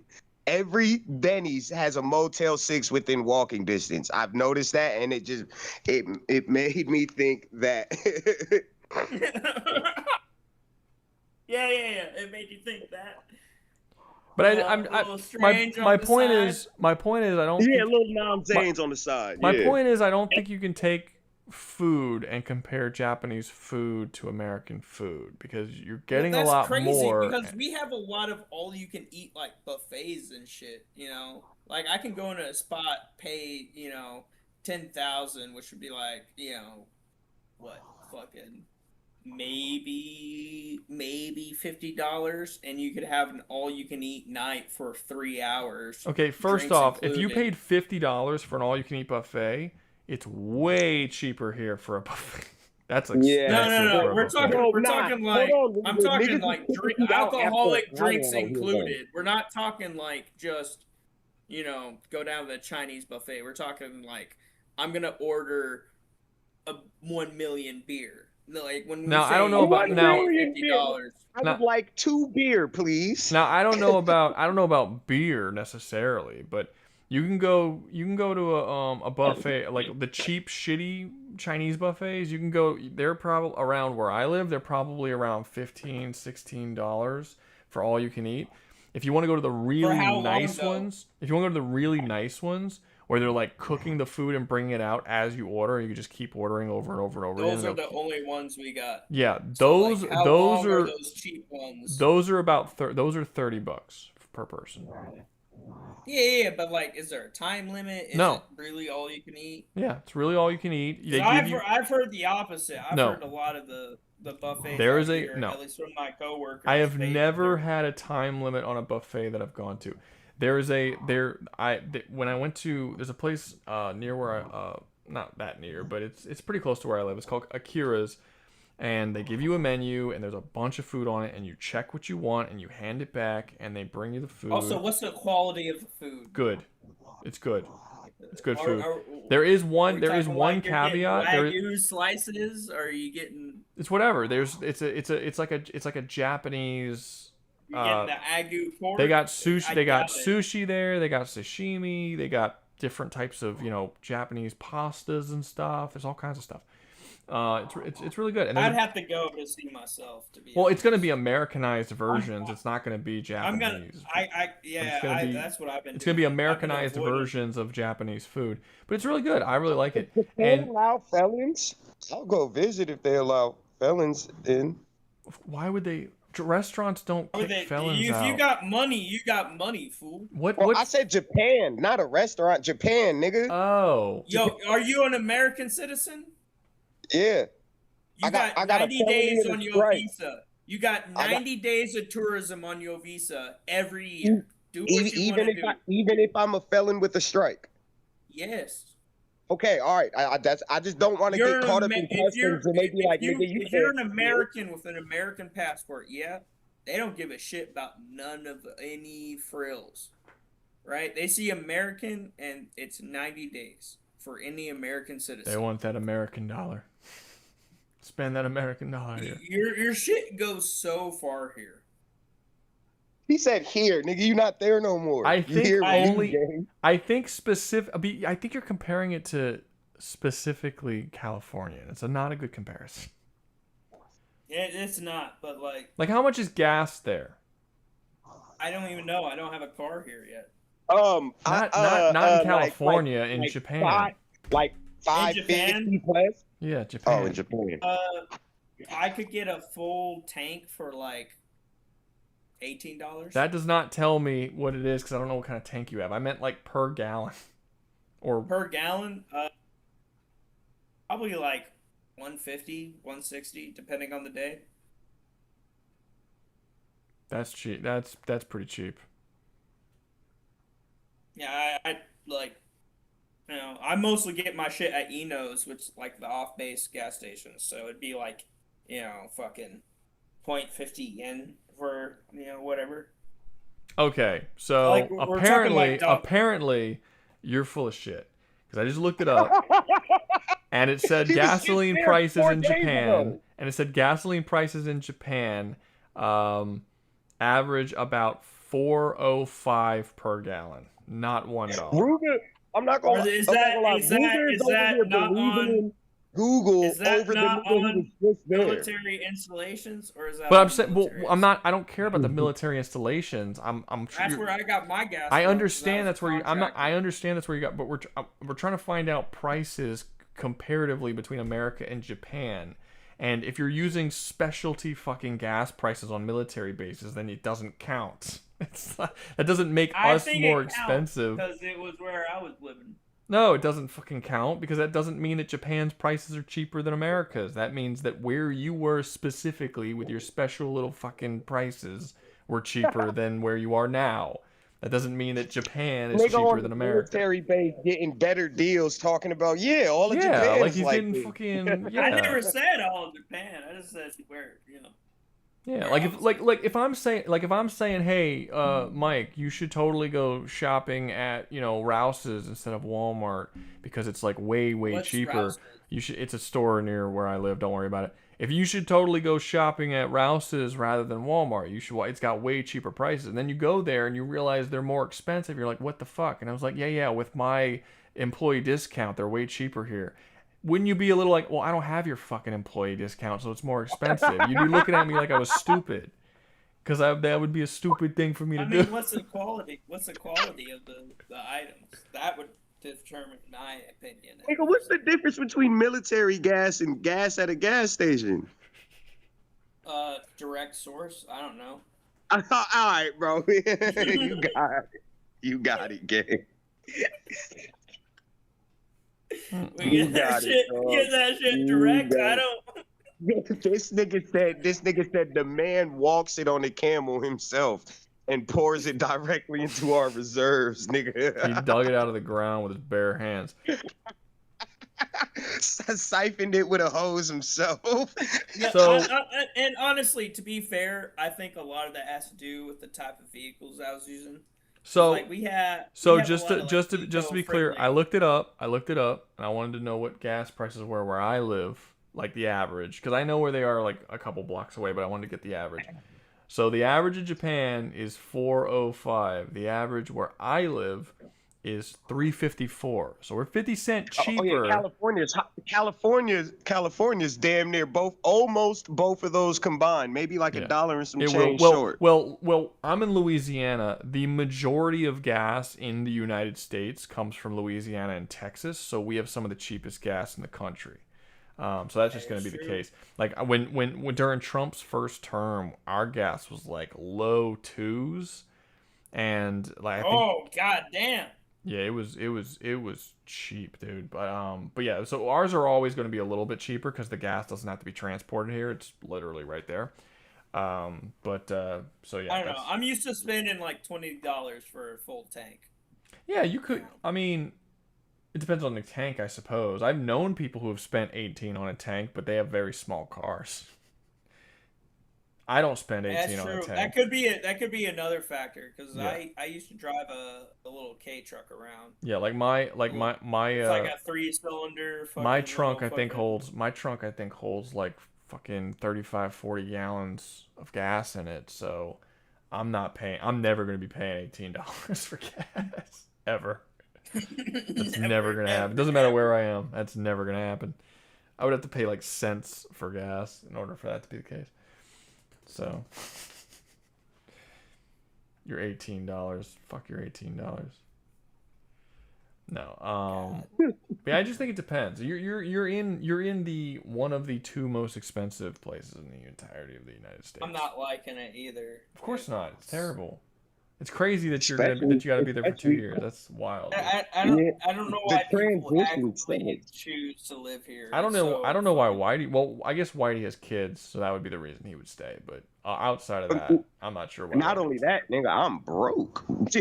You're broke. Yeah, but if you're broke, you go to a place that's cheaper. Yeah, that's how it works. Well, my kids do live out here also. Yeah, that's the reason. I understand that's the reasoning. But yeah, the kids is different. That's a reason. The broke is a bad reason. I'm going to stay in this super expensive place because I'm broke. Like, that don't make sense. My kids, I would be if it was like a joint custody type of thing, I'd be moving up out of here for sure. Hey, we gonna do 1 year off, 1 year off. Well, I don't know what you do for a living outside of the rap battles, but I mean, honestly, nothing. I'm trying to get disability. I ain't all the way right upstairs. That is the reason. That is the reason why you're broke. You gotta go get a job, bro. You gotta get a job, man. Even if you hate it. I've worked a lot of jobs. I've worked a lot of jobs, but I just started doing therapy in February and March, and both of the therapists that I had, they both told me like, you honestly should just, like, they told me like straight up, you should just go try to get SSI. You're a shoo-in for it. Yeah, but hey, do it. First off, okay, those are bad therapists. Those are really, really bad therapists. Yeah, I'm telling you, just a straight up abandon shit. Because they're literally telling you this is how you can cheat the government for money, and I don't have to help you anymore. Like, that's like the whole point of a therapist is that they're supposed to try and help you get over whatever issues you're having and improve your life, not to fucking get you addicted to goddamn government payouts. Like, it's so that's those are different therapists. Well, yeah, I would use that to sell drugs though. Like, that'd be re-up. You feel me? I'd buy like a pound, or I might get an ounce of coke or something. You feel me? You're not helping your case at all. You're making it worse. At all. You're making the therapist seem worse too. I didn't tell yo that. Yeah, but they're the therapists. They probably like they're there specifically to help you out, and they're like, instead you should use the fucking mental illness that you have that I'm supposed to be helping you with. You should use it to go get money from the government. And it's like, fuck you, this terrible therapist. You should have your goddamn license revoked. That's awful. I'm gonna be, my shit is like, like I got like super manic type bipolar and depression disorder and anxiety that's damn near on like nigh schizophrenia panic attack type shit. I'll be honest with you, I think all the things that you just said, other than schizophrenia, are made up fucking mental illness. So it's like, I just think people just I think we had this conversation before too. I think we just differ on that particular thing. Like, I don't look at it as made up, because I can't. There's no. I can physically tell when I have no control over myself, and I can physically tell like if I'm off my medicine. Say like I ain't went and gone to get my refill or something because I'm being lazy. But the difference is that everyone has emotional states where they feel like they're not in control of themselves. Well, yeah, no, but I'm talking like you would think I'm on drugs with the way my like. A lot of people do. A lot of people. Sometimes it's worse. Sometimes it's better. It just depends on the person, the personality, the different stuff like this. But I think that doctors have convinced people that things that are natural human feelings that they need to learn to deal with and overcome, they instead drug them and make them believe that there's nothing they can do about it. And I think that it's because they need themselves. They need that big. It's a scam, fucking... and I've this is mainly because of the '90s, the whole thing they were doing where they were getting a bunch of kids addicted to drugs because they convinced them all that it was ADD and ADHD, which are bullshit, made up fucking terms. And it sucks. And it just so happens that it was all boys who had these ADD and ADHD, and it just so happens that boys have a harder time focusing in school, and boys have higher energy levels. But no, now all of a sudden in the 90s, that's a fucking mental illness, and you have to take medication for it. It's like, no, we've always known that boys have higher energy and a harder time focusing. It's never been a disease before until some fucking asshole doctor decided to say it's a disease all of a sudden. And now we have to take medication for it. I just don't understand. Female teachers were complaining. I just don't understand why little Jimmy won't focus. Yeah, it's so fucking stupid. Maybe because school's boring. You ever thought about that? And instead of changing school so that it can better align with the kids that are in there, they've decided to drug the kids to make them fit into a flawed school that isn't made for them.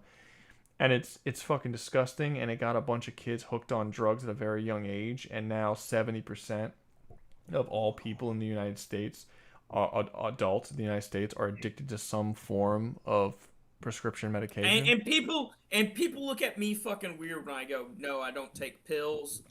Just give me a shooter. Give me a shooter. Give me some Tito shooter on this flight. I'll be fine. Yeah, Leave me the fuck alone. They told me I had ADD and ADHD. They told my brother he had ADD and ADHD. He took the drugs. I told my parents I didn't want to take no drugs. I don't want nothing. Even as a small kid, I knew that there was something up with it. And I was like, no, I don't want to take nothing. My brother started contemplating suicide, and he's got these fucking mental problems, and he's like a fucking mess of a person. And I'm fine. I mean, I have high energy levels. I don't sleep a lot. I sleep about 4 hours a night, and I feel fine when I get up, and I have to constantly be moving and doing something. So I've always had jobs that required a lot from my hands and me to keep moving and to keep my mind racing and doing different things. Other than that, I'm fine. I'm a perfectly fine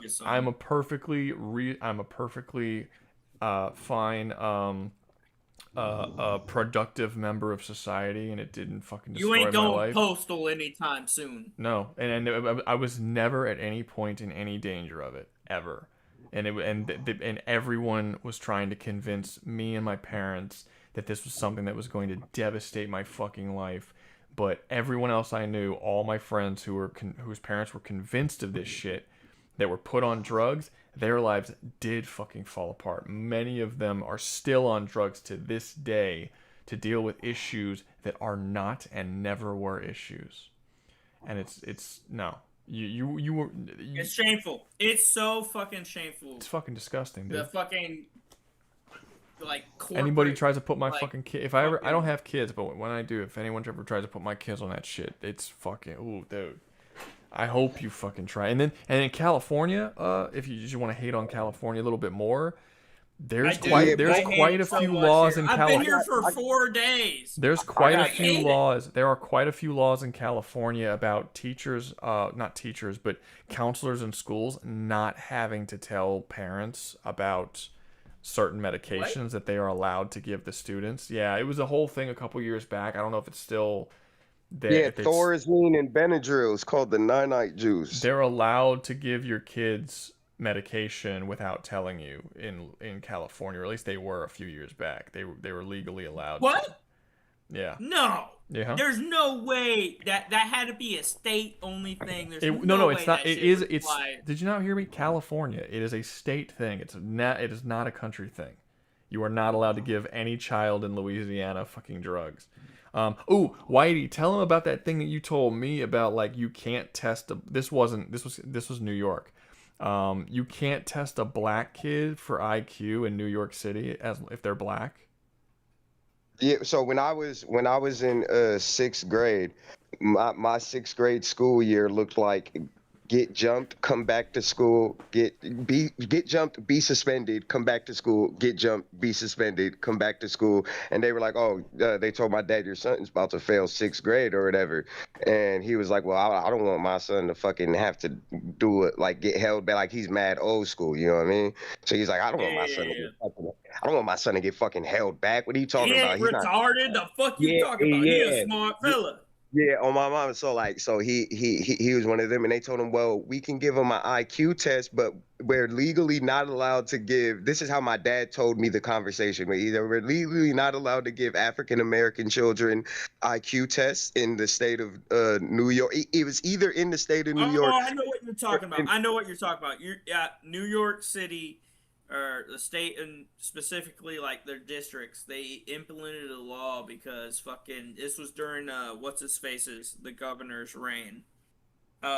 He was like, oh shit, fucking all these fucking school systems in like fucking Harlem and shit are testing really low. That's racist, or that can be perceived as bad for the African populace. So we're just gonna make it illegal to boost their fucking own numbers to make it seem like to avoid the issue of problem in education instead of solving the fucking problem, which I don't know how the fuck this doesn't piss people off. It pissed me off when he told me about it. I was like, dude, I would have sued that fucking school so fast. That's just, how can you not call that racism?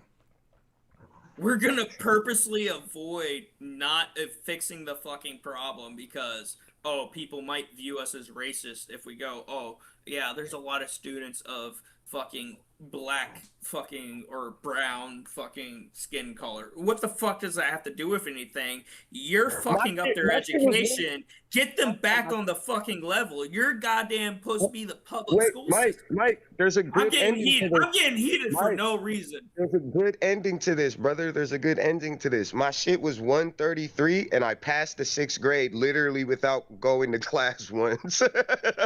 Hell yeah. Fuck. You know what I'm getting mad about too, though. Like, it's so fucking bad, and motherfuckers just scream, "Oh, you're bigoted, you're racist." It's like, no, you're getting played. I don't want you to get fucking played. You're an American. As a kid, I didn't really, you feel me? It was, as a kid, it was just like, damn, I'm about to be 1 year older than every. I start feeling weird. I'm like, man, I'm about to be 1 year older than everybody I go to school with. I can't talk to none of the bitches because they're gonna be too young for me. Like, that's how I was thinking.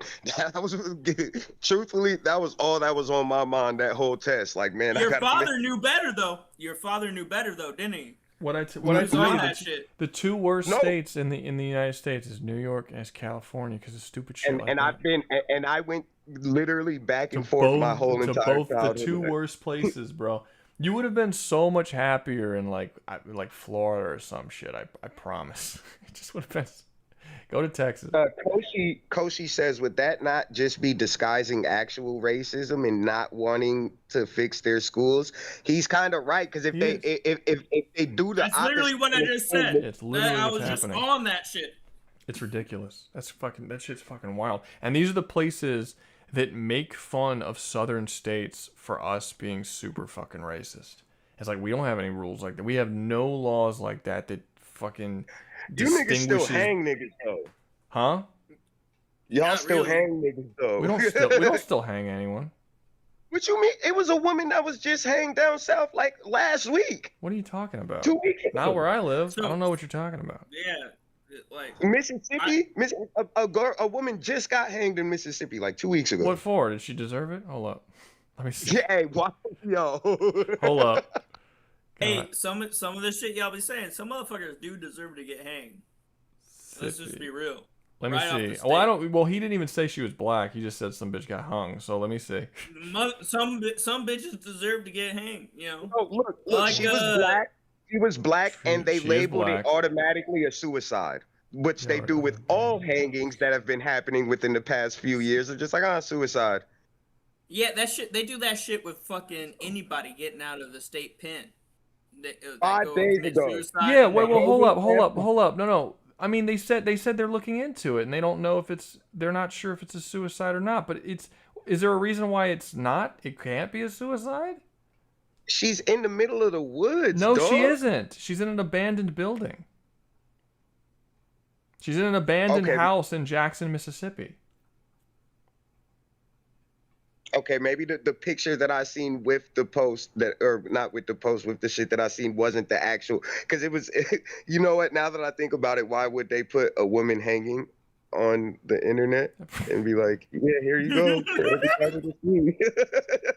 Yeah, I mean, lynching, we don't have, the last lynching case in the South that I'm aware of was like in the early 80s. We haven't had a lynching case here in like 40 years. Because they all keep naming them suicides. No, because we're good enough. We're good enough at knowing when. Why are you assuming that they're lying? Suicides do happen, and it's not uncommon for people, black and white, to hang themselves for a suicide. That happens. Like, why are you assuming they're not suicides? We're pretty good at telling when someone was hung by force or when they chose to do it themselves, because there's like struggle marks. And / physical it's evidence. Pretty clear when someone's lynched because they're tied up by force and hung while still alive. They don't just like jump. They don't just fall off a chair. Yeah. Why is the assumption that it wasn't suicide? Also, like you're saying, like in the South, like there's so many fucking different states in the South. Like you can't just be like, oh, the South. Well, when I say, I mean like Mississippi in the presiding area, nigga. Like they still the last recorded lynching. The last recording lynching was a man named Michael Donald, who was a 19-year-old black man in 1981. That was the last lynching. That's the last one that they decided to say was a lynching. So you're saying from then every hanging has just been strictly suicide. There ain't been no more. No. Yes. That was the last lynching. Lynching. There hasn't been any lynching. Hangings still have happened after that date, but lynching specifically, as if people murdering someone else through hanging, like going out of their way to murder them. That's what I'm saying. Because all of these ones from after that date are being labeled as suicide hangings. Why are you assuming it's labeled as suicide? Why is that the assumption? We're really good at telling when someone's lynched or not because it's super easy to tell. We don't have lynchings anymore. What I'm saying is the autopsy people, bro. You don't think there's man? No, not lynchings. No one does lynching anymore. Will you say that same shit about the Bible? No one does lynching anymore. I say that shit. No, but I'm asking, why are you assuming that people? I'm not saying people don't get murdered, but why are you assuming that all these lynchings or all these suicides are lynchings? It's not assuming. I could ask you are the assuming. same If question. everything is telling you that it's a suicide, then you are assuming by saying it's not. All of these white autopsy report people, it's been one woman specifically for the past like decade or so who's been handling hangings of black people specifically. No. You know how many different fucking funeral homes, police departments, and different autopsy areas? I'm talking about for specific, like for black. That's in which state? There's like 18 states in the South. Like that's so many different. You tell me one woman's in charge of 18 states? If you think all of those are truly just suicide hangings, that's just ignorance. No. I understand where you're getting at, but like at the same time, you can't just sit here and go, "Oh, that's ignorance, not assuming." But at the same time, you gotta understand, like, yes, no, there's been a bunch of fucking hangings as well. Don't get me wrong. There's probably plenty of motherfuckers who have done some shady shit in the goddamn minority of like, oh, we found this old boy fucking my daughter, so we hung him up on a tree. I'm not saying people don't go hang themselves, but what I'm saying is, if you go look at the actual statistics and you go and look at the thing, whenever it is a black person that is a hanging, it is always a specific certain person or autopsy that does the shit, and they always label it a suicide. We only talking about black people? I thought we were talking about all hangings. Because them motherfuckers in the South that really do be going after the shit you're talking about just hang any motherfucker who's not from the area. Have you heard of sundowner towns? Sundowner towns don't fuck with anybody. And we have plenty of that shit in Illinois and Mississippi.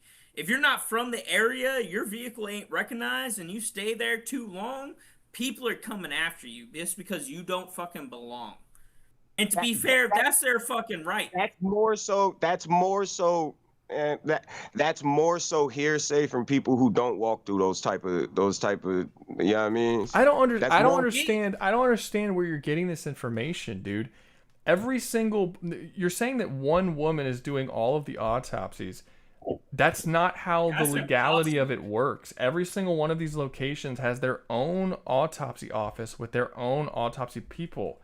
The majority of Americans live in the South. You think there's one woman who's taking care of like literally millions of people? Like, that's not how that works. No. That's not what. No, I don't think it's one. I'm saying in this specific area in Jackson, Mississippi. There we go. In Jackson, Mississippi. It's not just this ain't the last girl that was found hung or the last person that was found hung in Mississippi in the past few years. That's what I'm saying. Now let me go try to find who the autopsy report woman is. Well, then it's going to. Well, if it's then it's going to be one autopsy person. Report. Because there's usually, especially if you're talking about a town as small as Jackson. Jackson's not a particularly large place. You will most likely only have one autopsy. That's not weird. But for everything to be labeled as suicide, that's what I'm saying, bro. Like hangings generally are suicide. Not everything, but hangings are suicides. Wait, so what you're saying? You said the last one was in '81 or some shit, right? That was the last recorded one. The last lynching. Yeah, the last lynching. Not the last hanging, obviously. Okay, the last lynching. You're saying that. So you're saying it's more likely that since then, all of these lynching, hangings have been suicides. And lynching, because there have been suicides. Lynching and hanging are two different things. Lynching is the purposeful hunting down and fucking execution of somebody, whereas like we had hangings past '81 that were federal executions. They aren't called lynching. Okay, I didn't know that. That both of those are the same word to me. Yeah. Hang, lynch, and noose all go in the same. In the same little bowl. There's differences. You know, the Texas Rangers fucking catching fucking Texas Red and hanging his ass.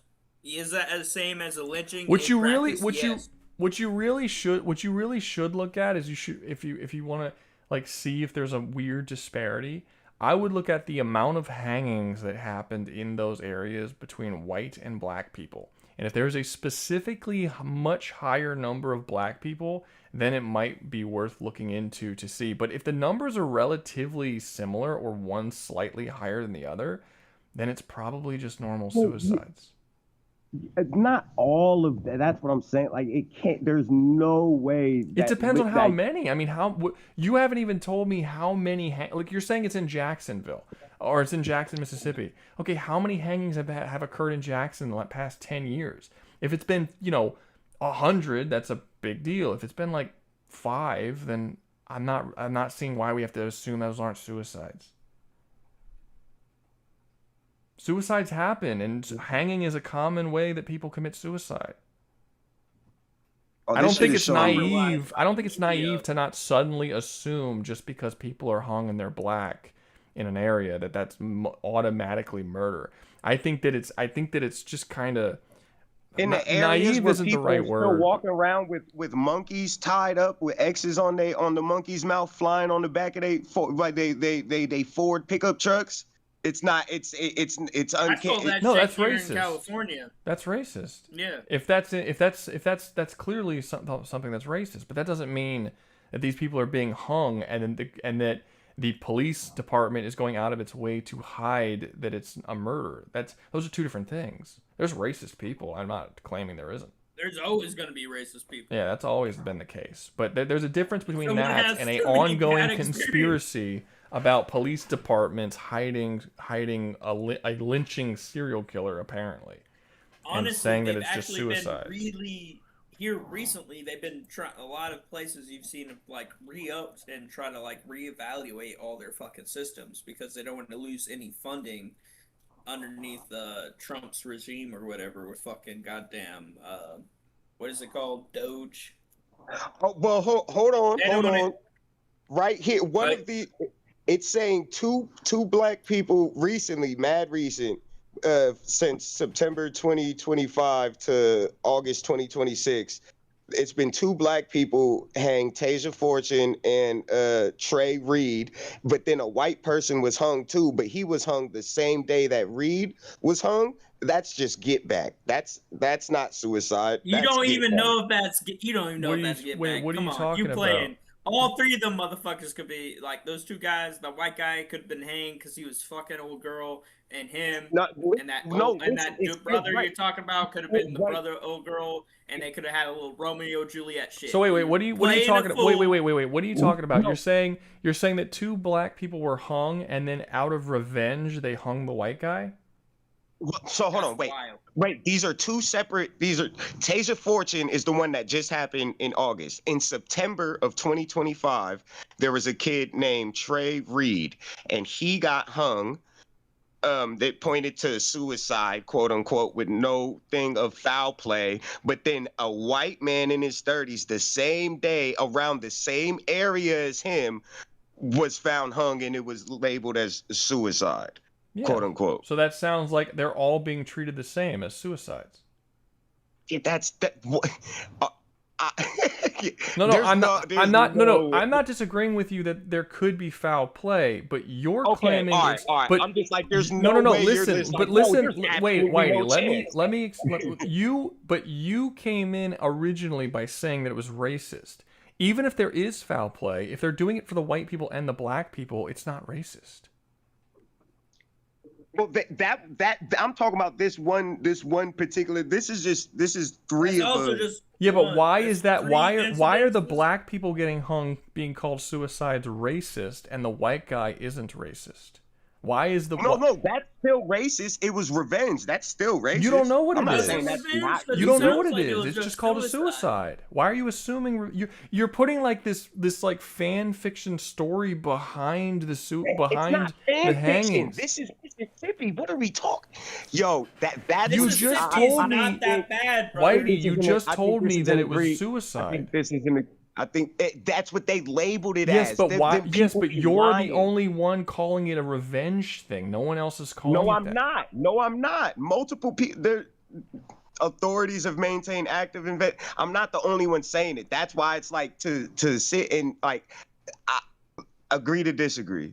Agree to disagree. I just don't know. I don't know where you're getting your information that like. There's like that it's Mississippi and that people are still racist in the South. That's where I get my information. That's not information that this guy was hung because of a revenge thing. Well, no, that's me looking at context clues. That's me inferring. Yes, that is a guess. That's what that is. Yeah. That's why I'm calling it fan fiction. It's a guess. For this specific guy, yes. But the two black people, they were lynched because they were hung because they're black. It wasn't suicide. I don't believe it. You don't believe it. That doesn't mean it's not though. One of the others. You don't see, but I don't see how you don't see the disconnect here. You're saying that the two black dudes. The other way around. Rouga, I don't see how you don't see it, but it's really just because it's two different cultures. That's all. That's really what it comes down to. No, but that's not what I'm talking about.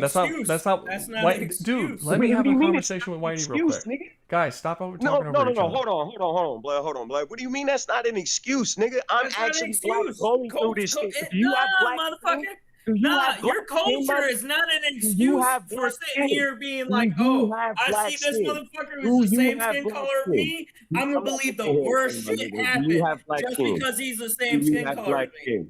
Do you have black skin? It don't fucking matter. No, it does. If I have black skin, that just makes it more racist. You over here being so self-sufficient into the goddamn shit. Motherfucker, we don't know those are suicide. You don't know. You're deciding because you know they're fucking black. You heard black man hanged and said, oh, it was a lynching. That is fucked. Look at the goddamn facts.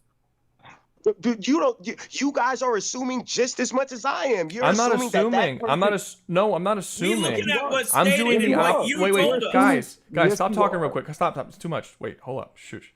I'm not assuming anything. I'm open to the possibility. I already told you. I'm open to the possibility that there could be foul play. I already told you that. So that's not me assuming. But you literally made an entire story about these two black guys black woman and black man were absolutely hung because it was a racist attack and they were black and not a suicide. And you said absolutely this white guy, you did admit that could be an assumption that this white guy was for revenge and not a suicide. I'm not assuming. I'm taking what they're telling me and I'm saying, yeah, there could be foul play, there could not, but I'm not making a judgment call. You're making a judgment call solely due to the color of their skin. If the two black people, it's because when I watched her mom talk about her, that lady wasn't going through nothing. She's 20, the bro was 21, about to. Have you ever seen the family of suicide people talk about their? That's always what they say. Always. This because people don't come out and tell their family, generally speaking, when they're feeling a certain way and decide to kill themselves. And again, I'm not arguing that there isn't foul play. There might be. But you're not even open to the possibility simply because their skin's black. Which is wild. Black people don't hang themselves, bro. Yes, they do. We pop pills. No, nigga, we pop pills. We pop pills. We shoot ourselves in the head. Black people, first off, black people are not a monolith. There's different black people are different from each other. Also, you're from New York and California. I have more in common with black people who live around me and my culture than you have in common with the people who than the black people around me, because I live here. I'm Cajun. I live around these people. So to say like black people don't do this, there are millions of black people across an entire country with many different cultures. So that's not accurate. Of course, there's black people who hang themselves when they try to kill themselves. Of course there is. Now, it might not be a super common way of them killing themselves, but to say no, black people don't hang themselves, yeah, they do. Of course. When I say don't, I'm not saying never. I'm saying that which it's very minimal. Hanging in general as a form of suicide is minimal, but it does happen from all races. People hang themselves. What I'm saying is you guys are like, yeah, this thing was called by an autopsy reporter that it's a suicide. That's good enough for me. That's not what I said. That's not what I said. I said I was open to foul play. No, I basically summed up a gist. That's not what you said. I will say that. But I summed up a gist. But it's not a gist because I'm open to foul play. That's the issue. I think that it should be looked into more if the circumstances seem odd. But that's not. But my critique specifically is that you know that it was a racist murder of two black people with zero evidence whatsoever simply because they were black. You're not even open to the possibility that it could have been. And every answer that you've given of your explanation as to why, it all goes to the same thing. Because they're black. Black people don't hang themselves. That was your reason. Because they're black and it's the South and the South is racist. That was your answer. All of your reasonings for why you think they were murdered is because they're black. You did not give the same thing to any of the white people who were being hung. You're just assuming. Like if these two people were hung in the middle of Africa, you wouldn't have assumed that it was a fucking racist thing. You would have it's just because of their location and their race that you're coming to this conclusion. And but you're coming to you guys are doing the same. I didn't come to a conclusion. I said I'm open to it. Please I'm gonna tell you what conclusion that you came to. You came to what conclusion I came to. I come to what conclusion I came to. You can't tell me what the fuck I think. I'm not gonna go back and forth with drunk you because you were saying words that didn't even make sense in the sentences that you were saying. Maybe, possibly, probably. Okay. You said everybody, every suicide family, no family of a suicide person is gonna be like, oh, they always, or isn't gonna be like, they always came to me when something. But that's not true. No, I think I was thinking about that goddamn. You remember that Truny, the trans kid who shot up that goddamn theater, and we had to fucking pop his ass, and the family was all like, "Oh, we never had any issues with him at home." But then they looked into his fucking internet logs and the forums he was in and what the shit he was posting is he was very clearly very adamant about shooting up this fucking going location. and doing Columbine. That's somebody going and doing Columbine. This is a woman getting hung who just had a kid, just had shit going for her, who her family is telling. Kids be bringing a way wild interception into this. Cause do you know about the thing that hospitals do where they won't give the children directly to the moms immediately till they start calming down because their hormones will sometimes make them kill the fucking baby because they're like, I'm not ready for this. Yeah. So what about you gotta be careful with that shit. But that could explain Tasia. I don't know if she just what about the boy, 21 years old, just started going to college. His parents said the same thing. Anytime it was a problem, he came to me and he talked. It would be an assumption, would it not, to be like, oh, all families say that. Yeah, it would be an assumption. I think it'd be a pretty accurate assumption. You don't really tell your parents everything, yet you do. I don't tell my mom and dad that I just had a threesome with 2 Guamanese women, Nah, but I told my mom, dad, and grandma, hey, I'm on coke. I told my mom, dad, and grandma, look, I'm an alcoholic. I don't know. Maybe it does differ with people, but there are people out there who are 100% gent. If I got, that is true. I ain't gonna deny you that. That is true. Motherfucker. Some people don't care. They just be sharing to share. But I do see what Rouga said also. It sounded like I came off I read this and I'm like, yeah, automatic. So no, I've been into the backgrounds of the case type shit. Watching the interviews of the parents and the family. But just those specific ones, yeah. Not no fucking massive. But like I said, I'm not completely disregarding the possibility that there's some maniac out there hanging people and murdering them and shit. I'm not having an issue with this. My main issue is this. My main issue is this idea that it's okay, because they're black and because they're in Mississippi, that's racist. But this other white guy who was also hung in Mississippi, nope, that's probably a suicide. Maybe it was a revenge killing, but that clearly couldn't have been murdered by the same dude who was hanging all these other people because he's not black. And it's just it just seems like there's a lot of these conclusions that you're coming to that's based around race. That one dude, that was only the one kid and the one white dude, because they both died from hangings in the same within miles from each other on the same day. Yeah, so maybe the white guy there could be so much shit if there to was it, a murder, why are you assuming the dude wasn't murdered by the same guy? The white guy could have murdered the black guy, lynched his ass, felt remorse. But someone could have murdered all. It could have been one person who murdered all 3 of these people. Ruth is saying somebody completely unrelated could have murdered him, and that's true. That's all I'm saying. No, I'm not saying unrelated. I'm saying you could have had the same dude hang 3 people. I know, but I told you I inferred that part though after. I clarified that the shit with old girl though, that's different. That's I think I combined 2 things at once. Okay. And then when Mike start miking it up after I had already posted. I start rambling. Yeah, you can't blame me. I'm gonna start rambling. No, I know, bro, and it ain't no hard feeling. It's just when it comes to shit, you can't say your skin doesn't matter and then think I'm just gonna be like, do you have that skin color? And then it does. To a certain extent, it does matter with what we were talking about. That's so tribal-minded, though. I don't give a fuck what happens to the other white boy down the street. There will always be a strange cultural divide between white people and black people, because the fact of the matter is that black people care more about their skin color than white people do.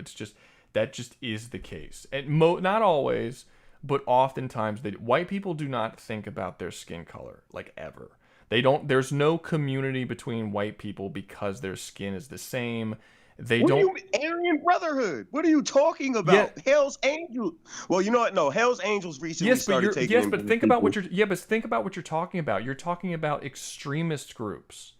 You're not talking about talking about just normal everyday people. You're talking about a very specific subset of extremists.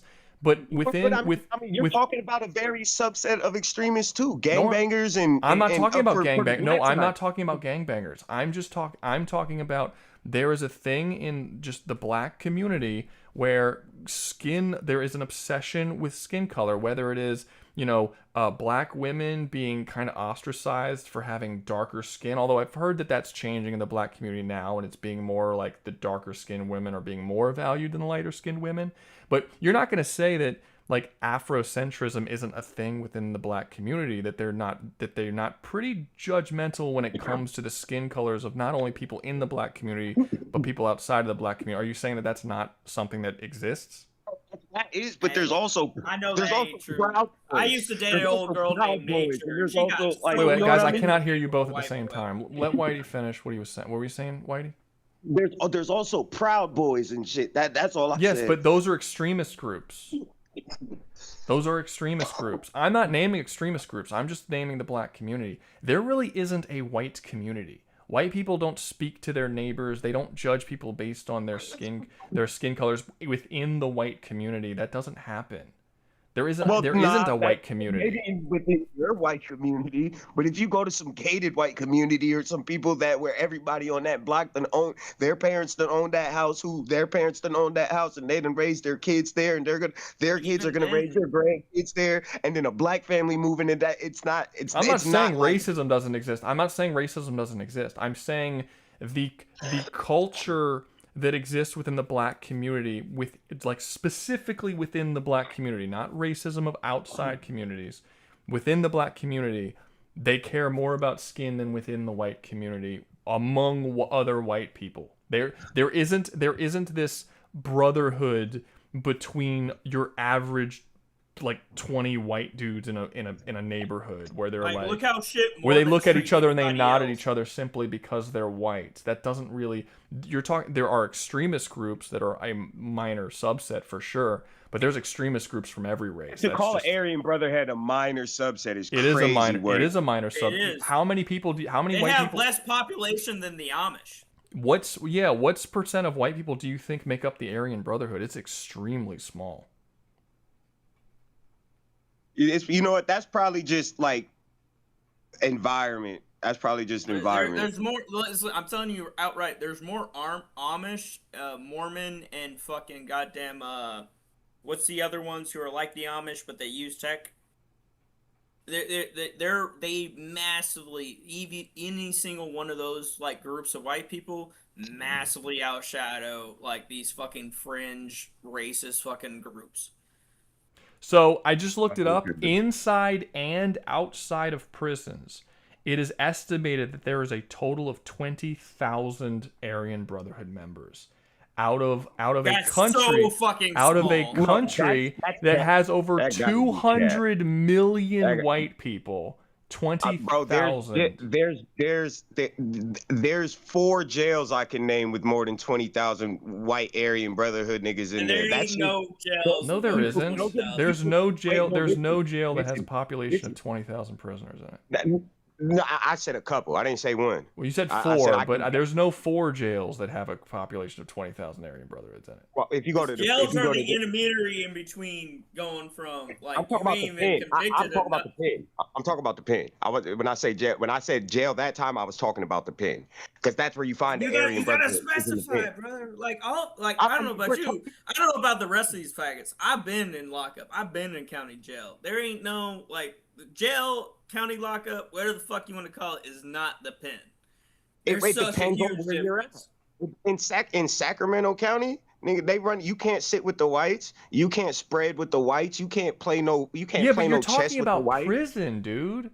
No, I'm talking about county jail. I'm talking about county jail in Sacramento. Again, jail, a place where they hold criminals, the worst of the worst of society. Accused. That's not normal people if you're in jail, within you ain't, society. You ain't convicted yet. That's not normal. You're literally comparing just some average neighbor who's just trying to live his life, who waves at you when you go to work in the morning, to a bunch of fucking dudes who are locked up in prison for being criminals. Like that, you can't compare those two groups. Those are two completely different fucking people. I'm not saying there aren't racist, fucked up, extremist white people, but you're acting like it's a large percentage of the population, and it's not. You can even if you took every person in prison and every single white person that's ever been in prison or that's currently in prison, and you said they were all Aryan Brotherhood members, that would still be a very small percentage of white people in this country. But that's what I was gonna say though. The number that you just got shown is the people who are on file for like, yeah, nigga, that's what I rep. This is an estimation in and outside of prison as far as they know. I'm not saying that the number isn't larger, but it doesn't matter. It's not in the millions. You were making, when you were talking about it, you were making it sound like it's a large portion of our population. Nigga, because that's how it feels to me. I understand, but that's not true. I get that it feels that way, but it's not true. I hear you. The fact of the matter is that I live in the city that I live in is 65% black people. The stuff that you're talking about isn't really here. No one's getting hung in my area of there's no wars between white and black people. When I go to school or college or stuff, half the people in the school is black, half the people in the school is white. When I go to work, I'm surrounded by black dudes, and we're joking, we're making race jokes, we're insulting each other, we're having fun. No one gives a shit what anybody says, what anyone does. Like, life is very normal. There isn't this constant competing. No one's worried about someone being racist, or when, a black dude who I'm at work with gets chewed out by his white boss. He's not like, because I'm black. It doesn't really happen because I live in a place where there isn't really a minority. I mean, white people are more of a minority than black people here, but it's close enough of a number that it's not like it's not a big deal. In Cali, white people and black people are the minority. The Mexicans, damn near. I understand, but you're comparing prisons to populations. Most people aren't. The prison is where you send the worst of society to. It's not. I was talking about California.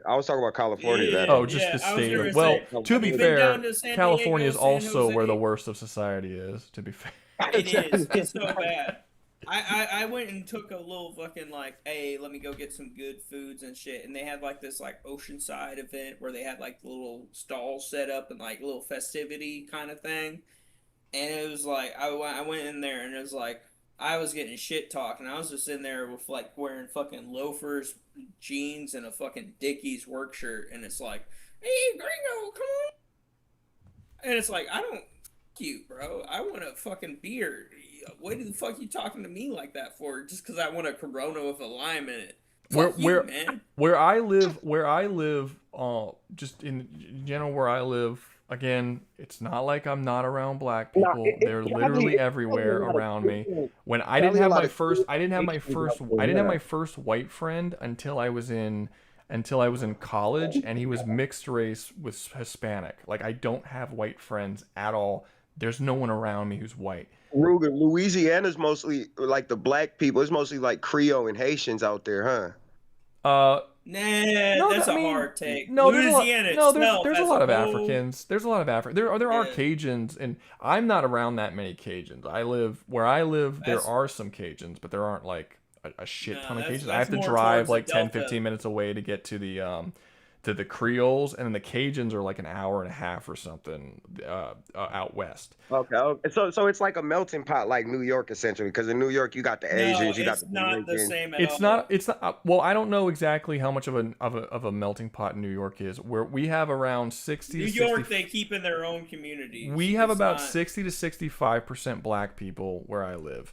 And then with white people, I think it's around 40-something%. And then the rest of the percentages are made up of Asians, Indians, Mexicans, stuff like that. We're mostly white and black. So melting pot, I'm not sure is necessarily the right word. Well, I mean, because when I say melting pot, I mean because there's different, like you There's said, like different the races. Creoles and the Cajuns and No, you make like a New York reference, yeah, because like in New York, everyone's segregated in New York. Every guy has their own fucking areas. Yeah, that's another thing. We're not segregated here. So I'll tell you a true story. So when when my dad was going to school, they did this thing with the city schools because we had black neighborhoods and white neighborhoods. This was back in the 60s. There was white neighborhoods and black neighborhoods, and they basically, the city was like, we're gonna take a bunch of the city kids, the black kids, and we're gonna take them out and we're gonna put them in with the white schools, and we're gonna take the white kids and we're gonna put them into the black schools, and we're gonna mix things up. To this day, this is how it is. You don't go to the school that you live closest to. The way it kind of looks like a puzzle piece when you look at the school zones. And if you're in certain puzzle pieces, you might have to drive a little bit farther, or a bus might come pick you up from a little bit farther to go to a school that's farther than the normal, because it's just weirdly placed like that. I've like the school districts is set up weird to where even though you live in this part of town, your school district is technically the school that's on the other side of town. So when this happened in the 60s, and when this happened, my dad's, I never met him, but my dad's adoptive parents were like, fuck no, my kid isn't going to school with no nigger. Like that was the mindset, right? So they pulled him out and they brought him to Holy Cross, which was a school which was all white. It was a private school with all white kids, and that was the way it worked. But see, we've been in this city, that's been the way it's been since the 60s. Me and no one my age or no one 10, 20, 30 years older than me has any idea what it's like to not go to a school that half the people are black and half the people are white. That's what every school's like. There is no segregation here. It doesn't exist. You still have segregation in New York. You still have segregation in Los Angeles. Every city that I've gone to outside of where I live still has segregated places, because you have your black neighborhoods and your white neighborhoods and your Spanish neighborhoods, and everybody goes to different schools. That's not the case here. So we grew up all around each other all the time, and that vibe isn't here. Like, I understand you're saying, oh, well, it's the South and the South is racist. Not really. Like, you're talking about Jackson, Mississippi. I guarantee you the black population of Jackson, Mississippi is probably very high. The majority of black people in the United States live in the South. The vast majority. Do you know what the number one... Now, I don't know, this isn't necessarily a proof that it's not racist, but it is funny. The most watched porn in the South is? Ebony porn. The most watched porn is ebony. And it's because white people here... Ebony stepsister got stuck in this dress the South has the highest number of black people living in it. We have the highest number of interracial relationships and marriages, the highest number of mixed race kids. We're like, people up north and people out west love to call us racist because of the whole Civil War and reasonably so. But we've been around. But like, I go up to places like New York, and I go up to like Pittsburgh and New York and out west, and dude, the way y'all talk about each other is fucking trash, dude. It's way less racist here. It's not even close. Like, it's so like, it's just, I just don't feel that hateful vibe between races down here. I'm not saying it's perfect and we don't have issues and there aren't situations where someone will be racist and someone won't be, but it is not as big of a deal. And it wasn't until I started getting on the internet more predominantly in my older years where I even really became aware that the race relations were so fucked across the country, because it doesn't feel that way here. It doesn't feel that way. No, it gets concluded. It gets like ostracized in like certain like. Yeah, it doesn't feel that way in Louisiana. It doesn't feel that way in Mississippi. It doesn't feel, well, certain parts of Mississippi, to be fair. It doesn't feel that way in Florida. It doesn't feel that way in Texas. There are certain states where it's a little worse. What was I think certain cities in Alabama I know are kind of bad. But it's not the whole South. It's not even close to the whole South. It's not possible. But they don't hear that. They just hear South and they just think, yeah, it's just it's far more complicated, and the relationships between the different races are a lot more symbiotic, however you want to say it, than I think that people outside of the South really realize. Symbiotic Titans. And Ooh, they like and yeah, it's just Mississippi. Bro, this nigga Mike. Just ruining my whole fucking point. Just ruining my whole point. Nigga Mike. I'm over here tuned in, listening, like, bro kind of spitting, because I ain't even look at it like that, and then here come Mike fucking retarded ass. Hey, I just be speaking whatever comes to my brain. Like, there's zero thought process. No thought behind this. Nah. We can tell, bro. For surely. Yeah, look, I just looked it up. I just looked it up out of curiosity. 58% of all black people in the United States live in the South. The vast majority of them are down here. Hey, that's how you know I speak the truth whenever it comes out of my heart, although it might be false. Yeah, it's what? I don't know. He's drunk, bro. We're not. Hold on, Rouga. Hold on. We're not gonna just blow past whatever the fuck randomness this nigga just said. Come again? Say what? What? When I'm fucked up, whatever comes out of my mouth is whatever I believe is the truth at that individual point of time. That information may be false and may be based off of falsehoods, but might be full of shit. I ain't trying to, run your fade. I ain't trying to screw over the system. I ain't trying to, what do you call that? Mislead you. I'm just sticking what I've been shown. Yeah, so look at this, and again, I don't live in Mississippi. I've been to Mississippi quite a bit, but I don't live there, so I'm not sure how the culture is when it comes between the different races. But Mississippi has a 37.9% black population. Do you know what the black population of the entire country is? It's like 14%. Almost half of their state, like a little under half of their state, is black. So while I'm not going to say that means they're not racist and they don't deal with racism, I think it means that a larger portion than you might be thinking of people in Mississippi are comfortable with black people, and black people more comfortable with them, vice versa, because they're just around them more.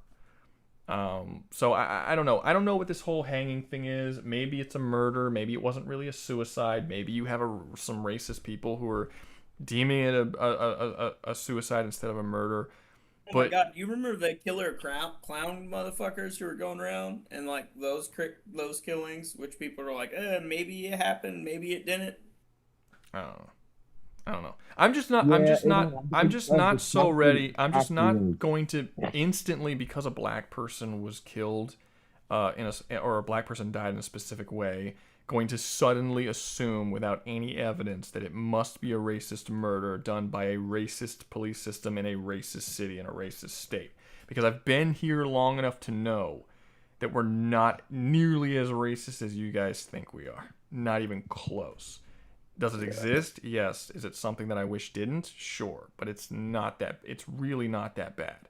It's especially, I mean, not where I live and not most of the places I've gone. There has been some, like I had some black friends who lived here, and they moved up to Alabama. I forgot what city they went to, but they did go to a city, and they were like, it just felt different than home, because it was like they were moving. They got a job for a moving company, and they just felt it when they entered people's homes, that they just felt like people were looking at them a little bit differently. And they were like, I just didn't feel comfortable. I felt like they were judging me. Do you not look at your fucking moving company when they enter your home?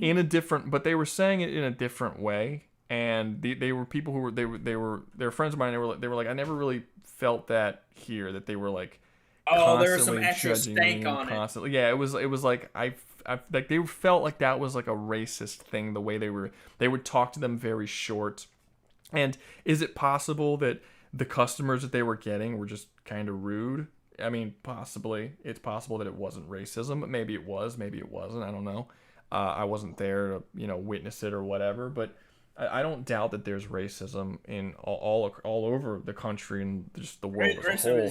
I'm just not ready to jump to that conclusion every time something happens because one person was white and one person was black.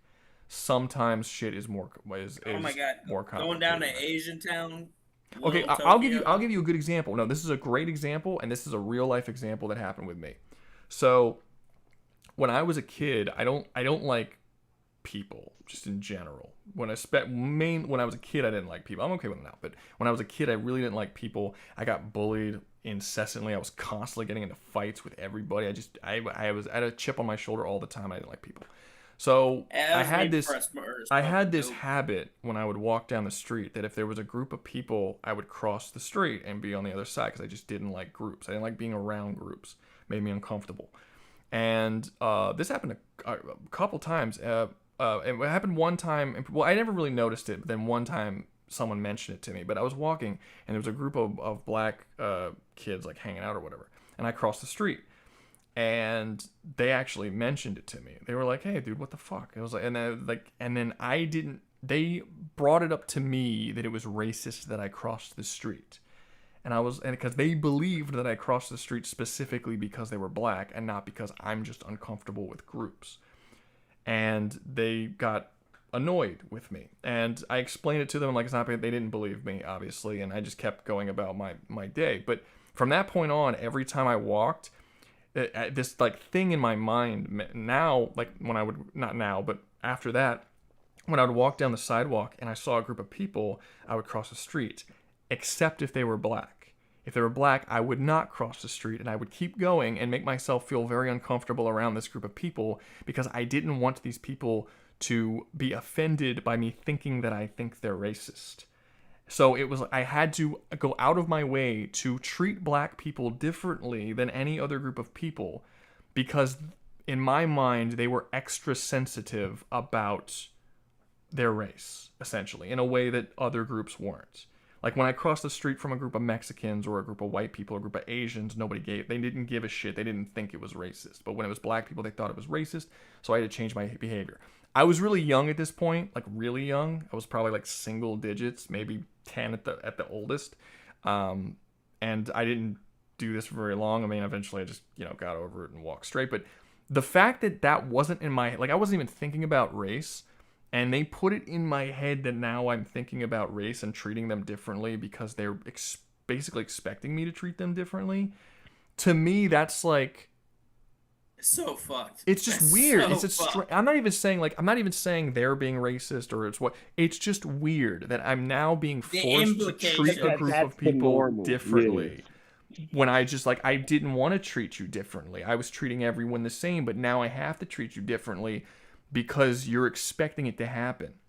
So there's sort of like this almost self-fulfilling prophecy that happens when you're just expecting shit to be that. Like, were my friends really being treated differently by these people who they were going in the moving companies with? Or were those people just particularly rude to these movers and they would have been rude to any movers regardless of the color of their skin? I don't know. And like that's my whole point. I'm not going to jump to the racism claim immediately just because someone's black. And I just think that that's a crazy way to go about your life and live your life. And I feel like having that thought process makes a lot of black people say, well, you can live that way because you're white and you don't understand or whatever. But no, I do understand. Me, that crossing the street and me being automatically assumed that I'm racist is a very clear example of me understanding of certain opinions being put on me or thoughts being put about me because of my skin color or me having a certain expectation from me. Everyone knows racism. Everyone understands being treated differently for all manner of different reasons, whether it's the way they look or the way they act or how they talk or where they're from or the color of their skin. It's all just not good. Brutal. And it's like not important. You can't just. It's really not as important as people think it is, and people just need to drop it. And is it always? And like I said, with the hanging thing, we should definitely look into it more and make sure that nothing bad is going on. Absolutely. But you're not gonna just automatically. I'm not going to automatically assume just because. Like there's no you can't look into it, see what it is. Because you're just gonna be so fucking mad. You're just gonna be like, oh my god, Mississippi is so hateful, and there's this whole conspiracy, and they're hiding these people. I mean, let's say it was a murder. Let's say it was a racist murder. maybe there legitimately wasn't a lot of evidence to say it wasn't a fucking suicide. That doesn't mean that, like, maybe that is actually the case. Maybe the murderer really did. Now, maybe not. Maybe I'm being naive, and maybe all of you're right about all of this, and it's some big conspiracy, and that's also possible. But and I think it needs to be looked into. I'm just not going to assume. That's the thing. I think that it's worth looking into without coming to a conclusion before you actually know everything that's going on. And I mean, how many times have I can't tell you how many times I've heard, again, not really here so much, because actually most of our cops here are black, but I've heard a lot of people, like, where people will be like, every time when they're black and they get pulled over, they flip the fuck out, like they flip out, and then nothing happens. Oh my god. And then have you seen the when I say flip out, I mean they get really stressed. I mean they get stressed and they think something bad's gonna happen. I don't mean they like flip out. No. That's what I'm talking about. Yeah. With the what is it? Barack Osama fucking going in through and being all like, hey, every police officer will have body cams.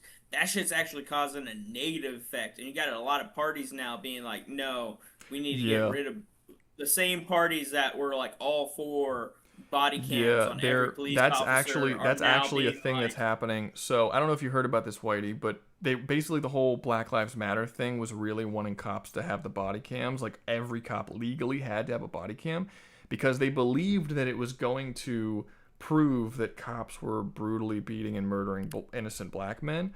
But now a lot of those same groups have come out and said they want to get rid of body cams, because what they're noticing is that a lot of the people who are getting, a lot of the black people who are getting arrested are actually causing problems. Like the police brutality isn't entirely police brutality.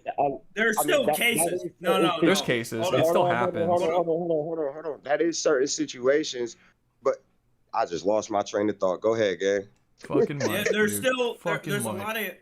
there's a lot of fucking goddamn cases still with like that you see on the body cams. Oh, that's what I was gonna say. Sorry. It's not just against the blacks though, right? No. It's just bad police officers across the board. Mike, I'm gonna forget it again. I'm gonna forget it again, Mike. He's gonna forget it. Let him talk. Hurry up. Go. So they still redact whatever they want from that footage just because they did that shit against fucking Brandon Reckless with the whole fucking Lego shit in the YouTube shit. They do that against every motherfucker. That ain't Yeah, no, I wasn't saying that was just for that, but I was saying like the body cams are pointless because they can just redact and turn off whatever they want. It's one button. Here's the video records the whole time. Well, the video records everything. You can turn it off. You can turn it off. You can't like edit it, but you could turn it off. But you're not supposed to, and they're supposed to get in trouble if they turn it off. But and it's usually pretty obvious when they turn it off, because it's like, what happened to this footage? Okay, we need to ask you questions now because you turned off the fucking footage.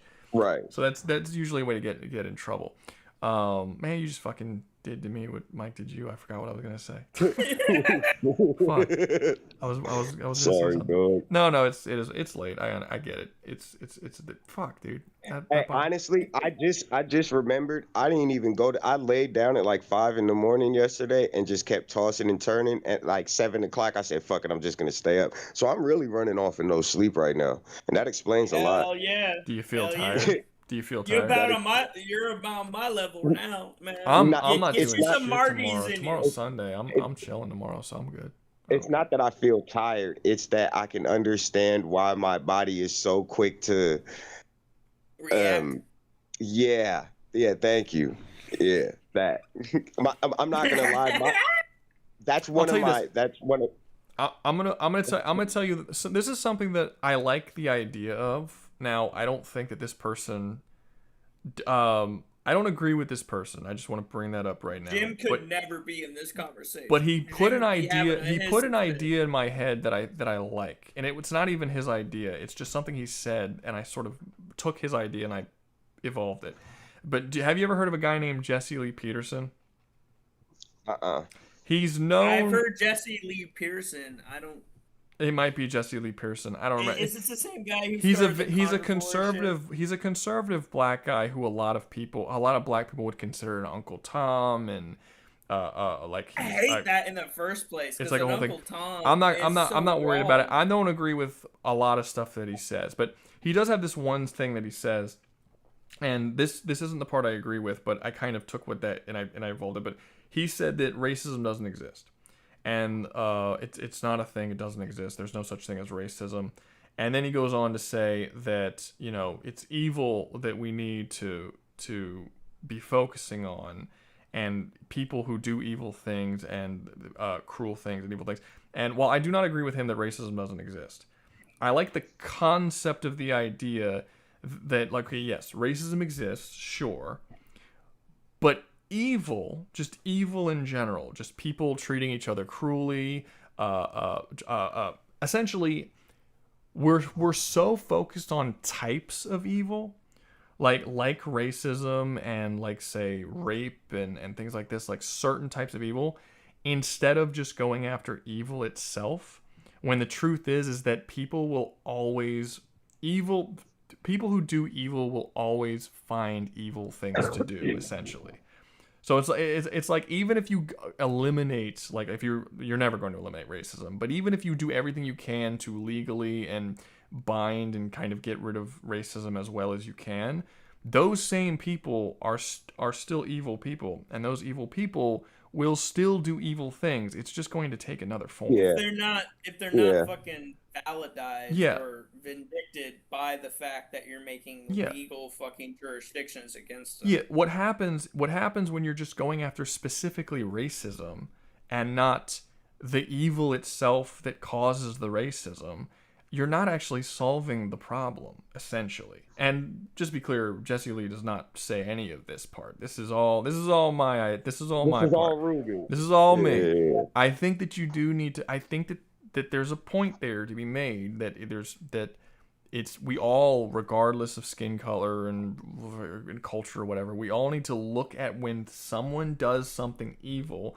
and accept that it's evil and remove race off the table. If there is a white racist man who goes around hanging black people and murdering them en masse, and he's a serial killer, we can't stop and be like, well, hold up here, you know, that's a racist white guy, and we're going to suddenly make this about, you know, a white versus black thing. Or the white people can't be like, well, hold up, you know, because I'm all defensive because I'm white and I don't want to be looked at as evil. Like, well, hold up, this could be a different thing. It might, you know, he's probably not a maybe he did it, like, we're getting hooked up on the wrong fucking things. We're getting hooked up on racism, as opposed to getting hooked up on this being an evil man doing an evil thing against innocent people.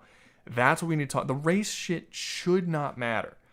We should all be on the same page about it. People are so. It's easy to do it when it's like child like shit, like when somebody's touching on a child. That's the easiest shit ever. Yeah, race don't matter at all. No one disagrees about that shit at all. It's easy to take, but like, I see what you're saying. It theoretically should be that with everything. For everything, for all the essentially. But we always got to make everything a fucking race situation.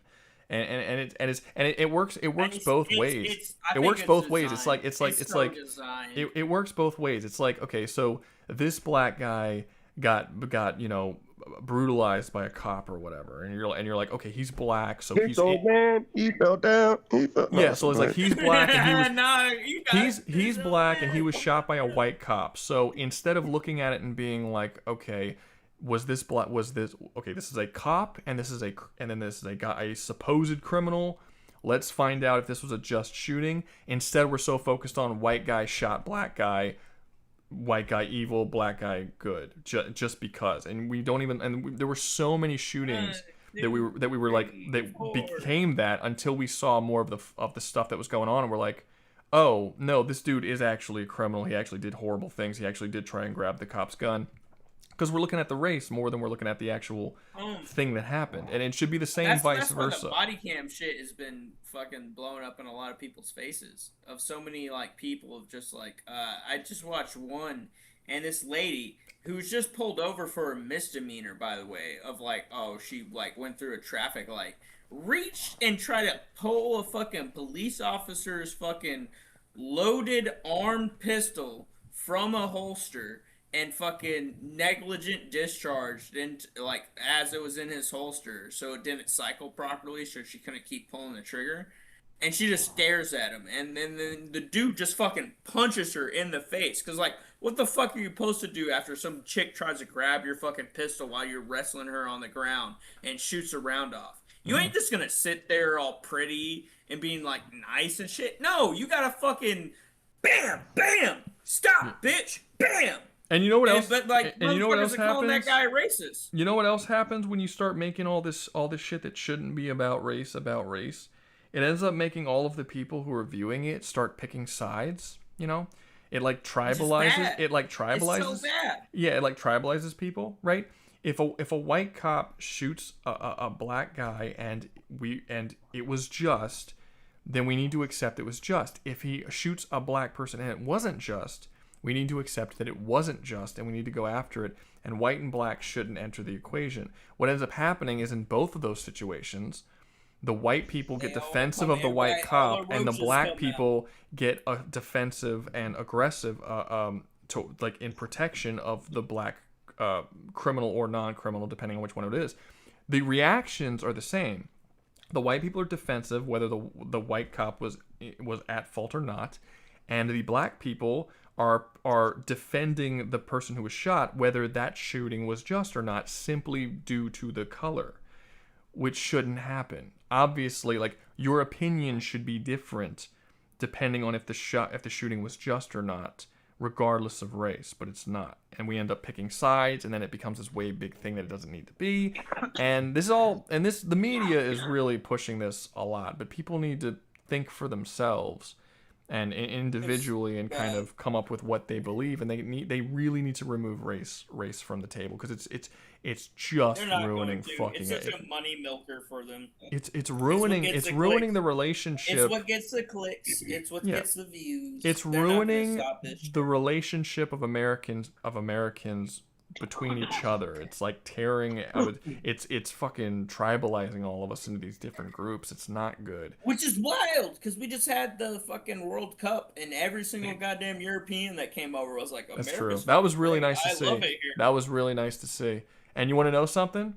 Guess where all those games were? The South, baby. They were traveling through the South, and they were thinking, oh, all these people are so polite and they're so nice. Well, they had Boston. They did have Boston. They did have Boston, but a lot of them were through. I remember there was a bunch in Texas. There was some in Arizona. There was a lot of them in the South. I don't think they were all in the South, but a lot of them were in the South. And mass majority, yeah. Yeah, there was a ton in the South, and so you just had all these people and a lot of people were saying like, this is the real. A lot of people were saying like, I'm glad we held all this stuff in the South and the Midwest, because that's the real America. Los Angeles, New York, Portland, all these places where you're seeing these riots and these race relations and stuff falling apart. That's not the real America. Like the rural small town Americas and stuff, like that's where we are. That's the type of people we are. That's where people, because that's another thing, that all this race bullshit, it doesn't really exist in small towns. Even small towns with black people, like it's not a thing. It's like everyone's just cool, you know. Everyone wants to do their own fucking bullshit. No one gives a fuck about you. I gotta no, go they give up. No, they like. I gotta go install a new That's not water true. That pump. no one gives a fuck about you is not the right subscribe. terminology. No one gives a fuck about you is not the right terminology. Southern hospitality is a real thing. You do care. You want to be involved. You want to. It's not Southern hospitality. It's more country hospitality. No, it is Southern hospitality. It's Southern. It is No, it's specifically Southern for Southern sure. hospitality. I'm not giving that credit to anyone else. That's ours. He said that. Sure. That is our thing. I don't know. I know I could go to any of my neighbors, back home and because get you a live fucking there. water pump. You live there. Those are your neighbors. That's not the same thing as strangers. If I'm driving, even, and I live in a city. I don't live in a small town.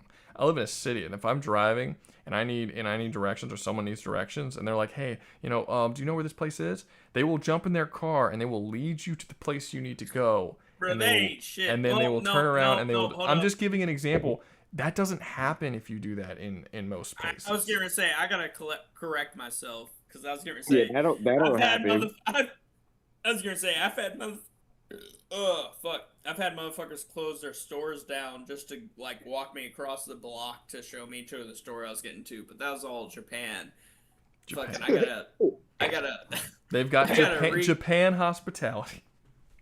That was the Japan hospitality. Hold on, wait. Hey, I've been there for like my whole adult life, right? I would feel so terrible watching somebody close their business down to show me something across the street.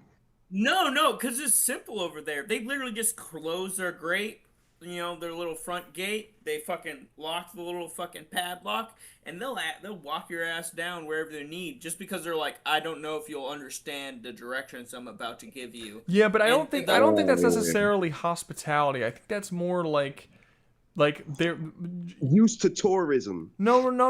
Well, Japan is a lot more. Japan is a lot more about the collective over the individual. So it's almost like a, maybe you can correct me because I've never been to Japan, so I might be talking out my ass, but I've always gotten a sense from Japan that there's like this duty for you to serve your fellow, like it's something that's like a requirement from you. It's not you're not just being hospitable because you're friendly and you want to help. You kind of are pressured. But yes. Okay. A lot of the people you meet are actual, just like, the way I would describe it is from like where my mother's at right now, up in Balaya, where it's very like, oh honey, you don't know where you're going? I can help you out. Don't you worry about a thing. And whereas like, sorry. You know exactly what I'm talking about. Yeah, you get it. Whereas, like, you get it. This guy gets it. This guy gets it. Whereas, like, I've been here in Cali, and I've tried to ask for directions, and motherfuckers are like, yeah, you gotta go down, just walk that way, take a left, take a right, and you'll be there. And it's like, I just gave somebody directions like that. Exactly verbatim yesterday. Yeah, that's generally how it works. Look, I've been all around the U.S. I haven't been all around the world, but I've been all around the U.S. and I would never want to live anywhere outside of the South. I don't like it. The food's worse. The food's worse. The people are less friendly. Things are more expensive. So much better than the food in the South. But I'm sorry. Where has better food than the South? Japan. Greece had way better food. Oh my god! While I was going through the fucking wait. First off, have you ever been to New Orleans? I have. Have you eaten the food in New Orleans? Not tourist locations. The actual restaurants. Motherfucker, you can say that about any goddamn location. Yes, but that matters. You just had tourist Hold on, food. wait. Liam is not lying. New York pizza is like, it's different. New York pizza is trash. Liam has never been to New. Wait, Liam, have you been to New York? I don't think Liam's ever been to New York. New York pizza is the most greasiest, slobbiest fucking pizza slice I've ever fucking had. Look, no fucking garbage. That's delicious, but then also like it's man, stop it, bro. I ain't gonna lie. New York pizza got it for real. No, that's the best pizza. When you gotta fold it. I've been. It's fine. It's not bad. It's okay. Now, to be fair, it's not like, where I live, New Orleans is like the greatest fucking pizza in the world or anything. Pizza's not really our focus. Our focus is seafood, Cajun stuff. We got jambalaya. Liam said it looks good on movies. Yeah, that's not. He's never been to the U.S. He's told me that before, so I don't know what the fuck he's talking about. I will say this: Bali Indian food. Stay out of mainland India. Go up to the Himalayas. Get you some of that mountain food. Otherwise, India fucking sucks. My time in India, terrible. Don't go to fucking India. Don't go off the resort if you do go. Y'all you know are what I'm making me saying? fucking hungry. I like how this stream became a travel guide. I wasn't doing a well. I think that if you live in the United States, I've been all over the United States. New Orleans has the best food. I know when New Orleans has the best food out of the United States. In the United States, 100%. When I leave New Orleans to go anywhere in the country, I have to accept that I'm not going to eat as good of food Texas comes close. Texas barbecue. That's biased. That's biased. I'm not gonna lie. It's not biased. Most food in the North has the worst out of everything. The North is the worst food. Easily the worst it has food. all the weird casseroles. It has a lot of the Dutch it's flavorless. They do not season their food. It's flavorless. And you can tell this by watching movies. Like every single fucking movie I watch, it's always the same shit. Oh, white people can't cook. Only black people and Spanish people can cook. And then I'm like, what the fuck? The white people down south can cook. We can cook. We 100% can cook. This idea that white people can't cook, this is because these people in North they can't cook, out West they can't cook. Their food is fucking trash. Now there's certain stuff like if you go close to the border in California, they've got some good Mexican food because it's literally right there, and they got some solid Mexican food. But all of their food that is like good is literally coming from the other places. You can't use California in this instance because they all care about like the health factors of shit, and because they care about fair. It's been a while. It's fair. It's been well over 7 or 8 years since I've been to California. Yeah, so I ain't gonna lie. California food go crazy, but you gotta get some Mexican food out here, bro. That's really what it is. Because you're right there next to Mexico. No. I'll tell you this: you go to any dive bar and you get that greasy, sloppy ass cheeseburger. That shit slaps so fucking hard, and you know it does. And it's some white guy named Remy in the back. You say I'm biased, Whitey. You say I'm biased, Whitey. But next time you go on vacation, come down to New Orleans, and I will take you to some fucking restaurants. I'm gonna take all of October off. I might, because I'll be down. All right, in Mississippi. And we're not going to the French Quarter and eating at the fucking that shitty. I don't want no. What is that? What are those things called? Hold on. Liam just tried to say British food. Them niggas got shit called with fucking sugar on top. Do I got that right? Or something? They have toast sandwiches. Yeah, British food. Liam, I was with you when you said pizza. Watch your conduct with all this other shit. No, Liam actually has a point. They do have some good like pub food. Like I don't trust your opinions anymore, Mike. You've been out of the States for too long. Hey, some fish and chips with some like Worcester sauce and vinegar. That goes hard. No, it doesn't. Now, yeah. You don't like fucking fried catfish? I like fried catfish when it's cooked, not in Britain. Yeah, it's great. Not in Britain. Hey, maybe you got a point. Maybe I'm just talking out my ass, shooting the trumpet. I think you've been outside of the. I think you've been outside of the U.S. for too long. Okay. This nigga said anywhere but Britain. You know how many times we done spanked them niggas in war? Fuck that. Listen. All I'm saying is I've had a pleasure of eating a lot of local cuisine over a lot of the world. All right. I've been to Slovakia, Czech Republic. I've had brusk. I've had fucking broset. I've had so much fucking wild ass foods. It's crazy. I do miss just like home, some fucking mac and cheese with the bread. Yeah, you're from Mississippi. They can fucking cook in Mississippi. It's a deep fried catfish. Yeah, they can cook Mississippi. Like, what the fuck what are you saying? Like, there's good food. Now, it's better in New Orleans, but Mississippi's not bad food. Better in New Orleans. It is. It's 100% better than New Orleans. It's better in Texas and it's better in New Orleans than it is in absolutely better than in Mississippi. Mississippi's got good food, though. The South has really good food, just across the board. Across the board. The comfort food. The comfort food is dude, crazy. It's so good. Florida's Cuban food. Like the Cubanos and shit, they're so good. The South is. Have you had a white man's Cuban? Have you guys sliced hot dogs with some pickles? Whitey, have you ever seen a movie called Chef? Are you talking about the suicide one? No, where the guy's trying to kill himself? No, there's no suicide. Whitey, I don't think Whitey can hear me. I think he left. Whitey died. Damn it! Wake up!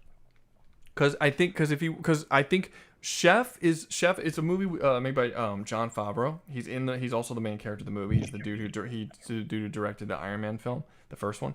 Anyway, he made a movie where he plays a chef that goes across country and basically gets a bunch of food. It's a really good movie. Like, the movie's actually very good, but it's also food porn, and it's specifically food porn for Southern food, because he goes from Miami and he drives across the South all the way to California.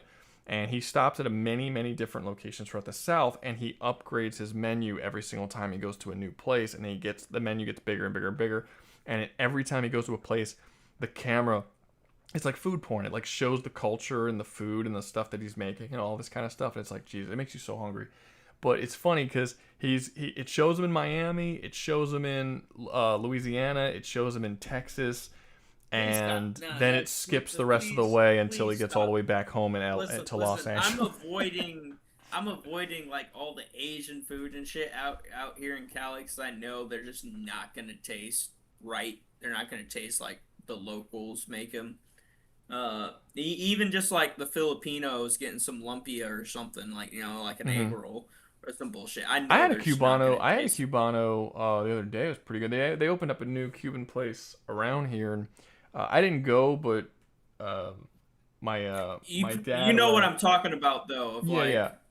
This is a local food of this area. You're only gonna taste this flavor here in this area. Yeah, no, I get you. I get what you're saying. And I'm sitting over here and I'm like looking at all these restaurants to go, because, you know, I'm a fucking drunk. I like to party. I like the nightlife. And I'm looking at these places to go, and I'm just like, I can't go here, or here, because I know this fucking hibachi store is not genuine. It's not gonna taste the fucking same. It's not gonna taste it's not gonna taste the same, but that doesn't mean it's not genuine. It's just an American version of a dish that's not American. It's been 6 years. It's gonna taste different. It's gonna taste different, but I honestly think that's one of the reasons why you probably should eat it, because it's gonna be an interesting. It's gonna be an interesting. Because you don't want to wait too long, because like you're gonna want to eat it and be like, okay, like let's see, you know, maybe you'll hate it, but maybe you'll eat it and you'll be like, you know what, this still tastes good. Like, it's different, but it's still good. I don't know. I was looking on the web. There's one like curry spot that's from back over there. That's like a name brand curry spot. There's a Zero Hanabi sushi. Like there's so many spots where it's just like a casual place to go to that's just not here.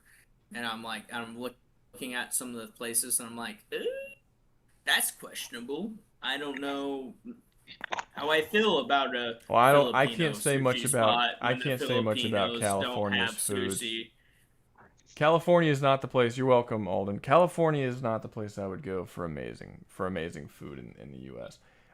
Pretty much like I said, I've been out west, I've been up north, I've been to the Midwest, I've been up like northern west of the Midwest has some hit or miss. There's some good stuff, but the best place for food in the U.S. is the South. It's just so much Texas to like what? Texas, Louisiana, and Florida are probably the three best states for food that I. Hey man, you niggas up in here talking about food. I'm finna go eat. I'm gonna holler at y'all niggas next stream. No, I was wait. Before you leave, I wanted. I'm sorry. There was something I want to tell you. Have you ever heard of the movie? Have you ever heard of the movie Chef? Yes, I've never seen it, but I've heard of it. Movie Chef it's with not John... the one where the guy kills everybody. God damn it, no. But the movie Chef with Jon Favreau, director of Iron Man. Go watch it, because it's just food porn. It's actually a really good movie with a good story and characters and stuff, but it's also food porn that specifically shows this chef traveling across the South and going to all these different places and trying all these different foods and cultures and cooking it. And if you want to get a good idea of like the different foods down there, that movie is a really good movie. But it's also a really solid movie. It's one of my favorite Jon Favreau movies. Look at that and I can stop it and be like, okay, nigga, when I go out there, I want a plate of that. Yes, yes, you can do that. That would work. Okay. No, there's some good fucking it's great. You should check it out. But it is just a good movie, even if you didn't care about the food part. It's a solid movie. Yeah, I'll look it up and see what that shit's on. Y'all make sure y'all have a good night. Mike, I'm gonna holler at you. Rouga, I'm gonna holler at you. the Fed that's been in here muted this whole time. The Fed sitting over here in the corner. Hey, holler at me, Whitey. You know how it is. Recording, Yeah, just recording all of our fucking Dead ass. conversations. That's all I think he like. Why else are you here? He's hoping He you hasn't blow said up. a single word either. Look, Ruger. He's hoping you blow up so that way he can use some of this crazy ass shit that we be saying in here against you later We're on. streaming. It's a fucking live stream. It's already live. It's This already is all live. available. He's bad at his job if that was the goal, I'll be honest. Maybe that nigga fell asleep. Man, I'm up out of here. I'm finna go eat. Y'all be move. Hey, go eat, Whitey. Y'all made me fucking hungry too, dude. I'm not even gonna lie. I gotta piss. I've been having to piss for a couple hours. You ever like have to piss, but you don't want to like go because then like you'll miss like a part of the movie. So you just hold it, but then it gets hard to hold it. So then you start like grabbing your dick, and then you grab your dick for so long, you realize you probably have a bruise on your dick when you let go of it, and you just know there's gonna be a bruise there, and that's gonna suck. You got the urinary tract infection. Nope, never had that. I'm talking just specifically just a bruise, just a normal bruise. Just a bruise. Normal everyday bruise. You don't clench it that long. You've never had to like, oh, I can't piss right now, and it's been like 12 hours and you can't piss, and you're like, oh fuck. What situation would you ever be in that you have to wait 12 hours? I'm pissing on the floor if I gotta wait 12 hours. Are you kidding me? No. Hey, sometimes, well, this is harkening back on like when I was active duty, but there's some points in time where it's like, hey, you're on a fucking military flight. There's like 24 other people on the same plane as you that only fits 18 people, and there's a little fucking toilet in the back, and you gotta, there's no privacy, so if you go there, everyone just sees you, and if you piss in there, they can't flush it fully, so everyone just smells the piss wafting through the cabin because it's not pressurized. Yeah, but you wouldn't hold it. Yeah, but you wouldn't hold it for 12 hours. You would piss before you got on the fucking plane, and then you wouldn't be holding it for 12 hours. Sometimes you sneak that Manchu walk on board, and you get drinks, and people start popping open energy drinks. This seems like a problem you created for yourself. You piss before you get on the plane. Hey, and no, it's not. It is a problem people create for themselves. I'm just saying it happens. You know. No, it doesn't. There's motherfucker. Doesn't happen. It does. It doesn't it's happen. so much. There is never a situation where you have to wait 12 hours. Where you have to wait 12 hours to piss. No. No, I'm not saying you have to wait 12 hours. That's what I'm saying. I'm saying that doesn't happen. Motherfuckers wait the 12 hours. I'll tell you. Also, if they could smell your piss, you need to drink more water. My piss doesn't smell. When I pee, it's fucking clear. Your piss definitely smells when you're in a confined, air pressurized cabin. No, I've peed in a fucking small bathroom. If you can't smell it there, it's not. You can't smell it. It's clear. You can only smell pee if it's yellow. There for fucking the last 6 hours. It doesn't matter. It doesn't matter. Pee if your pee comes out. Ammonia smells. Ammonia smells so bad. If your pee is clear, it has virtually no smell. Very little. Yeah, to no but smell. that also means your fucking piss isn't picking up any of the right minerals while it's processing through your body. That's not true. It just happens when you drink a lot of water. Well, if that's the case, then it doesn't happen when you're drinking a lot of water. Because I've been pissing clear like all night, and I've just been drinking. I pretty much never don't piss clear, like ever. I drink a lot of water, but if what you're saying is true, like light yellow. No, it's pretty much clear all the time. Like when I pee in the toilet, it doesn't look like anyone peed there. Like it sounds like you're overhydrating. No, I just drink a lot of water. I have this big ass canister. I've showed people overhydrating. No, I don't how do you overhydrate? I'm not dying of fucking too much water. No, but to be fair, this is my canister. Okay, I fill this up, and I drink. This is the size of it. That's so much better than my canister. Oh, dude, this thing's amazing. It's heavy. I could put cold water or hot water in here, and it will stay that way for days, even when I open it. This shit is that's crazy. Fucking wild. Dude, it's great. It's it's stainless steel. It's it doesn't get. I have dropped it a couple times over the years, so it's got a couple of dents on it. I can't show you the new room they have me in. The little new apartment I got. I'm locked on the camera. Yeah, but I don't know how much. Whatever. I don't know how much this is. I think it's a little under a gallon. I think. Gallon? What is that? 32 ounces? I don't know. I found that looks like a 32 ounce. I don't know. Cause I got a personal little like a thermos, like just pure hydration canister. My mom and thinks only, it's, like, my mom 16. thinks it's a gallon, and she's actually told me to test out and see if it's a gallon. I gotta get that empty jug and pour it because she thinks it's a gallon. I don't know if it's a gallon, but I usually drink about 2 of these a day. Usually, if I'm working outside or something, I'll drink even more, maybe 3 or 4. Yeah. But I mean, I don't know if it is a gallon. 3 or 4 gallons a day? I drink a lot. I drink a lot. I mean, of water. if you're working outside, I guess that. But it's equates also you well. also have to understand that I don't drink anything else. I'm this is not an exaggeration. I have not had any liquid other than water enter my body in maybe 20 years. I do not drink anything but water. That's fair. That's fair. If I'm not drinking alcohol or like coffee, it's straight water. If I'm not drinking alcohol, I'm pretty sure you're drinking alcohol. No. I kind of drink alcohol all the fucking time, but I don't see the point of like you're not gonna catch me at like 8 a.m. on a fucking Monday drinking fucking grabbing an energy drink. I don't see the point. Like that's a mixer. You're not going to catch me drinking a mixer by itself. You're not going to catch me drinking orange juice or anything by itself. That's stupid. No. It's either water, alcohol, or like caffeine. So Whitey is trying and failing to mock my hairline. Okay? No, I did not line it up. No, I did not line it up, and I never line it up. I do the back, and I make sure the back is okay. I don't line up the front for a couple of reasons. One, my hair is actually perfectly symmetric. What are you doing back, man? My hair is perfectly. My hair is perfectly. Whoever lined you up, my nigga, you need to go slap the shit out of no them, one. bro. Okay, hold up. Okay, I understand that you don't understand our white culture, but let me explain it to you. What you mean? I have part white. I got a widow's peak too. Somebody's supposed to get that motherfucker. Because it looks so stupid. That would ruin your hair. Stupid. When you cut a widow's peak and you cut it and you make it flat, what ends up happening is this grows at a different rate that this grows. So you end up having this little fucking stupid thing here that's a different length than this. Why would you do that? Because right now it looks like you got on a Magneto helmet. It looked like your hair is fine. placed Which is fine. It's a widow's peak. What's wrong with a widow's peak? And then I'll only end up having this for like 2 weeks or so, and then I have long hair and it's fine.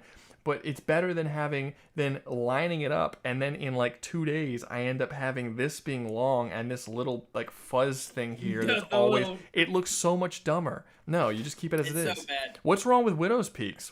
No, widow's peaks are fine. That shit look crazy. My shit is perfectly symmetrical. Okay, I don't need to line it up. Nigga. It's perfectly symmetrical. Can't be. You can't be perfectly symmetrical with a widow's peak, though. Yes, you. No, the widow's peak is in the middle. Of course, you can be perfectly symmetrical. It's not fucking over here. It's right here.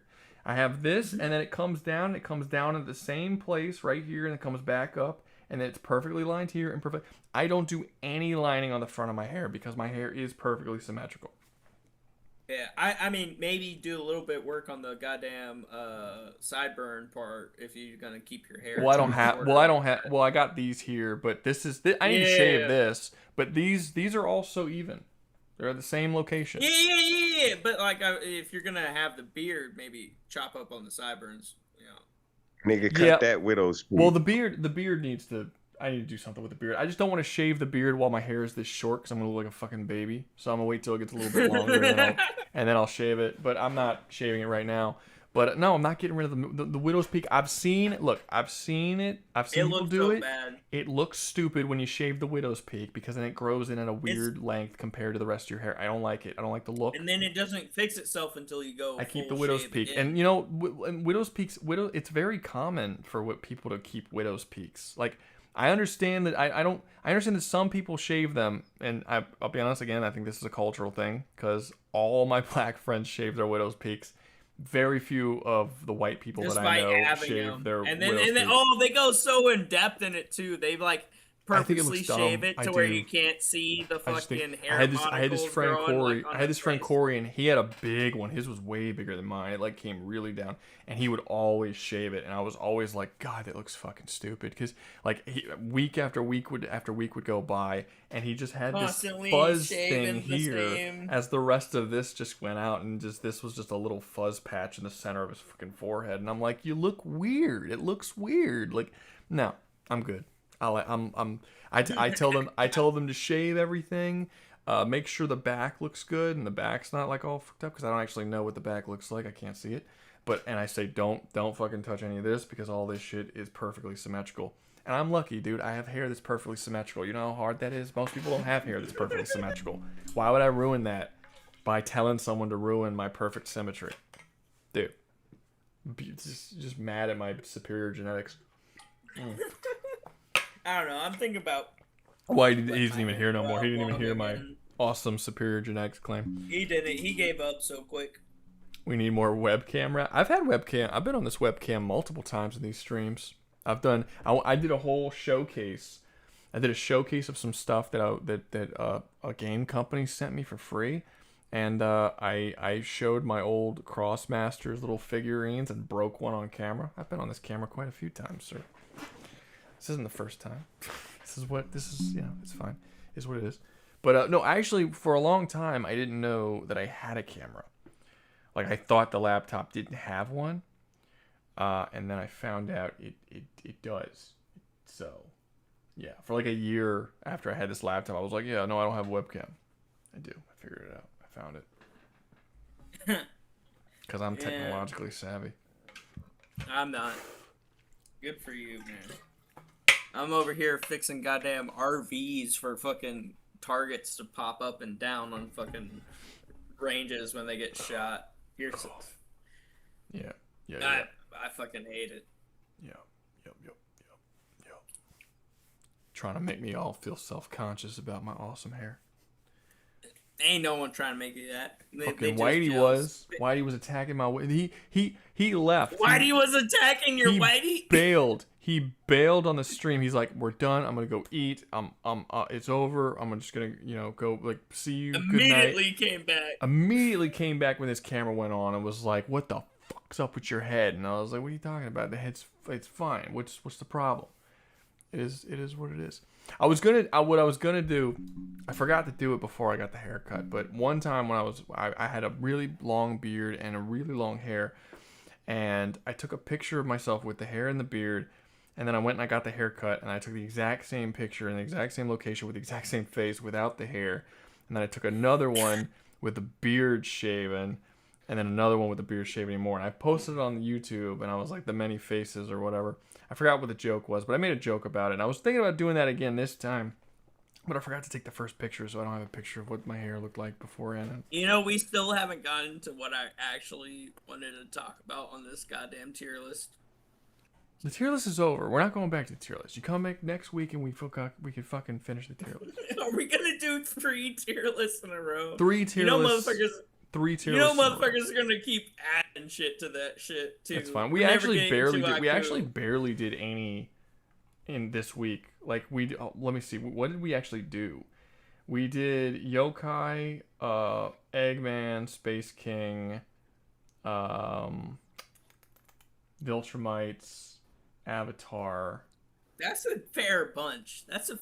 Not really. I mean, we've gotten through in a single night. We've gotten through like 15, 20. 20 plus, yeah. Yeah, like we've only like we but didn't that even was hit like 10. one-off fucking nothing burger fucking goddamn. Damn it, stop it. Fuck you. That's a video that I'm editing for the channel. It's fine. Yeah, that's a video I'm editing for the channel. No, but yeah, we've gone through way more than that. I mean, we didn't even hit 10, so no, that's some. Oh, Jesus. Oh, I can get back to the gym. I'm out of it. I feel you, man. I get you on that one, yeah. I haven't even found the gym on this new base they got me working out of. You couldn't find a gym on a military base? No. All the fucking all the the enlisted and officers I asked are like, oh, it's over here, and it's like, okay, cool. That doesn't give me fucking directions. Oh, They so just it's say, there. "Go You head just in this-" can't. You just can't fucking find it. It's See? a couple barbells on the beside a building. That's all it is. It's funny. It's one of those shitty bases that don't really have a gym. It probably is because they keep like being vague about the location. They just don't want no stinking contractors in their gym. Which is so stupid. It's like, I'm on the fucking range, dog. You don't work with me. You're never gonna see me. They'd have to see you in the gym, of course. They don't want to see that shit. Probably, I don't know. It's like, I'm more in contact with your fucking gunner than I am with you. Like, I just want to go hang out. Oh, man. Come on, I want to be able to lift the gun now, you know, when I go back home. Jeez. Oh my god, fuck it. I've been walking around this base, some of these motherfuckers, I'm like... We've had a lot of different military guys in this stream tonight. I think we've had like 6 or 7 military guys. Ah, shit, I gotta leave. Can't stay here then. Yeah. Why You gotta get out of here. We can't be around other people like me. No. Can't be around other military peeps. Can't do it. They ruined the party. How the hell? Somebody who keeps sending me like very long like definitions of what they think should happen in some of my videos, and who sent me a very, very long challenge run, I didn't realize was also in your server, and they just joined the VC and then bounced out immediately. And then sent me a message, joining that VC was a very bad idea, sorry. Why? Why was it a bad idea? Were we going to rape him? I don't know. It's pretty, whatever. They're a very shy person. They've only ever talked like twice on my entire server. And that's to be like, oh my god, this. Sounds like joining any VC would be a bad idea for that person. Just in general. For real. Yeah. It's not good. How the hell is a shy person He may gonna have be joined like, I'm not gonna realizing it was a stream VC, and then realized it was a stream VC and was like, fuck. Was probably it, yeah. But I mean, just didn't realize they it's were a in stream this VC. too. It is a stream VC, but it's a stream VC with fucking 13 people. So I mean, it's not. Most of the people left when they've been gone for a while. So it's fine. He would have been fine. So back to you only drinking water. How do you go to Mardi Gras every year and not? I don't drink anything but water. I only drink water. I have this. This thing is this is probably the object that has been in my hands in my vicinity for the most. Like, I've had this thing the longest. I've been drinking out of it the longest. So this do is you probably keep it my to your most belt? valued possession, even more so than my truck. I'm never not without this. Always. Yeah. If I go literally anywhere, if I go to work, I have that on me. If I drive to the bank or to the store or whatever, that's on me. Anywhere. Literally anywhere. The only place I don't bring that is the bathroom. I don't bring it in the bathroom. That's okay, a that good makes idea. sense. I was Want gonna shit say, particles do you in your like water. Well, it's clip it closed. to your It's belt? closed. Do you I just think it's leave it weird at a drinking shit in the desk? bathroom, so I just don't bother bringing it. But like if I'm when I eat dinner, I'm drinking out of this. When I eat breakfast, I'm drinking out of this. Lunch, I'm drinking out of this. This is all fancy of my liquids. restaurants and all, or just like It'll be in the car when I go to restaurants, and I'll order a water in the restaurant. But I won't bring it in the restaurant. But I do. I was gonna say, are you a weirdo? Or no, you I'll order. No, it'll be in the car. Just sit there. I'll leave it in the car. Yeah, but no, I pretty much always have it on me. Almost always. You'll always see me have it. I don't even really know why. I do. I got used to it because I work outside and it's really hot here. It's one of the hottest places in the U.S. And I work outside and it's humid, and I just had to have water a lot when you're drinking outside. Or it is oftentimes in buildings that do not have AC yet, which could get up to 145 degrees. Yeah. So I just always had to have water on me. And I eventually got tired of having plastic water bottles and running out, so I wanted something I could refill. And I found this. I don't even remember. I think I found this on the ground somewhere, and I cleaned it, and I just kept it. And I don't even know what brand it is, honestly. Honestly, it looks even larger than a 32 ounce. It's fucking like, big. It's nice. That's massive. nice. Because you're already a big fella, and that's dwarfing I'm your hands. 6'3". I'm 6'3". I have very large hands. Very large hands. And and when you fill it up with water and I've actually hit people with this. When you fill it up with water and ice, this thing becomes like a fucking sledge. Is that what that dent's from? Smack the shit out of That's people. what the dents are from. Yes. It's not. No. Well, no. Actually, one. I think I don't remember which one. One of them, yeah. But most of them, no. Most of them are just from dropping it. This one's from dropping it. That one's from dropping it. But I do think one of these are actually from hitting somebody with it. But yeah, no. Rouga, something that's confusing the hell out of me. Your webcam inverts when you're streaming. Yeah. But the words are the same. Wait, what? Like everything reads the same on your stream. Like you got our names up there properly. You've got streamer. Like the words are right, but the camera inverts. That's a common thing. That just has to do with fucking interface. What's so we're seeing the first layer. He's talking about. So your face when you do that little chin jog. What you talk about is on the other side than what you just did.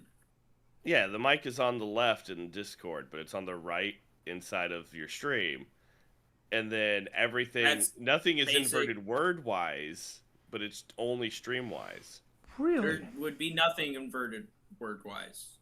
Well, I'm just saying, like, it's on my what I'm looking at, it's the same. It's on the same side, both. It's on the right. I don't know. My phone's over there charging. You're saying on your screen the mic is on the left? Go back to your the screen you just had it on. I'll just screenshot it to you and DM it real quick. Yeah, look, it's on the right on my screen. Yeah, but in Discord it's on the left. That's what I'm saying. Not on mine. Not on my screen. Left on my viewing, screen, it's on the left. right. I'm looking at it right now. It's on the right. Hold on. I think you're on the left from viewing for me as well. Yeah, but if you look at the stream, it's on the right. Where is that screenshot? Like if you look at the stream right now, when I'm looking at it, it's on the right. So Discord is showing you it with me on the left, but it's showing it back to me on the right. Hey, Rouga, I'm gonna take personal offense against you for this. Why didn't you tell me alcohol is so much more fucking expensive in America?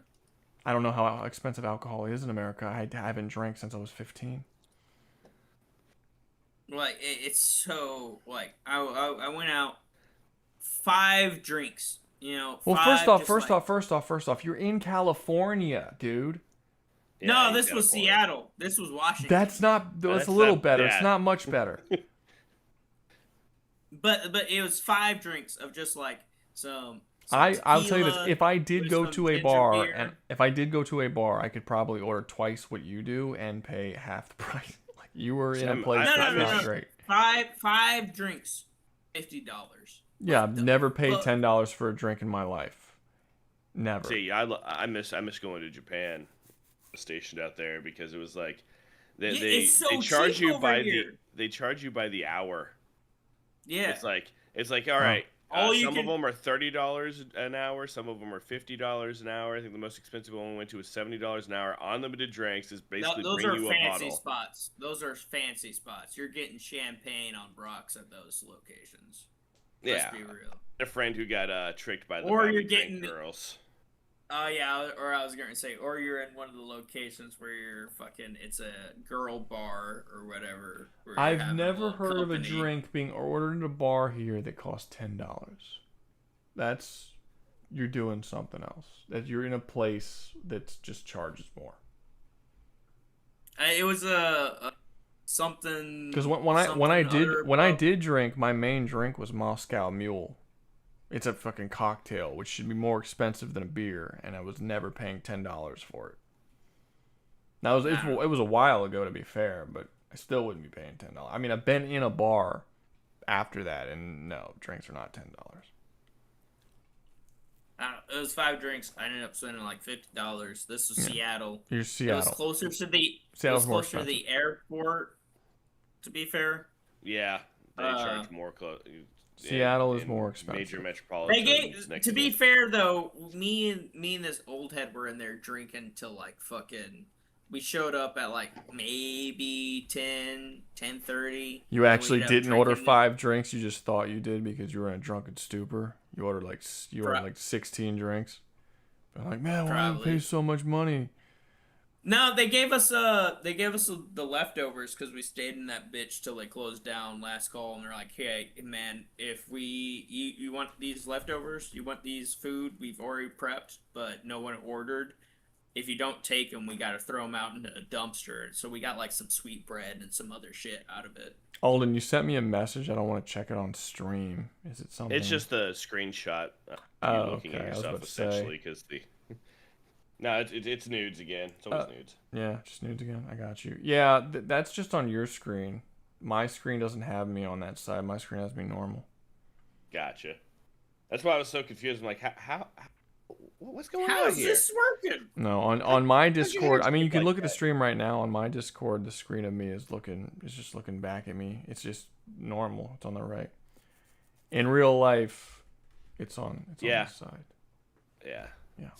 This is my right hand. Yeah. Yeah, no. Fucking What's up? Yeah. I got 2 years. 2 years over here. Yeah, it sounds like it sucks. That sucks for you, man. 2 years in California, or? Yeah, I mean, they might send me over East Coast, but essentially I'm just working on the ranges, helping these fucking stupid motherfuckers figure out the new systems. And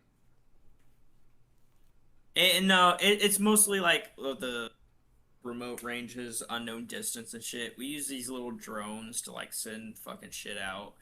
It's so gay and stupid. It's quite literally like driving an RV and then setting an autopilot on the RVs. So gay and stupid. People freak out about it, but I mean, I don't know. I think I've been extremely lucky being able to spend, my whole adult life over in Japan. Where they have no freedom.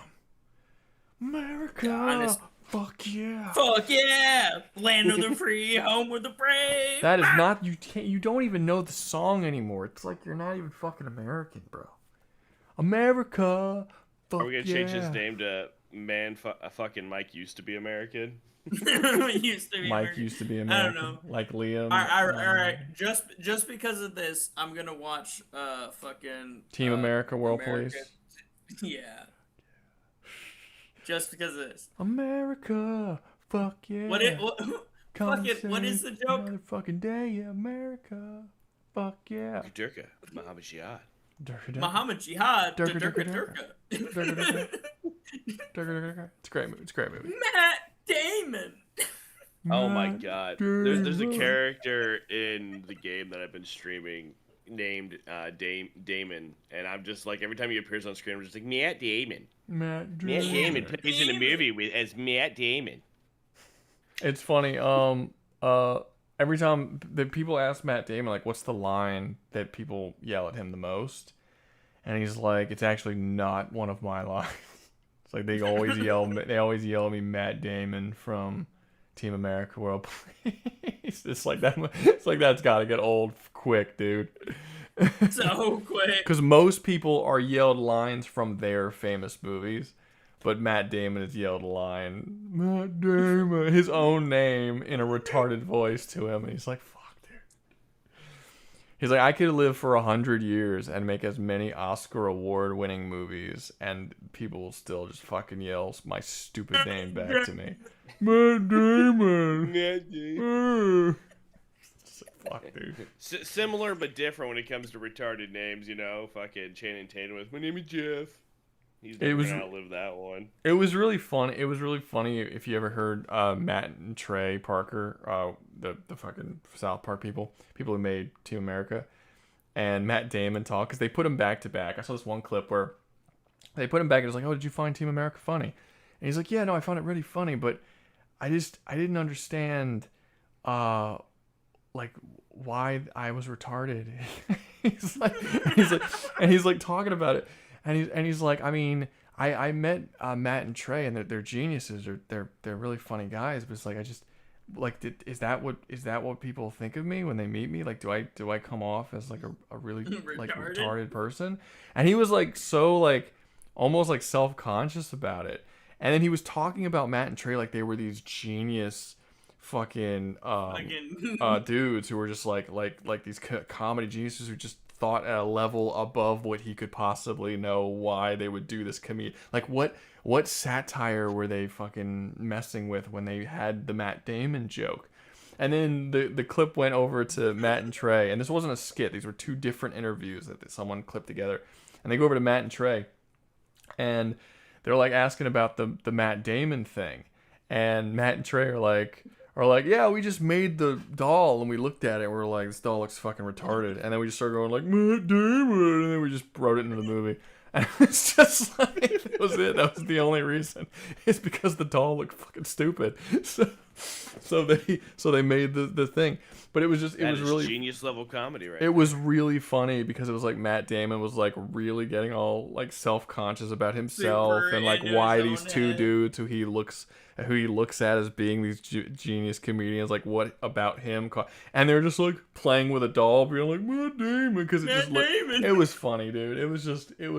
It was funny having those two clips back to back, and it made me laugh. We need more Team America, is what I'm hearing. Because you're just feeling all kind of self-conscious about yourself because of this joke that you thought was aimed at you directly, and they're just like, no, it wasn't even about Matt Damon. It was just the doll looked fucking dumb, so we decided that that's funny. Shit, God, could you imagine one of those films coming out like today? Yeah. Like.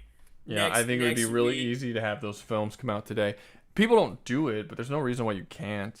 Like, there's nothing stopping people from doing and actors would get pissed off. Who cares? They don't. Like, look at the new. It's the whole modern audience shit. Yeah, it's just their own. If someone in Hollywood or whatever wanted to go off and make a movie that was just like that raunchy, that whatever. And then put it in the theaters. There's literally no one that could stop them, and people would like it. They just don't do it. The new Scary Movie is. I haven't seen the new Scary Movie. I heard it was bad. It is bad, and it's like they had such a good opportunity with so much shit to just be like, oh yeah, we're gonna make fun of everything, but they didn't because they were scared, little pussies.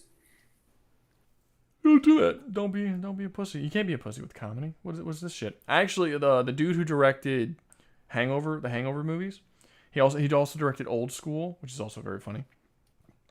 He made the Joker. He was the director of the Joker as well, and he said the reason why he started doing serious movies is because he couldn't do comedies anymore. Because every time he would try and write a comedy, make a comedy, he would go to a studio, and a studio would tell him he couldn't do this joke for whatever bullshit reason. So he just stopped making comedies.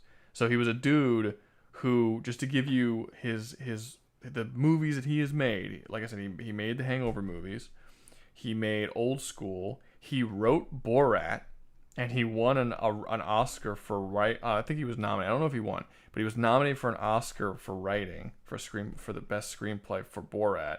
Like, the dude was damn near going to become a comedy legend at some point because of the movies he had made in his career, and he just stopped making comedies because he's like, I can't do anything anymore. Anything I try, they tell me I can't do that shit. So it's like, what do I do? So he made War Dogs, which was all right. It was very clearly like a Martin Scorsese kind of inspired film. It was fine. And then he made The Joker, which everyone lost their fucking minds over, which I thought was all right. So the guy's good. Like, I hope he makes more stuff. He makes good shit. But he's also the most spiteful dude in Hollywood, which I think is really funny. He didn't want to make more of that. Well, we need so much more of that. Well, depends on what you think. Like, he didn't want to make Joker 2, and he said he wasn't going to make one. He doesn't want to make it. Fucking sucks. No, that he purposefully nosedived the film because he didn't want to make it in the studio. And we need so much more of that. That you want fucking shitty movies on. He did the same thing with Hangover 3. Hangover 3 was bad because he didn't want to make any. He didn't want to make Hangover 2. He wanted to just make Hangover, and that's it.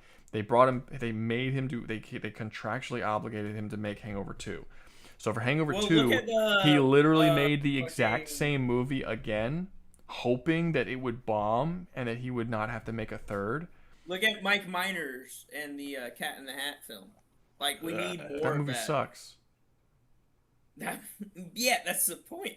You dirty hoe. Why would I want more shitty movies? I don't understand where you're coming from. There's a certain level of, like, shitty movies that just become gold. No. Yes. No, Hangover 3 is trash. Joker 2 is trash. Cat in the Hat was trash. I don't want it would be totally cool if Cat in the Hat didn't exist. Totally cool. Yeah, it would be totally cool, but like the fact that it doesn't. Should have made exist Austin Powers 4. Instead you wasted your time on fucking Cat in the Hat, which was a piece of shit. And he was actually contractually obligated to make that. Mike Myers That's why it was so bad. And that he didn't want to do that, but they forced. There's a lot of that. There's a lot of contracts forcing people to do shit they don't want to do. With the Love Guru.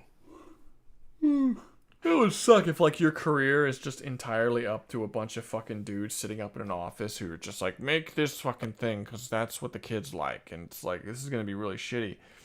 It's like, don't do this, and they're like, no, you have to because you're contractually. I was like, this is fucking bullshit, dude. I wonder if like the people are just like who are contractually obligated, just being like, I'm not making this movie.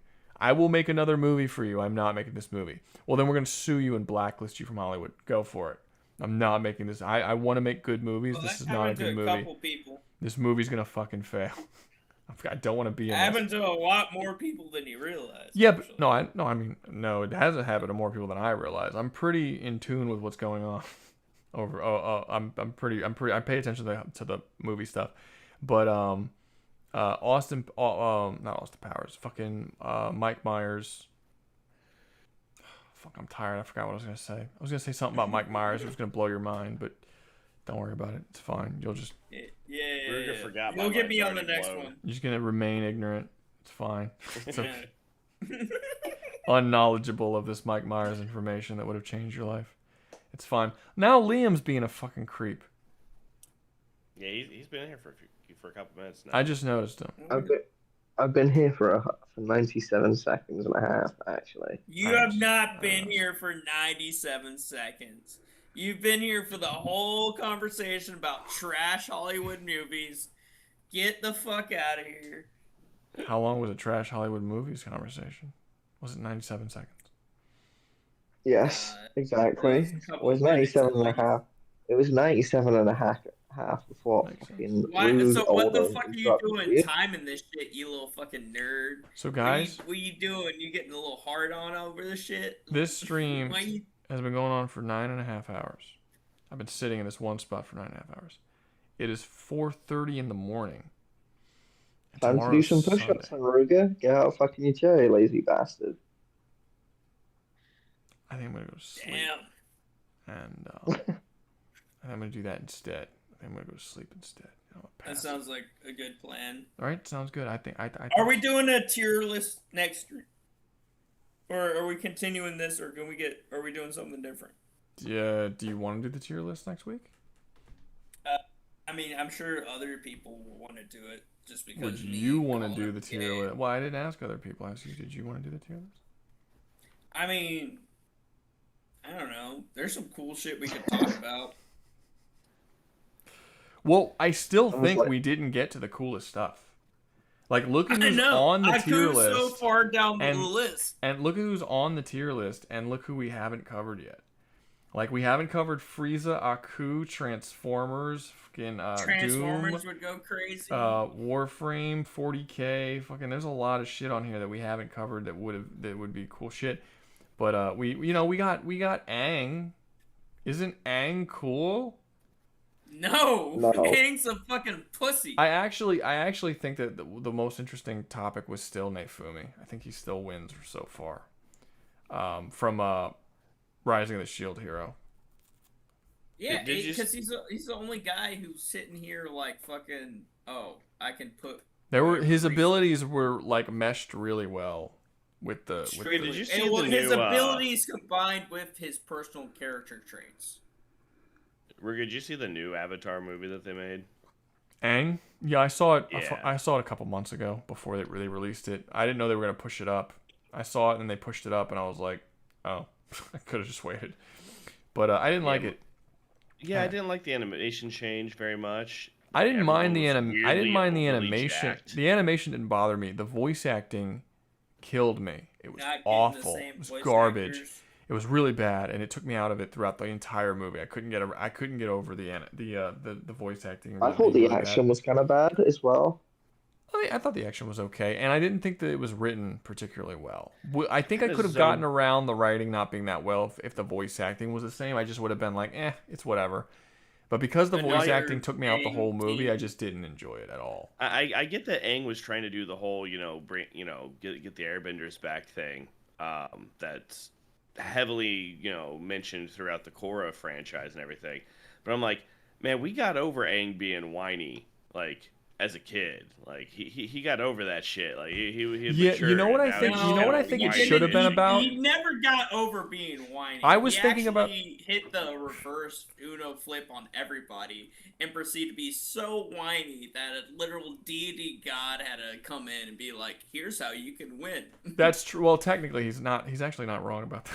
He literally the whole last episode but right before the final 4 episodes, he's just complaining about not wanting to kill someone. To be fair, and then he has like the no sleep episode a little bit before that, where he's also like, "Oh, what am I gonna do?" Anyway, no, but you know what I think? The movie, one of the big issues the movie had is that there was no B plot. So you had a bunch of characters in the movie where no one had anything to do. So Aang was the only one doing anything in the entire movie. Aang and the villain. And then all of the other characters, who all of Team Avatar was in this film, was literally just there to make random comments occasionally and had nothing to actually do until the end where they fought. And the whole story was about like Aang, worried about his people and like what he's gonna do and like what does it mean to be the last of his all this and like and I'm like, you know how they could have changed that? They should have gave Katara. I was thinking about this when I was watching the movie. They should have gave Katara a pregnancy storyline. Make Katara pregnant. She gets pregnant. You give her something to do because now the whole thing will be her and Aang and their child, and you can make Aang's like emotional thing that he has to get over, the fact that he's about to bring a child into the world. You can do anything from he doesn't feel like he's ready to like, oh, there's another airbender that's going to come up into the world or whatever. It would have, like, the whole thing was like he was trying to bring back the airbenders. Like, that was the whole thing with the staff and stuff. It would have just been thematically relevant for her, them to give her a pregnancy story. How he did it. What's up? And we already know that's basically how he did it in the main storyline anyway. With the Korra shit. Yeah, because him and Korra had kids, and that's how he brought more airbenders. Korra, him and Korra had kids. He had a kid with himself, with his future son. No, yeah, but like we know they have kids eventually. But yeah, and it would have been a nice like intro. Like this child would have been Kaya, his daughter. And it would have been. They had nothing to fucking do. Katara had no reason to be in this fucking movie. The guy was going to turn on them as soon as you saw the new guy. Like he was almost designed to look like the. It was obvious, and they gave Aang a Super Saiyan form. They gave Aang a Super Saiyan form, and they gave the bad guy basically an Akuma Oni form, kinda. So it was like. I will also say, him getting upshowed by that dude the whole movie was so stupid. Yeah. He's like, I know ancient. Yeah, they massively weakened him. They massively weakened him. He's in the Avatar state. He doesn't get. Okay, so to be fair, he doesn't get shown up the whole movie. I don't agree with that. He teaches him one thing earlier on, and then when Aang loses, it's after the guy gets the staff, which is specifically talked about being a staff that gives massive power. When the mountain's falling on him, the Avatar can't stop it, but this dude can. When the mountain's falling on him. Yeah, after he revives the guy. He revives the guy. Yeah. In the Avatar state, he's incapable of stopping it. Okay, I don't remember that one exactly. I don't remember that part. That would be fucking fucked though. Yeah, I don't remember that. Any I'll have to. credence. I don't think I'll rewatch it, but I'll probably have to see it again to know what you're talking about. I'll rewatch But I do know that when he did start losing fights against him at the end of the movie, but that's mainly because he had that staff, and that staff has this whole backstory about that's being like fine. a super powered thing, and yeah. But before that, I don't remember him super like bitch moding him or anything the entire movie, but I don't remember the mountain bit. Maybe it's just dialogue. Maybe it's just how like the dialogue feels. Well, they're saying it's a mountain thing. I don't really remember the mountain thing. So is that like Olden said? After he revives him, a mountain starts falling on him. In the Avatar state, he cannot stop it, and then this dude stops it. Well, I mean, we know as a child in the Avatar state, he literally creates a massive moat around the entirety of fucking Ba Sing Se. Like, he literally splits the earth around Ba Sing Se. And we've also seen other avatars using the Avatar state. Like, well, no, he literally did a flood that cleared out the entire... Like, he should be able to easily pick up I believe Kyoshi has the biggest feat. She moves an island. She splits an island in half and moves an island. Yeah. But no, the biggest misplay in the entire thing was all the nostalgia bait. You had the guy who like foams at the mouth when he sees the Avatar, but yeah, and his kid shows up, and then you have the cabbage guy show up. We didn't have my cabbages moment in the movie. What the fuck? Yeah, we did. There was a moment where he said my cabbages? Yes, there was a my cabbages Motherfucker, I missed it. You missed it. Yeah, there was a my cabbages moment. It was actually very close. I actually was a little worried because the my cabbages moment happens very close to the foaming mouth moment. And I was like, is this just going to be a ton of nostalgia? Because you kind of ruined the possibility for nostalgia when you went out of your way to replace all the voice actors with people we don't care about and who aren't good voice actors. Like why are you clearly made these scenes for here's some nostalgia stuff, but you didn't fucking think that it would we could have gotten all the voice actors back. That's the biggest thing.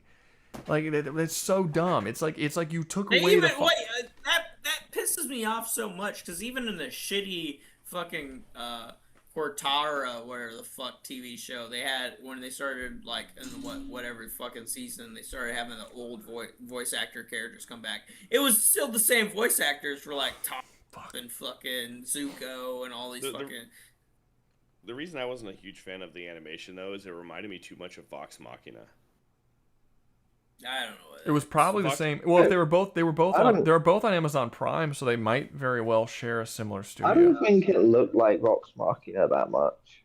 The vibrant colors is definitely way more. The animation did not. The animation art style did not bother me. The voices bothered me. The story bothered me. The dialogue was whatever. The story and voice acting were my main issues, and one of the biggest story issue that I can remember. I know there were more because when I watched, I was like, dude, this and this and this and this. But the big one that I remember right off the top of my head is the fact that there's no B plot. I thought that was so strange because it meant no one had anything to do. It was literally just a bunch of conversations between Aang and this dude as other characters just occasionally. There's a reason why B plots exist in stories. Because that means every time a character talks that isn't Aang, their dialogue is filler. There's no reason for them to speak because they have nothing to do. They have no story to go through. So it's just fucking Ash versus the Evil Dead has a B plot. Every story has a B plot. That's how you write. Holden's right. It does have a B plot. It doesn't have a B plot. The closest thing to a B plot was the fucking Sokka's motorcycle. Exactly. That was not the B plot. That's not a B plot. I was saying that was the closest. It was introduced in the beginning. It became a key part of the end. That's the closest thing to a B plot they had. That is not a B plot. No, a B plot would have had to. Ruka's fucking yawning. I'm out. Yeah, here. I know. Dude, I have attempted to end this stream 3 times to be fair, but yeah, I should aim it. I am tired. I'm gonna go to bed. I have to piss first. Yeah, there will be another stream on Saturday. I don't know if I'll stream sometime during the week. Maybe I'll try. I do have footage that I can edit today, I guess, and release for Monday. I probably won't though, because I kind of want to enjoy my Sunday. So I don't know. Maybe you might get a video on Monday. If not, you'll definitely get a video on Tuesday because it shouldn't take me long to edit. And that's it. That's it. See you guys next week. Yeah. Have a good night. I guess a good morning.